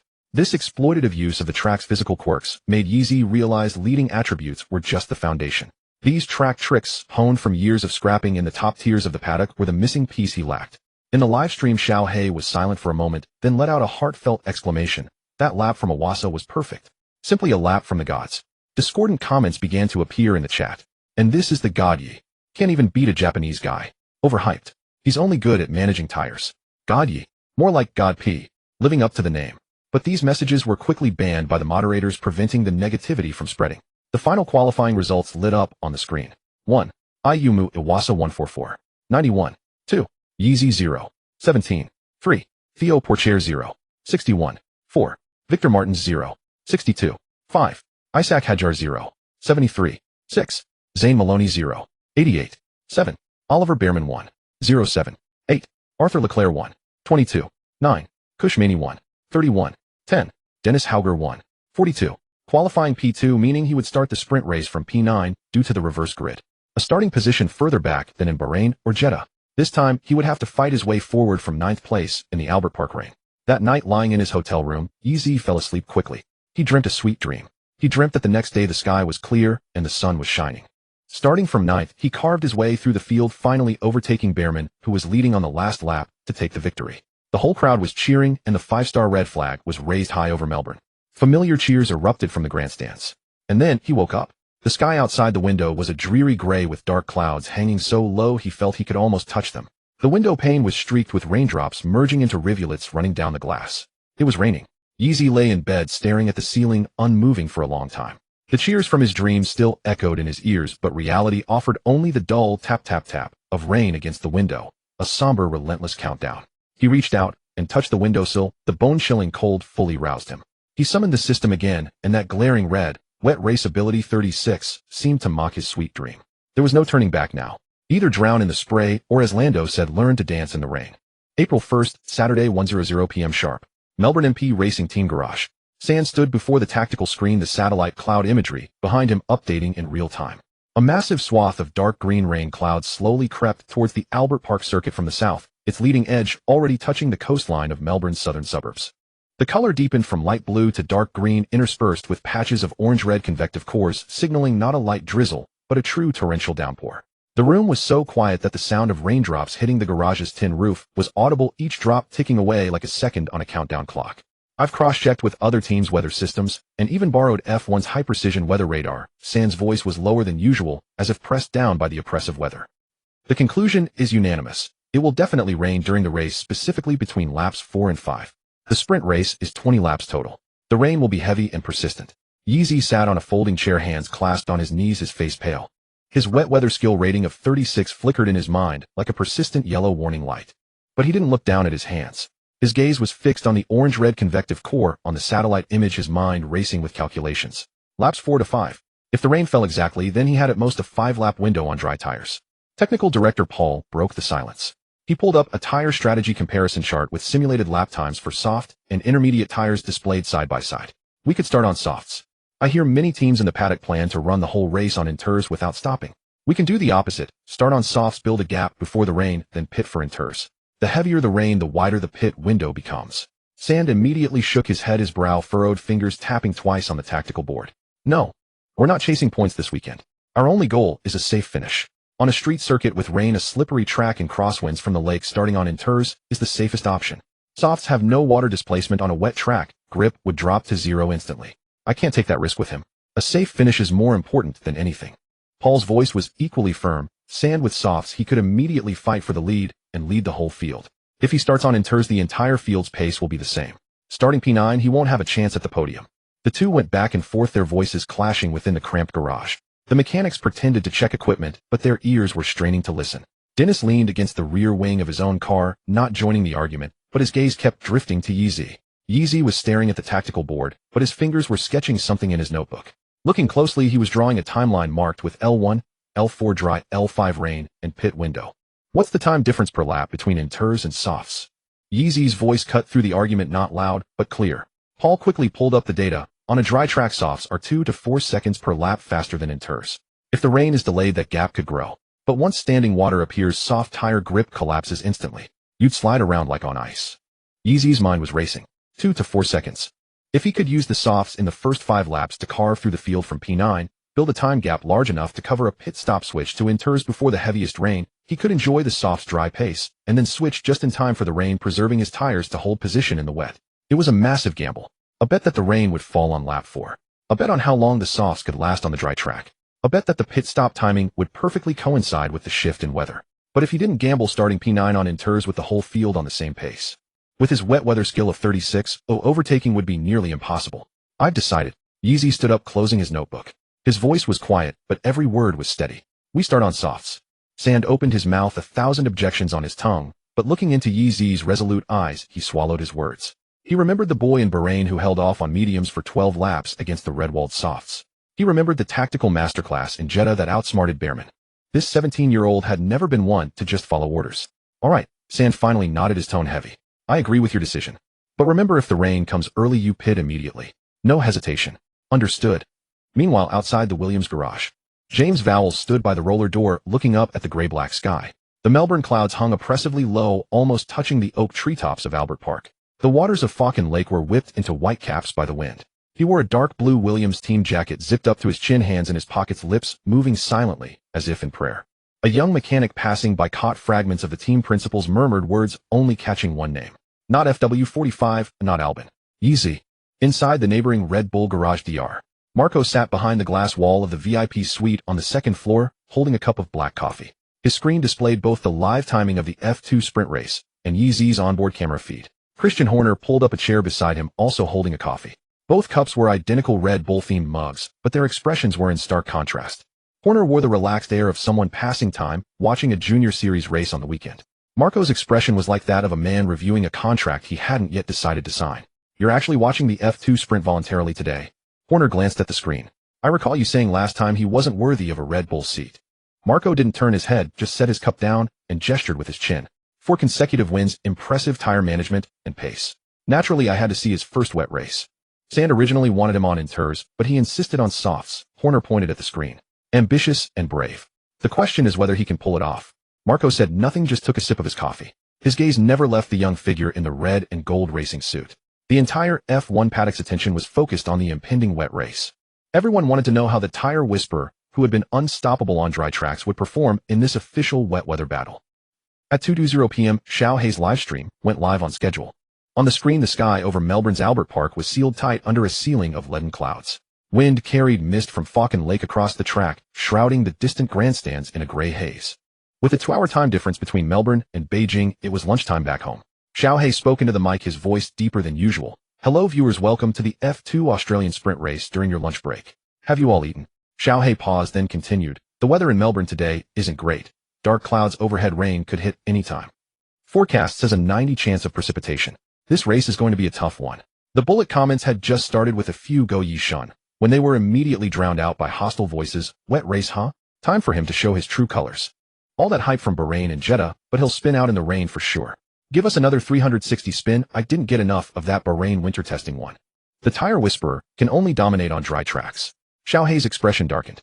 He typed a few commands, banning some IDs, stirring the pot, but the taunts in the chat didn't stop. He had to pretend not to see them and continue his commentary. Now the camera is switching to the grid. Let's see the tire choices of each team. The camera panned across the 22 neatly lined up cars. Every single car was on the same green-walled intermediate tires, their tread patterns starkly visible under the gray light. Until the camera stopped at car 2 in P9. Red-walled soft tires amidst a sea of green like a flickering flame, too glaring to ignore. The livestream chat instantly exploded. Softs. Is he insane? Everyone else is on inters, and he's the only one on dry tires. If he loses this bet, he can just become an influencer. Forget racing. It's about to rain. He's gambling with his race. You guys don't get it. This is strategy. Softs are 3 to 5 seconds faster than inters on dry tarmac. He's building a gap before the rain. The guy above explains it well, but I remember your ID from the Bahrain race. You were the one calling him a show-off. Xiaohei watched the chat erupt into chaos, but didn't rush to a conclusion. He rubbed his chin and pulled the mic closer. Actually, this isn't entirely unreasonable. If the rain really does come on lap 4 or 5, his advantage on softs in the early laps will be massive. But if the rain comes early. He didn't finish the sentence, but everyone knew the consequences. The formation lap ended, and all 22 cars slotted into their grid positions. Front row Dennis Hauger Cush, Maney, second row Arthur Leclerc, Oliver Behrman, third row Zane Maloney Isaac, Hajar, fourth row Victor Martins, Theo Porcher, fifth row Yeezy Omuawasa. The roar of the engines was deafening, the very air vibrating. Yeezy sat in the cockpit, hands gripping the steering wheel firmly. His palms were sweating, but his gaze was exceptionally determined. He felt the tire temperature already in the optimal working range. Ready, Yi? Mark's voice came through the radio. Ready. Yeezy took a deep breath. The 5 red lights illuminated one by one. 1 second. 2 seconds. 3 seconds. Lights out. The race is on. Xiaohei's voice shot up instantly. Yeezy's soft tires unleashed terrifying grip on the dry track surface. Even though other drivers' reaction times were no slower, the intermediates on the dry track spun and struggled for traction, off-the-line tires squealing as they fought for grip. Yeezy's car, however, launched like a bullet from a chamber, smooth and explosive.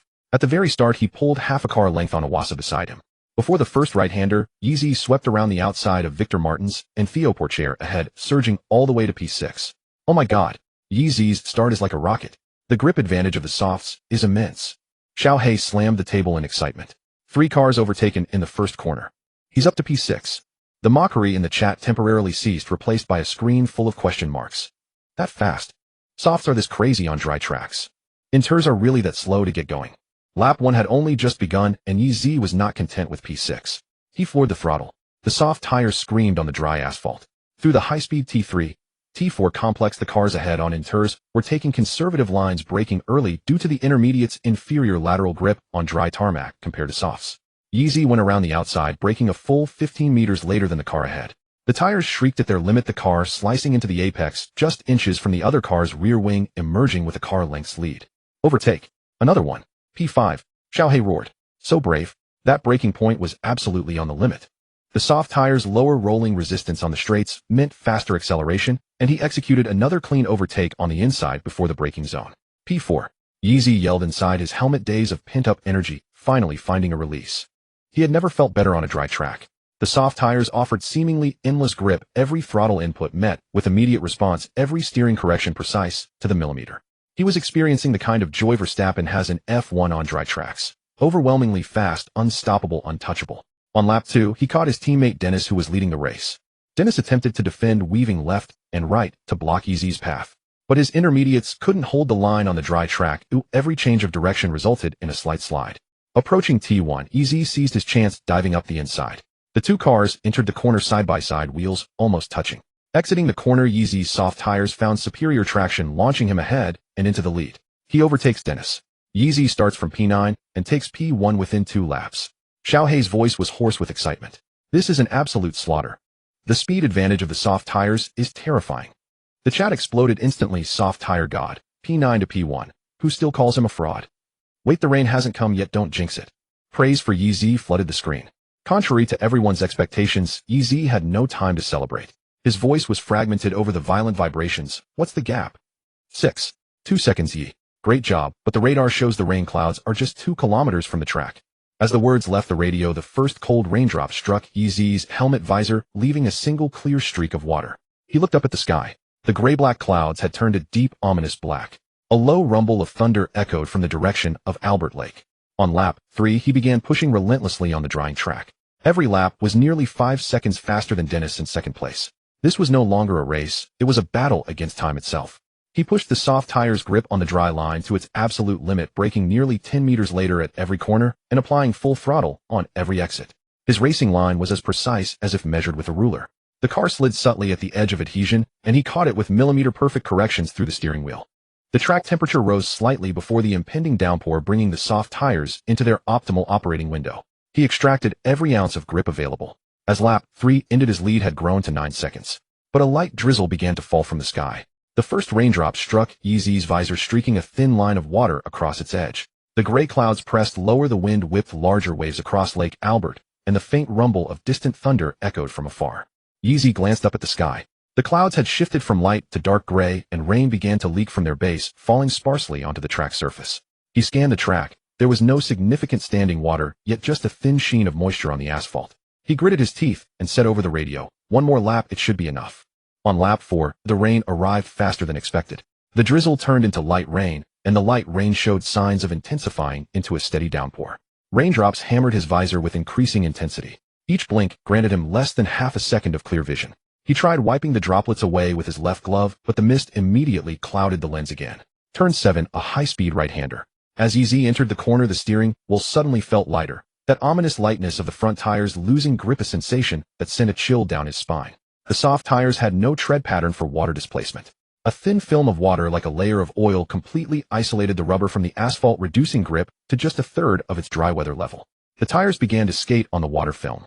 A thin layer of water had inserted itself between the front wheels and the road, and the steering feedback vanished almost entirely within a fraction of a second. I'm sliding. His heart rate spiked instantly. The car wobbled mid-corner, the rear stepping out by nearly half a meter. Yeezy reacted, instinctively countersteering. His muscle memory completed the correction before the system could even offer a prompt. The tires bit back into the tarmac, and the car stabilized its posture firmly. But he felt it clearly through the wheel. The tires had lost significant temperature during the slide, causing a cliff-edge drop in grip. On a wet surface, the soft tires were like a bar of soap soaked in water. Once that surface layer of rubber cooled down, it could never return to its optimal operating window. Mark's voice came through the radio, almost shouting, "Box. Box. Pit. Pit now." Yeezy glanced at the track surface. The asphalt hadn't formed any significant puddles, yet just a thin, glistening sheen. He quickly calculated his options in his head. If he pitted now, the stop would eat up a large chunk of his lead. If he could hold on for one more lap, maybe he could extend the gap before the rain fully set in. There's no standing water, yet I can do one more. Before he could finish, the car slid again in the braking zone of the turn 9 hairpin. This time it was worse. The rear wheels lost all grip on the water film, the back, and stepped out at a much sharper angle, and the entire car drifted nearly a meter sideways through the corner. Yeezy countersteered to save it, feathering the throttle to shift weight rearward and load the rear tires. The car drew a perilous S-shape across the track before finally stabilizing. In his mirrors, he saw 2 dark black tire marks left on the asphalt behind him. Pit. Now. Sanders grabbed the microphone, his tone brooking no argument. Yeezy didn't say another word.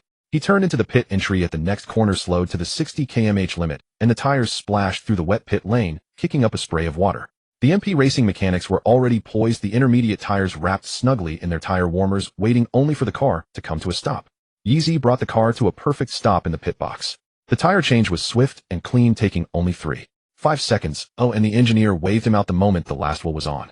The entire pit stop took 19 seconds. As Yeezy exited the pit lane, he checked the timing screen. P5. He had dropped from leader to 5th place in an instant. By now the rain had turned into a steady downpour.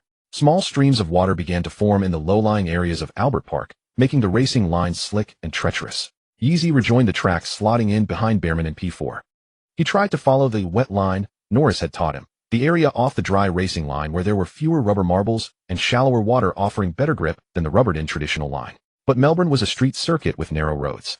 The wet line was just a thin ribbon, and any slight mistake could put him onto a curb or into the wall. Behrman's car ahead threw up a massive rooster tail of spray. The intermediate tire's tread pattern could evacuate about 10 liters of water per second, creating a moving wall of white mist behind the car. Yeezy could see nothing through his visor except a blurred red taillight flickering in and out of the spray. Everything else was obscured by the whiteout. Yeezy's voice changed. Gone was the calm decisiveness of his racing demeanor, replaced by a palpable tremor and tension.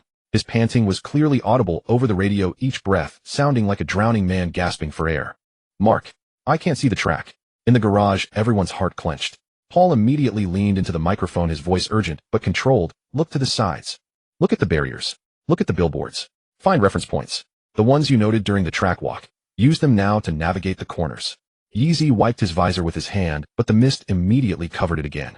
He turned his head, peering through the spray to the left. There was a white Michelin billboard, one of the reference points he had specifically noted in his notebook during the track walk. He used the billboard's position to judge the track's direction, the blurred outlines of the barriers and curbs to gauge corner distance, and the movement of the red glow from the car ahead's taillights to guess their line. One corner passed, then a straight. But his heart pounded faster, his palms were slick with sweat, and his fingers gripping the wheel were white from the strain. He felt like he was driving blindfolded, brushing past death with every second. Sanders stared at the screen showing Yeezy's onboard camera feed. Raindrops nearly filled the entire frame. He picked up the microphone, his voice laced with concern and resignation. "Yeezy, pit this lap. We're calling it." The radio was silent for a full 3 seconds. Every mechanic in the garage stopped what they were doing and looked up at the screen. The sound of rain pounding on the roof drowned out everything else. Then Yeezy's voice came over the radio, still trembling, but with no hint of compromise. "No. I'm finishing this. Your safety is more important. I am a racing driver." Yeezy interrupted. "Even if I have to crawl, even if I get lapped, I'm finishing this race." Sanders opened his mouth, but ultimately said nothing. No one in the garage spoke. Paul turned his face towards the toolbox in the corner. Sanders closed his eyes and pressed his palm against his forehead. They all knew the temperament of this 17-year-old. Once he set his mind on something, no one could change it. Yeezy slowed his pace to the absolute minimum. He no longer chased lap times, his entire focus was on one thing: don't crash. On the intermediate tires in the deepening water, it felt like driving on ice skates. Through every corner, he cautiously probed the limits of grip, turning the wheel, slightly waiting for the feedback from the tires that they were still biting before daring to add more steering angle. His lap times fell to 8 or 9 seconds off the pace. His position tumbled. On lap 6, he dropped from P5 to P10. Lap 7, P15. Lap 8, P20. Lap 9, he fell to last place, P22. Car after car swept past him. Some drivers glanced sideways at his visibly slower red car as they passed. Some spoke into their helmet microphones, probably asking, "What's wrong with Yeezy?" The MP garage was dead silent. Sanders leaned against the wall, saying nothing. Paul stood with his arms crossed, his nails digging deep into his palms. No one spoke, and no one blamed him. They all knew Yeezy had given everything he had. Yeezy's fear did not diminish with the reduced speed. On the contrary, the visibility problem persisted. Even at a slower pace, the wall of spray from the cars ahead still obscured his view of the track. He could only judge the location of corners and braking points by the distance to the taillights of the car in front. It wasn't until lap 10 after being lapped and finding himself more than 5 seconds behind the car ahead that the spray finally cleared. The surface of Lake Albert and the treetops of the plane trees lining the track reappeared at the edge of his vision. He could see the curves at the apexes, the barriers on the exits, and the rain-washed, glistening tire tracks on the asphalt he had just driven. He took a deep breath and slowly let it out. "Mark," his voice was steadier than before, "I can see now." Paul leaned into the microphone, his tone gentle but concise. "Well done. Keep this pace. Safety first." From lap 12 to lap 20, Yeezy's lap time stabilized at 4 to 5 seconds off the normal pace. He was lapped repeatedly by the faster cars ahead, but he no longer panicked, no longer feared. He ran alone at the very back of the field like a slow-moving sweeper truck, accumulating every piece of data this torrential rain offered him with each passing lap. The depth distribution of puddles, the angle at which the crosswind at turn 3 pushed the rear of the car, the difference in grip between old and new asphalt in the wet. He even mentally calculated the depth of each puddle and the corresponding adjustment needed for his braking points, turning this disastrous race into the most valuable textbook on wet weather driving. On lap 14, he ran over a rain-soaked slippery curb at the entry to turn 7. The rear wheels lost grip instantly, the back end snapped violently to the left, and the world spun in a full circle behind his visor. Before the centrifugal force could tear the wheel from his hands, he made an instinctive move, countersteering, while simultaneously tapping the throttle to shift the weight rearward and load the rear tires. The tires screeched, the car shuddered violently, and then it settled perfectly back onto the racing line. He hadn't hit the wall. Mark's voice came over the radio almost simultaneously. "Yeezy, are you okay?" Yeezy took a deep breath, feeling his heart about to burst from his chest. His fingers trembled uncontrollably on the wheel. After a few long seconds, he finally spoke. "I'm fine." On lap 28, the checkered flag waved through the rain. Yeezy's car number 2 crossed the finish line slowly, his position fixed at the very bottom, P22. He had been lapped by 8 drivers, making him the most lapped driver on the track. The rain continued to fall on the circuit. On the podium, Dennis raised the winner's trophy. With Behrman and Cushmaney standing on either side of him, basking in the glory of the podium. As he lifted the trophy, his gaze swept past the cheering crowd and settled on the red car, slowly entering the pit lane entrance. The smile on his face faded slightly. No one mentioned Yeezy's name, except for Xiao Hei's livestream, where the chat was completely flooded with insults and ridicule. "Fraud. 4 in a row. Dead last in the wet. Hilarious. This is the God you all hyped up. I could do that. Go back to China and drive kart. Stop embarrassing yourself out here." The harder they hype, the harder they fall. P22, the world champion, in last place. Who was it that said he could lead Williams' revival? Come out and take a bow. Xiao Hei tried to defend him. He's just not good in the wet. On dry tracks, he's still a 4-time champion. He tried his best. But the chat wasn't listening. The barrage of messages scrolled faster than he could speak. The female fans who used to shout, "Yeezy is my husband," in the comments section now wrote things like, "Your husband? This is your husband's level. Oh well, I stopped being a fan ages ago." On Douyin, the comments sections under the fan-made tribute videos for Yeezy, once filled with pink filters and epic background music, were now drowning in a sea of abuse. The marketing accounts that once praised him were either silent, had directly turned their coats and posted videos declaring the myth of Yeezy shattered, or had quietly deleted all their previous content. The posts that once called him the Chinese Verstappen were now screenshotted and overlaid with a clown face with a red nose. Overnight, he had gone from the universally admired God Yi to the universally reviled fraud. Upstairs in the Red Bull VIP suite, Dr. Marco switched off the screen and let out a long breath. "This is the real data I wanted to see, Dr. Marco's voice was as cold as ice. Tire management and dry pace can be explained by talent, but a wet race tests a driver's overall sensory limits. He can't even drive through the spray of the car ahead. That kind of mental fortitude in the rain at Monaco or Spa is a moving bomb." Horner looked at the lonely, repeatedly lapped red figure on the screen, a rare hint of regret in his voice. "It's a shame. He could have had a perfect season. But now the whole world knows how to beat him. Just spray a little water on the track." Vowell stood by the window of the Williams garage watching the red car slowly returning to the pit area in the distance and said firmly to the engineer beside him, "It's fine. Wet racing can be practiced. He's only 17. He has plenty of time." Sanders found a chair for him to sit on. Yeezy's phone vibrated a few times on the table. Yeezy took a deep breath and opened his phone. Ma Xiaoyao's message popped up first. There was no consolation, no encouragement, just the one sentence he needed to hear most: "Bro, ignore those idiots." "So what if you lost one race? You'll win it back next time. When you get back, I'm buying you 10 burgers. Other friends also sent messages of comfort. "Norris, don't be sad. My first wet race I was also dead last, and I even crashed into a wall. You just heard about Sochi where I led for 45 laps and then ran off. That race was worse for me than yours. You were P22, but I was P7 when I should have been P1. Wet racing is all about experience. Just practice more. Next time I'll take you on the wet simulator. Zhou Guanyu, I've been through times of self-doubt too. Believe in yourself. You can do it. Albon, get some rest, don't overthink it. You've already done a great job. Good luck in the main race tomorrow. We all believe in you." Besides them, many others sent messages of support. Yeezy read every single message. Then he read them all over again. The rain poured down from the eaves, splashing fine spray on the ground. He rubbed his eyes with the back of his hand. The anti-slip pattern on his glove felt rough against his eyelids. Finally, the tears he had been holding back fell. Not because of the online abuse, but because of the messages popping up one after another on his phone screen. Each one was like a hand reaching out from all directions and the storm steadying him as he teetered on the brink. Late at night in Melbourne at the team hotel beside the racetrack, Yeezy was drenched by the time he pushed open the door to his room. Chilly rainwater dripped from his hair onto the carpet, leaving a trail of dark spots. He didn't turn on the light, and guided only by the dim glow of the streetlights outside, he walked straight into the bathroom.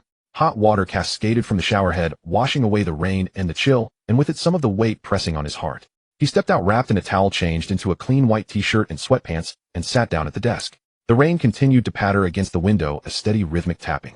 The room was quiet save for the faint whisper of air from the air conditioning vent. A pale blue screen silently materialized before his eyes. Yeezy's gaze settled on the taskbar. The system had pushed these 2 missions on Thursday, but he had been so consumed with thoughts of the upcoming rainy race that he hadn't given them a second look. Temporary mission: Albert Park Circuit Sprint Race Champion Reward. Wet Race Ability 1 failed. Albert Park Circuit Feature Race Champion Reward. Overtaking Skill 1 in progress. Yeezy stared at the first line of gray text for a long time. Wet Race Ability 1. The system always seemed to know what he needed most, but it never gave anything away for free. He had to earn it by winning. He took a deep breath and shifted his gaze to the second line. Feature Race Champion. Overtaking Skill 1. There was still a chance tomorrow. He dismissed the panel, but his mind wouldn't stop. The first slide at turn 7, the blinding white wall of spray, the suffocating feeling of not seeing the road, the helplessness of being overtaken car after car. These images replayed in his mind like a worn-out videotape. Yeezy opened the black notebook on the desk and flipped to a blank page. Picking up a pen, he let the tip touch the paper and wrote the date, April 1st, a Melbourne rain. His handwriting was a bit messy, but each stroke was written with unusual force.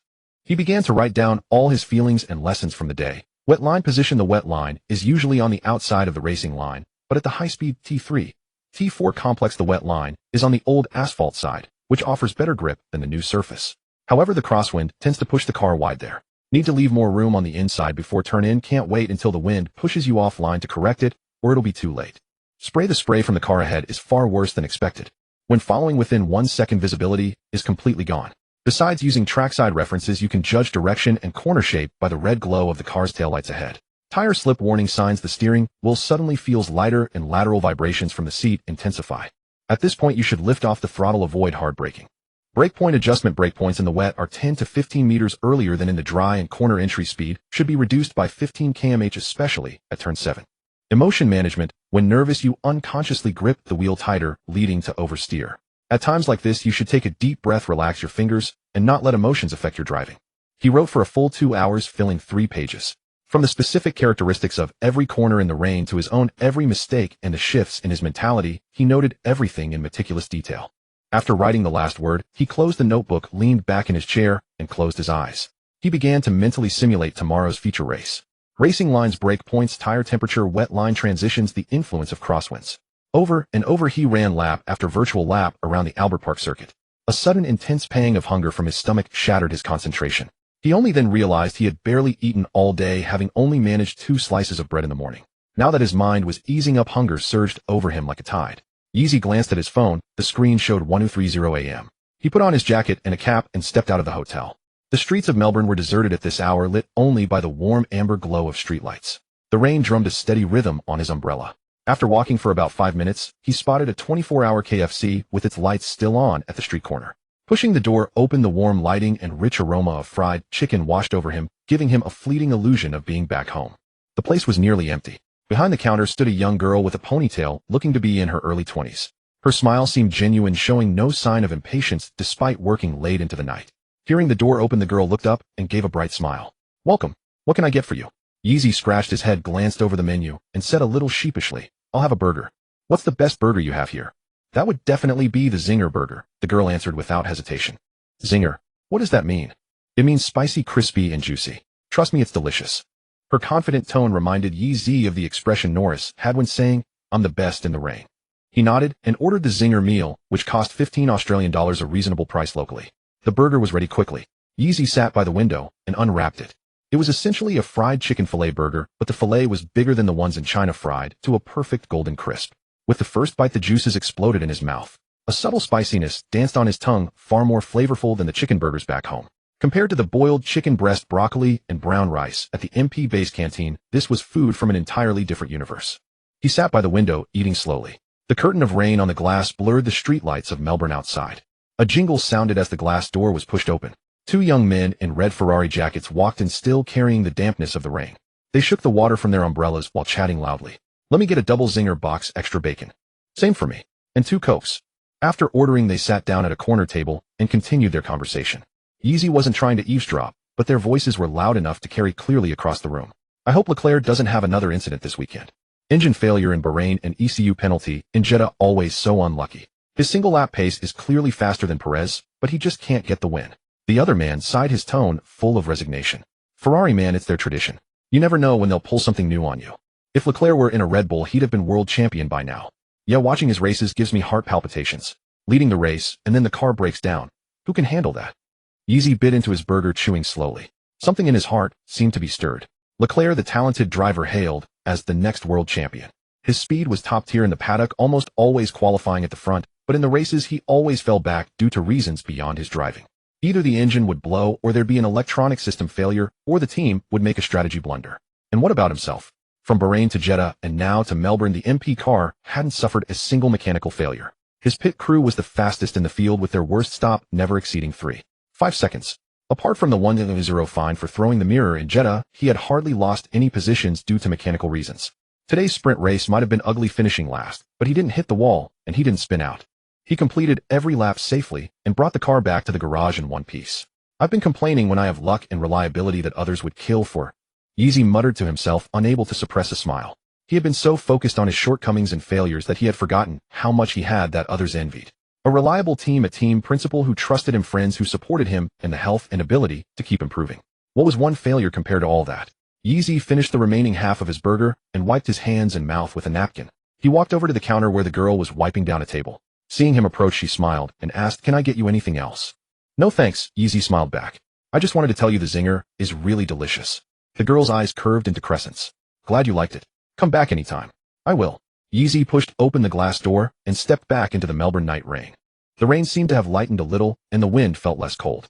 He walked slowly back to the hotel under his umbrella. The puddles underfoot reflected the streetlights like scattered stars. Back in his room, Yeezy lay on the firm bed. He didn't dwell on the sprint race failure anymore. Instead, he began mentally reviewing his strategy for tomorrow's feature race. Light rain was forecast for the entire day, and the FIA might cancel the mandatory pit stop. This meant that tire management would be the key to winning the race. And tire management was his greatest strength. Starting from P2 on intermediate tires, if he could maintain his pace and look after his tires, his opportunity would come when others' tires began to fade. It's never too late to mend the fold after a sheep is lost, Yeezy said softly to himself. He slept deeply that night. No nightmares, no replaying his mistakes. The rain continued to fall outside the window, but in his heart the skies had cleared. April 2nd, Sunday, 9:00 a.m. Melbourne Grand Prix circuit paddock. Yeezy, clad in the MP racing team uniform with his cap pulled low, strode towards the garage, clutching a bottle of water. The rain persisted, yet unlike yesterday's capricious downpour, this was a fine mist-like drizzle that hung in the air, nearly invisible except under the streetlights where it appeared as a drifting layer of white fog. The track's asphalt glistened with a dark, watery sheen. The puddles were shallow, presenting the treacherous, damp, but not wet condition that engineers often speak of, the most challenging surface for judging grip. Too dry and the intermediate tires would overheat, too wet and they couldn't drain enough water. The current track state sat precisely in that narrow window, demanding exceptional tire management. Easy. Wait up. A familiar voice halted him just before the garage door. Sky Sports Gary, clad in a dark green raincoat with a transparent cover over his microphone, hurried to catch up. Gary wore his usual professional smile, but Yeezy knew this old fox never missed a chance to set a trap. At the last race in Bahrain, it was Gary's remark about F2 being too easy that nearly plunged him into a media firestorm. Yeezy, just a minute of your time. Gary extended the microphone. After leading yesterday's sprint race only to fall to P22, is there a significant sense of disappointment? Yes, Yeezy nodded, replying with candor. Gary's eyes glinted, and he immediately posed the sharpest question. Everyone can see that wet weather racing is your Achilles heel. The forecast predicts rain for the entire race. Would you consider withdrawing to avoid another humiliation? Yeezy shook his head. He was well aware of the online abuse over the past few days. Fraud, useless in the rain, go back to karting, a torrent of vitriol. Some had even flooded his social media with demands to retire, accusing him of disgracing the Chinese people on the international stage. But he had no intention of quitting. Gazing at Gary's microphone, he recalled his father's words from that night. Extremes beget reversals, the 3 pages of wet racing notes in his notebook, and the resigned sighs of those 2 Ferrari fans at KFC. I won't withdraw, Yeezy stated, his voice quiet but firm. I will race to the finish regardless of the outcome.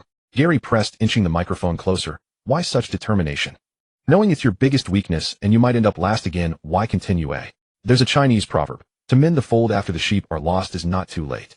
Gary blinked, his native tongue stumbling over the unfamiliar syllables. Wong, Yang, Bu, Lao. It means better late than never, Yeezy explained in English. I had never raced in the wet in a competitive setting before, so I discovered my weakness. If I quit today, I lose the only chance to truly learn in real rain. Running away solves nothing, only by facing it can I overcome it. Gary lowered his microphone, looking at the 17-year-old before him with genuine respect for the first time. His notepad was filled with prepared, barbed questions. Are you only good at managing tires? Do you think you deserve the title of 4-time champion?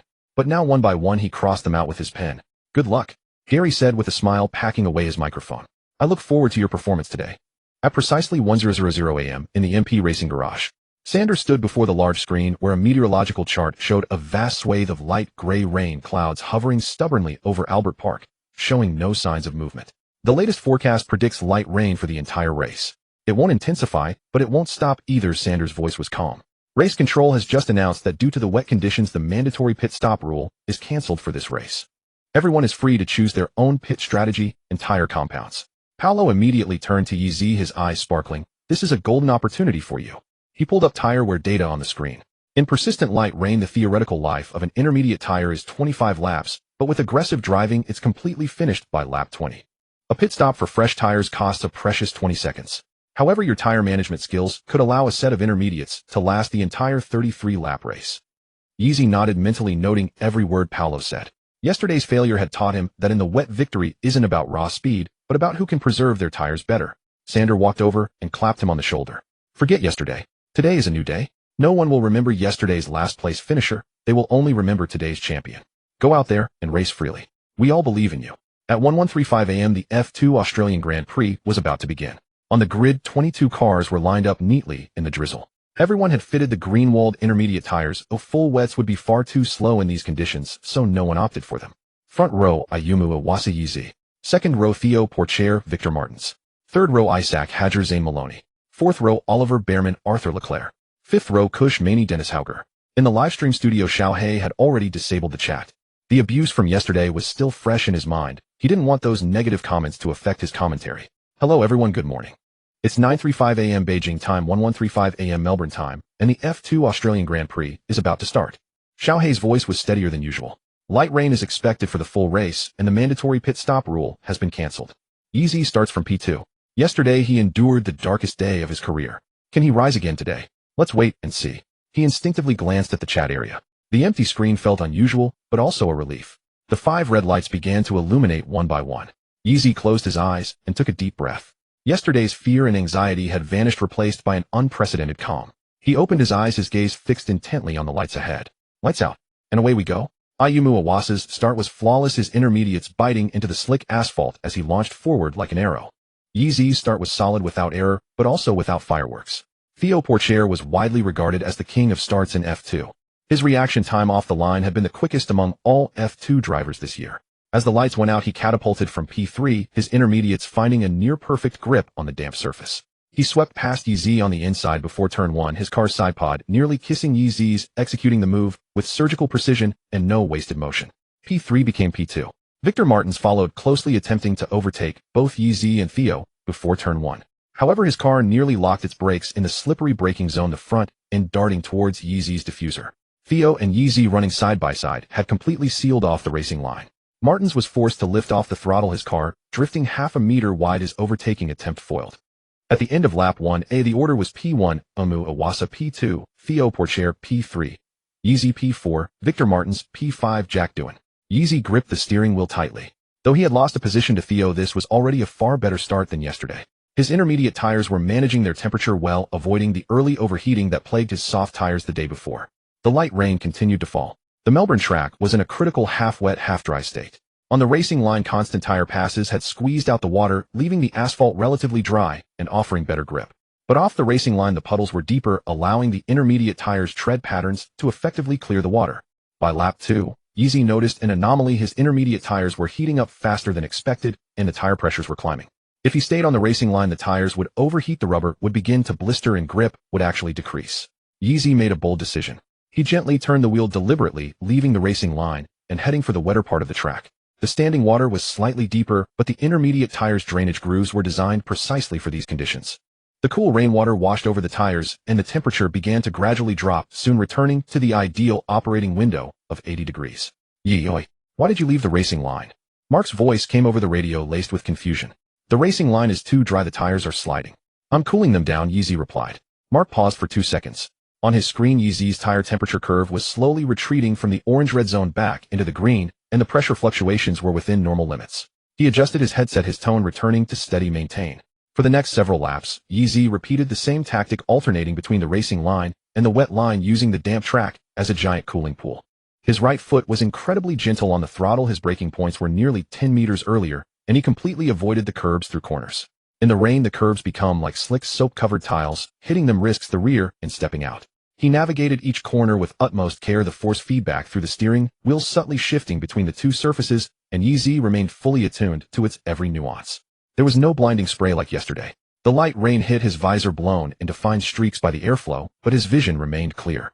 The tension in his heart was like a slowly loosening screw, easing with every lap.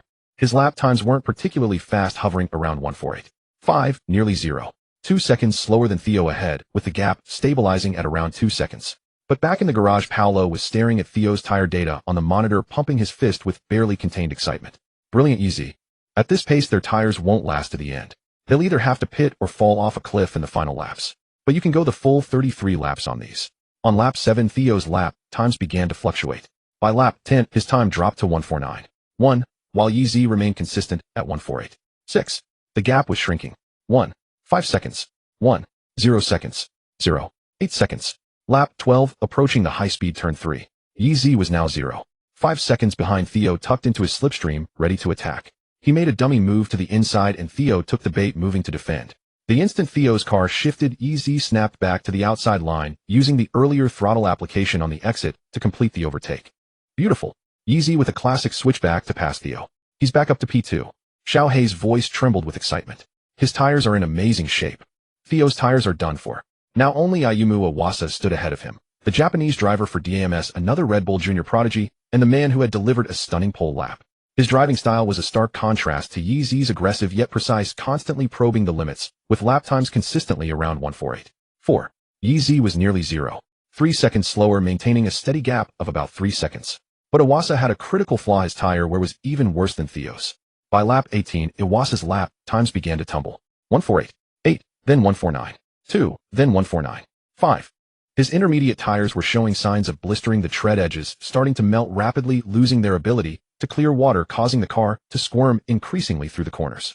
Meanwhile, Yeezy's lap times held steady at 1:48.9, a drop of less than 0.2 seconds. His tires still had ample grip, with enough tread depth to handle the standing water under the light rain.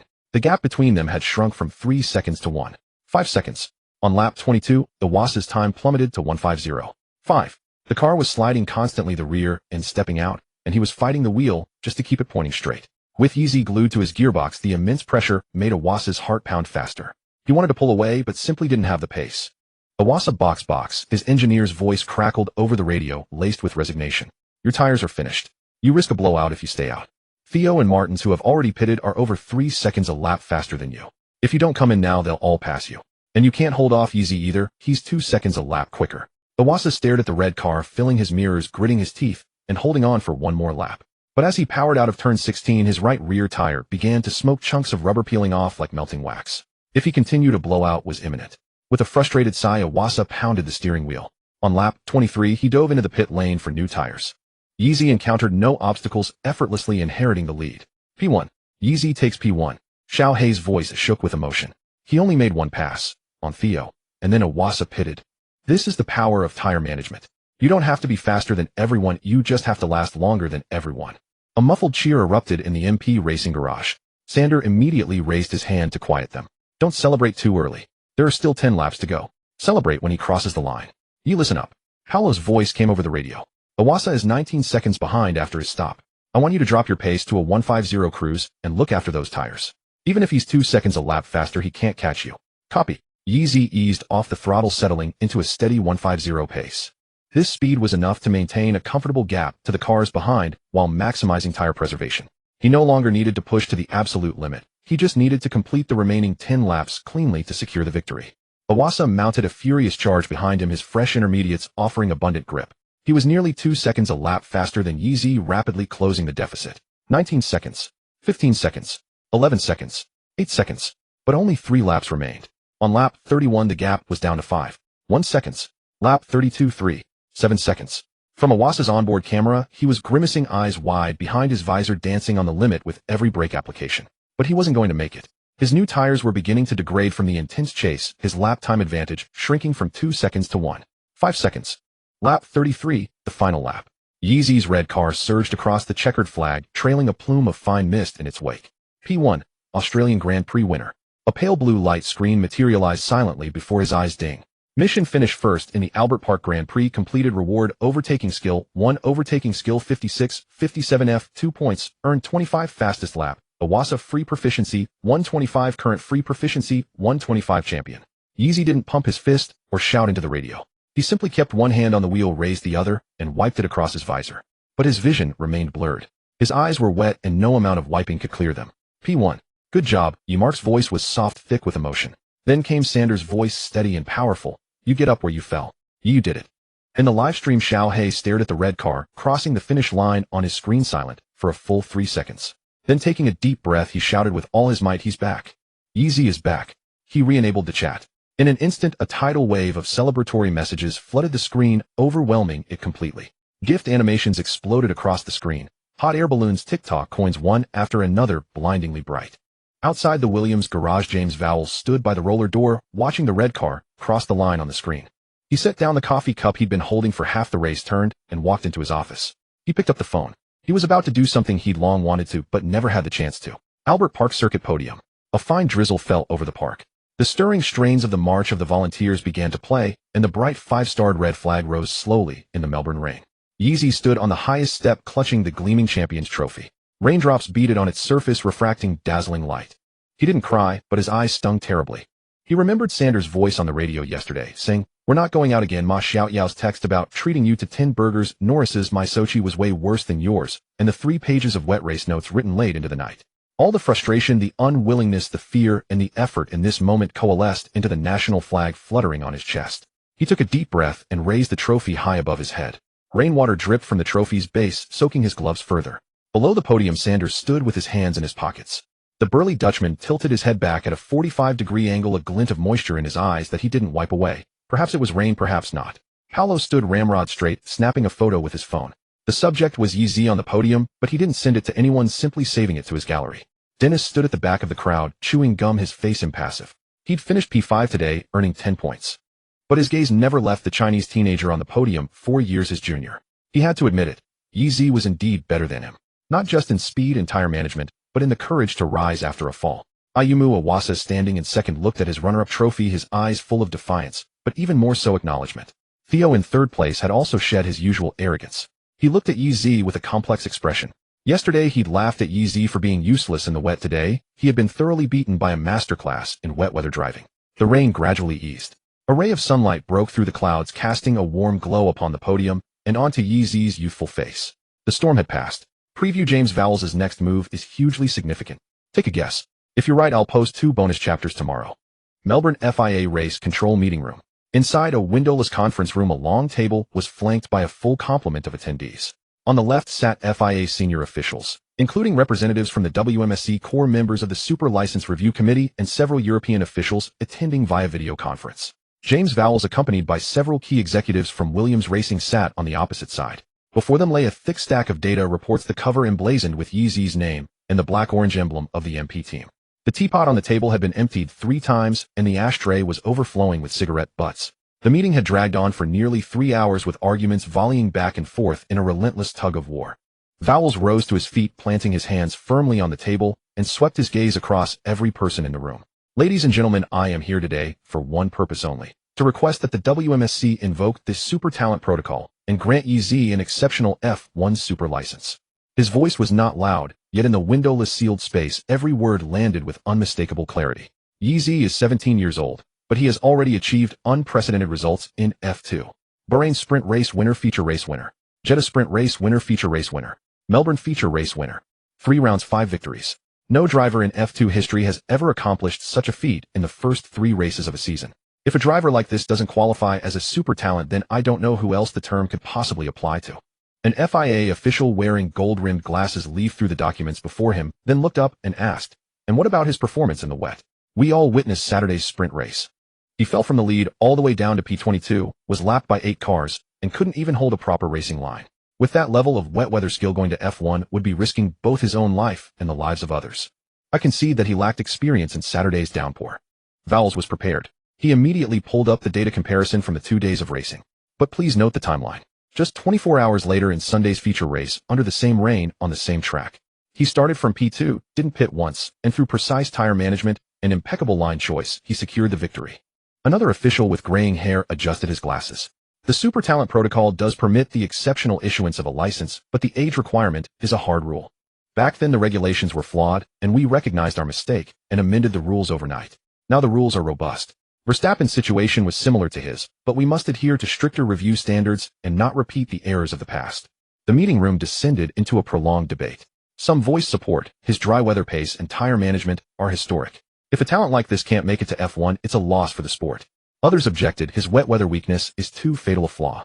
F1's rain races are 10 times more dangerous than F2. If an accident happens, who takes responsibility? Some remain neutral. The age of 18 is the baseline. It's a form of protection for the driver, unless he can prove he doesn't need the age limit. The meeting continued for another 2 hours. Another pot of tea was emptied, sleeves were rolled up to the elbows, and ties loosened by half an inch. Finally, the FIA presented a compromise.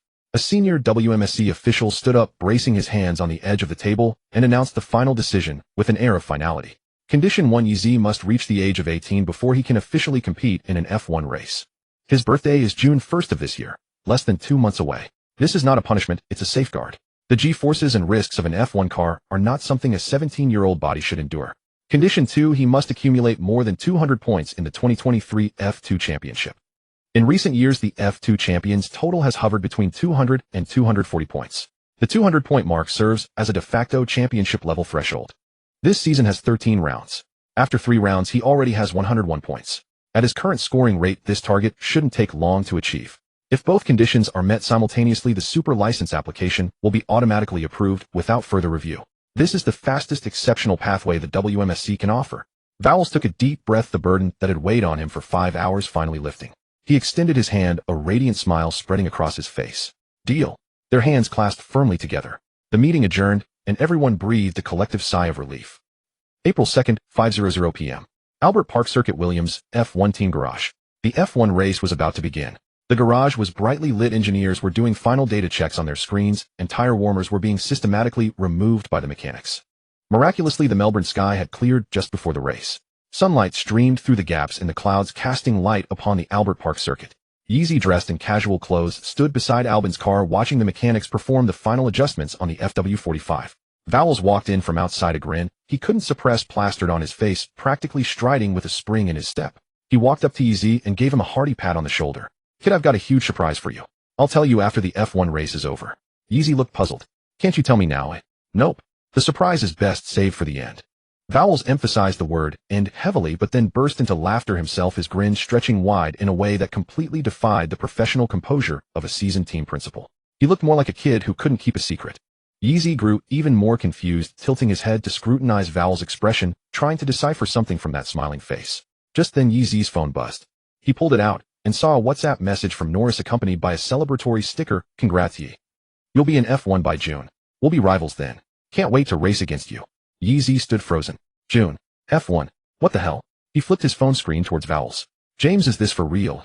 Vowles' smile instantly froze on his face. He took the phone, glanced at it, and then cursed through gritted teeth. "Damn it, Zach Brown. He must have been running his mouth again. I was going to surprise you after the race." McLaren CEO Zach Brown was famously one of the biggest blabbermouths in the paddock. The moment the FIA meeting ended, he must have been sniffing around for information and got the result immediately. Yeezy grabbed Vowles' arm, his eyes sparkling like stars. "So it's true." Vowles sighed and handed the phone back. He condensed the 5-hour standoff in the meeting room into 2 sentences. "The FIA has approved the exceptional application. There are 2 conditions. First, you must be 18 years old after June 1st to compete. Second, you must score over 200 points in this season's F2. You have 101 points, now needing 99 more. There are 10 rounds left. As long as you keep your pace, you'll have your super license by mid-season." Yeezy stood there, his mind a complete blank. He looked down at his hands, the hands that had gripped the steering wheel countless times on the simulator that had driven thousands of kilometers in an F2 car. Soon they would be gripping the wheel of a real F1 car. I can race against world champions like Verstappen and Hamilton." His voice was soft, trembling with barely contained emotion, but his eyes shone with light. "Don't get too excited." Albon, dressed in his racing suit, walked past and overheard their conversation. He turned back with a smile. "F1 is much harder than F2. Watch how I do it tonight. Learn well." Yeezy nodded vigorously. "Okay, I'll watch closely." The F1 race at Albert Park Circuit officially began. 20 cars lined up on the grid, the roar of engines deafening. Yeezy, Vowles, and a few Williams engineers stood before the big screen, their eyes fixed on the action. Yeezy suddenly recalled the conversation between the 2 Ferrari fans in KFC early that morning, praying that Leclerc wouldn't have another accident. Looking at the red No. 16 Ferrari on the screen, he casually remarked, "Ferrari should have a smooth race today, right? Leclerc qualified P3 and looks in good form." The words had barely left his mouth. Lap 1, turn 3. Leclerc attempted to overtake Stroll's Aston Martin on the outside, but his front wing clipped Stroll's rear wheel. The red Ferrari instantly lost control and plowed into the gravel trap. The wheels spun frantically in the loose stones, but the car was hopelessly beached. The race director immediately displayed the yellow flags. Leclerc DNF. The garage fell silent in an instant. The Williams engineers turned in unison to stare at Yeezy. One man's wrench froze midair, another leaned out from behind his screen. The look in everyone's eyes conveyed the same message. "What did you just say?" Vowles spoke slowly, each word seeming to be ground out from between his teeth. "Your mouth." Yeezy was stunned too. He clamped his hands over his mouth, his voice muffled through his fingers. "I didn't mean to." He paused, then, remembering Albon's earlier words about, "Watch how I do it tonight," couldn't help but quietly add, "Albon should be fine, right?" He had a great start today. The faces of everyone around him turned ashen. The 2 engineers closest to Yeezy lunged forward and clamped their hands tightly over his mouth. "Don't say anything. Please. We beg you. Shut up." But it was already too late. Lap 7. The big screen flashed a message from race control. Car 23, Alexander Albon, suspension mechanical failure, hit the wall at turn 12, front wing damaged, retired from the race. A deathly silence descended upon the garage. Everyone stared at Yeezy with a look of profound resentment, as if they were gazing upon a walking jinx. Terrified, Yeezy quickly clamped both hands over his mouth, shaking his head frantically, his eyes wide as saucers with an expression that screamed, "I will never speak again." In the end, Verstappen clinched the victory without any drama. The Red Bull RB19 was blindingly fast in Melbourne, like a car from a higher dimension. In the final laps, he even had enough in reserve to cruise, crossing the finish line nearly 8 seconds ahead of Perez. Alonso took 3rd place, marking Aston Martin's 3rd consecutive podium finish this season. Zhou Guanyu delivered a stellar performance, climbing from P17 all the way to P9 to secure 2 valuable points. Half an hour later, Albon returned from the medical center. He had only a scraped arm, nothing serious. As soon as he walked into the garage, he spotted Yeezy cowering in a corner. Albon walked over with a deliberately stern expression, crossing his arms. "I heard about it. You jinxed me." Yeezy immediately waved his hands, covering his mouth, letting out muffled sounds. Albon couldn't hold back his laughter and patted him on the shoulder. "Just kidding. The suspension snapped on its own. It had nothing to do with you. Though, you were a bit cursed today. From now on, when I'm racing, please don't say a word." Vowles chuckled, trying to smooth things over. All right, don't blame him. Since we're done for the day, let's go get dinner. My treat. Order whatever you want." Yeezy immediately lowered his hands, his eyes lighting up. "I want the double zinger box." Later that evening at the same KFC from the previous night, The three of them sat by the window of the table covered with burgers, fried chicken, and cola. Yeezy didn't dare speak the entire time, simply burying his head in his food, his cheeks puffed out like a cute little squirrel. Vowles watched him and couldn't help but laugh. Alright, don't hold it in. You can't take all the blame. Ferrari and Williams just haven't had much luck this season. He slid his phone across the table to screen, displaying the latest F2 championship standings. Yeezy's name was at the top of the list, followed by a three-digit number, 101. You've got 101 points, now 99 short of 200. There are 10 races left. As long as you maintain your F2 form, you'll definitely get your super license before the season ends. Yeezy nodded, firmly swallowing the last bite of his burger. I will definitely get those 200 points. I won't let everyone down. He looked out the window. Melbourne's nightscape was beautiful, neon lights flickering along the streets. 2 more months. In 2 months, he would turn 18. In 2 months, he would step onto an F1 track. Finally, he would be able to compete on the same track on equal footing against the talented drivers he had once only admired from afar on television. Yeezy picked up his cola and gently clinked it against the window, toasting the nightscape outside. F1, here I come. Monday, April 3rd, or the day after the Melbourne round. In the temporary office area of the Williams team, Vowles found Yeezy with the schedule in hand and patted him on the shoulder. The next round, the Azerbaijan Grand Prix, has a full month-long break. I'm giving you a week off. Go home to see your parents or take a trip around Europe to relax. Yeezy lowered his head to look at the arrangement on the paper, and without nearly any hesitation, he shook his head. I don't want a break. There are only 2 months left before F1. I don't want to waste time. My wet weather driving is still too weak. If I crash in F1, I'll definitely be sent back. Vowles looked at the earnest determination in his eyes, feeling both a pang of concern and a swell of pride. This 17-year-old youth who had already achieved what few his age could dream of remained clear-headed and driven. He reached out and ruffled Yeezy's hair, a gesture that was becoming increasingly natural for him. Alright, I'll arrange the best training resources for you. For this month, don't worry about anything else. Focus solely on wet weather training and get accustomed to the F1 driving rhythm ahead of time. That afternoon, Yeezy boarded a plane back to England with Vowles. Once the plane leveled off, he instinctively opened Douyin.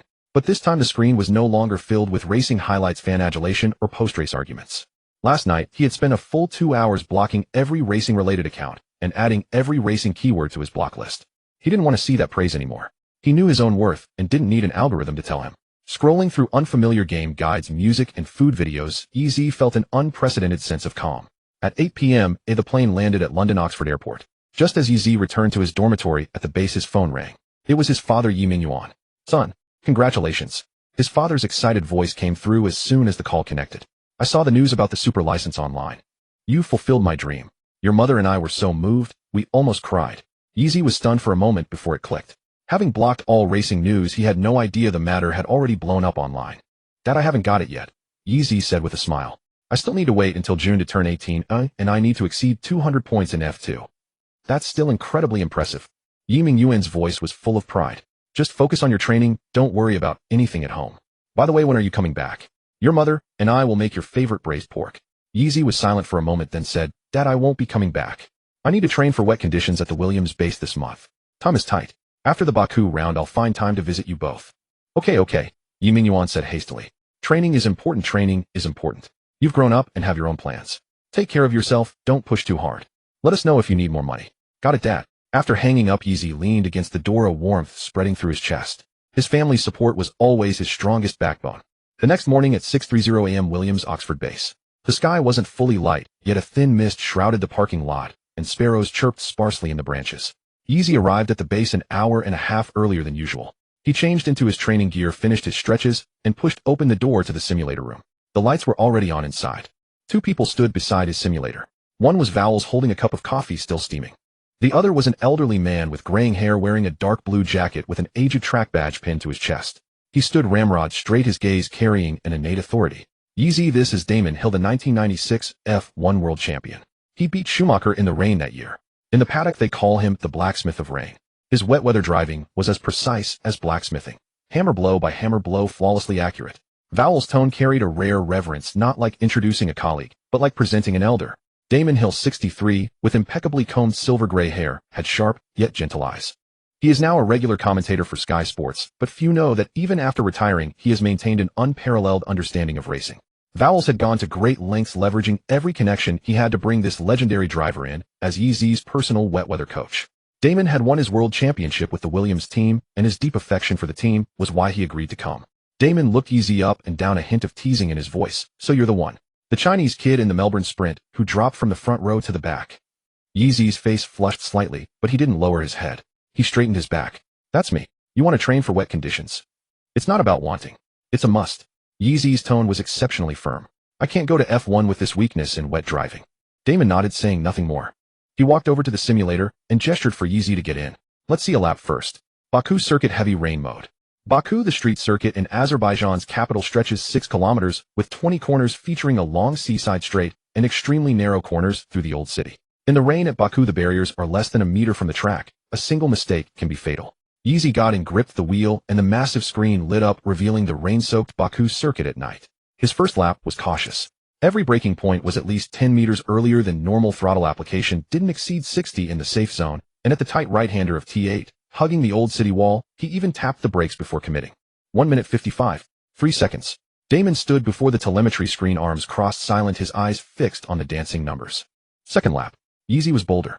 At the heavy braking zone of T1, he pushed his braking point 5 meters later. The car twitched slightly, and he caught it with a countersteer. Corner exit speed was nearly 4 km/h faster than the first lap. 1 minute 54. 8 seconds. But his line through the T12 Old City corner was clearly off. He hit a puddle, and the rear slid out. Third lap.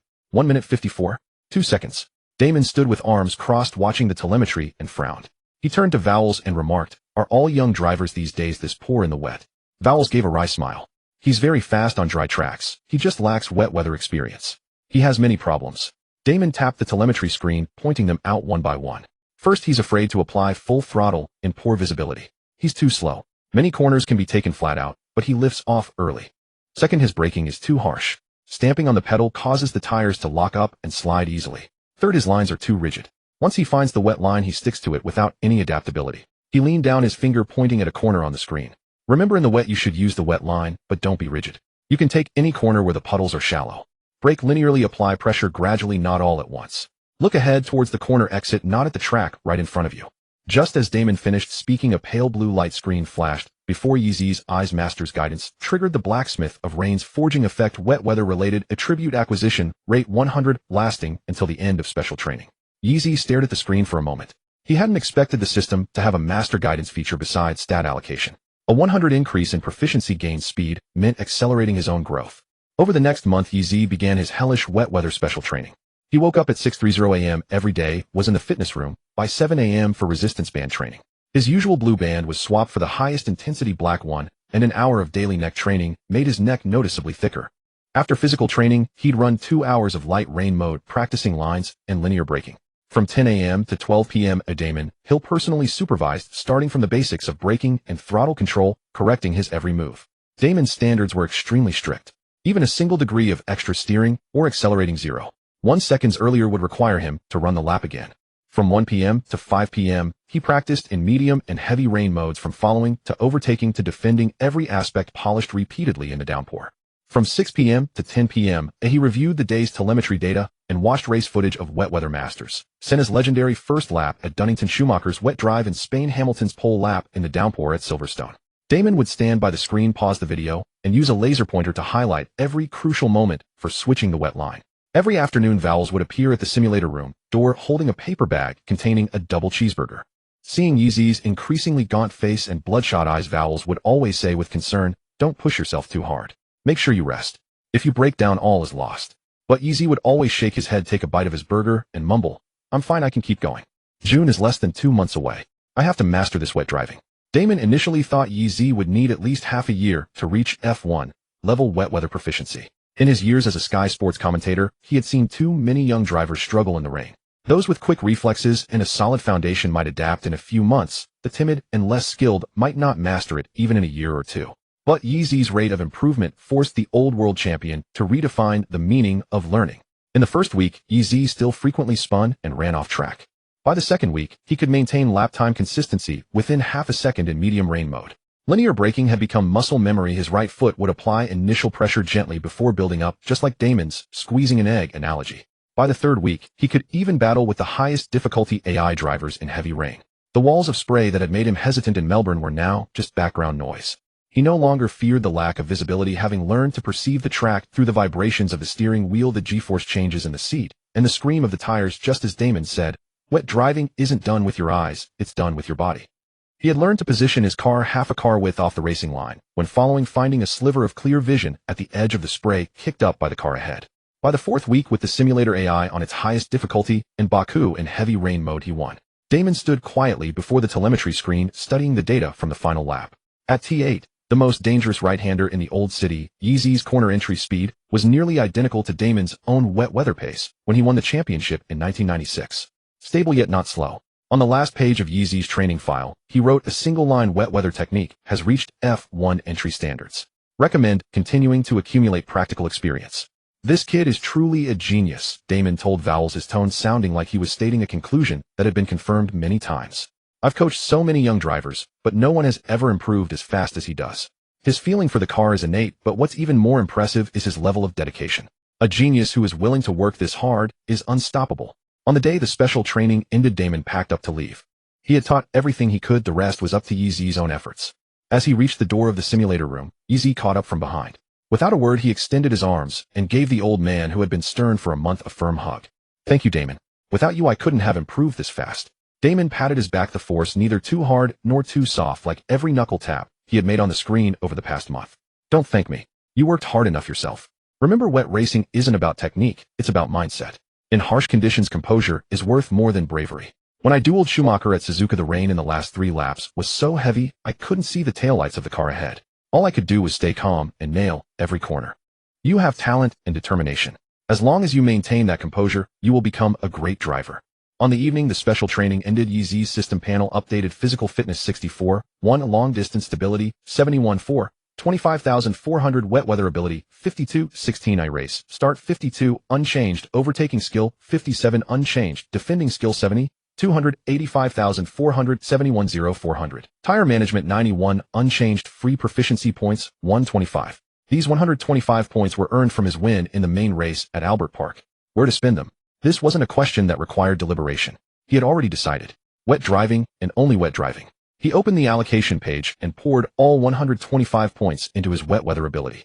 The number on the pale blue screen flickered 52-53. The proficiency bar filled and then rose by another quarter. But it wasn't enough. After all this experience, he had discerned a pattern. 60 is the critical threshold. When his physical fitness jumped from 59 to 60, the proficiency cap doubled from 100 to 200, and the effect was most profound. It indicated the system recognized 60 as the gateway to F1. It was the same for wet driving.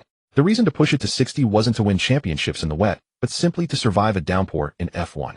F1 cars are a full 50 km/h faster than F2, pull twice the G-force race closer to the barriers, and leave almost zero margin for error. A wet weather score of 36 might be last in F2. In F1, it means a fatal crash.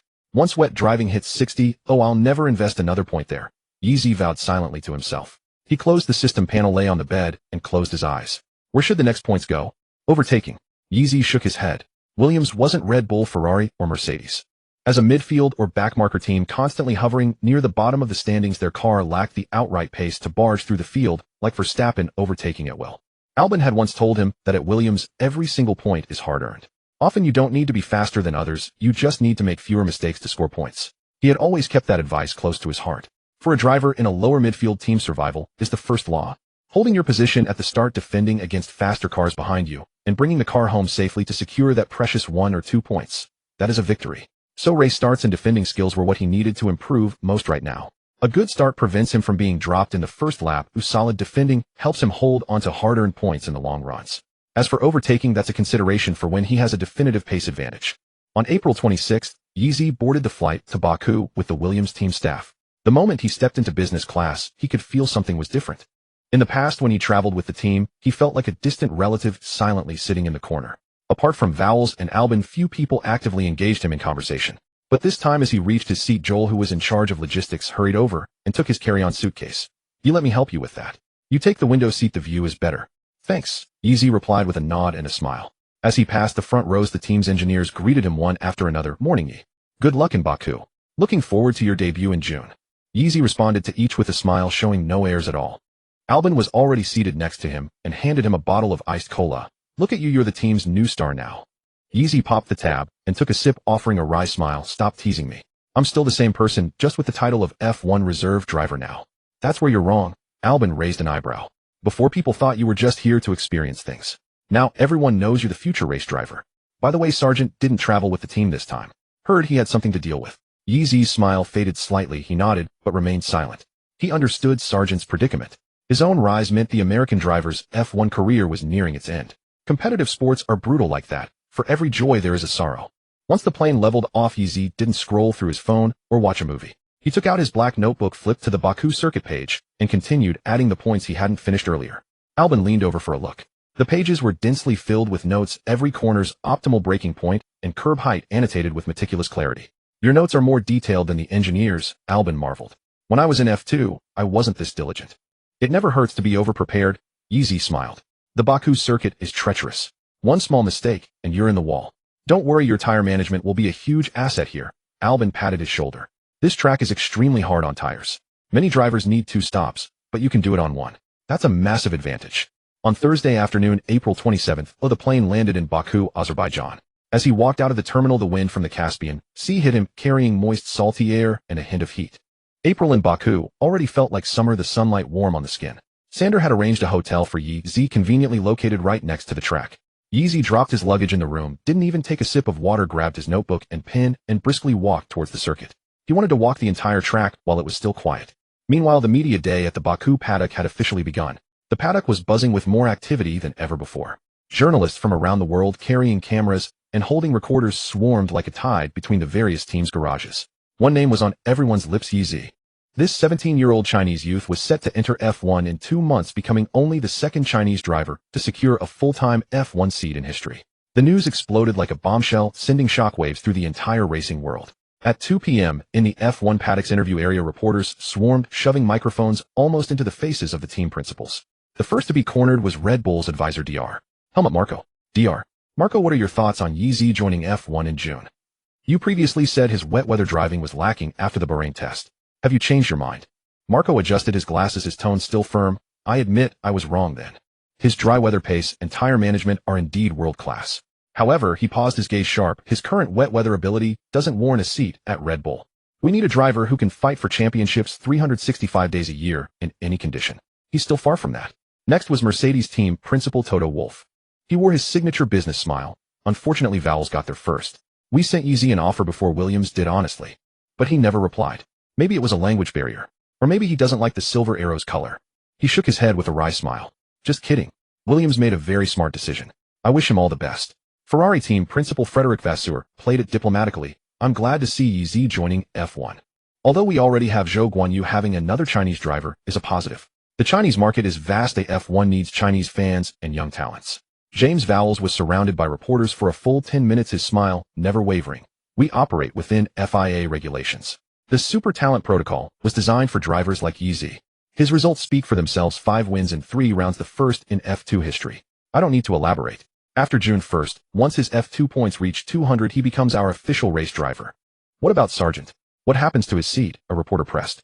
Vowles pretended not to hear and looked to the next reporter. Next question. Red Bull team principal Christian Horner was diplomatic. Yeezy has potential, but he's not currently Red Bull's target. We have a well-established junior program. Liam Lawson and Ayumu Iwasa are waiting for their opportunities. Of course, if a future collaboration arises. Who knows? McLaren CEO Zak Brown wore a sly grin, and everyone knew he had leaked the super license news, though no one had proof. I hear Yeezy and Norris are good friends. That's a healthy friendship. F1 needs friendship and it needs rivalry. I can't wait to see them race each other. The reporter's attention soon shifted from the principals to the drivers. Bottas wheeled his signature folding bike slowly through the interview area. We spoke in Bahrain. When I saw him walking the track, I knew this kid was different. I look forward to racing him. Gifts for him. Maybe I'll give him one of my calendars. It's a prized possession many drivers desire. When Albon was asked about Yeezy, his face beamed with pride. I've always said he's a genius. His learning ability and tire management are the best I've ever seen. I can't wait to score points with him for Williams. Oh, I also need to teach him how to handle these pesky reporters and how to dodge Vowles' extra training sessions. Though he seems to actually enjoy training. Norris's expression was as exaggerated as ever. Did I leak it too early? Zach didn't tell me to keep it a secret. My fault. It's fine, Yeezy won't hold it against me. I heard he practiced wet weather driving for a month. Too bad, looks like it won't rain in Baku this weekend. He made an exaggeratedly disappointed face, drawing laughter from the journalists. Zhou Guanyu's face was full of gratification. I always said he would make it to F1. I noticed him during the Bahrain winter test. His tire management is the strongest I've seen. 2 Chinese drivers in the paddock from now on. I can finally speak Chinese without a translator. Sainz said with a smile. Welcome to F1, Yeezy. As an experienced driver, I'll have a special rookie welcome ready for him. Perez admitted he hadn't followed F2 closely. Leclerc mentioned swapping helmets with Yeezy, saying he liked the Chinese red design. Hamilton rarely praised anyone on camera. I spoke with him in Jeddah.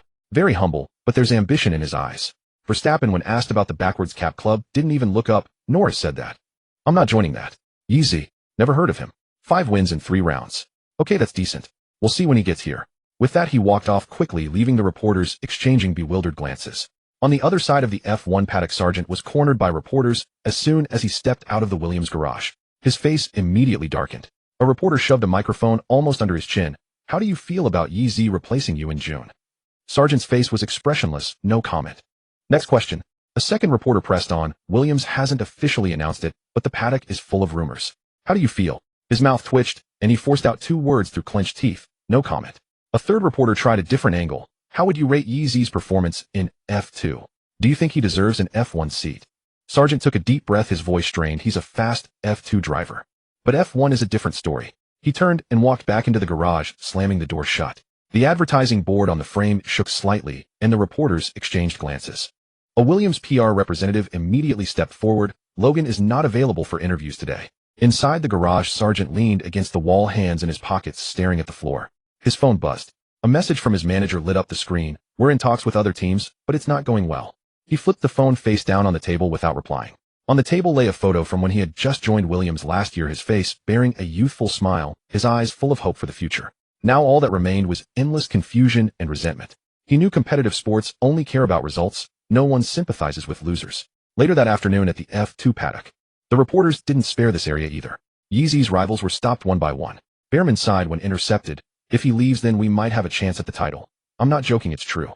He's just too fast. Martins had a fighting look in his eyes, but with less of the former hostility. Everyone in F2 will do their utmost to stop Yeezy from winning the remaining races. Racing against a future F1 driver is a rare opportunity. If we can beat him, it tells the F1 paddock we're good enough too. Arthur Leclerc stood in a corner looking resigned when stopped by reporters. You're only interviewing me because of my last name, right? Yeezy. He swapped helmets with my brother. I think he's pretty cool. Some of the older F2 drivers couldn't hide their disappointment when interviewed. Most of them were self-funded, and those who were older were approaching 28. The door to F1 had long been shut for them. Some declined interviews while others smiled bitterly. Yeezy is a genius, and we're just ordinary people. Isn't it normal for ordinary people to be the backdrop for a genius? Just then Yeezy walked out of the MP Motorsport garage. He had wanted to stay hidden inside until the reporters left, but Sander gave him a push. You can't avoid them. Go say a few words, just don't say anything stupid. Gall was the first to rush up, thrusting a microphone towards him. Yeezy, when did you find out about getting your super license in June? Before the Melbourne feature race. Vowles told me.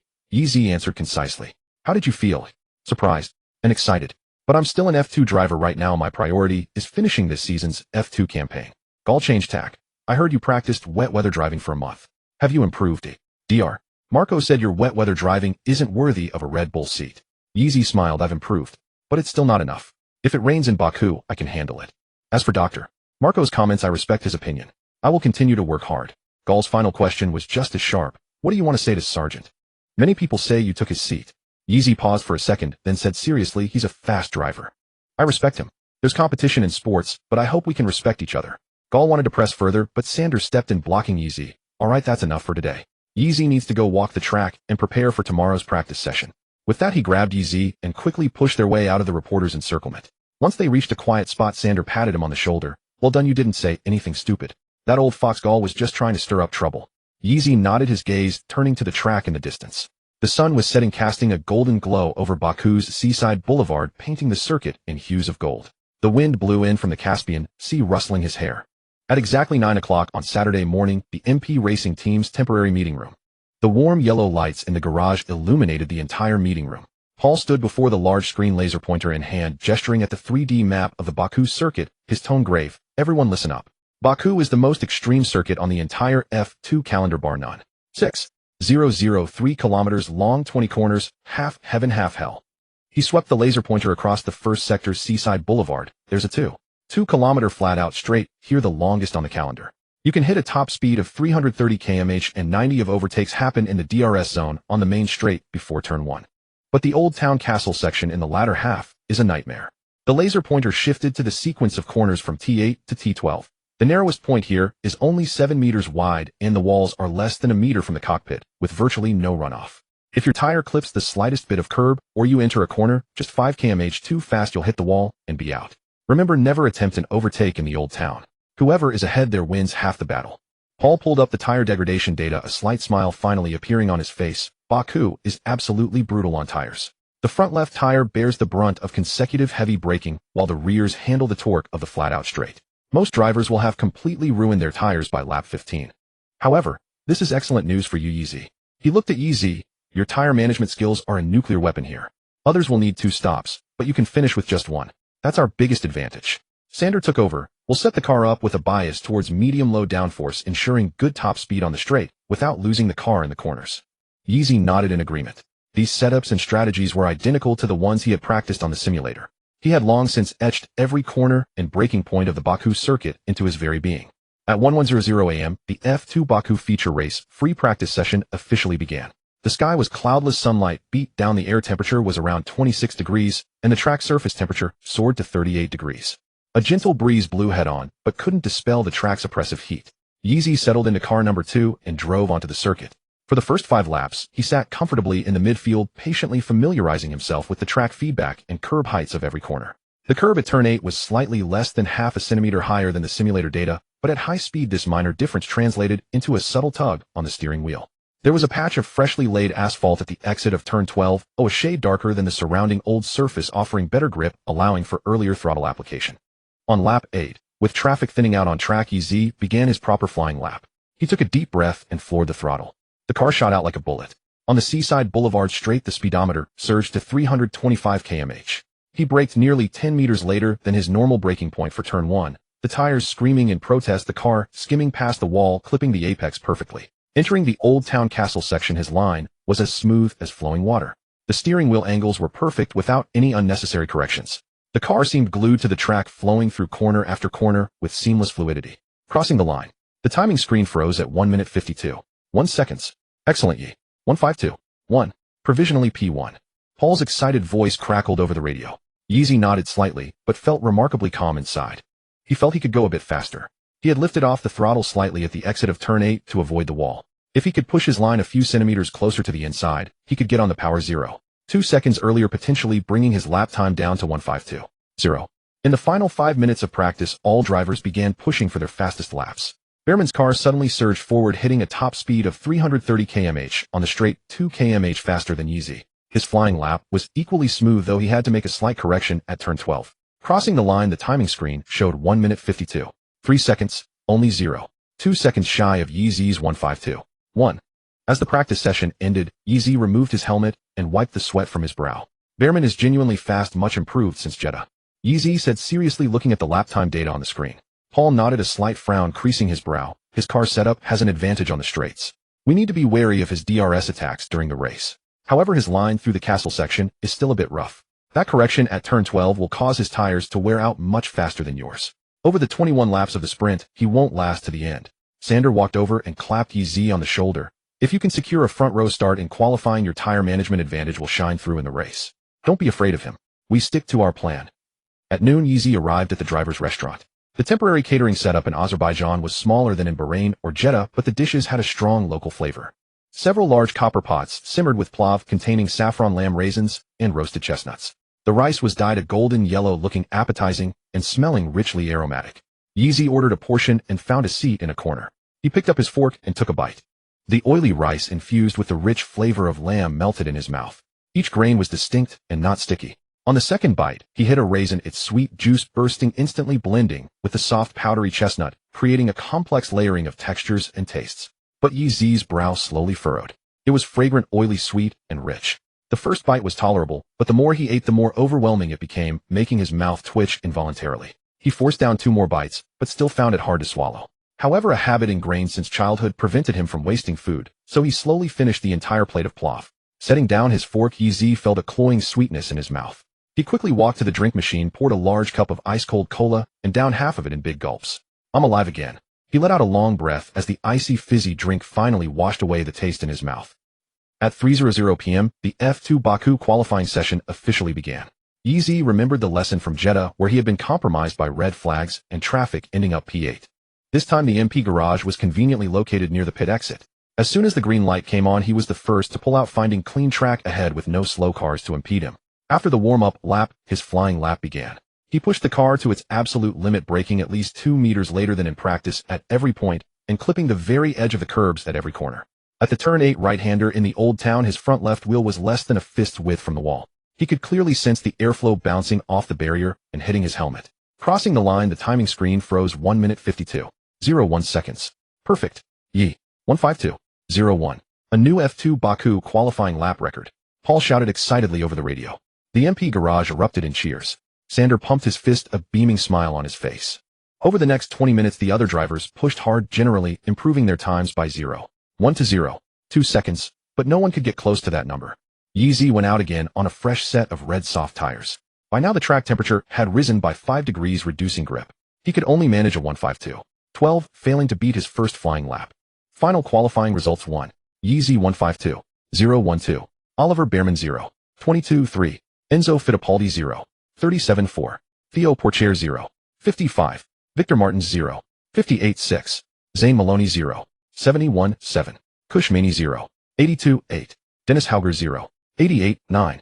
Isaac Hadjar 1.2.10. Richard Verscore 1.3. Qualifying over mixed zone. Bearman was stopped by reporters. Do you think you can beat EZ in the sprint and feature races? The young British driver smiled wryly, sweat still beading on his forehead. I gave it everything, but I still couldn't beat him. He's just too fast, despairingly fast. But I won't give up. I'll fight with everything I have tomorrow. Yeezy overheard this nearby, turned around, and gave Bearman a thumbs up, his expression earnest. You're very strong too. Let's have a great race in the sprint tomorrow. Bearman was taken aback for a moment, then smiled, reaching out to bump Yeezy's fist.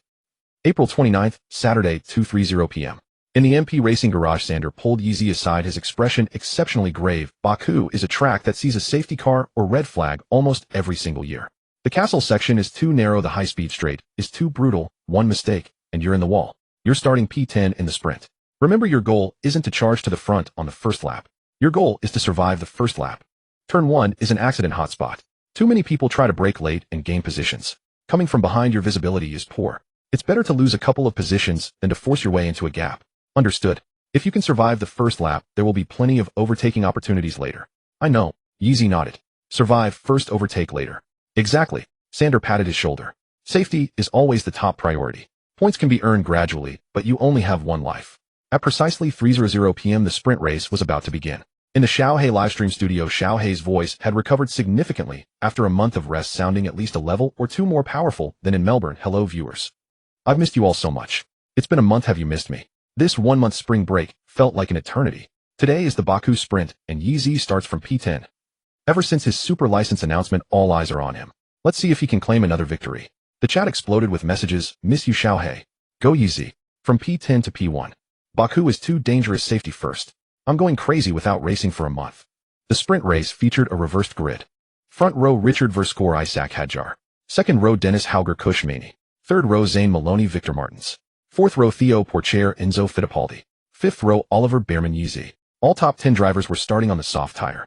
At 3:10 p.m. silence fell over the starting grid. The roar of engines echoed along Baku's seaside boulevard as 22 cars lined up in 2 columns, their bodies casting sharp shadows under the blazing sun.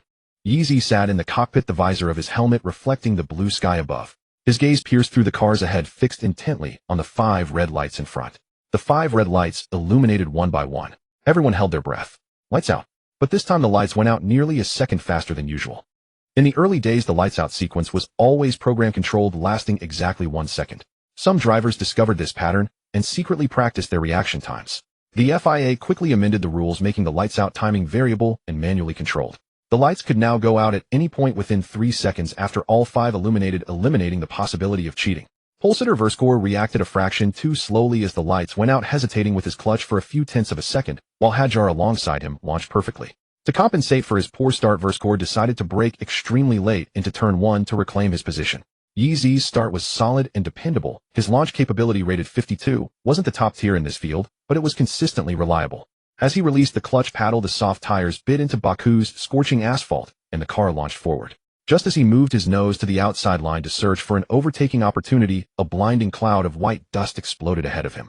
Verscore's car careened out of control like a cannonball through the apex, its right front, while slamming hard into the left side wall. The front wing shattered into a dozen pieces of carbon fiber, exploding into the air, debris scattering like flower petals across the entire racing line. Zane Maloney's car, squeezed side by side with Martin's, had its right rear wheel clipped by Martin's front wing end plate. The high-speed spinning tire was torn open on impact, losing all pressure instantly. The car swerved violently, narrowly avoiding being rear-ended by Theo Pourchaire, charging up from behind. Theo cursed under his breath, yanking the wheel to avoid the collision. His car shot into the runoff area, leaving 2 long streaks of rubber on the asphalt. Multiple cars braked hard to avoid the melee, leaving black marks of varying lengths on the asphalt. Some locked their front wheels, billowing thick white smoke. Others swung wide to avoid the debris, one clipping the opposite wall with its right mirror, sending the glass flying into the pack. The race director immediately displayed the yellow flags, and the physical safety car emerged from the pit lane, its orange lights flashing rapidly under the Baku sun. At the end of lap 1, Verscore and Maloney were out of the race, their cars being slowly lifted away by cranes. Amidst the chaos, Yeezy first dodged Verscore's debris. His right mirror scraped past a piece of front wing, leaving a long scratch across its surface. Immediately after, a chunk of tire rubber flew over his head and struck his rear wing, causing the car to wobble slightly. He gripped the wheel firmly, managing to keep it under control. He then swung wide to pass Theo, who was stranded sideways on the apex with locked tires, moving up from 10th to 7th. He sat in the car, heart pounding wildly. Behind him, the track was littered with broken front wing end plates, tire rubber fragments, and a mirror that had fallen off some unknown car. Utter chaos. That was way too chaotic. Yeezy said over the radio, his voice carrying genuine shock. Good thing I had a slow start, or I might have been caught up in it too. Mark's voice was also trembling slightly. Yeah, that was too close. Stay calm. The safety car will lead us for a few laps. Focus on warming your tires. Yeezy took a deep breath, gradually slowing his heart rate. Sanders' words, "survive first," echoed in his ears, growing clearer and clearer, reverberating in his mind, as if being etched deeply into his memory. He glanced down at his hands on the wheel. His fingers were still trembling slightly from the extreme steering inputs needed to avoid the debris. He repeated Sanders' words inside his helmet, then lifted his head, his gaze settling once more on the flashing orange light atop the safety car ahead. The safety car led the field for 2 laps. All the cars formed a long train, cruising at a controlled speed around the Baku circuit. Yeezy's soft tires were losing temperature rapidly at the low speed. He weaved back and forth to generate heat, all the while fixated on the hot airflow emanating from the diffuser of the car ahead. The debris on the track was gradually cleared by the marshals, but the fresh black mark on the wall at turn 1 was a stark reminder of what had just occurred. How much longer with the safety car? Yeezy asked over the radio. At least another lap. There's too much debris. The entire stretch from turn 1 to turn 2 needs cleaning. On lap 3, the safety car's lights went out, and it peeled into the pit lane entry. The green flag was waved again, signaling the restart of the race. Just as Yeezy's right foot pressed the throttle, ready to attack in the DRS zone on the main straight towards turn 1, Mark's urgent voice crackled over the radio, "Yellow flag." Another yellow. Slow down. Ralph Beecham, whose tires hadn't warmed up during the safety car period, had lost control and crashed into the wall at turn 11 in the castle section. The race director deployed the safety car once more. A shiver ran down Yeezy's spine. He leaned his head back against the headrest and muttered in frustration, "Another safety car." Mark's reply was equally resigned, "Stay calm, focus on warming your tires." He had no choice but to follow the safety car again, weaving to keep his tires warm, his eyes fixed on the flashing lights of the Mercedes-AMG GT ahead. This time the safety car led them for a full 3 laps. Each lap spent behind the safety car eroded his soft tire advantage like a frog in slowly boiling water, while the remaining race distance dwindled away. He knew he was adept at managing his tires, but that skill was useless without any tire life left. If the safety car consumed too many laps, the window for overtaking would narrow drastically. He also noticed the drivers ahead of him were defending their positions fiercely, clearly unwilling to give up their spots without a fight. On lap 6, the safety car finally peeled off and the race was restarted for the second time. This time Yeezy decided he would wait no longer. He had to fight his way to the front within the limited laps remaining. On lap 7, approaching the DRS zone on the main straight, Yeezy was 0.4 seconds behind Behrman. He activated DRS. The upper flap of his rear wing rose, reducing drag and causing the speed to surge dramatically. He swung his car to the outside line. Behrman saw the red car in his mirrors and moved to cover the inside, but Yeezy's braking point was nearly 5 meters later. In Formula 2, 5 meters is often the difference between a successful overtake and a failed attempt. Moreover, Yeezy had warmed his soft tires more effectively during the safety car period. They were back in the ideal operating window, providing far superior lateral grip compared to Behrman's struggling tires. The 2 cars entered the corner side by side, their right front wheels clipping the curb simultaneously. Yeezy had better traction on the exit, his steering wheel steady, as his car edged ahead of Behrman's inch by inch down the straight. He's past Behrman. Yeezy moves up to P6. Xiaohe shouted excitedly. He didn't ease off to celebrate. Exiting turn 1 into the left-hand turn 2, he noticed Enzo Fittipaldi ahead, taking a wide line. It was clear that after the restart Enzo's tires hadn't reached full temperature, causing understeer and his car drifting wide, leaving a huge gap on the inside. Yeezy didn't hesitate. He dived his car into the gap, completing a clean, decisive crossover move at turn 2, going in side by side and coming out without any contact. 2 overtakes in quick succession, now up to P5. On lap 9, Yeezy caught up to Cushmaney. Maney's defense was as always robust. On the main straight, he moved to the inside, early angling his car to block the line, leaving only a mere sliver of space. Yeezy initially feigned to the outside. Maney reacted, moving over to close the door. But Yeezy's right foot stayed planted on the throttle. The combination of DRS speed and soft tire grip allowed him to commit fully to the outside line. They went into turn 1 side by side, Maney on the inside, Yeezy on the outside. The car jolted slightly as his right front wheel hit the curb, but his wrists held the wheels steady against the vibration. He was 0.1 seconds earlier on the throttle at the exit. That tiny 0.1 second advantage was just enough to complete the pass down the following straight. P4. On lap 11, Yeezy caught his teammate Dennis. The two MP cars were running nose to tail on the main straight, their liveries like twin flames under the Baku sun. Dennis saw Yeezy in his mirrors, but he didn't yield. There's no teammate favoritism in F2. Race wins and championship points aren't handed out just because they share a garage. Dennis defended the inside line, braking nearly 3 meters later than usual. His right front wheel locked up briefly at the corner entry, emitting a puff of white smoke. Yeezy took the outside line. He was on the throttle early, and the traction advantage of his soft tires was fully unleashed on the exit. Dennis's slight lockup cost him exit speed, and Yeezy reached full throttle a fraction of a second sooner. That split-second advantage was just enough to put his nose ahead of Dennis on the straight. P3. Only Martins and Hadjar remained ahead. On lap 13, Martins and Hadjar were battling fiercely for the lead. Martins opened his DRS on the main straight, attempting to pass Hadjar, but Hadjar's defense was extremely aggressive. He weaved his car from side to side on the second move, blocking directly in front of Martins. Martins was forced to lift off the throttle, his rear wing flap also deploying as he braked, and both cars slowed dramatically. Martins cursed at Hadjar over the radio. Yeezy saw both cars braking ahead of him in his mirrors. The decision wasn't made in his head, it was pure instinct. His right foot floored the throttle, DRS opened, and his top speed climbed visibly. Martins was on the left, Hadjar on the right, with less than 2 car widths between them. Yeezy's car darted into the narrow gap, right down the middle. His left mirror was less than 10 centimeters from Martins's right front wing endplate, and his right front wheel was less than 15 centimeters from Hadjar's left rear. The air squeezed through the gap between the 3 cars, letting out a sharp whistle. It was an incredibly bold, incredibly audacious overtake.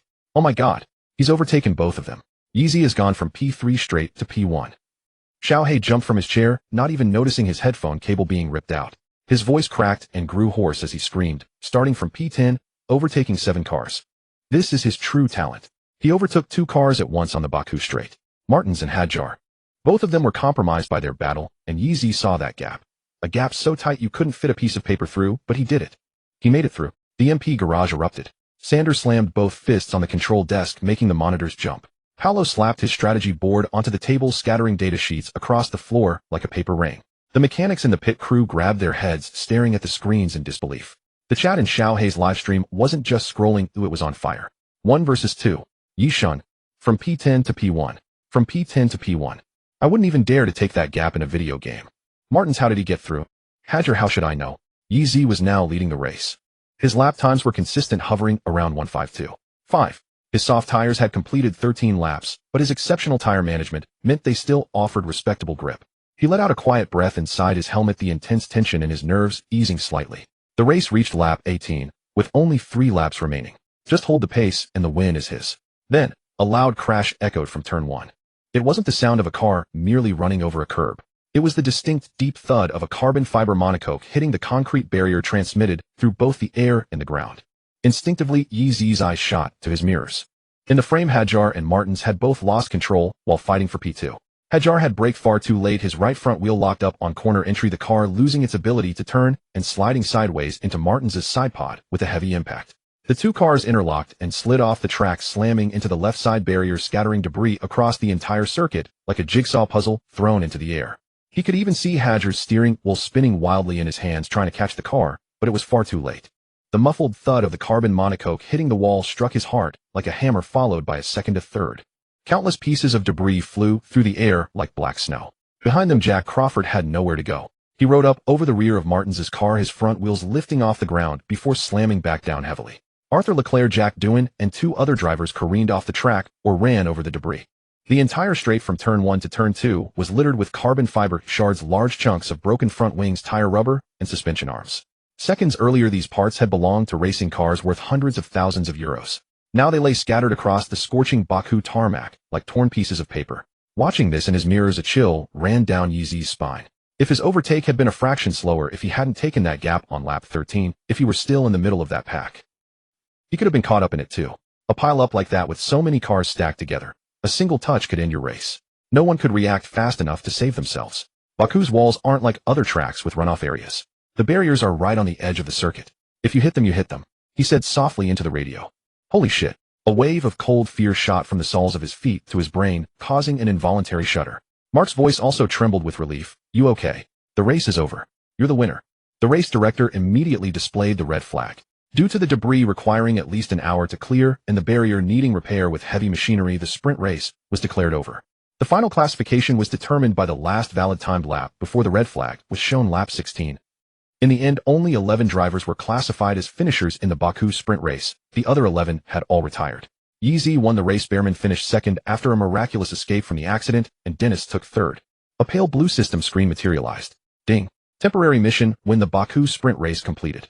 Reward: starting ability 1, starting ability 5253 F2 points earned, 10 sprint win 2 qualifying P1 1 fastest lap 13 points, current total points 115 points. In Xiao Hei's livestream, his voice was slightly hoarse, carrying a solemn tone of relief. The Baku sprint race is over.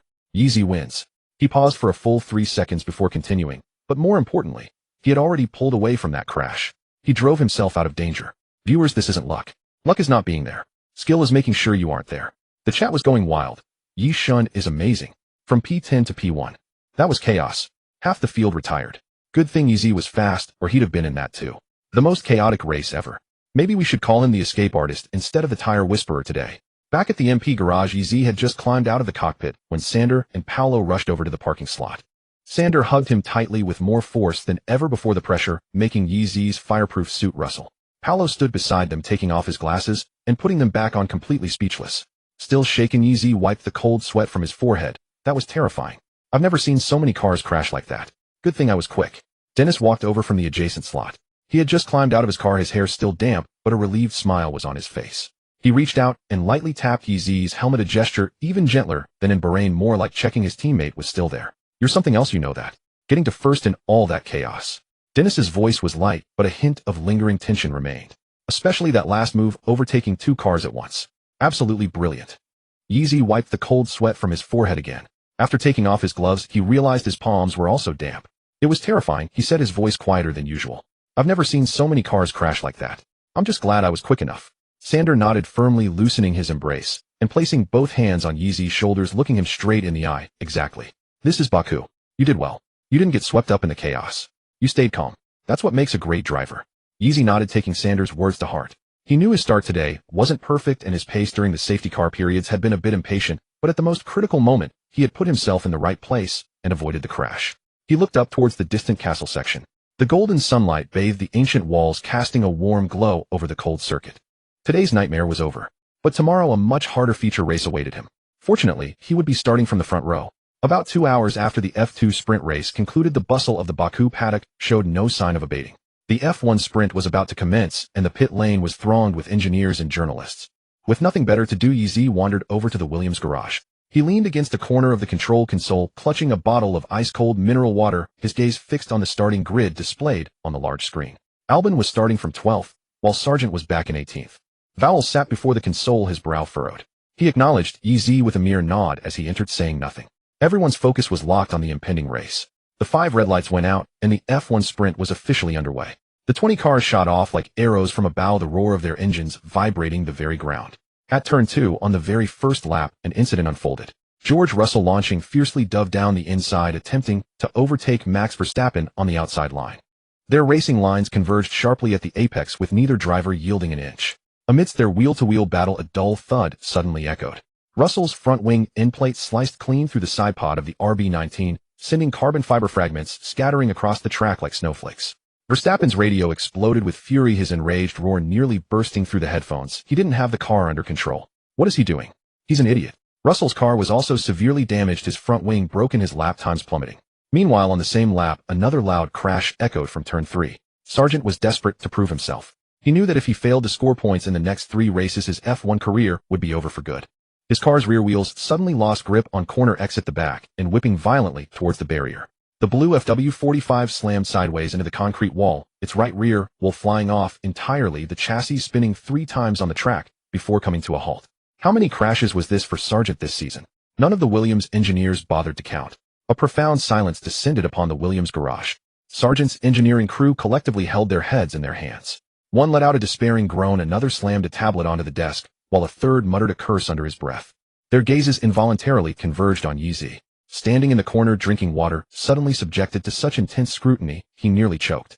Those looks held scrutiny, comparison, and a hint of relief. At least this young man hadn't crashed a car yet. One engineer whispered to his colleague, "He starts next month. He should be able to finish a race safely, right?" Another immediately nodded, "Definitely, as long as the car holds up. He's done 4 rounds in F2 without a single collision." Yeezy silently raised his water bottle to his lips, pretending not to hear their conversation. His eyes remained glued to the big screen, yet his ears had turned noticeably red. In the end, Perez clinched an uncontested victory in the Baku sprint race, with Alonso finishing second. Verstappen, nursing a damaged sidepod, managed a hard-fought 3rd place. As the race concluded, Yeezy was about to leave the Williams garage when he spotted a figure striding purposefully down the pit lane. It was Verstappen. His helmet was still tucked under his arm, his fireproof suit not yet removed, and his expression was as dark as the sky before a storm. He bypassed the interview area entirely and stormed straight towards the Mercedes garage. Yeezy instinctively halted, ducking behind the door of the Williams garage, peeking out to watch the commotion. Verstappen cornered Russell, who had just changed out of his race suit at the entrance of the Mercedes garage. They stood almost nose to nose, the atmosphere thick with tension. "I had no grip, the car just locked up." Russell began, attempting to explain the collision, a hint of impatience in his voice. "Mate, nobody had any grip." Verstappen's voice trembled with rage. "Everyone has to leave some space. You left none. You just took me out." Russell's expression shifted from attempted explanation to sheer exasperation. He threw his hands up. Yeah, it's all my fault. What do you want me to do? Apologize?" With that, he turned and walked away. "Then expect the same treatment next time, idiot." Verstappen yelled at his retreating back. Russell didn't look back, disappearing into the depths of the Mercedes garage. Yeezy stood behind the door, mouth slightly agape, watching in stunned disbelief. He had seen track arguments in F2, but never had he witnessed drivers screaming in each other's faces at the garage entrance. Albon emerged from behind him, hair still damp, a towel slung over his shoulder. He glanced towards the Mercedes garage, following Yeezy's gaze, and said in a casual tone, "Don't just watch the show.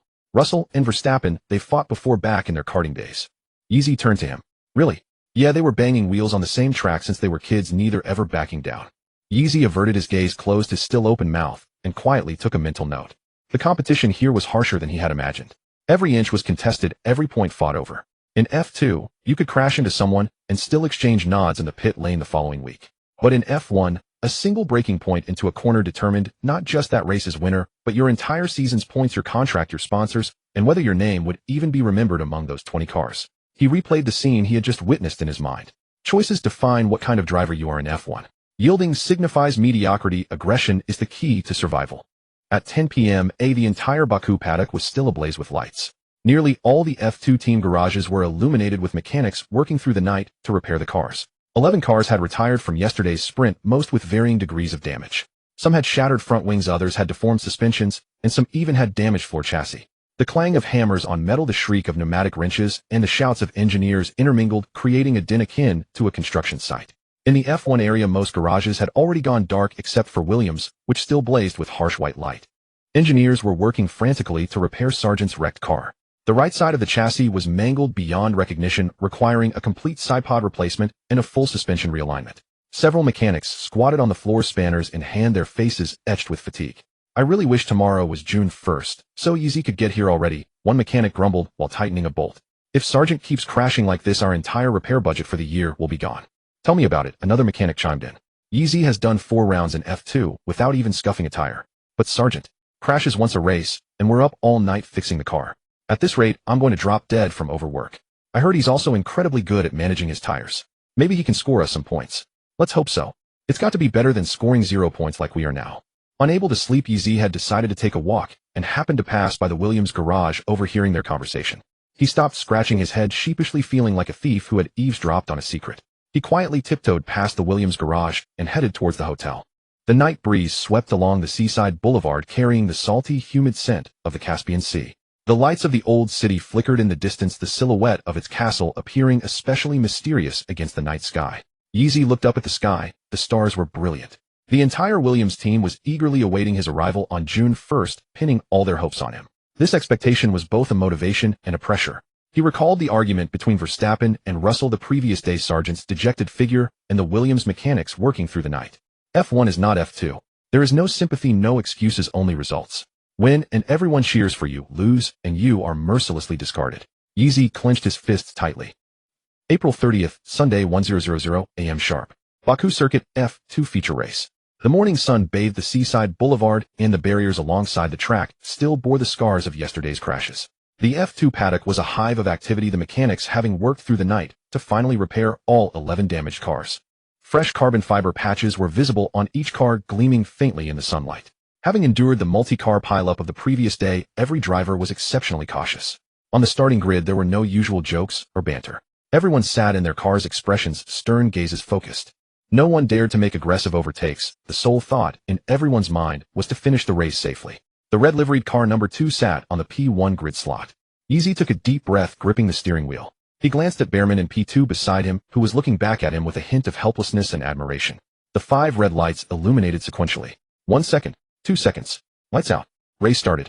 Yeezy's launch was immaculate, his car catapulting forward like a bullet, instantly creating a gap to Behrman. At the first corner, he firmly defended the inside line, denying Behrman any opportunity to overtake. A perfect start. Yeezy holds on to P1. Xiaohe yelled in the livestream. Behrman is right behind, but he simply cannot close the gap. The remainder of the race turned into a personal tire management masterclass by Yeezy. He once again showcased his terrifying ability to manage tires. His right foot seemed equipped with sensors, his throttle control exquisitely precise. Every application and release of the throttle was perfectly timed, keeping the tires perpetually on the edge of grip without ever slipping. On the same soft tires, other drivers began experiencing significant grip degradation by lap 10, their lap times progressively slowing. Yeezy, however, remained remarkably consistent, hovering around the 153 mark without significant fluctuation. Telemetry data showed his tire wear rate was only 30 of the other drivers. After 15 laps, while others had their tires half worn, his looked as fresh as if they were on lap 8. On lap 15, Behrman's tires were completely finished, forcing him into an early pit stop. On lap 16, Yeezy calmly made his own stop. A 4.5 second pit stop flawless. As Yeezy exited the pit lane, Behrman was just completing his outlap. The gap between them had stretched to a staggering 10 seconds. My God, a 10-second gap. Xiaohe exclaimed. Yeezy's tire management is monstrous. On the same tires, he ran 6 laps longer and is still 10 seconds faster. In the MP Motorsport garage, Sander and Paul exchanged a knowing smile, their anxieties completely alleviated. With such a gap, unless a safety car or red flag intervened, no one could catch Yeezy. For the rest of the race, Yeezy gave no one a chance. He controlled the pace steadily, neither too fast nor too slow, maintaining a lead of over 10 seconds throughout. Lap 33, the final lap. Yeezy smoothly navigated the last corner and crossed the finish line. Without a doubt, victory. Behrman secured second place with Victor Martins in third. Dennis drove a solid race to finish 8th, earning 4 points. A translucent blue light panel materialized before Yeezy's eyes. Ding. Mission win. Baku feature race completed. Reward overtaking skill 1, overtaking skill 5758, F2 points, earned 25, win 1, fastest lap 26 points, current total points 141, current free proficiency 195. Without a moment's hesitation, Yeezy allocated all 195 points of free proficiency to his wet weather ability. Wet weather ability 53-55, only 5 points away from the safety threshold of 60. After this race, he was just 59 points short of his 200-point super license target. With just 2 more solid races, he could achieve his goal ahead of schedule. At noon, Yeezy arrived at the Williams garage to watch the F1 Grand Prix. With the race still an hour away, the garage was a hive of activity. Vowell stood before the control console, deep in strategy discussions with his engineers. Spotting Yeezy's entrance, he immediately walked over, a mysterious smile playing on his lips. Congratulations, Yeezy, another championship under your belt, Vowell said, clapping him on the shoulder. To be this steady on the Baku circuit is no small feat. Thank you, Yeezy replied with a smile. Everyone was a bit more cautious today, so we didn't run into any trouble. Vowell nodded, his expression turning serious. Yeezy, there's no F2 race next week, but I've canceled your time off. Yeezy's heart tightened, fearing he had done something wrong. What's the matter? Did I make a mistake? He asked hastily. Seeing his anxious look, Vowell couldn't help but laugh. Relax, it's good news. Next weekend at the Miami Grand Prix, you'll be replacing Sargent for the first free practice session, FP1. It's a chance to get acclimated to a real F1 car. Yeezy was stunned. It took a few seconds for the words to squeeze out of his throat. Really? I get to drive an F1 car? Vowell nodded. This will be your first official practice session in an F1 car. Don't put pressure on yourself. The main goal is to familiarize yourself with the car and the track. Safety first. That's amazing. Thank you, Mr. Vowles. I won't let you down. Yeezy nearly jumped for joy on the spot. His expression was akin to a school kid being told spring break was coming a week early. Several nearby Williams mechanics exchanged knowing stifled grins, a stark contrast to their complaints about Sargent the night before. The news spread through the paddock like wildfire. Less than half an hour after the race ended, Williams Racing's official Twitter account posted a brief statement. The team confirms that Chinese driver Yeezy will represent Williams Racing in the first free practice session at the Miami Grand Prix next week. Yeezy will drive the 2 FW45, marking a significant step in his journey from F2 to F1. The accompanying photo showed Yeezy in profile, standing before the Williams garage console. He wore a white t-shirt, his hair slightly damp, clutching a water bottle, his gaze fixed intently on the lap time data on the screen. The photo was a candid shot taken by Vowles. The composition slightly askew, but no one in the comments seemed to mind. The comment section was instantly flooded with messages in various languages. International fans commented, "When Sargent hit the wall last night, you could already see the Williams mechanics smiling. So this was why." Another was more direct, "Williams repair bill finally has a savior." Some offered serious analysis. Yeezy has completed 4 F2 rounds with 0 collisions. His tire management is in a league of its own. What Williams needs right now isn't just speed, but someone who can bring the car home in one piece. Back home in China, the news caused an uproar. 5-Star Sports official Weibo account reposted Williams' announcement, choosing a photo of Yeezy crossing the finish line at Baku. The post garnered over 500,000 views within half an hour. Tears. Yeezy is going to drive in F1. Zhou Guanyu doesn't have to carry the weight alone anymore. The comments were flooded with messages like, "Fly the 5-starred red flag, see you in Miami," and requests to play the March of the Volunteers. Yeezy's phone began vibrating incessantly. The first message was from Ma Xiaoyao, who sent 5 in a row, all boiling down to one sentence. "You're going to drive in F1. Your dream is coming true." Yeezy had just replied with a simple when Ma Xiaoyao's response came instantly. "What do you mean? This is F1. The F in F1. F1 is number 1. Yeezy laughed out loud looking at the screen. Soon after, a message arrived from Zhou Guanyu, the only other Chinese driver in the F1 paddock, as steady as ever. "Congratulations. Finally, I'll get to see you in the same paddock. Feel free to ask me anything about FP1. Norris sent a meme of Yeezy holding up a trophy with red-rimmed eyes captioned, "F1 rookie incoming. F1 rookie connecting." Followed by a teasing remark, "Don't be nervous. FP1 is just about taking the car out for a few laps. No one expects you to set a blistering time." Yeezy was replying to friends' congratulations one by one. Just as he was about to put his phone down, the screen lit up again with an incoming call. The caller ID showed Dad. He answered, and his father's voice came through the speaker filled with excitement and barely concealed pride. "Son, I saw the official announcement. FP1. Miami. Yeah, Dad, it's just a practice session." "I know." His father's voice was unusually calm, unlike the time he got his super license. "Anyway, you'll be a full-fledged F1 driver next month. Consider this FP1 a warm-up. Drive well in Miami, don't be nervous. Treat it like an extra practice lap." He paused, then added with the certainty of a veteran fan who had watched F1 for 30 years, "I trust you when you're behind the wheel. Show the world that my son Yiming Yuan's son can drive in F1 too." Yeezy held the phone silent for a moment, then softly replied, "Okay." On May 1st, Yeezy rested in Baku. He didn't go anywhere, spending the day in his hotel room, watching race footage of the Miami circuit, meticulously noting the braking points and racing lines for every corner in his notebook. On May 2nd, he flew first class with Emirates to Miami, USA. He found his seat, stowed his backpack, and had just sat down and buckled his seatbelt when he looked up at the row in front. Yeezy froze. He spotted 2 familiar figures in the front row. By the window on the left sat Verstappen, wearing noise-canceling headphones, gazing out the window with a cold expression radiating an aura that said, "Do not disturb." Yeezy remembered Verstappen had a private jet, so why was he on a commercial flight? Probably due to the intense race schedule and the car being requisitioned by the team, he guessed. On the right by the aisle sat Russell, head down, looking at track data on his iPad, his finger gliding slowly across the screen, occasionally furrowing his brow. The two were separated only by an aisle, but they faced completely opposite directions, neither speaking a word. A palpable tension filled the entire first-class cabin, causing even the flight attendants to instinctively soften their steps as they passed. Yeezy tried to shrink himself into his seat, hoping the two in front wouldn't notice him. Russell was the first to turn around. While adjusting his seat back, he caught a glimpse of the Chinese face in the row behind. He turned, his expression softening from the intense focus on his iPad. "You're Yeezy, the new guy at Williams." Yeezy nodded, his voice unconsciously carrying a hint of formality. "Yes, that's me. Hello, George. I'm a fan of yours." He paused, then added, "Your fans in China call you the Racing Emperor." Russell's eyebrows shot up instantly, his British face transitioning from calm to a suppressed smile in less than a second. "Emperor. That's like being called the Goit, isn't it?" He laughed out loud, clearly delighted by the title. "Thank you. I quite like that." Tell your Chinese fans the Emperor will continue to strive for excellence. Just then Verstappen turned his head slightly. He removed one earbud, his voice coming from behind it tinged with curiosity. What do the fans in China call me? Yeezy hesitated for a moment, then said quietly, Autobot. Verstappen turned his head, fully a complex, indescribable expression on his face. Autobot. Like the Transformers. Yeezy nodded, explaining earnestly. It's because your driving style is extremely precise with almost zero errors. And besides racing, you just do simulator work. Your life is very simple. So fans think you're like a perfect racing robot, hence Autobot. Verstappen was taken aback for a moment, then he laughed. It was the first time Yeezy had seen him smile. His cold expression melted instantly, revealing a youthful side. Haha, that's a fun nickname. Much better than Mad Max, or something like that. He leaned back into his seat, adding before putting his headphones back on. Your fans in China have good taste. The atmosphere lightened considerably thanks to the nickname banter, but the two in front still didn't look at or speak to each other. When the flight attendant came to serve the meal, Russell ordered chicken with quinoa salad, and Verstappen had beef with roasted vegetables. They ate their meals in silence, the sound of cutlery clinking against plates crisp in the quiet cabin, their chewing rhythms seeming to maintain a deliberate distance from one another.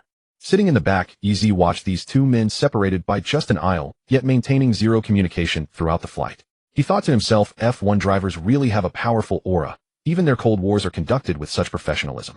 Deciding not to dwell on the feuding duo, he pulled out his phone and continued reviewing information about the Miami circuit. It was a brand new street circuit built around the Hard Rock Stadium, featuring many slow corners and tight hairpins that demanded high low-speed torque from the car and precise cornering lines from the driver. He hadn't yet driven the Miami track on the F1 simulator, so he could only mentally simulate the racing lines over and over. The plane crossed the Atlantic, the clouds outside the window resembling an endless white desert. Midway through the flight, Russell went to the restroom and paused as he passed Yeezy's seat. He glanced at the Miami track map on Yeezy's phone and said with a smile, You've been doing well in F2. Drive well in FP1 at Miami and don't be nervous. This track has huge runoff areas, so even if you make a mistake, it's okay. Thank you, George. I will. Yeezy replied quickly. Russell nodded and walked into the restroom.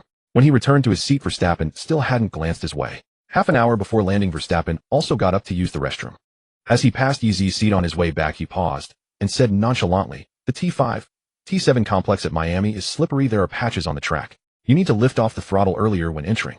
And for the T14 combination, don't ride the curves directly or you'll spin. Yeezy was taken aback, not expecting Verstappen to offer him advice voluntarily. He quickly nodded. Thanks, Max. I'll remember that. Verstappen said nothing more, returned to his seat, put on his sleep mask, and began to rest. The plane descended through the clouds, and the Miami sunlight streamed through the windows, glaring yet warm. After landing, the three walked out of the jet bridge. Russell and Verstappen each went their own way like two parallel lines programmed never to intersect. One headed for the south exit of the parking lot, the other to the north exit, quickly disappearing into different queues for waiting cars. He took out his phone and sent a message to Vowles. Arrived. Vowles replied instantly, Get some good rest. See you at the garage tomorrow. Yeezy walked out of the terminal, and the warm Miami breeze hit him, carrying the rich scent of palm trees and sea salt. The sunlight was blinding, and the distant Hard Rock Stadium glistened under the sun. Yeezy took a deep breath and looked up at the sky. By Friday, he would be officially seated in the FW45. The world of F1 was within his grasp. Yeezy dragged his suitcase into the beachfront hotel arranged by Williams.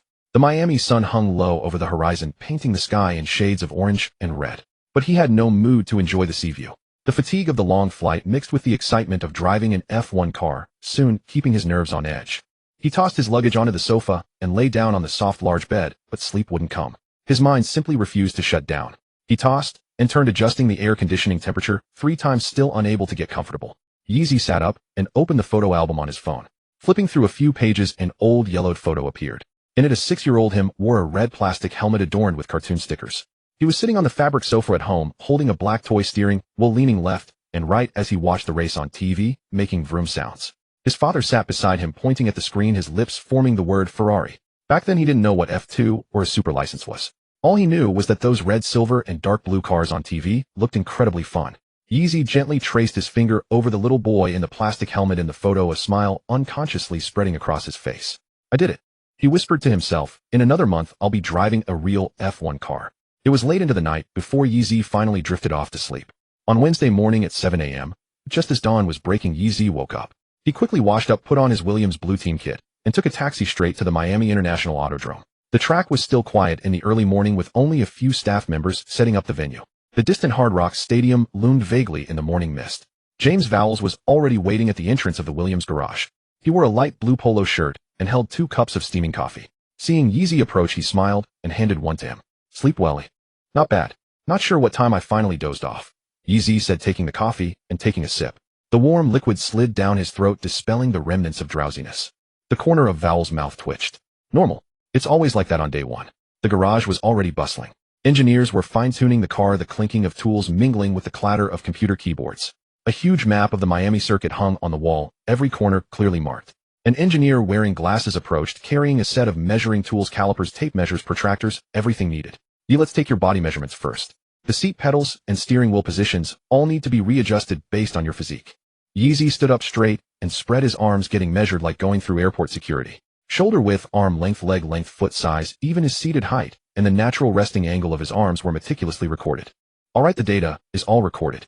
The engineer put away his tools and pointed to the blue FW45 sitting in the middle of the garage. Sergeant has a similar build to yours. Try his car for now. We should just need to add some memory foam to get you snug. Yeezy's heart rate spiked instantly. He walked over to the car and gently ran his hand over the cool carbon fiber bodywork. The FW45's lines were sleek and sharp, bearing the Williams logo and the number 2. This was the F1 car he had dreamed of. The engineer opened the cockpit protection cover, and Yeezy, supporting himself on the sides of the headrest, slowly slid down into the cockpit. Narrow, low, and confining. That was his first impression. The seating position was different from F2. He was almost reclining, his knees nearly touching his chest, his body tightly enveloped by the cockpit, like lying in a custom-made metal coffin. The engineer inserted several memory foam pads of varying thicknesses around his waist, shoulders, and thighs, until his body was firmly wedged in place with no room to move. It's too tight, Yeezy said, moving his arm uncomfortably. It needs to be tight. The engineer replied seriously while adjusting the steering wheel angle. An F1 car can reach speeds of 360 km/h. In an accident, you experience dozens of gs of force. If your body moves around in the cockpit, you're likely to get hurt. You and the car must become one. He tried pressing the brake pedal. It was as hard as pushing against a rock. An F1 brake pedal requires at least 100 kilograms of force to press fully down, a full double that of an F2 car. He then pressed a few buttons on the steering wheel. The dense array of over 30 buttons was dizzying. DRS, ERS, brake balance, differential, engine modes. Each button controlled a different function, making it more than 3 times as complex as an F2 car. Yeezy didn't say anything more. He gripped the steering wheel with both hands, feeling its cool touch against his fingertips. From this vantage point, the track looked like a gray river stretching infinitely before him. A grin involuntarily spread across his face, like a child who had just received his most coveted toy. Vowell stood nearby, watching the light, and Yeezy's eyes, a smile touching his own lips. You're not officially announced yet, and Sargent is still the race driver, so we can't make major changes to the cockpit. But the factory is already building your custom cockpit designed to perfectly fit your body. The moment you get your super license, it'll be ready to install. Thank you, James, Yeezy said, climbing out of the car with a few stray pieces of memory foam stuck to him. After the seat-fitting Vowells beckoned him with a mysterious air. Come with me, I want to show you something good. Walls led him through the paddock to the very back, opening a keypad-locked door. Yeezy followed him inside and stood frozen for a second. In the sealed room, a brand-new F1 simulator sat at the center. The factory sticker on its hydraulic platform base was still peeling, and the cables behind the seat were neatly bundled. The air conditioning was cranked to maximum. Though windowless, the room didn't feel stuffy. The lighting was cool, and the acoustic foam on the walls was so fresh that its creases hadn't even flattened out yet. This track only joined F1 last year, and many drivers in the paddock aren't familiar with it. We were worried you wouldn't get enough practice time in these 2 days, so we had the factory air freight the parts overnight and assembled it for you. Wall's tone was casual, as if mentioning a trivial matter. But Yeezy knew this must have taken a tremendous amount of effort. Walls casually closed the door, the lock clicking shut. Inside here are all of FW45's confidential data. Engine mapping, suspension setup, tire models, even this year's latest aerodynamic upgrade data. None of this can be leaked to anyone, understand? Yeezy covered his mouth with his hand, nodding repeatedly, his voice muffled through his fingers. I won't tell a soul. Hop in and give it a try, Walls said with a smile. Yeezy eagerly climbed into the simulator and powered up the system. The 3D model of the Miami circuit appeared on the massive screen. 5. For 112 kilometers, 19 turns sprawling around the Hard Rock Stadium. The palm trees and billboards along the track were identical to reality. Yeezy selected the default setup and floored the throttle. The car shot forward like an arrow released from a bow. But just as he reached turn 14, something unexpected happened. The car suddenly began to violently bounce up and down. The high-frequency vibrations hammered his back like a jackhammer, his stomach churning as the hamburger he'd had for breakfast nearly came back up. Porpoising. Yeezy immediately lifted off the throttle and pulled out of the driving mode. Forgot to mention, FW45's porpoising issue is quite severe in Miami. Walls walked over and tapped a few times on the screen. Raised the ride height by 2 millimeters and increased the front wing angle by 1 degree. That should help a lot. Yeezy adjusted the parameters as Walls instructed and set off again. Sure enough, the bouncing disappeared, and the car obediently hugged the track once more. He began to seriously run laps. 1 corner, 2 corners, 3 corners. He gradually familiarized himself with the racing line, exploring braking points and throttle openings bit by bit. On Wednesday and Thursday, he locked himself in that windowless room. When tired, he'd step out for a sip of water or a hamburger, do a quick stretch for 10-odd minutes, then return to the simulator after a half-hour break. No fewer than 10 hours each day. He also made time to walk the track, remeasuring with his feet the corners he'd seen in the simulator. Turns 5 through 7 indeed had freshly laid asphalt slick on the surface. The curves at the T14 complex were taller than he'd estimated, and hitting them would severely upset the exit balance. He jotted every finding in his little notebook, then returned to the room to rerun the setup parameters one by one. Over 2 days, he completed over 800 laps on the simulator. From the initial fluster to the eventual ease. His understanding of the Miami circuit had transformed from zero to intimate familiarity. The optimal braking point for each corner, the height of every curve, the top speed in each DRS zone, even the location of every track patch, all etched into his mind. Even blindfolded, he could put in a decent lap time. On Thursday evening, a knock came at the room. When Yeezy stepped out, Walls was leaning against the doorframe waiting for him. "If I hadn't come to get you, were you planning to run until tomorrow morning?"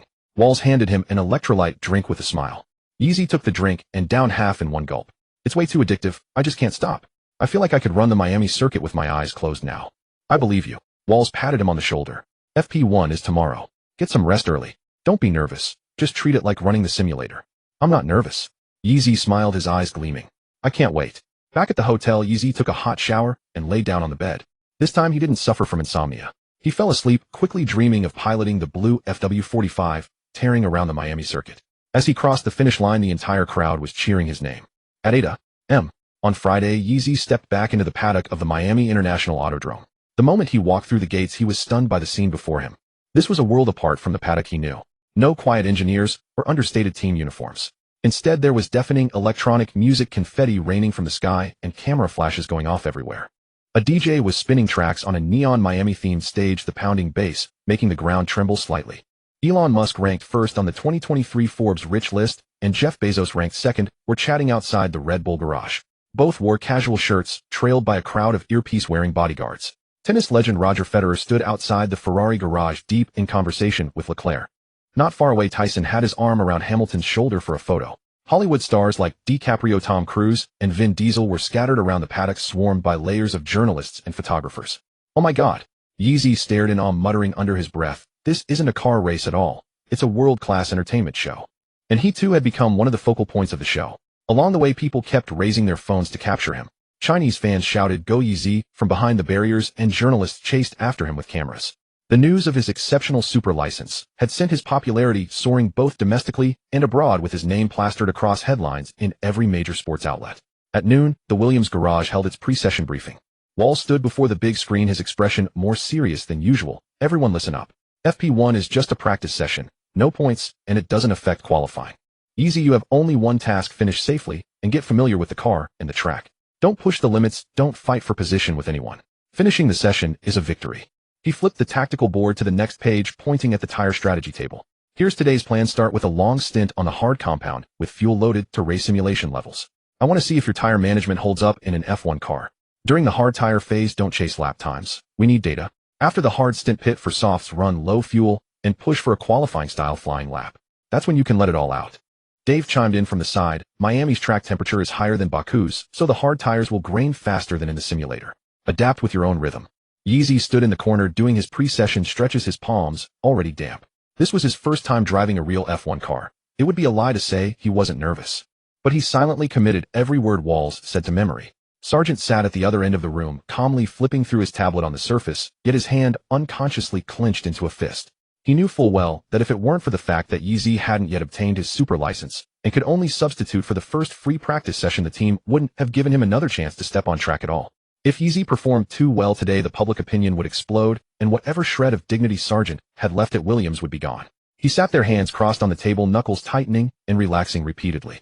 Half an hour before FP1, Sargent finally stood up and walked over to Yeezy, who was checking the tires beside the car. Crossing his arms, he said in a lowered voice, "Be careful out there, don't hit the wall. FW45 is expensive. You can't afford to fix it if you wreck it. No worries." Yeezy looked up with an expression of complete sincerity, utterly missing the sarcasm. "My family is quite wealthy." Sargent's lips parted slightly, his facial muscles freezing for a moment before he turned and walked away briskly. Albon couldn't help but burst out laughing nearby, his face full of delight. Yeezy, you're a master at clapping back. Yeezy looked up utterly confused. Huh? What clapping back? My family really is rich. Albon laughed even harder. Alright, you win. 10 minutes before the session, Yeezy put on his official F1 race suit for the first time. The blue Williams overalls fit snugly and breathably. On the back were his name, YE, and a vibrant 5-star red flag with various sponsor logos on the chest. Engineers helped him secure the Hans device, buckle the 6-point harness, and plug in the headset and drink tube. Yeezy, can you hear me clearly? The voice of Chief Engineer Dave came through the headset. Loud and clear. Yeezy took a deep breath and gripped the steering wheel. The mechanics swarmed around the car for final checks: tire pressure, suspension travel, fuel pump pressure. Yeezy sat in the cramped cockpit watching the bustling figures, struck by an overwhelming sense of surrealism. As a child, he could only squeeze onto the couch with his father watching F1 on TV, gazing at those drivers piloting their lightning-fast machines, dreaming that one day he too would sit in that cockpit. Now that dream was right before his eyes. Walls walked over and patted his shoulder. Remember, this is your first time driving an F1 car. Don't chase lap times. Chase perfection without mistakes. We have no expectations of you. Yeezy nodded firmly. At exactly 2:00 p.m., the first free practice session of the weekend commenced, scheduled for a duration of 60 minutes. The ambient temperature registered at 30 degrees Celsius, with the track surface temperature reaching 42 degrees, under conditions of light breeze. The green light at the pit exit illuminated. Yeezy gently depressed the throttle, and the blue FW45 smoothly emerged from the garage. As the car accelerated onto the main straight, a wave of sharp jeers cascaded down from the grandstands, punctuated by several drawn-out chants of "fuck YE." Sargent was the American driver, and this was his home turf. The grandstands were a sea of American flags, with numerous spectators donning Sargent support t-shirts and sporting red, white, and blue face paint. Some held aloft signs proclaiming, "Sargent is forever our driver," while others had attached images of Yeezy's face photoshopped onto a clown plastered onto the barriers. The prospect of a 17-year-old Chinese kid taking the place of their American driver was hardly a secret within the Miami paddock this weekend. The jeering began from the very first second Yeezy exited the pit lane, and it resumed with punctual regularity each time he passed the main grandstand during his opening lap. Yeezy paid them no mind, instead channeling his focus back to the steering wheel. His first lap was exceptionally cautious, braking a full 30 meters earlier than the optimal point, entering corners at reduced speed, and applying only 70% throttle on exit. The first lap concluded the timing screen, displaying 1 minute 35.2 seconds, placing him 20th overall. No worries, use that lap to get familiar, find your rhythm gradually. Dave's voice came through the radio, calm and patient. Yeezy remained silent, but his right foot began tentatively probing deeper into the throttle pedal's travel. On the second lap, his pace improved by half a second. On the third, he found another half second. Each consecutive lap was 0.3 to 0.5 seconds faster than the last. The engineers observed the lap time curve climbing steadily on their screens. One murmured, "My God, he's improving every single lap," while another, cradling a tablet, scrutinized the telemetry data twice before confirming it wasn't a sensor malfunction. Albon had been lounging in his garage seat, expression relaxed. After all, it was only a practice session, and Yeezy was a rookie. A slow pace was to be expected. By Yeezy's fifth lap, Albon was on his feet. By the eighth lap, he stood before the data screen's, arms crossed, his expression having shifted from relaxed to serious. His line through the high-speed corners. "It's like he's driven this track many times before," Albon muttered to himself. He did spend 2 solid days on the simulator. Dave nodded, his eyes full of approval. But being able to replicate what you learn on the simulator 1-1 onto the actual track isn't something just anyone can do. Yeezy ran a staggering 30 laps on the hard compound tires, maintaining consistent lap times. With just 10 minutes remaining in the FP1 session, Dave's voice crackled over the radio again. "Box for new softs, low fuel mode. Let's try for a qualifying-style flying lap." The mechanics were poised for action. The worn white hard tires were swiftly replaced with brand new red softs in under 3 seconds, and the fuel tank was drained to only enough for 2 laps. Exiting the pits, Yeezy aggressively weaved his car, stomping on brakes and throttle during the warm-up lap, visibly bringing the tire temperatures up rapidly. Vowles walked over to the discarded hard tires, crouched down, and meticulously inspected the tread surface, a look of disbelief on his face. He gently ran a finger across the tire, then turned to Dave and said, "His tire management. It's a work of art." Dave nodded, pointing to the tire temperature data on the screen. "And look at his warm-up. He gets heat into his tires much faster than the others. Every inch of the tire reaches the optimal working window in no time. That's talent, something you can't teach." Warm-up lap, complete, time to push flat out. Dave's voice carried a hint of anticipation. Yeezy took a deep breath and floored the throttle. The first sector, a combination of high-speed corners from T1 to T8, played perfectly into the FW45's low downforce package.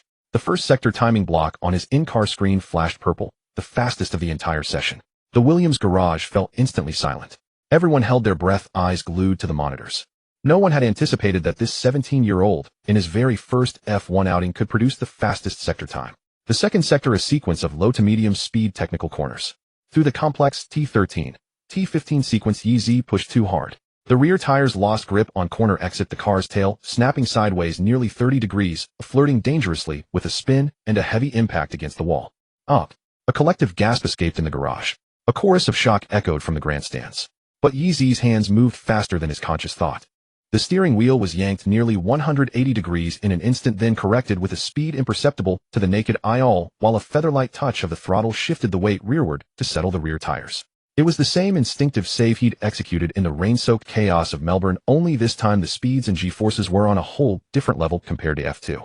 The entire recovery lasted less than 0.2 seconds, so quick that the onboard camera only captured a blurred afterimage. The FW45 shuddered violently, the rear tires bit back into the asphalt, and the car was perfectly back on the racing line. "My God, what a save!" Xiaohei roared from the commentary booth. "Absolutely incredible. Anyone else would have been in the wall." The second sector was a yellow no improvement, as the slide had cost him valuable time. He didn't lift. The final sector, high-speed corners from T16 to T19, leading onto the long back straight again, showcased the FW45's low-drag top speed advantage, the timing block flashing green, his personal best. Crossing the line, the timer blinked 1 minute 88 seconds.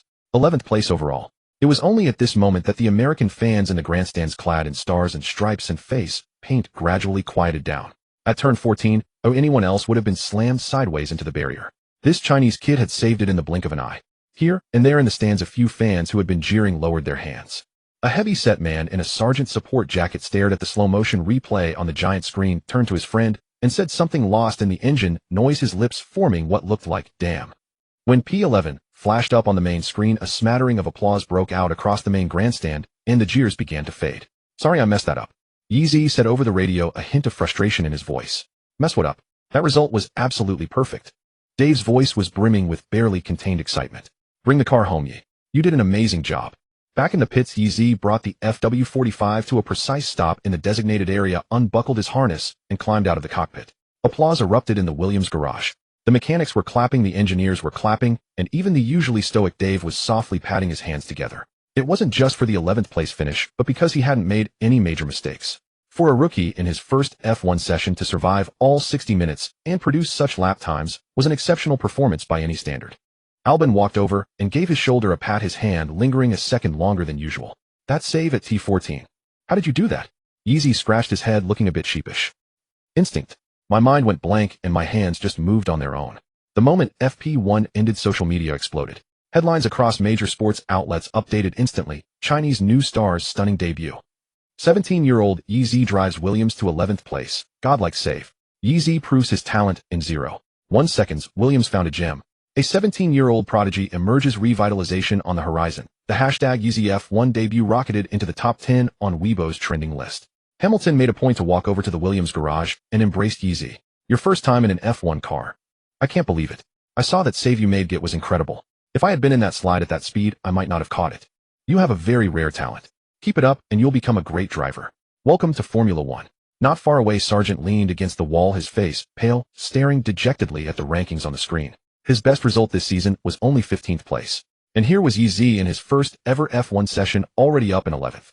It was just a practice session, but it was still a good result, and he'd even had that slide which cost him time. He could have been even faster. His phone buzzed incessantly in his pocket, messages from his manager piling up, but he lacked the energy to even open them. An engineer walked past, saw his state, and silently moved on. No one offered comfort, no one spoke to him. Sargent took a deep breath, turned, and walked out of the garage, his forlorn figure stretched long by the Miami sun. No one paid him any attention, and no one followed. Back in the Williams garage after FP1, engineers were inspecting Yeezy's car. When the tire engineer removed the soft tires, he froze completely. What the hell? He crouched down, examining the tread repeatedly, unable to believe his eyes. Dave walked over, frowning. "What's wrong? Is there a tire problem?" "No, it's the opposite. There's no problem," the tire engineer said, pointing at the surface. He had that big slide right. Normally a save like that causes severe flat spotting and heavy graining, making the tires useless. But look at his. Dave crouched down, took a close look, and was equally stunned. The tread showed almost no flat spots, graining was extremely minimal, and they looked like they could easily do several more laps. "That's impossible," Dave said, his brow furrowed in confusion. He clearly had a slide. How are the tires still in such good shape? No one had an answer. Yeezy's almost instinctive ability to manage his tires had demonstrated its formidable power in his very first F1 test. Vowell stood to one side looking at the nearly pristine set of tires, then at Yeezy chatting with Hamilton, and a broad smile spread across his face. He knew his gamble had paid off. This 17-year-old Chinese teenager might just be the hope for Williams' revival. After bidding farewell to Hamilton, Vowell beckoned to him, guiding him through the pit lane and into a small cubicle partitioned off with temporary panels at the rear of the garage. At the center of the cubicle stood a portable ice bath, its surface covered in a layer of crushed ice, the edges rimmed with a fine ring of condensation, cold vapor seeping from the opening. Get in, soak for 15 minutes. Yeezy was taken aback. Sander always prepared an ice bath for him after a race, but that was only for the physical toll of a Grand Prix. FP1 was just a practice session. He hadn't expected such treatment. Vowell had already turned to pull the curtain closed, leaving behind the instruction, make sure your shoulders and neck are submerged. Gritting his teeth, Yeezy pulled off his t-shirt. The moment he stepped into the tub, a jolt of icy pain shot from his ankles up his spine. He hissed, his entire body stiffening for 2 seconds as if struck by a current before slowly sinking the rest of himself into the water. The crushed ice clinked gently against his collarbone, and every muscle fiber slowly unclenched in the cold. All the fatigue, tension, and excitement accumulated over the past days seemed to dissolve in that tub of ice water. 15 minutes later, he changed into a loose Williams t-shirt and pushed open the garage door. Before his eyes could even adjust to the sunlight outside, he found his path blocked by a wall of 3 people. Norris stood in the center, an orange McLaren T paired with a backwards fluorescent green baseball cap, his hands gesturing animatedly. Zhou Guanyu in Alfa Romeo's black and white team kit stood to his right, his smile as warm as the afternoon sun. Piastri stood at the edge, also in a McLaren shirt, looking slightly shy, his hands unconsciously buried in his pockets. Yi, there you are. Norris was the first to rush over, clapping him on the shoulder. You've been working way too hard lately, haven't you? Yesterday we asked you to hit the beach, but you said you had to run the simulator. And this morning Leo and Tom were in the paddock, and you didn't even come out to see them. That's Tom Cruise. Alive and in person. I was just nervous, you know. My first time driving in F1. Yeezy scratched his head, his hair still damp and plastered to his forehead. You were seriously quick out there, Zhou Guanyu chimed in with a smile, his admiration undisguised. P11 and FP1 are faster than all of us. I've already told Lando we're dragging you out of that garage today. Sun Sea Breeze Burgers. Anything goes, but you're not allowed back in that simulator. Piastri stepped forward, extending a hand, his voice soft. Hi, I'm Oscar Piastri. We never got a proper chance to meet before. Your FP1 run was really impressive. That save was incredible. Thanks. Yeezy shook his hand. You're amazing too. I've watched your F2 races. Enough with the modesty. Norris had already grabbed Yeezy by the arm and was pulling him along. Come on. Time to show you the proper way to experience the Miami paddock. We're not stopping until you're completely worn out, or my name isn't Norris. If it's not Norris, what would it be? Piastri asked from behind with genuine curiosity. Could be Hamilton, I don't care. The point is we're having fun today. Zhou Guanyu and Piastri fell into step on either side, a silent coordinated move. The 4 of them cast long, uneven shadows in the Miami afternoon sun, heading towards the fan zone. The fan zone outside the Miami International Autodrome was styled like a Miami marina. A white yacht model was docked on the fake shore, beach chairs lined up neatly along the blue simulated seawater flooring, tall palm trees swaying in the breeze, and a few stalls selling ice cream and mojitos. The only problem was there wasn't a single drop of real water. Norris flopped down into a beach chair, took a huge gulp of iced Coke from the table, and sprawled out like a starfish. Americans are so weird, right? Who builds a marina without water? First time I came here, I even brought my swim trunks ready to jump in for a few laps. Turns out it's just blue. Stickers. Count your blessings, Zhou Guanyu said, pushing his sunglasses up his nose and leaning back to soak up the sun. At least it's better than the desert in Baku. Out there it's just sand and concrete. To find a palm tree you'd have to drive out of the city. Yeezy lay back in his own chair, the sunlight filtering through the palm fronds onto his face, warm and comforting. He watched the laughing crowds in the distance and listened to the easygoing music, feeling the tension that had gripped him for the past month finally melt away completely. Yeah, this is way more fun than I imagined, Yeezy said with a smile. I used to think the F1 paddock was only about racing and training. After less than half an hour of rest, a sudden blast of energetic electronic music erupted from the DJ booth in the distance. Norris shot up from his chair, instantly shouting with excitement, "Let's go. Time to dance." The 4 of them squeezed into the crowd in front of the DJ booth. Norris was already in his element. Zhou Guanyu swayed casually to the beat, and Piastri's movements were restrained but surprisingly on point. Yeezy was a bit stiff at first, standing on the sidelines watching the 3 of them bounce around in the sea of people. But then Norris grabbed his arm and pulled him into the dance, with Zhou Guanyu cheering him on. "Loosen up, no one's watching you." Norris put his hands on Yeezy's shoulders, guiding him to jump. Yeezy went from rigid awkwardness to head-banging, hand-clapping, and hopping along to the music, grinning like a high schooler who'd just won the lottery. Fans around them quickly recognized the group and pulled out their phones to take photos. Someone yelled, "Lando," and Zhou Guanyu.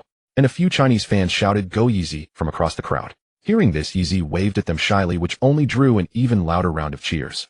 After the impromptu dance session, all four of them leaned against the railing panting. Norris suddenly leaned in with a mysterious air, lowering his voice. "I found a secret spot yesterday. Follow me, I promise you've never seen anything like it." He led them away from the crowds through the pit lane and towards an unassuming white temporary building behind the track. Norris crouched below a window, slowly peeking inside, then gestured for the others to come over. The four of them lined up, peering through the window. Inside the room were two life-sized F1 cars, one in Red Bull's RB19 deep blue livery and one in Ferrari's classic SF23 red. But upon closer inspection, every single panel, every single logo on the cars was made entirely of Lego bricks, crafted with such detail, it was breathtaking. "Oh my God," Yeezy whispered in awe. "How many Lego bricks must that take?" Piastri shook his head. "No idea. Never heard of this in the paddock. Can they even move?" "Let's go in and find out," Norris said, already looking for a way in. "Isn't this someone else's place?" Yeezy looked back at the empty walkway behind them, hesitating. "Should we be going in uninvited?" Zhou Guanyu patted him on the shoulder, a meaningful smirk on his face. "What's there to be afraid of? If we get caught, we all run in different directions. The slowest one stays to explain. Good thing I wore my running shoes." They circled the building and found an unlocked window on the side. Norris pried it open with his fingernails and was the first to climb, and followed closely by Piastri, who moved with a lightness that suggested he'd done this many times before. Zhou Guanyu gave Yeezy a push, and they both tumbled in one after the other. Standing next to the Lego F1 cars, they realized they weren't just for show. They could actually be sat in and driven. The seat cushions were also made of Lego bricks with front and rear seats, and were surprisingly uncomfortable. There was also an inconspicuous red button on the steering wheel. Norris was the first to hop into the Ferrari, pressing the red button without a moment's hesitation. A faint electric motor whirred to life beneath the chassis. The four wheels slowly began to turn, and the car glided forward smoothly. "It moves. It actually moves," Norris shouted with glee. "And it's pretty quick, feels like 20. That's insane." Norris's voice cut through the hum of the motor. "Let's race. You drive, I'll navigate." "Oscar, you drive, Joe navigates." One lap around the track, first one across the line wins. Loser buys everyone ice cream. Norris had already climbed out of the Ferrari's passenger seat, offering the cockpit to Yeezy. Without a word, Piastri had already settled into the driver's seat of the Red Bull Lego car, with Zhou Guanyu climbing into the rear passenger seat. The two Lego cars stood side by side at the back entrance of the temporary building, their four wheels vibrating slightly, the motors emitting a low anticipatory hum. Norris slapped the dashboard from the passenger seat of the Ferrari. 3, 2, 1, go. The race began. Piastri shot out to an early lead with Yeezy right on his tail, the electric motors whining at full tilt. Leaning forward in his seat, Norris pointed frantically at the straight ahead, yelling, "Faster, faster. Wiggle. Wiggle together. Wiggling makes you faster." Yeezy, half doubting, began to rock his body back and forth in sync with Norris. The seat groaned in protest, but miraculously, the car did seem to pick up a tiny bit of speed.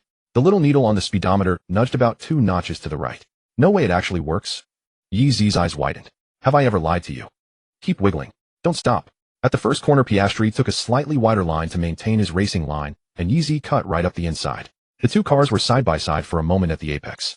The Ferrari's front wing clipped the curb, and with a loud clatter, a dozen red Lego bricks burst off the end plate, tracing a perfect red arc through the air before scattering across the asphalt. "Whoa, you crashed," Norris howled with laughter, sliding halfway off his seat. "It's your fault for telling me to wiggle. I moved the wheel when I wiggled." Piastri took the opportunity to overtake on the next straight. Catching a glimpse in the rearview mirror of the two figures in the Ferrari still bobbing back and forth, he let out a rare laugh, turning to Zhou Guanyu beside him. "What are they doing?" Zhou Guanyu looked back, then analyzed with a perfectly straight face. "They're trying to accelerate using Newton's second law, though I don't think Newton himself would want to take credit for it." The two cars were locked in a back-and-forth battle, ignoring any semblance of a racing line, going for the shortest distance and cutting across curbs. Blue and red Lego pieces flew off like snowflakes along the way. After one lap, all four were buzzing with excitement and immediately swapped positions. Norris took the wheel with Yeezy as his passenger, and Zhou Guanyu drove with Piastri beside him. This time, they threw all caution to the wind. Norris drove straight onto the adjacent lawn, with Zhou Guanyu following suit without hesitation. The two Lego cars tore across the grass, sending clumps of dirt and Lego pieces flying in their wake. Zhou Guanyu cut inside to attempt an overtake, but Norris swerved onto a shortcut across a small mound. The car's chassis got beached on the bump, its four wheels spinning uselessly, the rubber tires grinding against the turf with a rasping sound, but the car wouldn't budge. Zhou Guanyu right behind him couldn't stop in time and slammed into the back of him with a loud thud. A collision with the car ahead sent Red Bull and Ferrari Lego fragments flying through the air, colorful bricks scattering across the ground like flower petals. Get out and push." Norris slapped the dashboard in frustration. "Why should I push? You're the one who drove up here. I'm the driver." You're the navigator. Navigators push. Does your navigator get out to push in racing games? Yeezy helplessly jumped out of the cockpit, circled to the rear, and pressed his hands against the Ferrari's diffuser. Piastri jumped out too. The two of them, one pushing the Ferrari and the other the Red Bull, grunted and heaved the two cars down the small slope. Halfway down, Yeezy stumbled, nearly sprawling face first onto the pile of Lego bricks. Norris pumped his fist from the driver's seat, shouting, "Full speed ahead." The Ferrari SF23 surged through a puddle outside the track, splashing muddy water all over Yeezy. His blue Williams t-shirt instantly transformed into a gray-brown tie-dye, a single mud droplet clinging to his hair before dripping down. Yeezy wiped the water from his face, glaring at Norris, who was doubled over with laughter in the driver's seat. "Norris," he ground out between clenched teeth. "You did that on purpose." Norris laughed so hard he could barely hold the steering wheel, his shoulders shaking. "No, I was pushed off course by you. You can't push me off and then blame the driver. I didn't push you off. You clearly steered into that puddle yourself. That's called racing line. The optimal racing line just happens to go through that puddle." Norris began to lie through his teeth. The commotion grew louder, starting with the screech of tires against curbs, followed by the laughter and shouts of four people, and then the scattered debris of knocked-off Lego bricks. In the empty paddock, the sound traveled much further than they anticipated. George Russell was the first passerby to be drawn in. He stepped out of the Mercedes garage for some fresh air, holding a cup of lukewarm Americano. Curiosity piqued by the laughter, he wandered around to the back. There he witnessed a sight that briefly short-circuited his brain: a McLaren driver steering a Lego Ferrari in S-curves across the grass, a Williams reserve driver, covered in mud, pushing from behind, and an Alfa Romeo race driver, with another McLaren driver chasing in a Lego Red Bull. The entire open area was strewn with colorful Lego bricks glinting in the sunlight like a rainbow lying on the ground. He stood there with his coffee, silent for a long time. As Mercedes Mr. Perfect, he usually buttoned his shirt all the way to the top, let alone rolled around on the grass playing with Legos. "What are you doing?"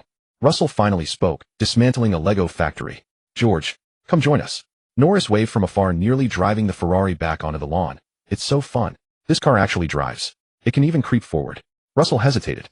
Coffee in hand, his gaze warred intensely between keeping up appearances and putting down the coffee. The hesitation lasted about half a second. Then he set his coffee cup on a nearby AC unit and strode purposefully towards the Red Bull Lego car. "Excuse me, coming through. Let me have a lap." Russell spoke with that uniquely Mercedes driver tone of politeness that brooked no refusal. Piastri obediently vacated the cockpit. Zhou Guanyu climbed out from the passenger side, shrugged at Yeezy, and said, "What did I tell you? No one can resist Legos." The second arrival was Ricciardo. He was chatting with Albon when he heard the strange commotion from behind the track. Following the sound, he walked over and came to a standstill.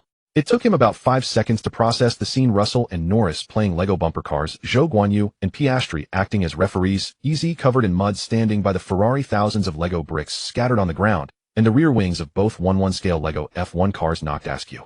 "Ha!" A signature burst of hearty laughter erupted from Ricciardo first. Without a second thought, he released Albon and charged towards the Ferrari Lego car. "I want to turn." Albon saw Yeezy standing by the Ferrari, caked in mud, futilely wiping his face with the hem of his t-shirt. He shook his head in exasperation, but a smile tugged at the corners of his mouth that he couldn't suppress. "Yeezy, you just let them drag you into this." "Albon, help.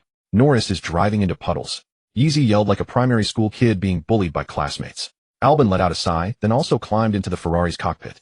The third to arrive was Gasly, followed by Lance Stroll, then Sainz, then Leclerc.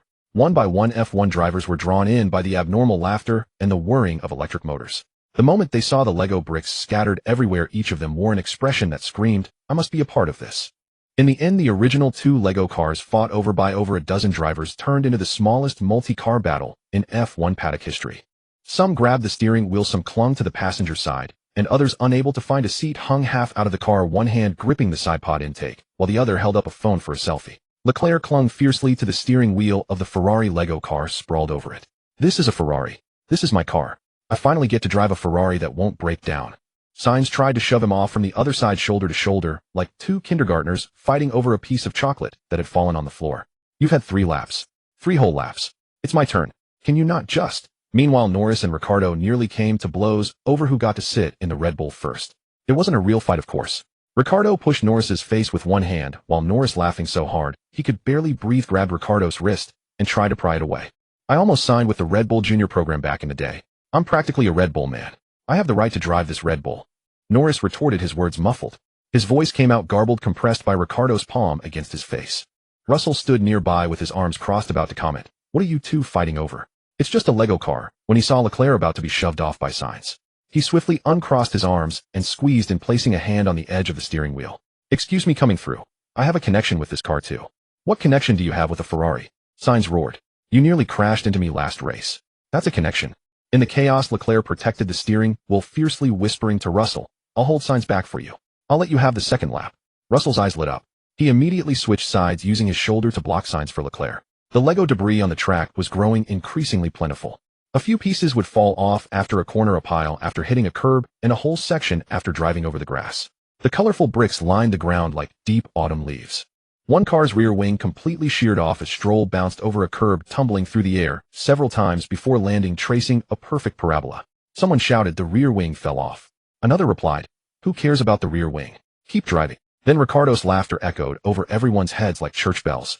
When the last Lego car's motor finally whined its final feeble note and rolled to a complete stop, over a dozen people collapsed simultaneously onto the grass. Leclerc leaned against the rear wing, hugging the Ferrari Lego car's steering wheel, a complex expression between victory and regret on his face. He had barely managed 3 laps before being shoved off by Sainz. After fighting his way back to the wheel, the car ran out of battery. Norris lay flat on his back on the grass, his cap nowhere to be found, chest heaving violently, laughing so hard he couldn't speak in complete sentences. Ricciardo sat beside him, elbows resting on his knees, still chuckling intermittently, shoulders shaking with laughter until tears welled up in the corners of his eyes. Yeezy lay at the edge of the lawn, covered in mud, his t-shirt unrecognizable from its original blue grass clippings and Lego bits tangled in his hair. He looked up at the Miami evening sky where the orange-red sun was slowly descending, painting the heavens pink and gold. This morning I was driving an F1 car, he said, his voice laced with laughter. Now I'm driving a Lego. A downgrade. Zhou Guanyu lay beside him, his sunglasses lost somewhere, a smudge of dirt on his face. This is an upgrade. An F1 car only seats 1. A Lego car seats 2. And it can creep, Piastri added seriously. The lawn erupted in laughter once more.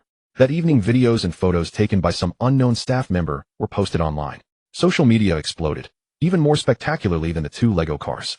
Racing media headlines were more absurd than the last. F1 drivers come to blows over Lego race cars. Incidents abound at Miami track. Average of 5 collisions per corner, no injuries reported, only several thousand Lego bricks lost. Lego official emergency statement: instigators will be fined 1,000, but no one knows who started it. Breaking: Miami 2024 may add a Lego car sprint race. The comment sections were in hysterics. Finally found a car more durable than a Ferrari.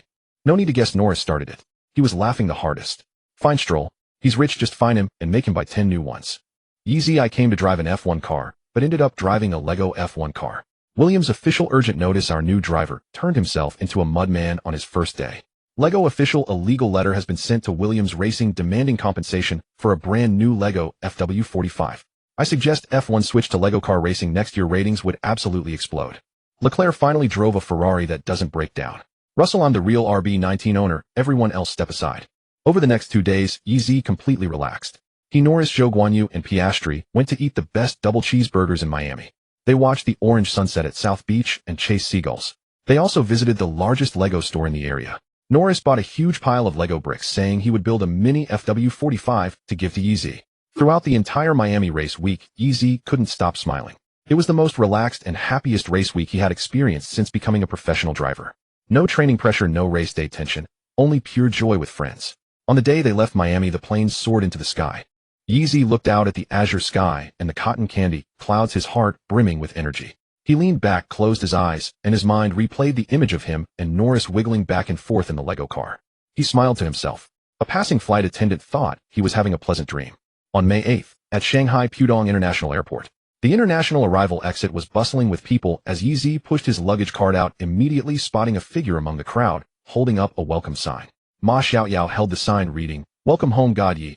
High in the air, a crookedly drawn race car adorning its surface. Beside him stood Yeezy's father Yi Mingyuan and mother Su Hui, dressed in casual clothes with irrepressible smiles, craning their necks towards the exit. "Dad, Mom, Xiaoyao." Yeezy waved and quickened his pace. "Yeezy." Ma Xiaoyao rushed over, first enveloping him in a big hug. "You're finally back. I missed you so much." Su Hui stepped forward, scrutinizing Yeezy, reaching out to touch his face with concern. "You've lost so much weight, your face is thinner. You must not have eaten well abroad." "No, Mom, I ate really well," Yeezy said with a smile. "Just the training was a bit tiring."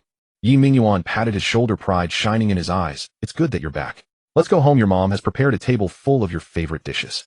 Once in the car, Ma Xiaoyao chattered incessantly, filling Yeezy in on a month's worth of domestic news, from school anecdotes to internet stories. Yeezy leaned against the car window, gazing at the familiar streetscape, a warmth spreading through his heart. He had been away for just over a month, yet it felt like years. No matter how far you roam, home remains the warmest harbor.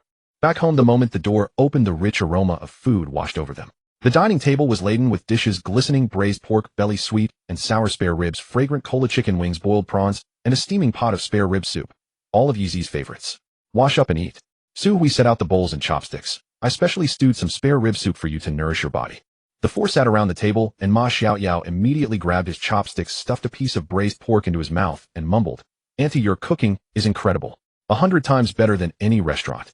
"Then eat more," Suhui said with a smile, placing a piece of spare rib on his plate. "You must be tired from studying too, Xiaoyao. Eat up." Ma Xiaoyao choked slightly and coughed lightly. "No, not tired at all." Yeezy also ate ravenously. After months of burgers and foreign cuisine, his mother's home cooking was the most satisfying. "I haven't had your cooking in so long, Mom. It's as delicious as ever," Yeezy said, his mouth full of rice. "Then eat plenty," Suhui said, continually adding food to his bowl. "Since you're home for a few days, I'll cook for you every day." Yeezy looked up, a grain of rice stuck to his face. "Can't, Mom. I only have 3 days off." Yi Mingyuan picked up his teacup, took a sip, and looked at Yeezy, a rare look of pride on his face. "Your performance in FP1 at Miami was impressive. Getting 11th in your first F1 race. Truly a son worthy of Yi Mingyuan. Your Uncle Wang called me yesterday absolutely envious, saying he wished his son was half as accomplished as you." Yeezy smiled sheepishly. "It was just a bit of luck." "That's not luck." Yi Mingyuan shook his head. "It's the result of your hard work. I'm proud of you, son." After dinner, Yeezy sat on the sofa, regaling his parents with tales from the Miami paddock.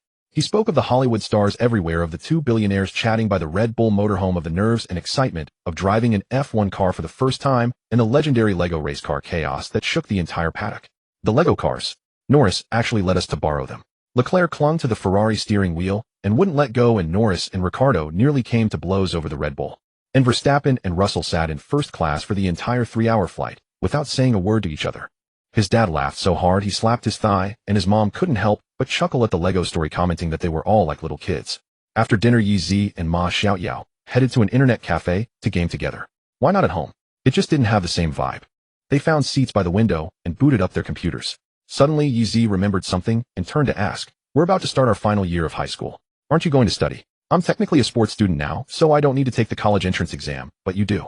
"Study," Ma Xiaoyao said, tilting his chin up, proudly opening his Bilibili homepage. "I'm planning to become a game streamer. Remember those CS videos we played?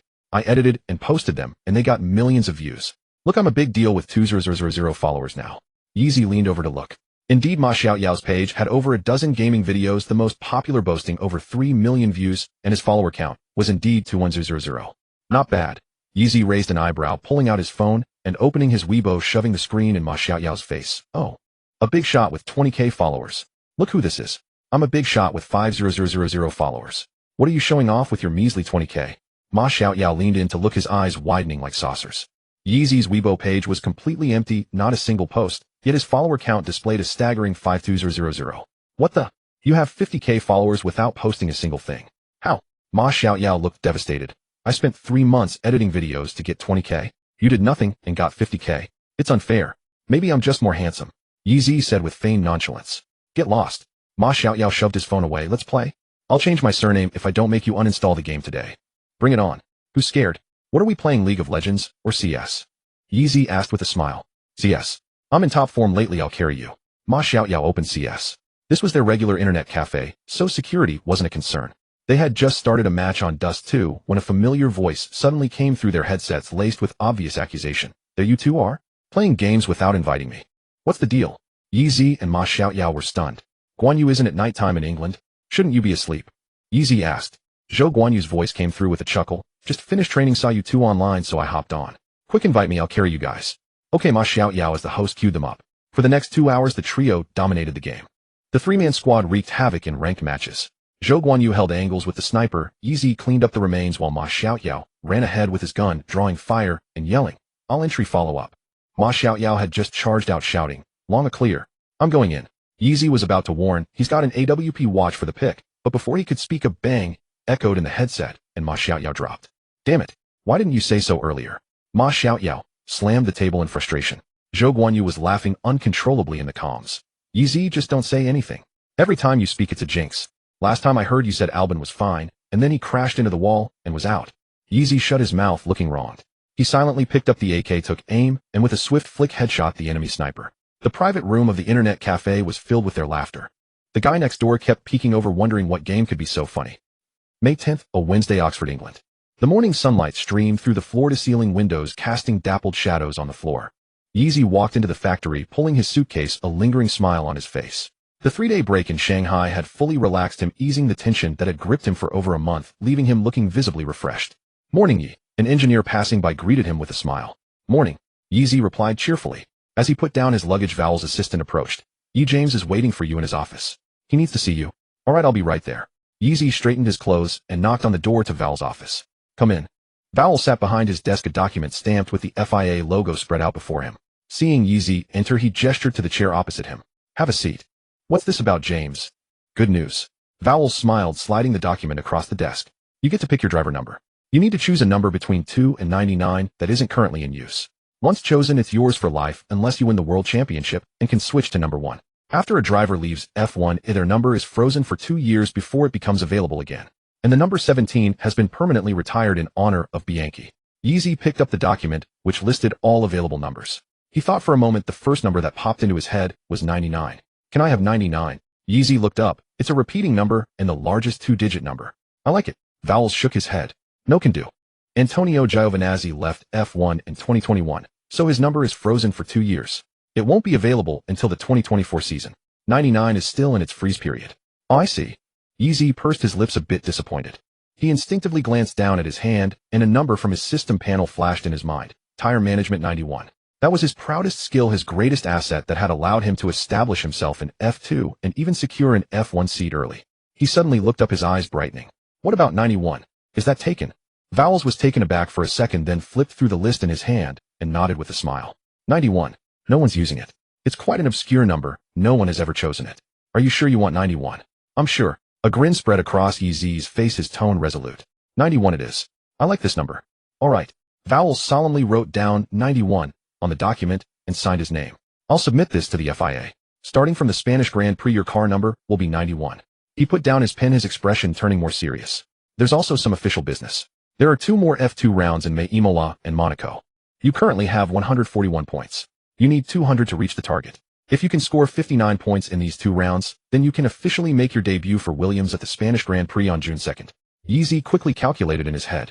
2 rounds with a maximum of 39 points available per round. 2 for pole, 10 for the sprint race win, 25 for the feature race win, and 1 for each fastest lap. 59 points meant he needed at least 1 win and 1 second-place finish. It was a tough ask, but definitely not impossible. "I'll work even harder." Yeezy's gaze was unwavering. "I will get those 200 points before Spain. I believe you." Vowles nodded, then his expression grew more serious again. "One more thing. According to the latest weather forecast, the Emilia-Romagna region in Italy has seen severe rainfall recently. There's a high chance of rain during the Imola race week, and it could be heavy." A month ago, hearing the words heavy rain would have made Yeezy nervous. But now his face showed no trace of concern, instead revealing a confident smile. "Don't worry, James," Yeezy said calmly. "I'm not the same person I was. I've honed my wet weather driving. I will win at Imola."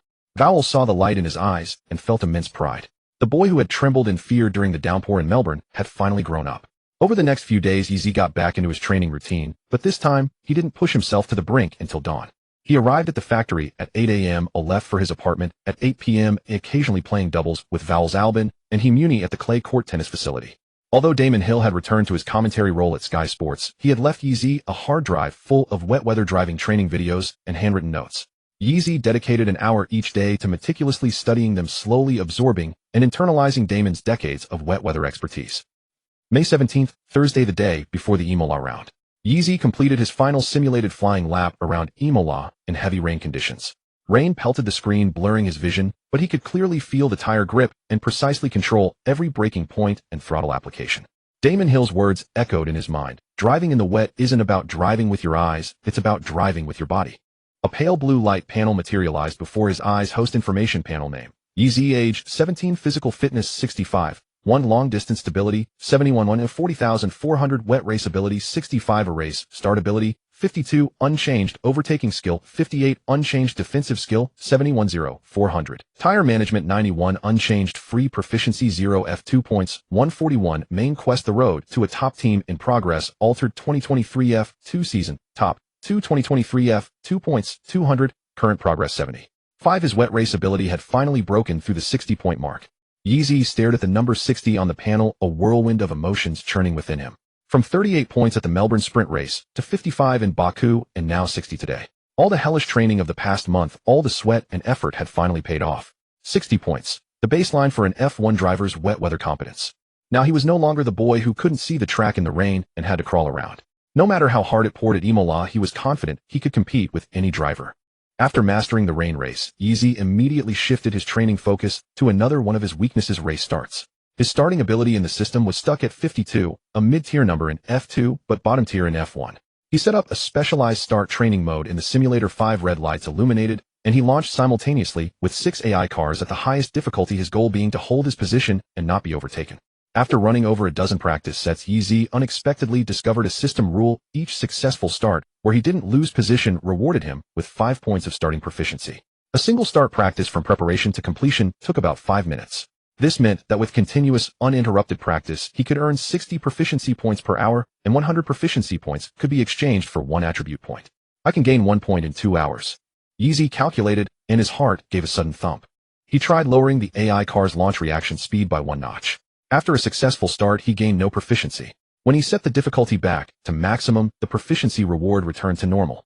So it seems I can only earn rewards by practicing against opponents of a similar level, Yeezy muttered to himself. But this was enough. He immediately began intensive start practice. Red lights on. Off. Squeeze the clutch. Apply throttle. Release the clutch. Hold the line. Once. Twice. 3 times. In 2 hours he completed a full 24 start practices. Yeezy's eyes were fixed intently on the red lights on the screen, barely daring to blink. His right foot constantly shifted between throttle and brake, and his arms ached slightly from the prolonged grip on the steering wheel. The exhaustion from intense mental focus was far more daunting than physical fatigue. After 2 hours, his starting ability increased from 52 to 53. He didn't stop. He took a sip of water and continued practicing. Another 2 hours passed, and his starting ability rose to 54. His head began to spin, and the red lights before him seemed to blur. As the red lights went out again, Yeezy's hand moved a beat too slow. His body protested before his will could react. His clutch release was nearly a tenth of a second slower than before. As an AI car darted past his right side, he didn't even make a defensive move. He glanced back at the system panel. The starting proficiency number remained unchanged. No more. He couldn't train anymore. If he continued, he might pass out right there in the simulator.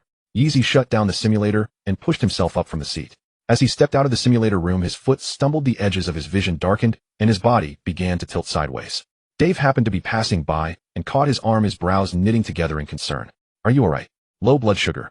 Yeezy shook his head, his lips slightly pale, his speech slower than usual. Overdid the training. It's nothing. Dave didn't let go. He guided Yeezy to a nearby chair, turned, and quickly walked away. Half a minute later, he returned with a can of ice-cold cola, its aluminum surface beaded with water droplets. Drink it slowly. You need to take care of your body during training. You can't push yourself this hard. Yeezy took the cola and gulped down a large mouthful. The icy liquid slid down his throat, and the carbonation burst on his tongue, slowly fading the black edges from his vision. He pressed the cold can against his forehead. The cool touch helped clear his head a bit. He looked up at Dave and said, "Thanks, Dave. I'll be more careful next time." That evening, Yeezy lay on his bed in the Oxford apartment, staring blankly at the ceiling. His fingers unconsciously traced the sheets, his mind replaying the afternoon's start practice in the simulator. He hadn't expected the starting attribute to improve so efficiently. Gaining 1 attribute point in just 2 hours was more than twice as fast as his previous rain race training. But the cost was significant. After 4 hours of intense focused training, his mind felt as heavy as lead, and even walking felt unsteady. I can't push it this hard, Yeezy murmured to himself. Adding 2 hours of start practice a day is enough. It's tiring, but at least I won't pass out and disrupt the next day's training. He turned over, a smile involuntarily spreading across his lips. The start of weakness that had plagued him for most of the season had finally found such an efficient method of improvement. At this rate, in less than a month, his starting ability would match his defensive skills and even become another one of his strengths. With this thought, Yeezy felt a surge of motivation. He set his alarm for 6 o'clock the next morning, closed his eyes, and quickly fell asleep. May 18th, Thursday, 6 in the morning. Dawn was just breaking as Yeezy appeared punctually at the Williams simulator room. He skipped all other training content and went straight to the start training mode. Red lights on. Off. Squeeze the clutch. Apply throttle. Release the clutch. Hold the line. Again and again, mechanical and precise. After 2 hours, a training completion notice popped up on the simulator screen. Yeezy took off his headset and let out a breath. A pale blue light flashed before his eyes. Starting ability 54, 55, 0, 100. Awesome. Yeezy couldn't help but pump his fist.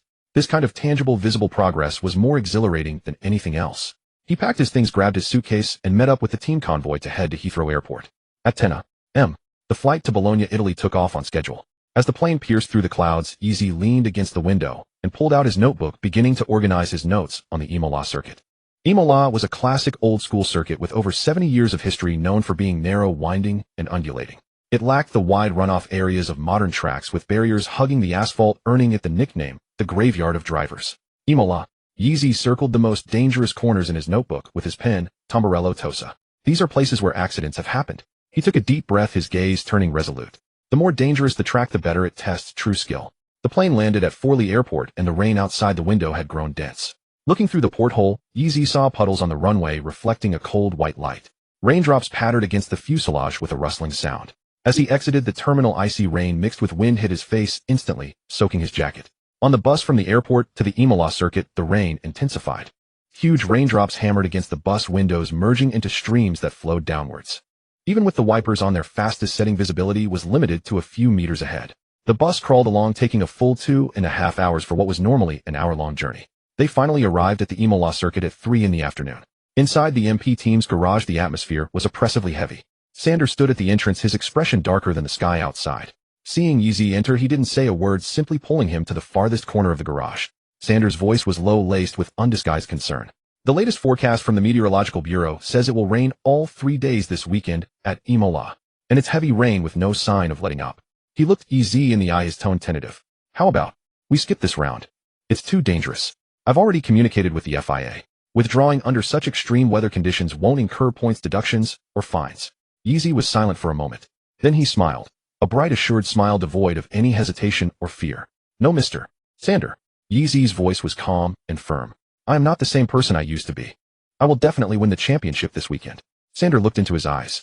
In those eyes there was no hesitation from the Bahrain winter test, no panic from Melbourne. There was only a calm, confident light. It was the confidence forged through countless sessions of sweat-soaked hard work. Sander was silent for a few seconds, then gave Yeezy a firm clap on the shoulder. All right, then let's do it. At 4 in the afternoon, the rain showed no signs of abating. Yeezy put on a raincoat, took out his latest iPhone 14 Pro Max, and walked onto the track alone. The cold rain stung his face. The track was deserted, filled only with the sound of rain washing over the asphalt. Imola's circuit was built into the hillside with dramatic elevation changes. Water flowed from high to low, creating puddles of varying depths in the low-lying areas of many corners. Yeezy walked step by step, stopping at each corner to carefully observe the track surface, documenting everything with his phone. He stopped before turn 1. The asphalt in the braking zone had a subtle lateral gradient, invisible under normal conditions. But in the wet, water was visibly flowing along this gradient towards the apex. The water at the apex had overflowed the curb, forming a puddle about 3 to 4 meters long and several centimeters deep. If a car braked hard at the normal braking point, the right front wheel would run right through this puddle, resulting in either a lockup or a spin off the track. He quickly typed on his phone, turn 1, significant standing water on the racing line. Brake 15 to 20 meters earlier in wet conditions. Absolutely avoid the white line at the apex. He also drew an arrow to indicate the direction of the water flow. He stood up and looked into the distance. The 100-meter braking marker was a blurry shadow in the rain. Yeezy frowned. During a race, the car would be traveling at over 200 km/h here. Seeing a marker that far away was impossible. He began searching for an alternative reference point. Soon he noticed a solitary white light pole just behind the 100-meter marker. That's the one. Yeezy quickly added a note in the wet: don't look for the braking marker. Start braking when you see the white light pole. Next, turn 9, the high-speed corner. Yeezy stood by the barrier looking up at the trees nearby. The leaves rustled loudly in the wind, all bending in the same direction. There's a persistent crosswind here, Yeezy said, extending his hand to feel the wind's force. And it's not weak. He continued his notes. Turn 9, high-speed corner, persistent left side wind. Do not apply full throttle immediately on exit. Apply in 3 stages. Reserve 15 degrees of steering correction. Completing the full walking lap took Yeezy a full 3 hours. By the time he returned to the garage, he was completely drenched. Rainwater dripped from his hair, and he could wring water out of the clothes under his raincoat. But his phone's notepad was filled with dense writing, arrows and marks. From braking points to water flow directions, from wind patterns to track surface hazards, every detail was documented clearly. Sander walked over, glanced at the phone screen, and was silent for a long time. He looked up at Yeezy, soaked to the bone, but with bright, determined eyes, and let out a sigh before smiling. Kid, you've really mastered the art of rain racing. Yeezy wiped the rain from his face and smiled. Because I don't want to lose. The next morning at 10, the MP team held their briefing. Sander stood before the large screen, which displayed a satellite image of Imola. A massive, deep red rain band was parked almost stationary over the track. His expression was even grimmer than it had been in Melbourne. The heavy rain will last all day. There's standing water across the track and visibility is under 50 meters. Sander paused, his voice low. As of last night, 13 drivers have submitted withdrawal requests to the FIA. This includes senior drivers like Frederic Vesti and Enzo Fittipaldi. They all believe racing in these conditions is risking their lives. The FIA has approved them all with no fines and no point deductions. Today's race might only see 9 cars on the grid. Outside, the rain intensified, hammering the metal roof of the garage with a deafening roar. The track in the distance was completely obscured by the downpour, the barriers barely visible. A flash of lightning split the sky, illuminating the paddock, followed by a thunderclap that shook the entire garage. The atmosphere in the room sank instantly. Dennis, sitting next to EZ, was silently fiddling with his racing gloves, his face unreadable. Sander's gaze turned to Dennis. Dennis, are you going to withdraw? I won't force you. Dennis looked up, his eyes moving to Yeezy beside him. Yeezy was leaning back in his chair, a faint smile on his lips, his gaze as calm as a deep, still pool. It wasn't a feigned relaxation, but the quiet certainty of someone who had done all the preparation and was simply waiting for the race to begin. Dennis was silent for 3 seconds. Then he looked up at Sander, his voice firm. If he can race, so can I. Sander nodded, a gratified smile appearing on his face. He looked around the room at everyone and gave a forceful pump of his fist. All right, then let's do it. On May 19th at 11 a.m., the Formula 2 free practice session at Imola was about to commence. The clouds hung oppressively low over the Imola circuit as torrential rain poured down, the raindrops so dense they merged into a vast white curtain in the air. Visibility on the track was less than 50 meters, and water in the pit lane had already risen above the ankles.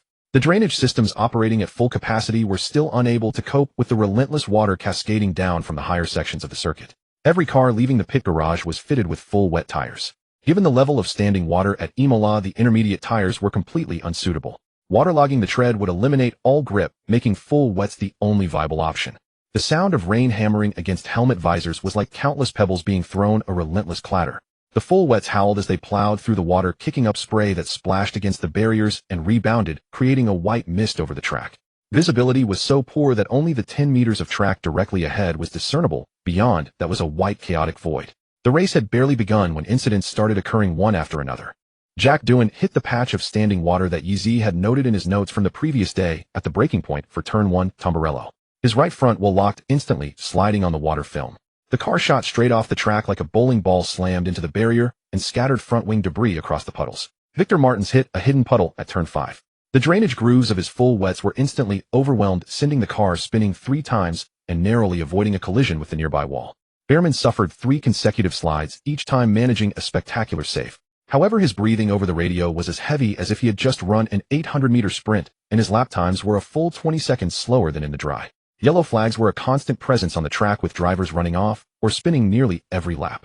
Marshals in rain suits scurried around the runoff areas, pushing damaged cars to safety and retrieving broken carbon fiber pieces, their fluorescent yellow suits flickering in and out of sight through the spray. Only Yeezy seemed to thrive in the storm, moving through it with the ease of a fish in water. While others lifted off the throttle early before corners, he braked 10 meters later. While others hesitated to correct their line mid-corner, his path was fluid and decisive. While others cautiously applied power on exit, his throttle inputs were smooth and assertive, making the soaked asphalt feel as grippy as a dry track.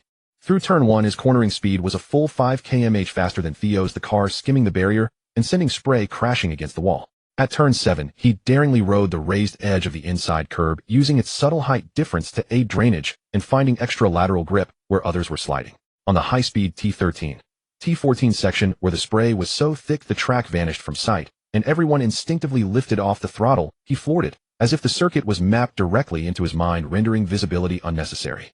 When the practice session ended, the final results were displayed. P1 EZ 1 minute 41. 1 seconds. Theo Porcher was second with 1 minute 42. 2 seconds, the full 1 second slower. The gap was even larger for the rest of the field. Behrman, after multiple slides, could only manage P8 in nearly 3 seconds off Yeezy's pace. The MP garage erupted in celebration. Paul stared at the telemetry data on the screen, unable to believe his eyes. His voice trembled with excitement. My God, what is he doing? His throttle opening is 15 higher, his braking points are 10 meters later than everyone else, and he's not spinning. Sander stood nearby, arms crossed, unable to suppress the grin spreading across his face. That kid has truly mastered racing in the wet. At 3 p.m., the qualifying session officially began. The rain had intensified compared to the morning. Standing water now covered half the tires. Cars created towering white walls of spray as they passed, completely obscuring the vision of those behind. Visibility had deteriorated from under 50 meters to less than 30. From inside the cockpit, the car ahead was just a blurred, indistinct shape within the white deluge. On the warm-up lap, Yeezy aggressively weaved his car from side to side through the puddles, while repeatedly accelerating and braking hard. The treads of his full wets scrubbed against the asphalt, gradually forcing heat into the rubber. It was a slow process, but the tire temperatures were at least climbing. Warm-up looks good, Paul said over the radio. No need to push on the first lap. Take your time, feel it out. Visibility is terrible. Safety first. Copy. On his first flying lap, Yeezy held nothing back. He hit every braking point he had marked down the previous day with precision, avoiding all the puddles and treacherous zones. At turn 1, with the view obscured, he aimed for the marked white street light. At turn 4, he avoided the slippery white line on the outside. At turn 9, he applied the throttle in 3 stages to counteract the crosswind. At turn 11, he navigated around the hidden manhole cover. As he crossed the line, the timing screen showed 1 minute 41. 0 seconds. Another 0. 1 second faster than in practice.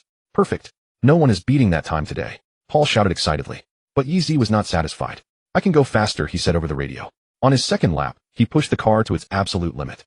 Through the high-speed turn 11A, the spray was so thick the apex was nearly invisible, but his body had memorized the line. Steering, angle, braking, pressure, throttle opening. Everything was executed with the precision of a machine. He crossed the line, 1 minute 48 seconds. Another 0. 2 seconds faster. The final qualifying results were displayed on the giant screen. 1. Yeezy 1:40. 8. 2. Behrman 1. 23. Theo 1. 28. 4. Victor Martins 1. 42. 5. Ayumu Awasa 1. 67. 6. Dennis Hauger 1. 81. 7. Kushmani 1. 94. 8. Isaac Hadjar 2. 0.5. 9. Jack Doohan 2. 11.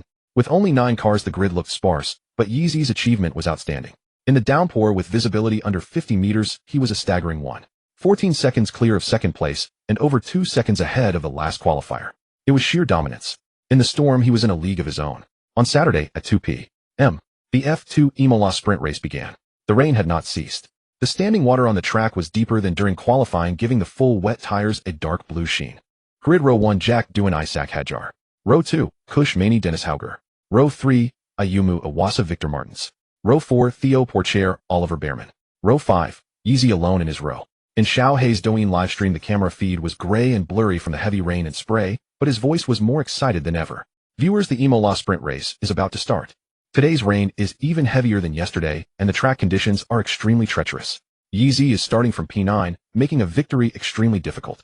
But let me tell you, he was the fastest in both practice and qualifying yesterday, pulling over a second on the rest. A whole second. On a wet track. Can he go from P9 to P1 today? Let's wait and see. The barrage of comments was even denser than the Imola raindrops, P9 to P1.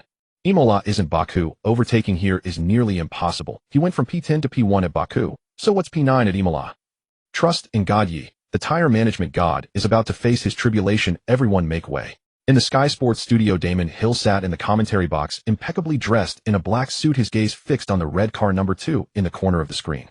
His co-commentator Martin Brundle was about to analyze the starting grid, but Damon spoke first. A month ago, I saw this kid in Melbourne completely lost in the rain, unable to even find a basic racing line, Damon said, a note of reflection in his voice. But today I believe he will surprise everyone. Brundle raised an eyebrow. What do you think he can achieve today? Damon didn't answer directly. He looked at the red car sitting on the P9 grid slot on the screen, a meaningful smile playing on his lips. Today's rain is at least twice as heavy as Melbourne's. But yesterday in qualifying, he was over a second faster than everyone.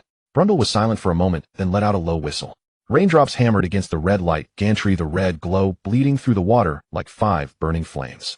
Yeezy sat in the cockpit, water streaming continuously down his visor. His gaze pierced through the spray, locked onto those 5 red lights. The 5 red lights illuminated one by one. 1 second, 2 seconds, lights out. The race was on. Yeezy's launch skill had improved to 55 points. In these low-grip conditions, his reaction was half a beat quicker than many ahead of him. He modulated the clutch and throttle with precision, launching without a hint of wheel spin, slotting in steadily behind Behrman. At turn 1, Tamburello on the first lap, his full wets hadn't fully warmed up from the formation lap, and the tire temperature was still below the optimal window. As he turned in, the right front slid slightly on the water film. That slight slip caused him to lift off the throttle momentarily. Now, without a moment's hesitation, Yeezy yanked the steering wheel to the outside line. His car skimmed the apex right next to the wall, sending a spray of water crashing over Behrman's helmet. The two cars ran side by side for a moment, but Yeezy had better traction on the exit. His nose edged ahead of Behrman's down the straight inch by inch. Beautiful. Yeezy overtakes Behrman around the outside. Up to P8. Xiaohei shouted excitedly. On lap 2 at turn 6, the Alta Cava. Theo was driving cautiously, as everyone knew this was the most waterlogged part of the track, where any slight mistake could result in a spin. But Yeezy made a choice no one expected. He deliberately moved half a car's length to the outside his tires, driving directly into the deepest part of the puddle. Is he crazy? Xiaohe yelled. The outside line has twice the water of the inside. Someone went off there in practice yesterday. In the Sky Sports studio, Damon Hill suddenly sat bolt upright, his eyes riveted to the screen. No, he's not crazy. He knows exactly what he's doing. The instant the car plunged into the deep water, all four tires were lifted by the water film. The car planed across the surface like a speedboat. Yeezy sharply turned the wheel 15 degrees to the right, then instantly corrected it back. The rear of the car. The car carved a perfect arc through the standing water, skimming the apex before the tires bit into the asphalt, and he floored it out of the corner. The entire maneuver took less than half a second, executed with seamless fluidity and breathtaking precision. My God! He overtook on the outside through the wet. He used the standing water to complete the turn. Xiaohe screamed, his voice already starting to crack and deepen. What kind of sorcery is this? Yeezy moves up to P7. Damon Hill couldn't help but applaud his crisp claps, captured perfectly by the microphone and broadcast to millions of viewers worldwide. Absolutely stunning. His understanding of the standing water surpasses every other driver on the track. In a rain race, you don't avoid the water, you learn to harness its power. He paused, a hint of barely concealed pride creeping into his voice. If I do say so myself, this kid has taken everything I taught him and pushed it to its absolute limit. If he wins here at Imola, I deserve half the credit. Brundle chuckled and shook his head beside him. Yeezy's overtaking spectacle was only just beginning. Lap 3, turn 5, the Villeneuve chicane. Martins, having learned his lesson from spinning here in practice, braked a full 20 meters earlier than usual, desperate to avoid a repeat. But being overly cautious in the rain can be just as deadly. The moment Martins lifted off the throttle, Yeezy dove down his inside. He braked a full 12 meters later than Martins, the full wet tires screeching in agony under the extreme braking force. For tires carved 4 white streaks through the standing water, the car slicing through the apex in a perfect arc. Exiting the corner, Yeezy was side by side with Martins. Using superior traction, he completed the overtake down the straight. P6. Lap 5, turn 9, a high-speed corner. A persistent left-hand crosswind here made it a dangerous spot Yeezy had meticulously noted during his track walk 2 days prior. Ayumu Iwasa's car wobbled as the crosswind hit it, the steering wheel shuddering in his hands as the car drifted half a car's width wide. He was forced to lift off the throttle to correct his line, losing significant speed. But Yeezy was ready. Before entering the corner, he had already angled his car slightly left, feeding in the throttle linearly in 3 stages to perfectly counteract the crosswind's effect. His car seemed nailed to the track, gliding smoothly through the corner and easily sweeping past Iwasa on the inside. P5. Incredible. Absolutely incredible. Xiaohe was beside himself with excitement in the live stream, one hand slapping the desk, the other gripping the microphone. Every other driver is fighting the rain, the wind, and the water. Only Yeezy is enjoying the rain race. He's turned this dangerous track into his own personal playground. He started from P9, and now only on lap 5. He's already up to P5. For more places. Just 4 more to go. Lap 7, turn 11, the Ac Minerali corner. Here lay Imola's most infamous trap. A metal manhole cover positioned just to the right of the apex, becoming slicker than ice when wet. Every driver knew where it was. Every single one was avoiding it. Dennis Hauger was no exception. To avoid the manhole, he took a line a full 50 centimeters wider, exiting the corner on the outer edge of the track and forcing him to delay his throttle application. Yeezy knew the manhole's exact location intimately. He skimmed past its very edge, his line 50 centimeters tighter than Hauger's. That 50 centimeters was precisely the starting point of the shortest path out of the corner. He was on the throttle earlier than Hauger on exit, and that traction advantage instantly became a positional advantage on the straight. P4. Dennis let out a resigned sigh over the radio. He's too fast, I simply can't hold him off. And his line is far superior to mine.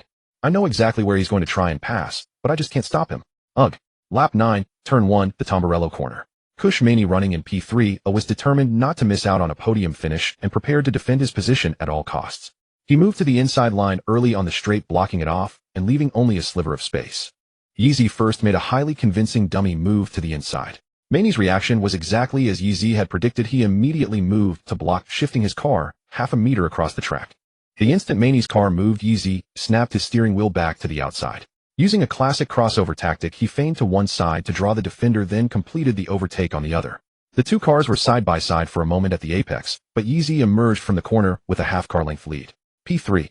Lap 12, turn 4. Pepe Marti, running in P2, was under immense pressure from behind. The pressure was so intense it caused a tiny mistake on corner entry, his right rear tire clipping the white line on the outside. The white lines are treacherous in the wet. Grip fell off a cliff in the rear and stepped out involuntarily. Yeezy's eyes caught the slide instantly. Without a moment's hesitation on the throttle, he yanked the steering wheel to the inside and slipped past Marti cleanly on the inside line. P2.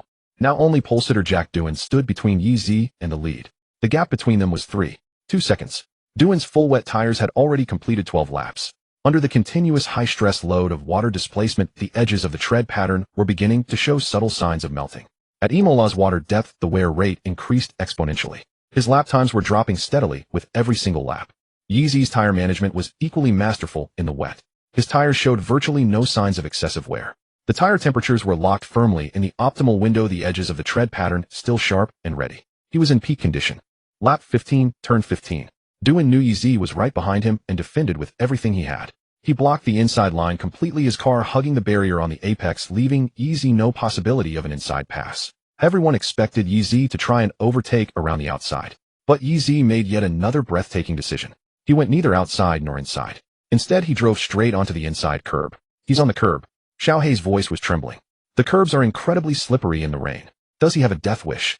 But Yeezy had calculated everything long before. During his track walk the day before, he had noticed this particular curb had a raised design with drainage channels. The water flowed away through these channels, leaving the curb with more grip than the waterlogged asphalt. The car bounced slightly as it mounted the curb. Yeezy held the wheel steady and floored it out of the corner. His car shot past Doohan like a bolt of red lightning. He's done it. Yeezy has overtaken Doohan. He passed him on the inside curb. He's into the lead. Xiaohei jumped out of his chair, not even noticing his headphone cable had been yanked out. His voice was hoarse, almost gone. Starting from P9, overtaking 8 cars. In the pouring rain at Imola, while everyone else is sliding, spinning, and running off the track, Yeezy has put on an epic overtaking display. The MP garage erupted in thunderous cheers. Sander and Paolo hugged each other in excitement. All the mechanics were waving their arms and shouting, tears welling in their eyes. In the Sky Sports studio, Damon Hill leaned back in his chair, arms crossed over his chest, his eyes filled with pride and gratification. I knew he could do it. From last place in Melbourne to leading the rain race at Imola. In just a month and a half, this kid has achieved a transformation that most people couldn't accomplish in a lifetime. He's a supernova, and he's rising at a visible pace. After taking the lead, Yeezy didn't push the limits any further. He settled into his own rhythm, running each lap with unwavering consistency. Every breaking point, every line was as precise as if it were copy-pasted. Marty and Theo chased desperately behind, but all they could do was watch that red tail light grow smaller and smaller in the distance. Lap 20, the final lap. Damon Hill silently rose from his seat in the Sky Sports studio, pushed open the soundproof door, and walked out. Brundle glanced at him, but didn't ask. Yeezy smoothly navigated the final corner and crossed the finish line. The checkered flag waved in the downpour, water cascading off its surface. Champion. Starting from P9, overtaking 8 cars, Yeezy claimed the sprint race victory in the torrential rain at Imola. A pale blue light panel flashed before Yeezy's eyes. Ding. Temporary mission: win the Imola sprint race. Completed. Reward: overtaking skill 1, overtaking skill 58, 59 F, 2 points, earn 10 points, sprint win 2 points, qualifying P1, 1 point, fastest lap, 13 points, total points, 154 points, current free proficiency 65. He parked the car in front of the P1 sign, took off his helmet, and wiped the mix of rain and sweat from his face. His hair was plastered wetly to his forehead, and the helmet's imprint stretched from his brow to his chin. He tilted his head back, letting Imola's rain beat directly against his face, a faint smile touching his lips. He had done it. He was no longer the terrified boy paralyzed by the downpour in Melbourne. Now he was the undisputed king of the Imola rain. His rain driving skill sat at 60 on the system panel, not an impressive score, but on the real track, he had learned all the things the system could never teach. In Xiaohei's livestream, the chat was exploding. Ye God is insane. From last to first. This is the god of rain. A month ago he was last in the rain, and now he's dominating races in it. That rate of improvement is ridiculous. Shows what being trained by a world champion does. Who can stop Yeezy now? F1, here I come. After the sprint race ended, as Yeezy stepped out of the car, he saw Damon Hill standing at the entrance of the MO team's garage. Damon walked over, opened his arms, and gave Yeezy a solid, crushing hug. His hands were trembling slightly. This world champion, who had weathered countless storms on the track, found his voice thick with emotion. Well done, kid. Damon patted his back, his voice brimming with pride. You were even better than I was at Suzuka in '96. I'm proud of you. Thank you, Mr. Hill. Yeezy smiled. I couldn't have done it without you. Damon released him, placing both hands on his shoulders and looking him straight in the eye. It was your own hard work. Remember, this is just the beginning. Tougher F1 rain battles are still waiting for you. Yeezy nodded firmly. The rain continued to fall, dripping from his forehead and from Damon's graying hair. But the rain at Imola could no longer halt the advance of this young Chinese driver. The sprint race concluded, and the air in the paddock was thick not only with rain, but with collective astonishment.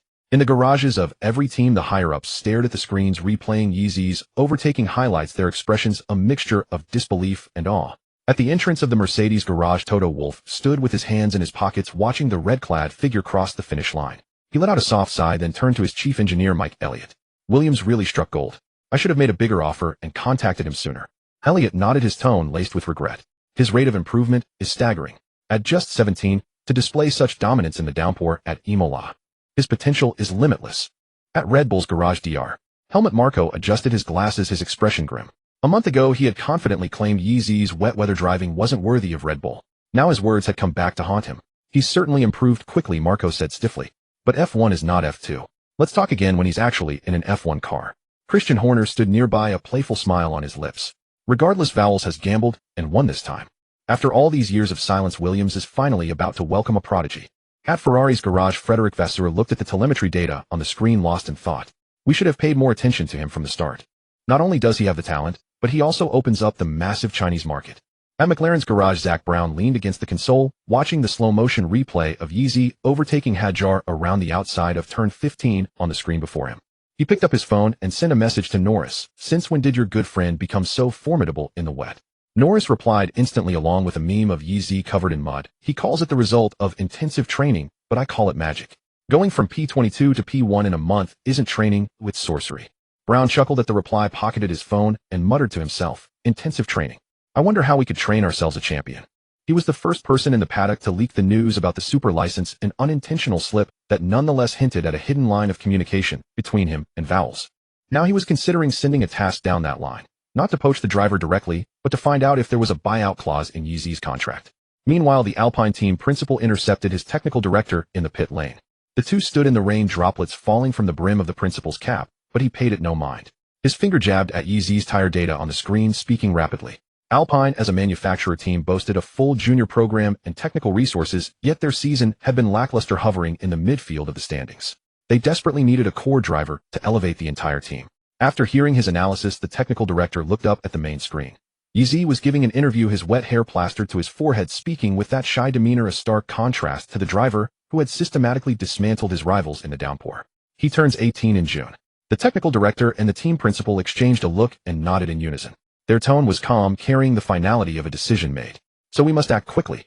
With that, he clapped the technical director on the shoulder, and the two walked back into the rain, their heads together, quietly discussing their approach. At the Haas garage entrance, Günther Steiner leaned on the fence, staring at the final standings on the big screen. P1 easy. Haas was one of the teams with the tightest budget in the paddock.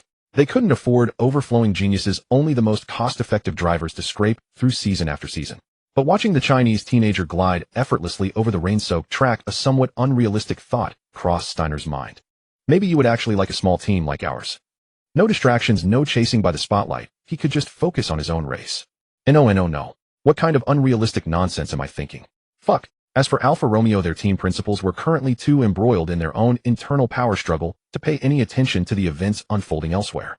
Inside the Williams garage, however, it was a scene of pure jubilation. James Vowles stood with his arms crossed in front of the control console, a smile he couldn't suppress stretching across his face, completely unaware that his prized asset was already being courted by others. He watched Yeezy's finish on the screen, feeling immense relief that he had overruled all objections to sign this 17-year-old Chinese driver. I knew he could do it, Vowles said to Dave beside him. He's the most talented and hardest-working driver I've ever seen. Sargent stood in the corner of the garage watching the replay of Yeezy slicing through the spray with seamless overtakes. His hands clenched into fists, knuckles white. Without a word, he turned and strode into the restroom, slamming the door behind him. No one noticed his departure. All eyes were fixed on the teenager who had just created a miracle. That evening, Yeezy returned to his hotel. The rain over Imola continued to fall. After a hot shower, he lay on the bed about to open Honor of Kings to see if Ma Xiaoyao was online when the doorbell rang. Probably Sander or Paul coming to celebrate. Yeezy muttered casually, pulling open the door. Standing there wasn't Sander, Paul, or anyone from the MP team. A robust middle-aged man with short dark brown hair stood there holding a beautifully packaged bottle of whiskey, a signature hearty smile on his face. Yeezy recognized him instantly. Günther Steiner, one of the paddock's most colorful team principals who had shot to fame with his fucking hell outburst in a documentary. Good evening. Sorry to disturb you, Steiner's voice boomed with a thick Italian accent. I'm Günther Steiner, team principal of Haas. Mind if I come in for a chat? Yeezy was taken aback for a moment, but out of politeness he stepped aside. Please come in. Steiner walked and set the whiskey on the table and cut straight to the chase as he sat down. On behalf of Haas, I'm inviting you to join us as our #1 driver for the 2024 season. His offer was blunt and straightforward: an annual salary of €8 million, unequivocal number one driver status, all resources tilted in his favor, 2024 car development prioritized around his driving style, and Haas's American sponsor network to help him break into the North American market. He looked at Yeezy, his tone sincere without any games. Haas isn't a top team, but we can offer you something others can't. Absolute authority. At Williams, you'd have to fight Albon for resources. At Haas, the entire team would revolve around you. Yeezy listened politely, then shook his head. Thank you for the offer, Mr. Steiner. But I've already given James my word that I'll stay with Williams. Steiner wasn't surprised. He smiled, stood up, and left a business card on the table before leaving. That's fine. Think it over. My phone is on 247. If you change your mind, give me a call anytime. The whiskey's for you. You'll need a drink after winning the championship. With that, he turned and left the room. Yeezy stared at the bottle of whiskey, a little dumbfounded. He didn't drink. He always refused the pineapple beer Ma Xiaoyao offered him before their gaming sessions, and this whiskey felt like nothing more than a decorative piece on the table. He had just nudged the bottle to the corner of the table when the doorbell rang again. Yeezy opened the door to find Otmar Safnauer, the Alpine team principal. He wore an impeccably pressed dark blue suit, his hair perfectly styled, holding a thick folder. Congratulations on the sprint race win today, Safnauer said, shaking Yeezy's hand with a smile, his tone much more polished than Steiner's. Your drive in the wet at Imola was spectacular. Once they were seated, Safnauer got to the point. Alpine is a French manufacturer team. We have our own engines and a complete RD system with an annual development budget 3 times that of Williams. We're confident we can challenge for the World Championship by 2025, and you are the world champion we're looking for. He opened the contract on his lap, pointing at the terms. Our offer is an annual salary of €12 million, plus a bonus of €100 for every point you score. In 2024, you'll be on equal footing with Gasly.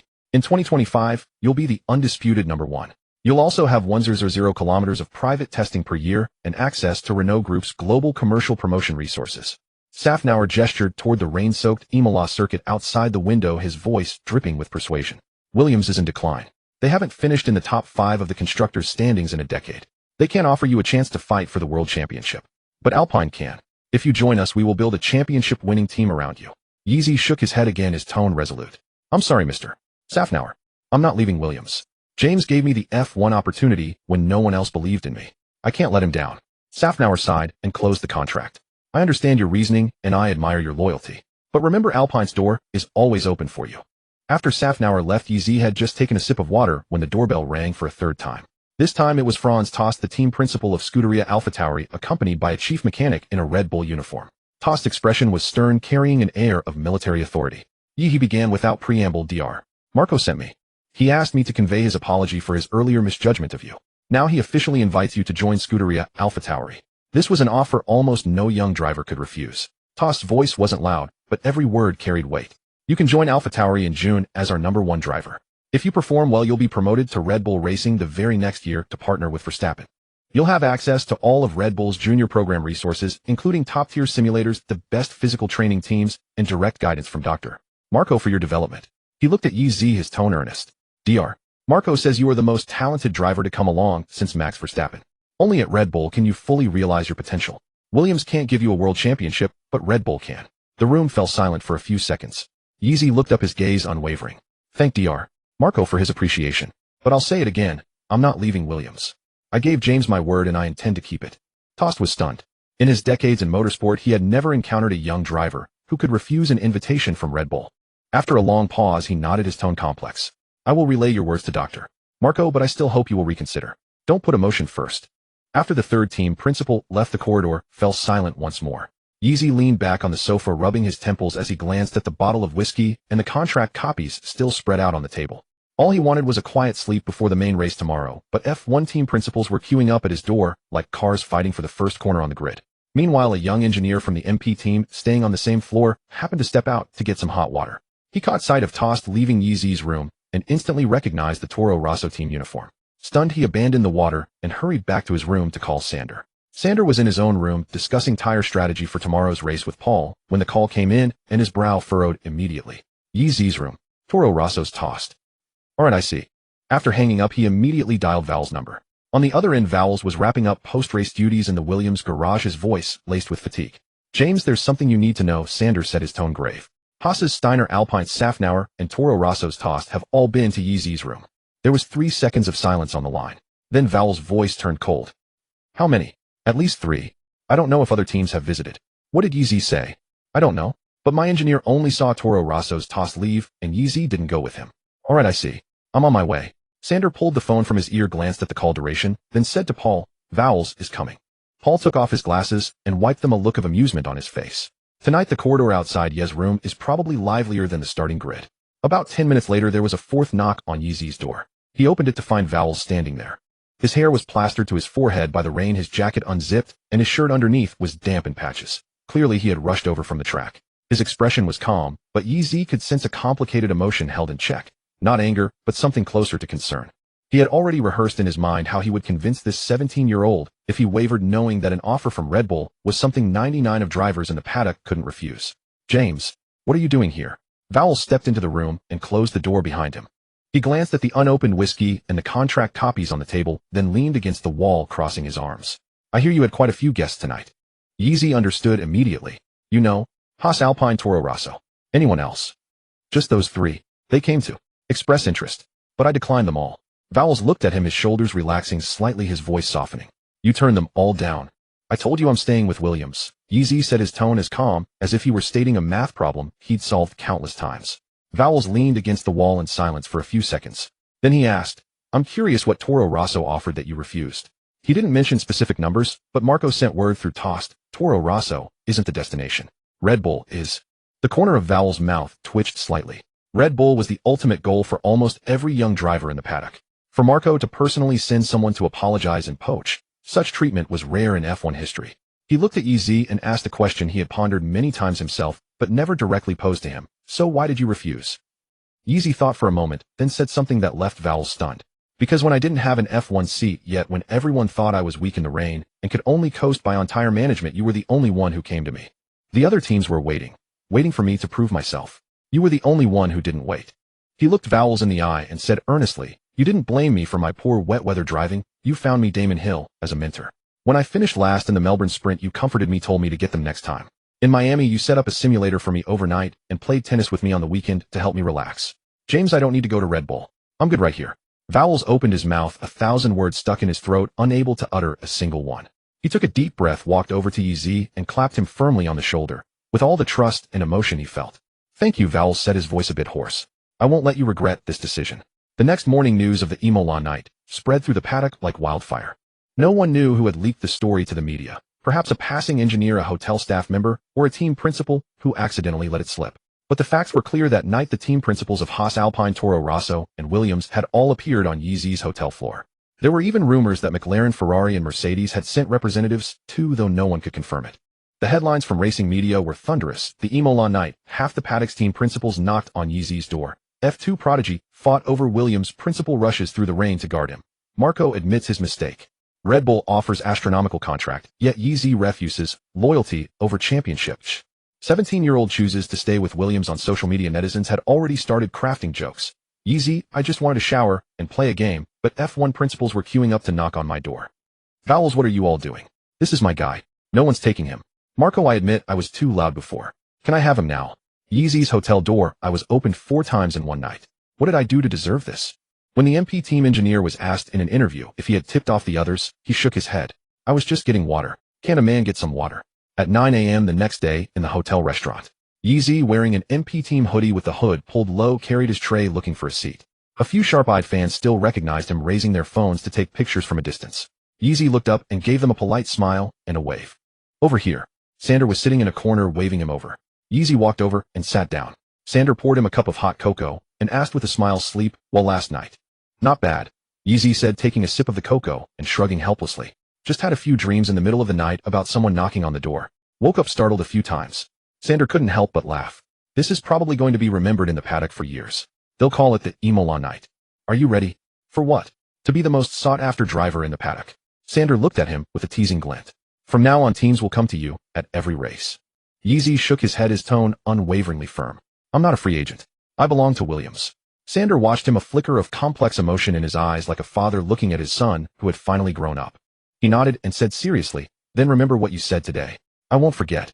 At 2 p.m., the F2 Imola feature race officially began. The rain showed no sign of letting up, instead it intensified. The sky was as dark as evening, and standing water on the track covered 2/3 of the tires. Cars passing by kicked up a spray that completely obscured the view behind. 9 cars lined up on the grid, the roar of their engines largely swallowed by the downpour. Yeezy's red car number 2 sat on pole position. He took a deep breath, gripping the steering wheel tightly. The 5 red lights illuminated one by one. 1 second, 2 seconds, 3 seconds. Lights out. The race was on. Yeezy's start was superb. His 55-point start ability launched him forward instantly, seizing the inside line firmly. Theo Porcher beside him also had a ferocious start, hugging his right side, tightly attempting to overtake on the outside at turn 1. Theo is on the outside. He's going for the apex. Paul shouted over the radio. I know. Yeezy showed no signs of panic. Just when everyone expected him to brake early for the corner, he delayed his braking point by 8 meters. The tires screeched in protest as the car hurtled into the corner with immense inertia, clipping the apex with precision and perfectly blocking Theo's attack line. Theo was forced to slam on the brakes, watching helplessly as Yeezy pulled half a car length clear. Beautiful. A textbook late-braking defense. Xiaohei shouted excitedly in the livestream. After securing the lead, Yeezy began to leverage his absolute advantage. Over the next 30 laps, Yeezy pushed steadily on a set of full wet tires. His tire management prowess was on full display on this slick track that was notoriously brutal on tires. Other drivers' full wets began to show tread, where after 15 laps their lap times gradually dropping. Telemetry data showed that after 20 laps Behrman's tread depth was down to 1.2 millimeters, dangerously close to the safety limit, while Yeezy's was still at 2.2 millimeters with enough life for another 10 laps. Dave in the Williams garage stared at the telemetry and couldn't help but say to Vowles, he's not driving a race car, he's giving the tires a spa treatment. His long-run stability was at 71 points, meaning a 30-lap F2 feature race posed no risk of him losing focus or experiencing significant lap time swings. The gap stretched from 1 second to 3, from 3 to 5, and continued to grow. The longer the race went, the larger the gap became. Lap 30, the final lap. Yeezy smoothly navigated the last corner and crossed the finish line. Champion, the Imola wet race winner. Following his sprint race victory, Yeezy had clinched a double victory in the Imola downpour. A pale blue light panel flashed before Yeezy's eyes. Ding. Temporary mission: win the Imola feature race. Completed. Reward: 1 physical attribute point, physical 65-66, F2 points, earned 25. Win 1 fastest lap, 26 points, current total 180 points. Points needed for super license 20. Yeezy took off his helmet, rain dripping from his hair. He looked towards the Williams garage, where Vowles stood at the entrance clapping for him vigorously. The rain continued to fall. But this 17-year-old Chinese youth had already pinned his own legend in the Imola rain. Only 20 points remained to reach the 200-point super license target. Only one race stood between him and his F1 debut, Monaco. The double victory at Imola did not slow Yeezy down. The day after the race, he returned to England with the team. James Vowles had planned to give him 2 days off, allowing him to fly back to Shanghai to celebrate his birthday with his family a little early. Yeezy shook his head in refusal. No thanks, James. Monaco is right around the corner, and then there's my F1 debut in Spain. I don't have time to rest. His gaze was resolute without a hint of hesitation. I can celebrate my birthday any year, but there's only one F1 debut. I want to dedicate every moment to preparation. Vowles looked at the fire in his eyes and gave a helpless smile. All right, but don't overdo it. Keep your daily training under 10 hours. Got it. On the first day back at the factory, Yeezy appeared in the simulator room right on time. His training schedule was unyielding: physical conditioning from 8 to 10 a.m., launch practice from 10 to 12, Monaco track simulator special training in the afternoon, and from 7 to 9 p.m., a review of the day's telemetry data comparing his lines with teammate Alex Albon's around Monaco. Launch practice was monotonous and repetitive. Red lights on, off, squeeze the clutch, apply throttle, release clutch, hold the line, reset, and do it all over again. Again and again with no variation. Yet the proficiency numbers on his system panel were climbing steadily: 5 points, 10 points, 15 points. Every 100 proficiency points automatically converted into 1 attribute point. Every bit of progress was tangible. This sensation of genuinely growing stronger was addictive to Yeezy. After finishing his launch practice, he immediately switched to the Monaco simulator interface. This was the most terrifying pure street circuit on the F2 calendar. It spanned 337 kilometers, packed with 19 turns, with the narrowest section measuring less than 5 meters wide. Concrete barriers hugged the track's edge, leaving absolutely no runoff area. Here your qualifying position almost guaranteed your race result. Overtaking was harder than reaching the heavens. Yeezy cranked the simulator difficulty to maximum and began running flying laps one after another. He ingrained every detail of every corner into his mind: the braking points, the curb heights, the throttle control, until he could trace a complete racing line with his eyes closed. For the next few days, he maintained the same rhythm: morning launch practice, afternoon Monaco simulator sessions, and evening telemetry reviews. After 4 consecutive days of intense training, Yeezy pulled off his simulator headset and let out a long, deep breath. A pale blue light screen slowly unfolded before his eyes. All his attribute numbers glowed with a faint green light. Host information panel. Name: Yeezy. Age 17, 7 days until 18th birthday. Physical fitness 66, unchanged. Long distance stability 72, 10,400. Rain race ability 60, unchanged. Launch ability 65 is 0, 100. Overtaking skill 60, 1 is 0, 100. Defensive skill 72, 1 is 0, 400. All free proficiency points from Imola invested. Tire management 91, unchanged. Free proficiency 0. F2 total points 180. At this point, all his core attributes had surpassed the 60-point threshold considered the baseline for an F1 driver. From the helpless rookie caught off guard in the Melbourne rain to the double rain master at Imola, and now to an all-round driver without any obvious weaknesses. It had taken him only 4 short months. Yeezy stared at the numbers on the panel and clenched his fists. He was finally qualified to stand on an F1 track ready to compete against the best drivers in the world. On May 26th, Yeezy arrived in Monte Carlo, Monaco with the Williams team. Unlike other circuits, there was no dedicated team hotel here. All the drivers were staying at the Hotel de Paris right next to Port Hercule. Pushing open the window of his hotel room, the azure Mediterranean Sea stretched out before him. The harbor was crammed with luxury yachts worth hundreds of millions, their white masts densely dotting the sea. On the decks, wealthy individuals in formal attire mingled with models in bikinis while towers of champagne glasses sparkled under the sun. On the streets, the roar of Ferraris and Lamborghinis was a constant chorus. Elegantly dressed men brushed past women in flowing gowns. This was one of the wealthiest places on earth, and the most brilliant jewel in F1's crown. Yeezy walked along the pavement with a backpack on, and people kept recognizing him. Yee, congratulations on your win at Imola. Can I have your autograph? I'm your fan. An elderly lady selling homemade ice cream at a street corner poked her head out from behind her freezer. Upon seeing him, she wordlessly pulled out a chocolate cone and pressed it into his hands. Go get M, Chinese kid. Bring back a Monaco win. Her wrinkled face bloomed into a wide smile. Yeezy took the ice cream a little embarrassed and smiled back. Thank you, Grandma. Back at the hotel, he dropped off his luggage. Without even taking a sip of water, he grabbed his small black notebook and a pen and headed out to the track on his own. In Monaco, walking the track was more important than running 100 laps in the simulator. Only by measuring every inch of the tarmac with your own feet could you truly comprehend this circuit's terror. He had just reached turn 1, Saint Devote, when he stopped dead in his tracks, drawing in a sharp breath. The track, which looked wide enough for 2 cars to race side by side on TV, was barely wide enough for 2 F2 cars in reality. The gray concrete barriers sat less than 30 centimeters from the track's edge. You could reach out and touch the cold wall. The curves were solid concrete blocks with sharp, unforgiving edges. Hit them wrong, and you'd either launch the car into the air or slam straight into the wall. He crouched down, using his fingers to measure the distance from the barrier to the white line, and wrote in his notebook. Never go side by side through turn 1. Whoever gets to the apex first wins. Continuing up the hill, the gradient was far more severe in reality than it appeared on TV. Turn 3, a Massonette, was a blind uphill corner with a maximum gradient of 12. From the cockpit, you couldn't see the exit at all. You had to commit based purely on memory and feel. Yeezy stood at the apex, closed his eyes, and simulated the corner entry. The steering angle, the throttle, opening the car's body roll. He ran it all through his mind. He slowly opened his eyes, then wrote in his notes. Turn 3, Massonette, absolutely no correcting your steering once you turn in. You must trust the car completely. Hesitate for a second, and you're in the wall. Before the corner, look for the 3rd pillar of the casino on the left.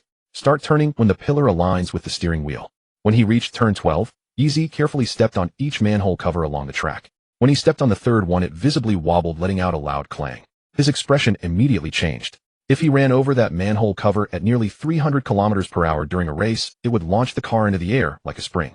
He quickly pulled out his pen, drew a large circle around it with a red marker, and wrote, "Note the 3rd manhole cover at turn 12. Must not be driven over." What shocked him most was the tunnel section at turns 9 and 10. As he walked into the underground passage, the light dimmed dramatically. The walls were covered in black tire marks. The engine roar was amplified tenfold here, creating a deafening, piercing echo. Exiting the tunnel, the intense sunlight would hit your eyes directly, causing instant temporary blindness, where you couldn't see a thing. Moreover, the tunnel exit faced directly towards Port Hercule, creating a natural wind tunnel with an extremely strong crosswind. He recalled that the tunnel section in the simulator was just a gray corridor. No blinding light effect, no reflective walls. The real tunnel exit faced the harbor, forming a natural funnel for the wind. The crosswind would suddenly slam into the right side of the car. He dedicated a new page in his notebook, titling it, Tunnel Strategy. 1. Put on goggles before entering the tunnel and darken the helmet visor to avoid the glare. 2. Don't look at the bright light at the exit. Instead, focus on the black cable tray on the right-hand barrier. 3. The 3rd black cable support is the marker for heavy braking and downshifting. 4. Observe the flags on the harbor yachts. If they blow left, turn the wheel 15 degrees to the right earlier upon exiting. If they blow right, turn 15 degrees to the left earlier. It took Yeezy a full hour to walk the entire circuit. He stood by the barrier at the last corner. Below him lay Monte Carlo's layered landscape of red roofs and white walls. In the distance, the Mediterranean glittered like scattered gold under the afternoon sun. The spectators in Monaco were impossibly close to the track. Some people were drinking coffee on their apartment balconies, their cups less than 3 meters above the car's roll hoops. Some were sunbathing on yacht decks where the engine noise would rattle their champagne glasses. Others were taking photos from their hotel windows, their lenses angled down to capture every single logo on a driver's helmet. The cars weaved through the gaps of the city. The track ran right next to residential buildings and shops. When a car passed by their front doors, residents had to move their potted plants inside, or they'd be blown over by the wake. Yeezy finally understood the saying, Monaco isn't a racetrack, it's an entire city hosting a race. He was about to turn and head back to the hotel when a loud shout came from behind him. Yee! He turned his head, scanning around, but didn't see anyone.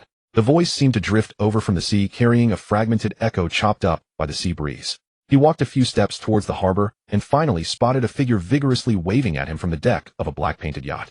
It was Christian Horner, the Red Bull team principal. He wore a light blue polo shirt and sunglasses, leaning against the railing with a beaming smile. Behind him, the yacht's stern flew a Red Bull flag.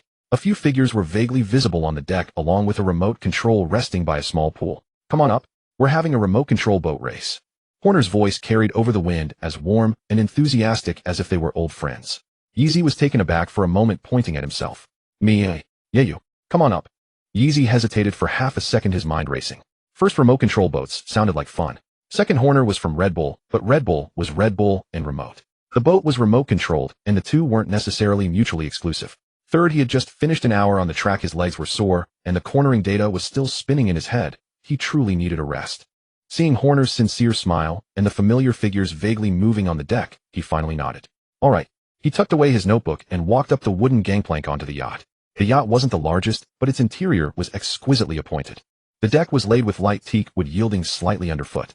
At the stern were white rattan sofas and a large circular pool around which a dozen miniature remote-controlled speedboats were neatly arranged. Horner personally descended the gangway to greet him warmly, placing a hand on his shoulder and guiding him inside with an affable demeanor. Just finished your track session. Hard work. We're having a remote boat race. Verstappen, Ricciardo, and Perez are all here. We were just missing one person. Come join us for a bit of fun to unwind. Sounds great.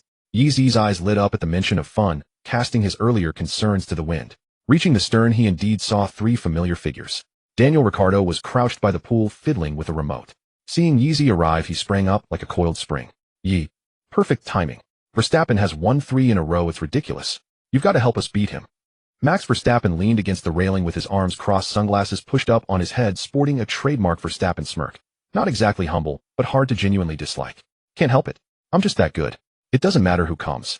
Same result. Perez, perched on the arm of a sofa, nursing a glass of orange juice, shook his head with a laugh. He has to win, even at toys.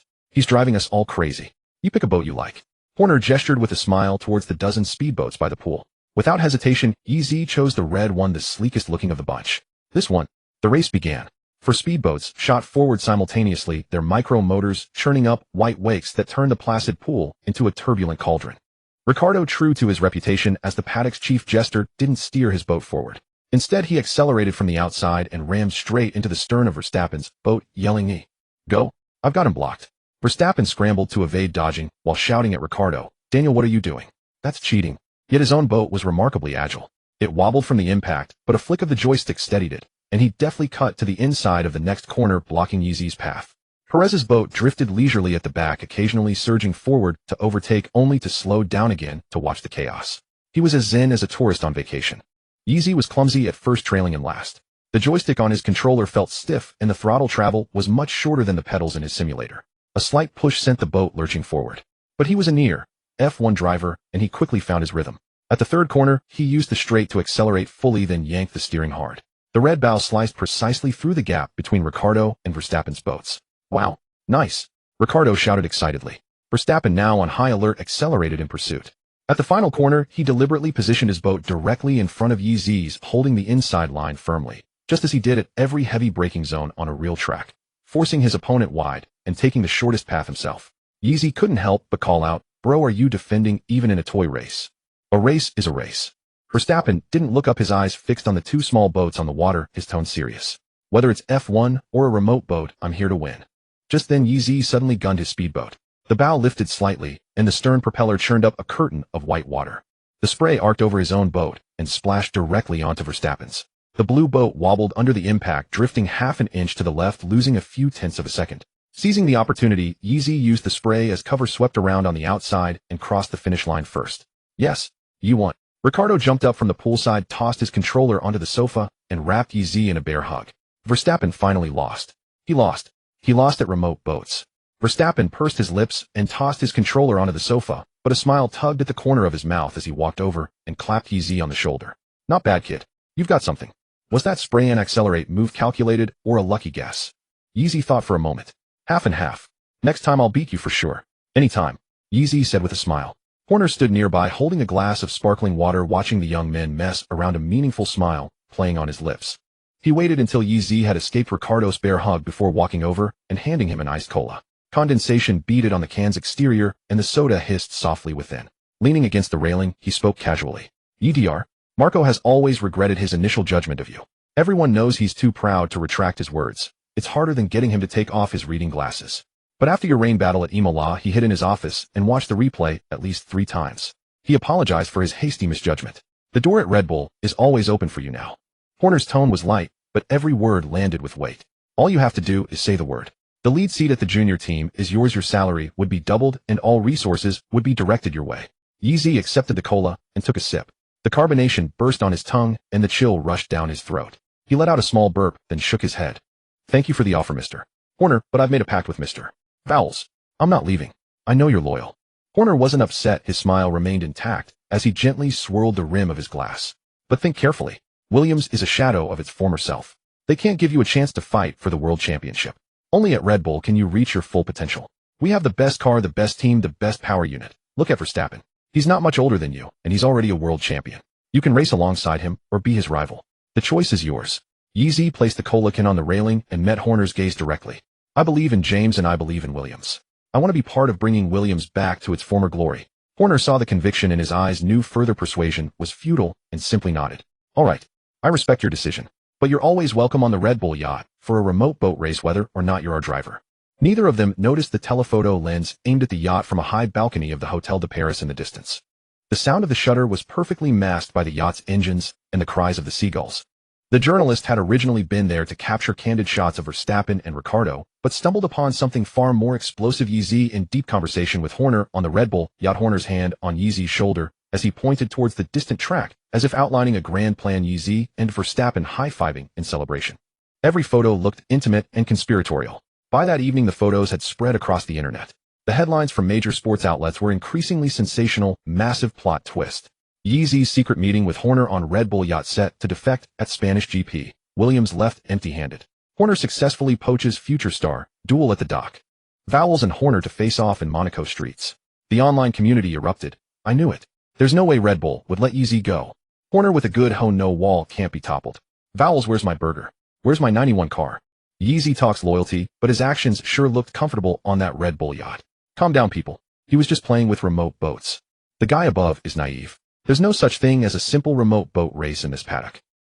Inside the Williams garage, Vowles was reviewing the Monaco data briefing when his phone vibrated continuously on the desk.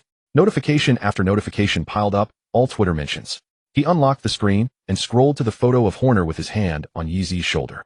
Horner in a light blue polo shirt with a faint smile, and Yeezy holding an iced cola standing on the deck of the luxurious Red Bull yacht. The composition was perfect, the lighting ideal. Anyone would think it was an official Red Bull promotional shot. Vowles zoomed in on the photo, studying Yeezy's expression.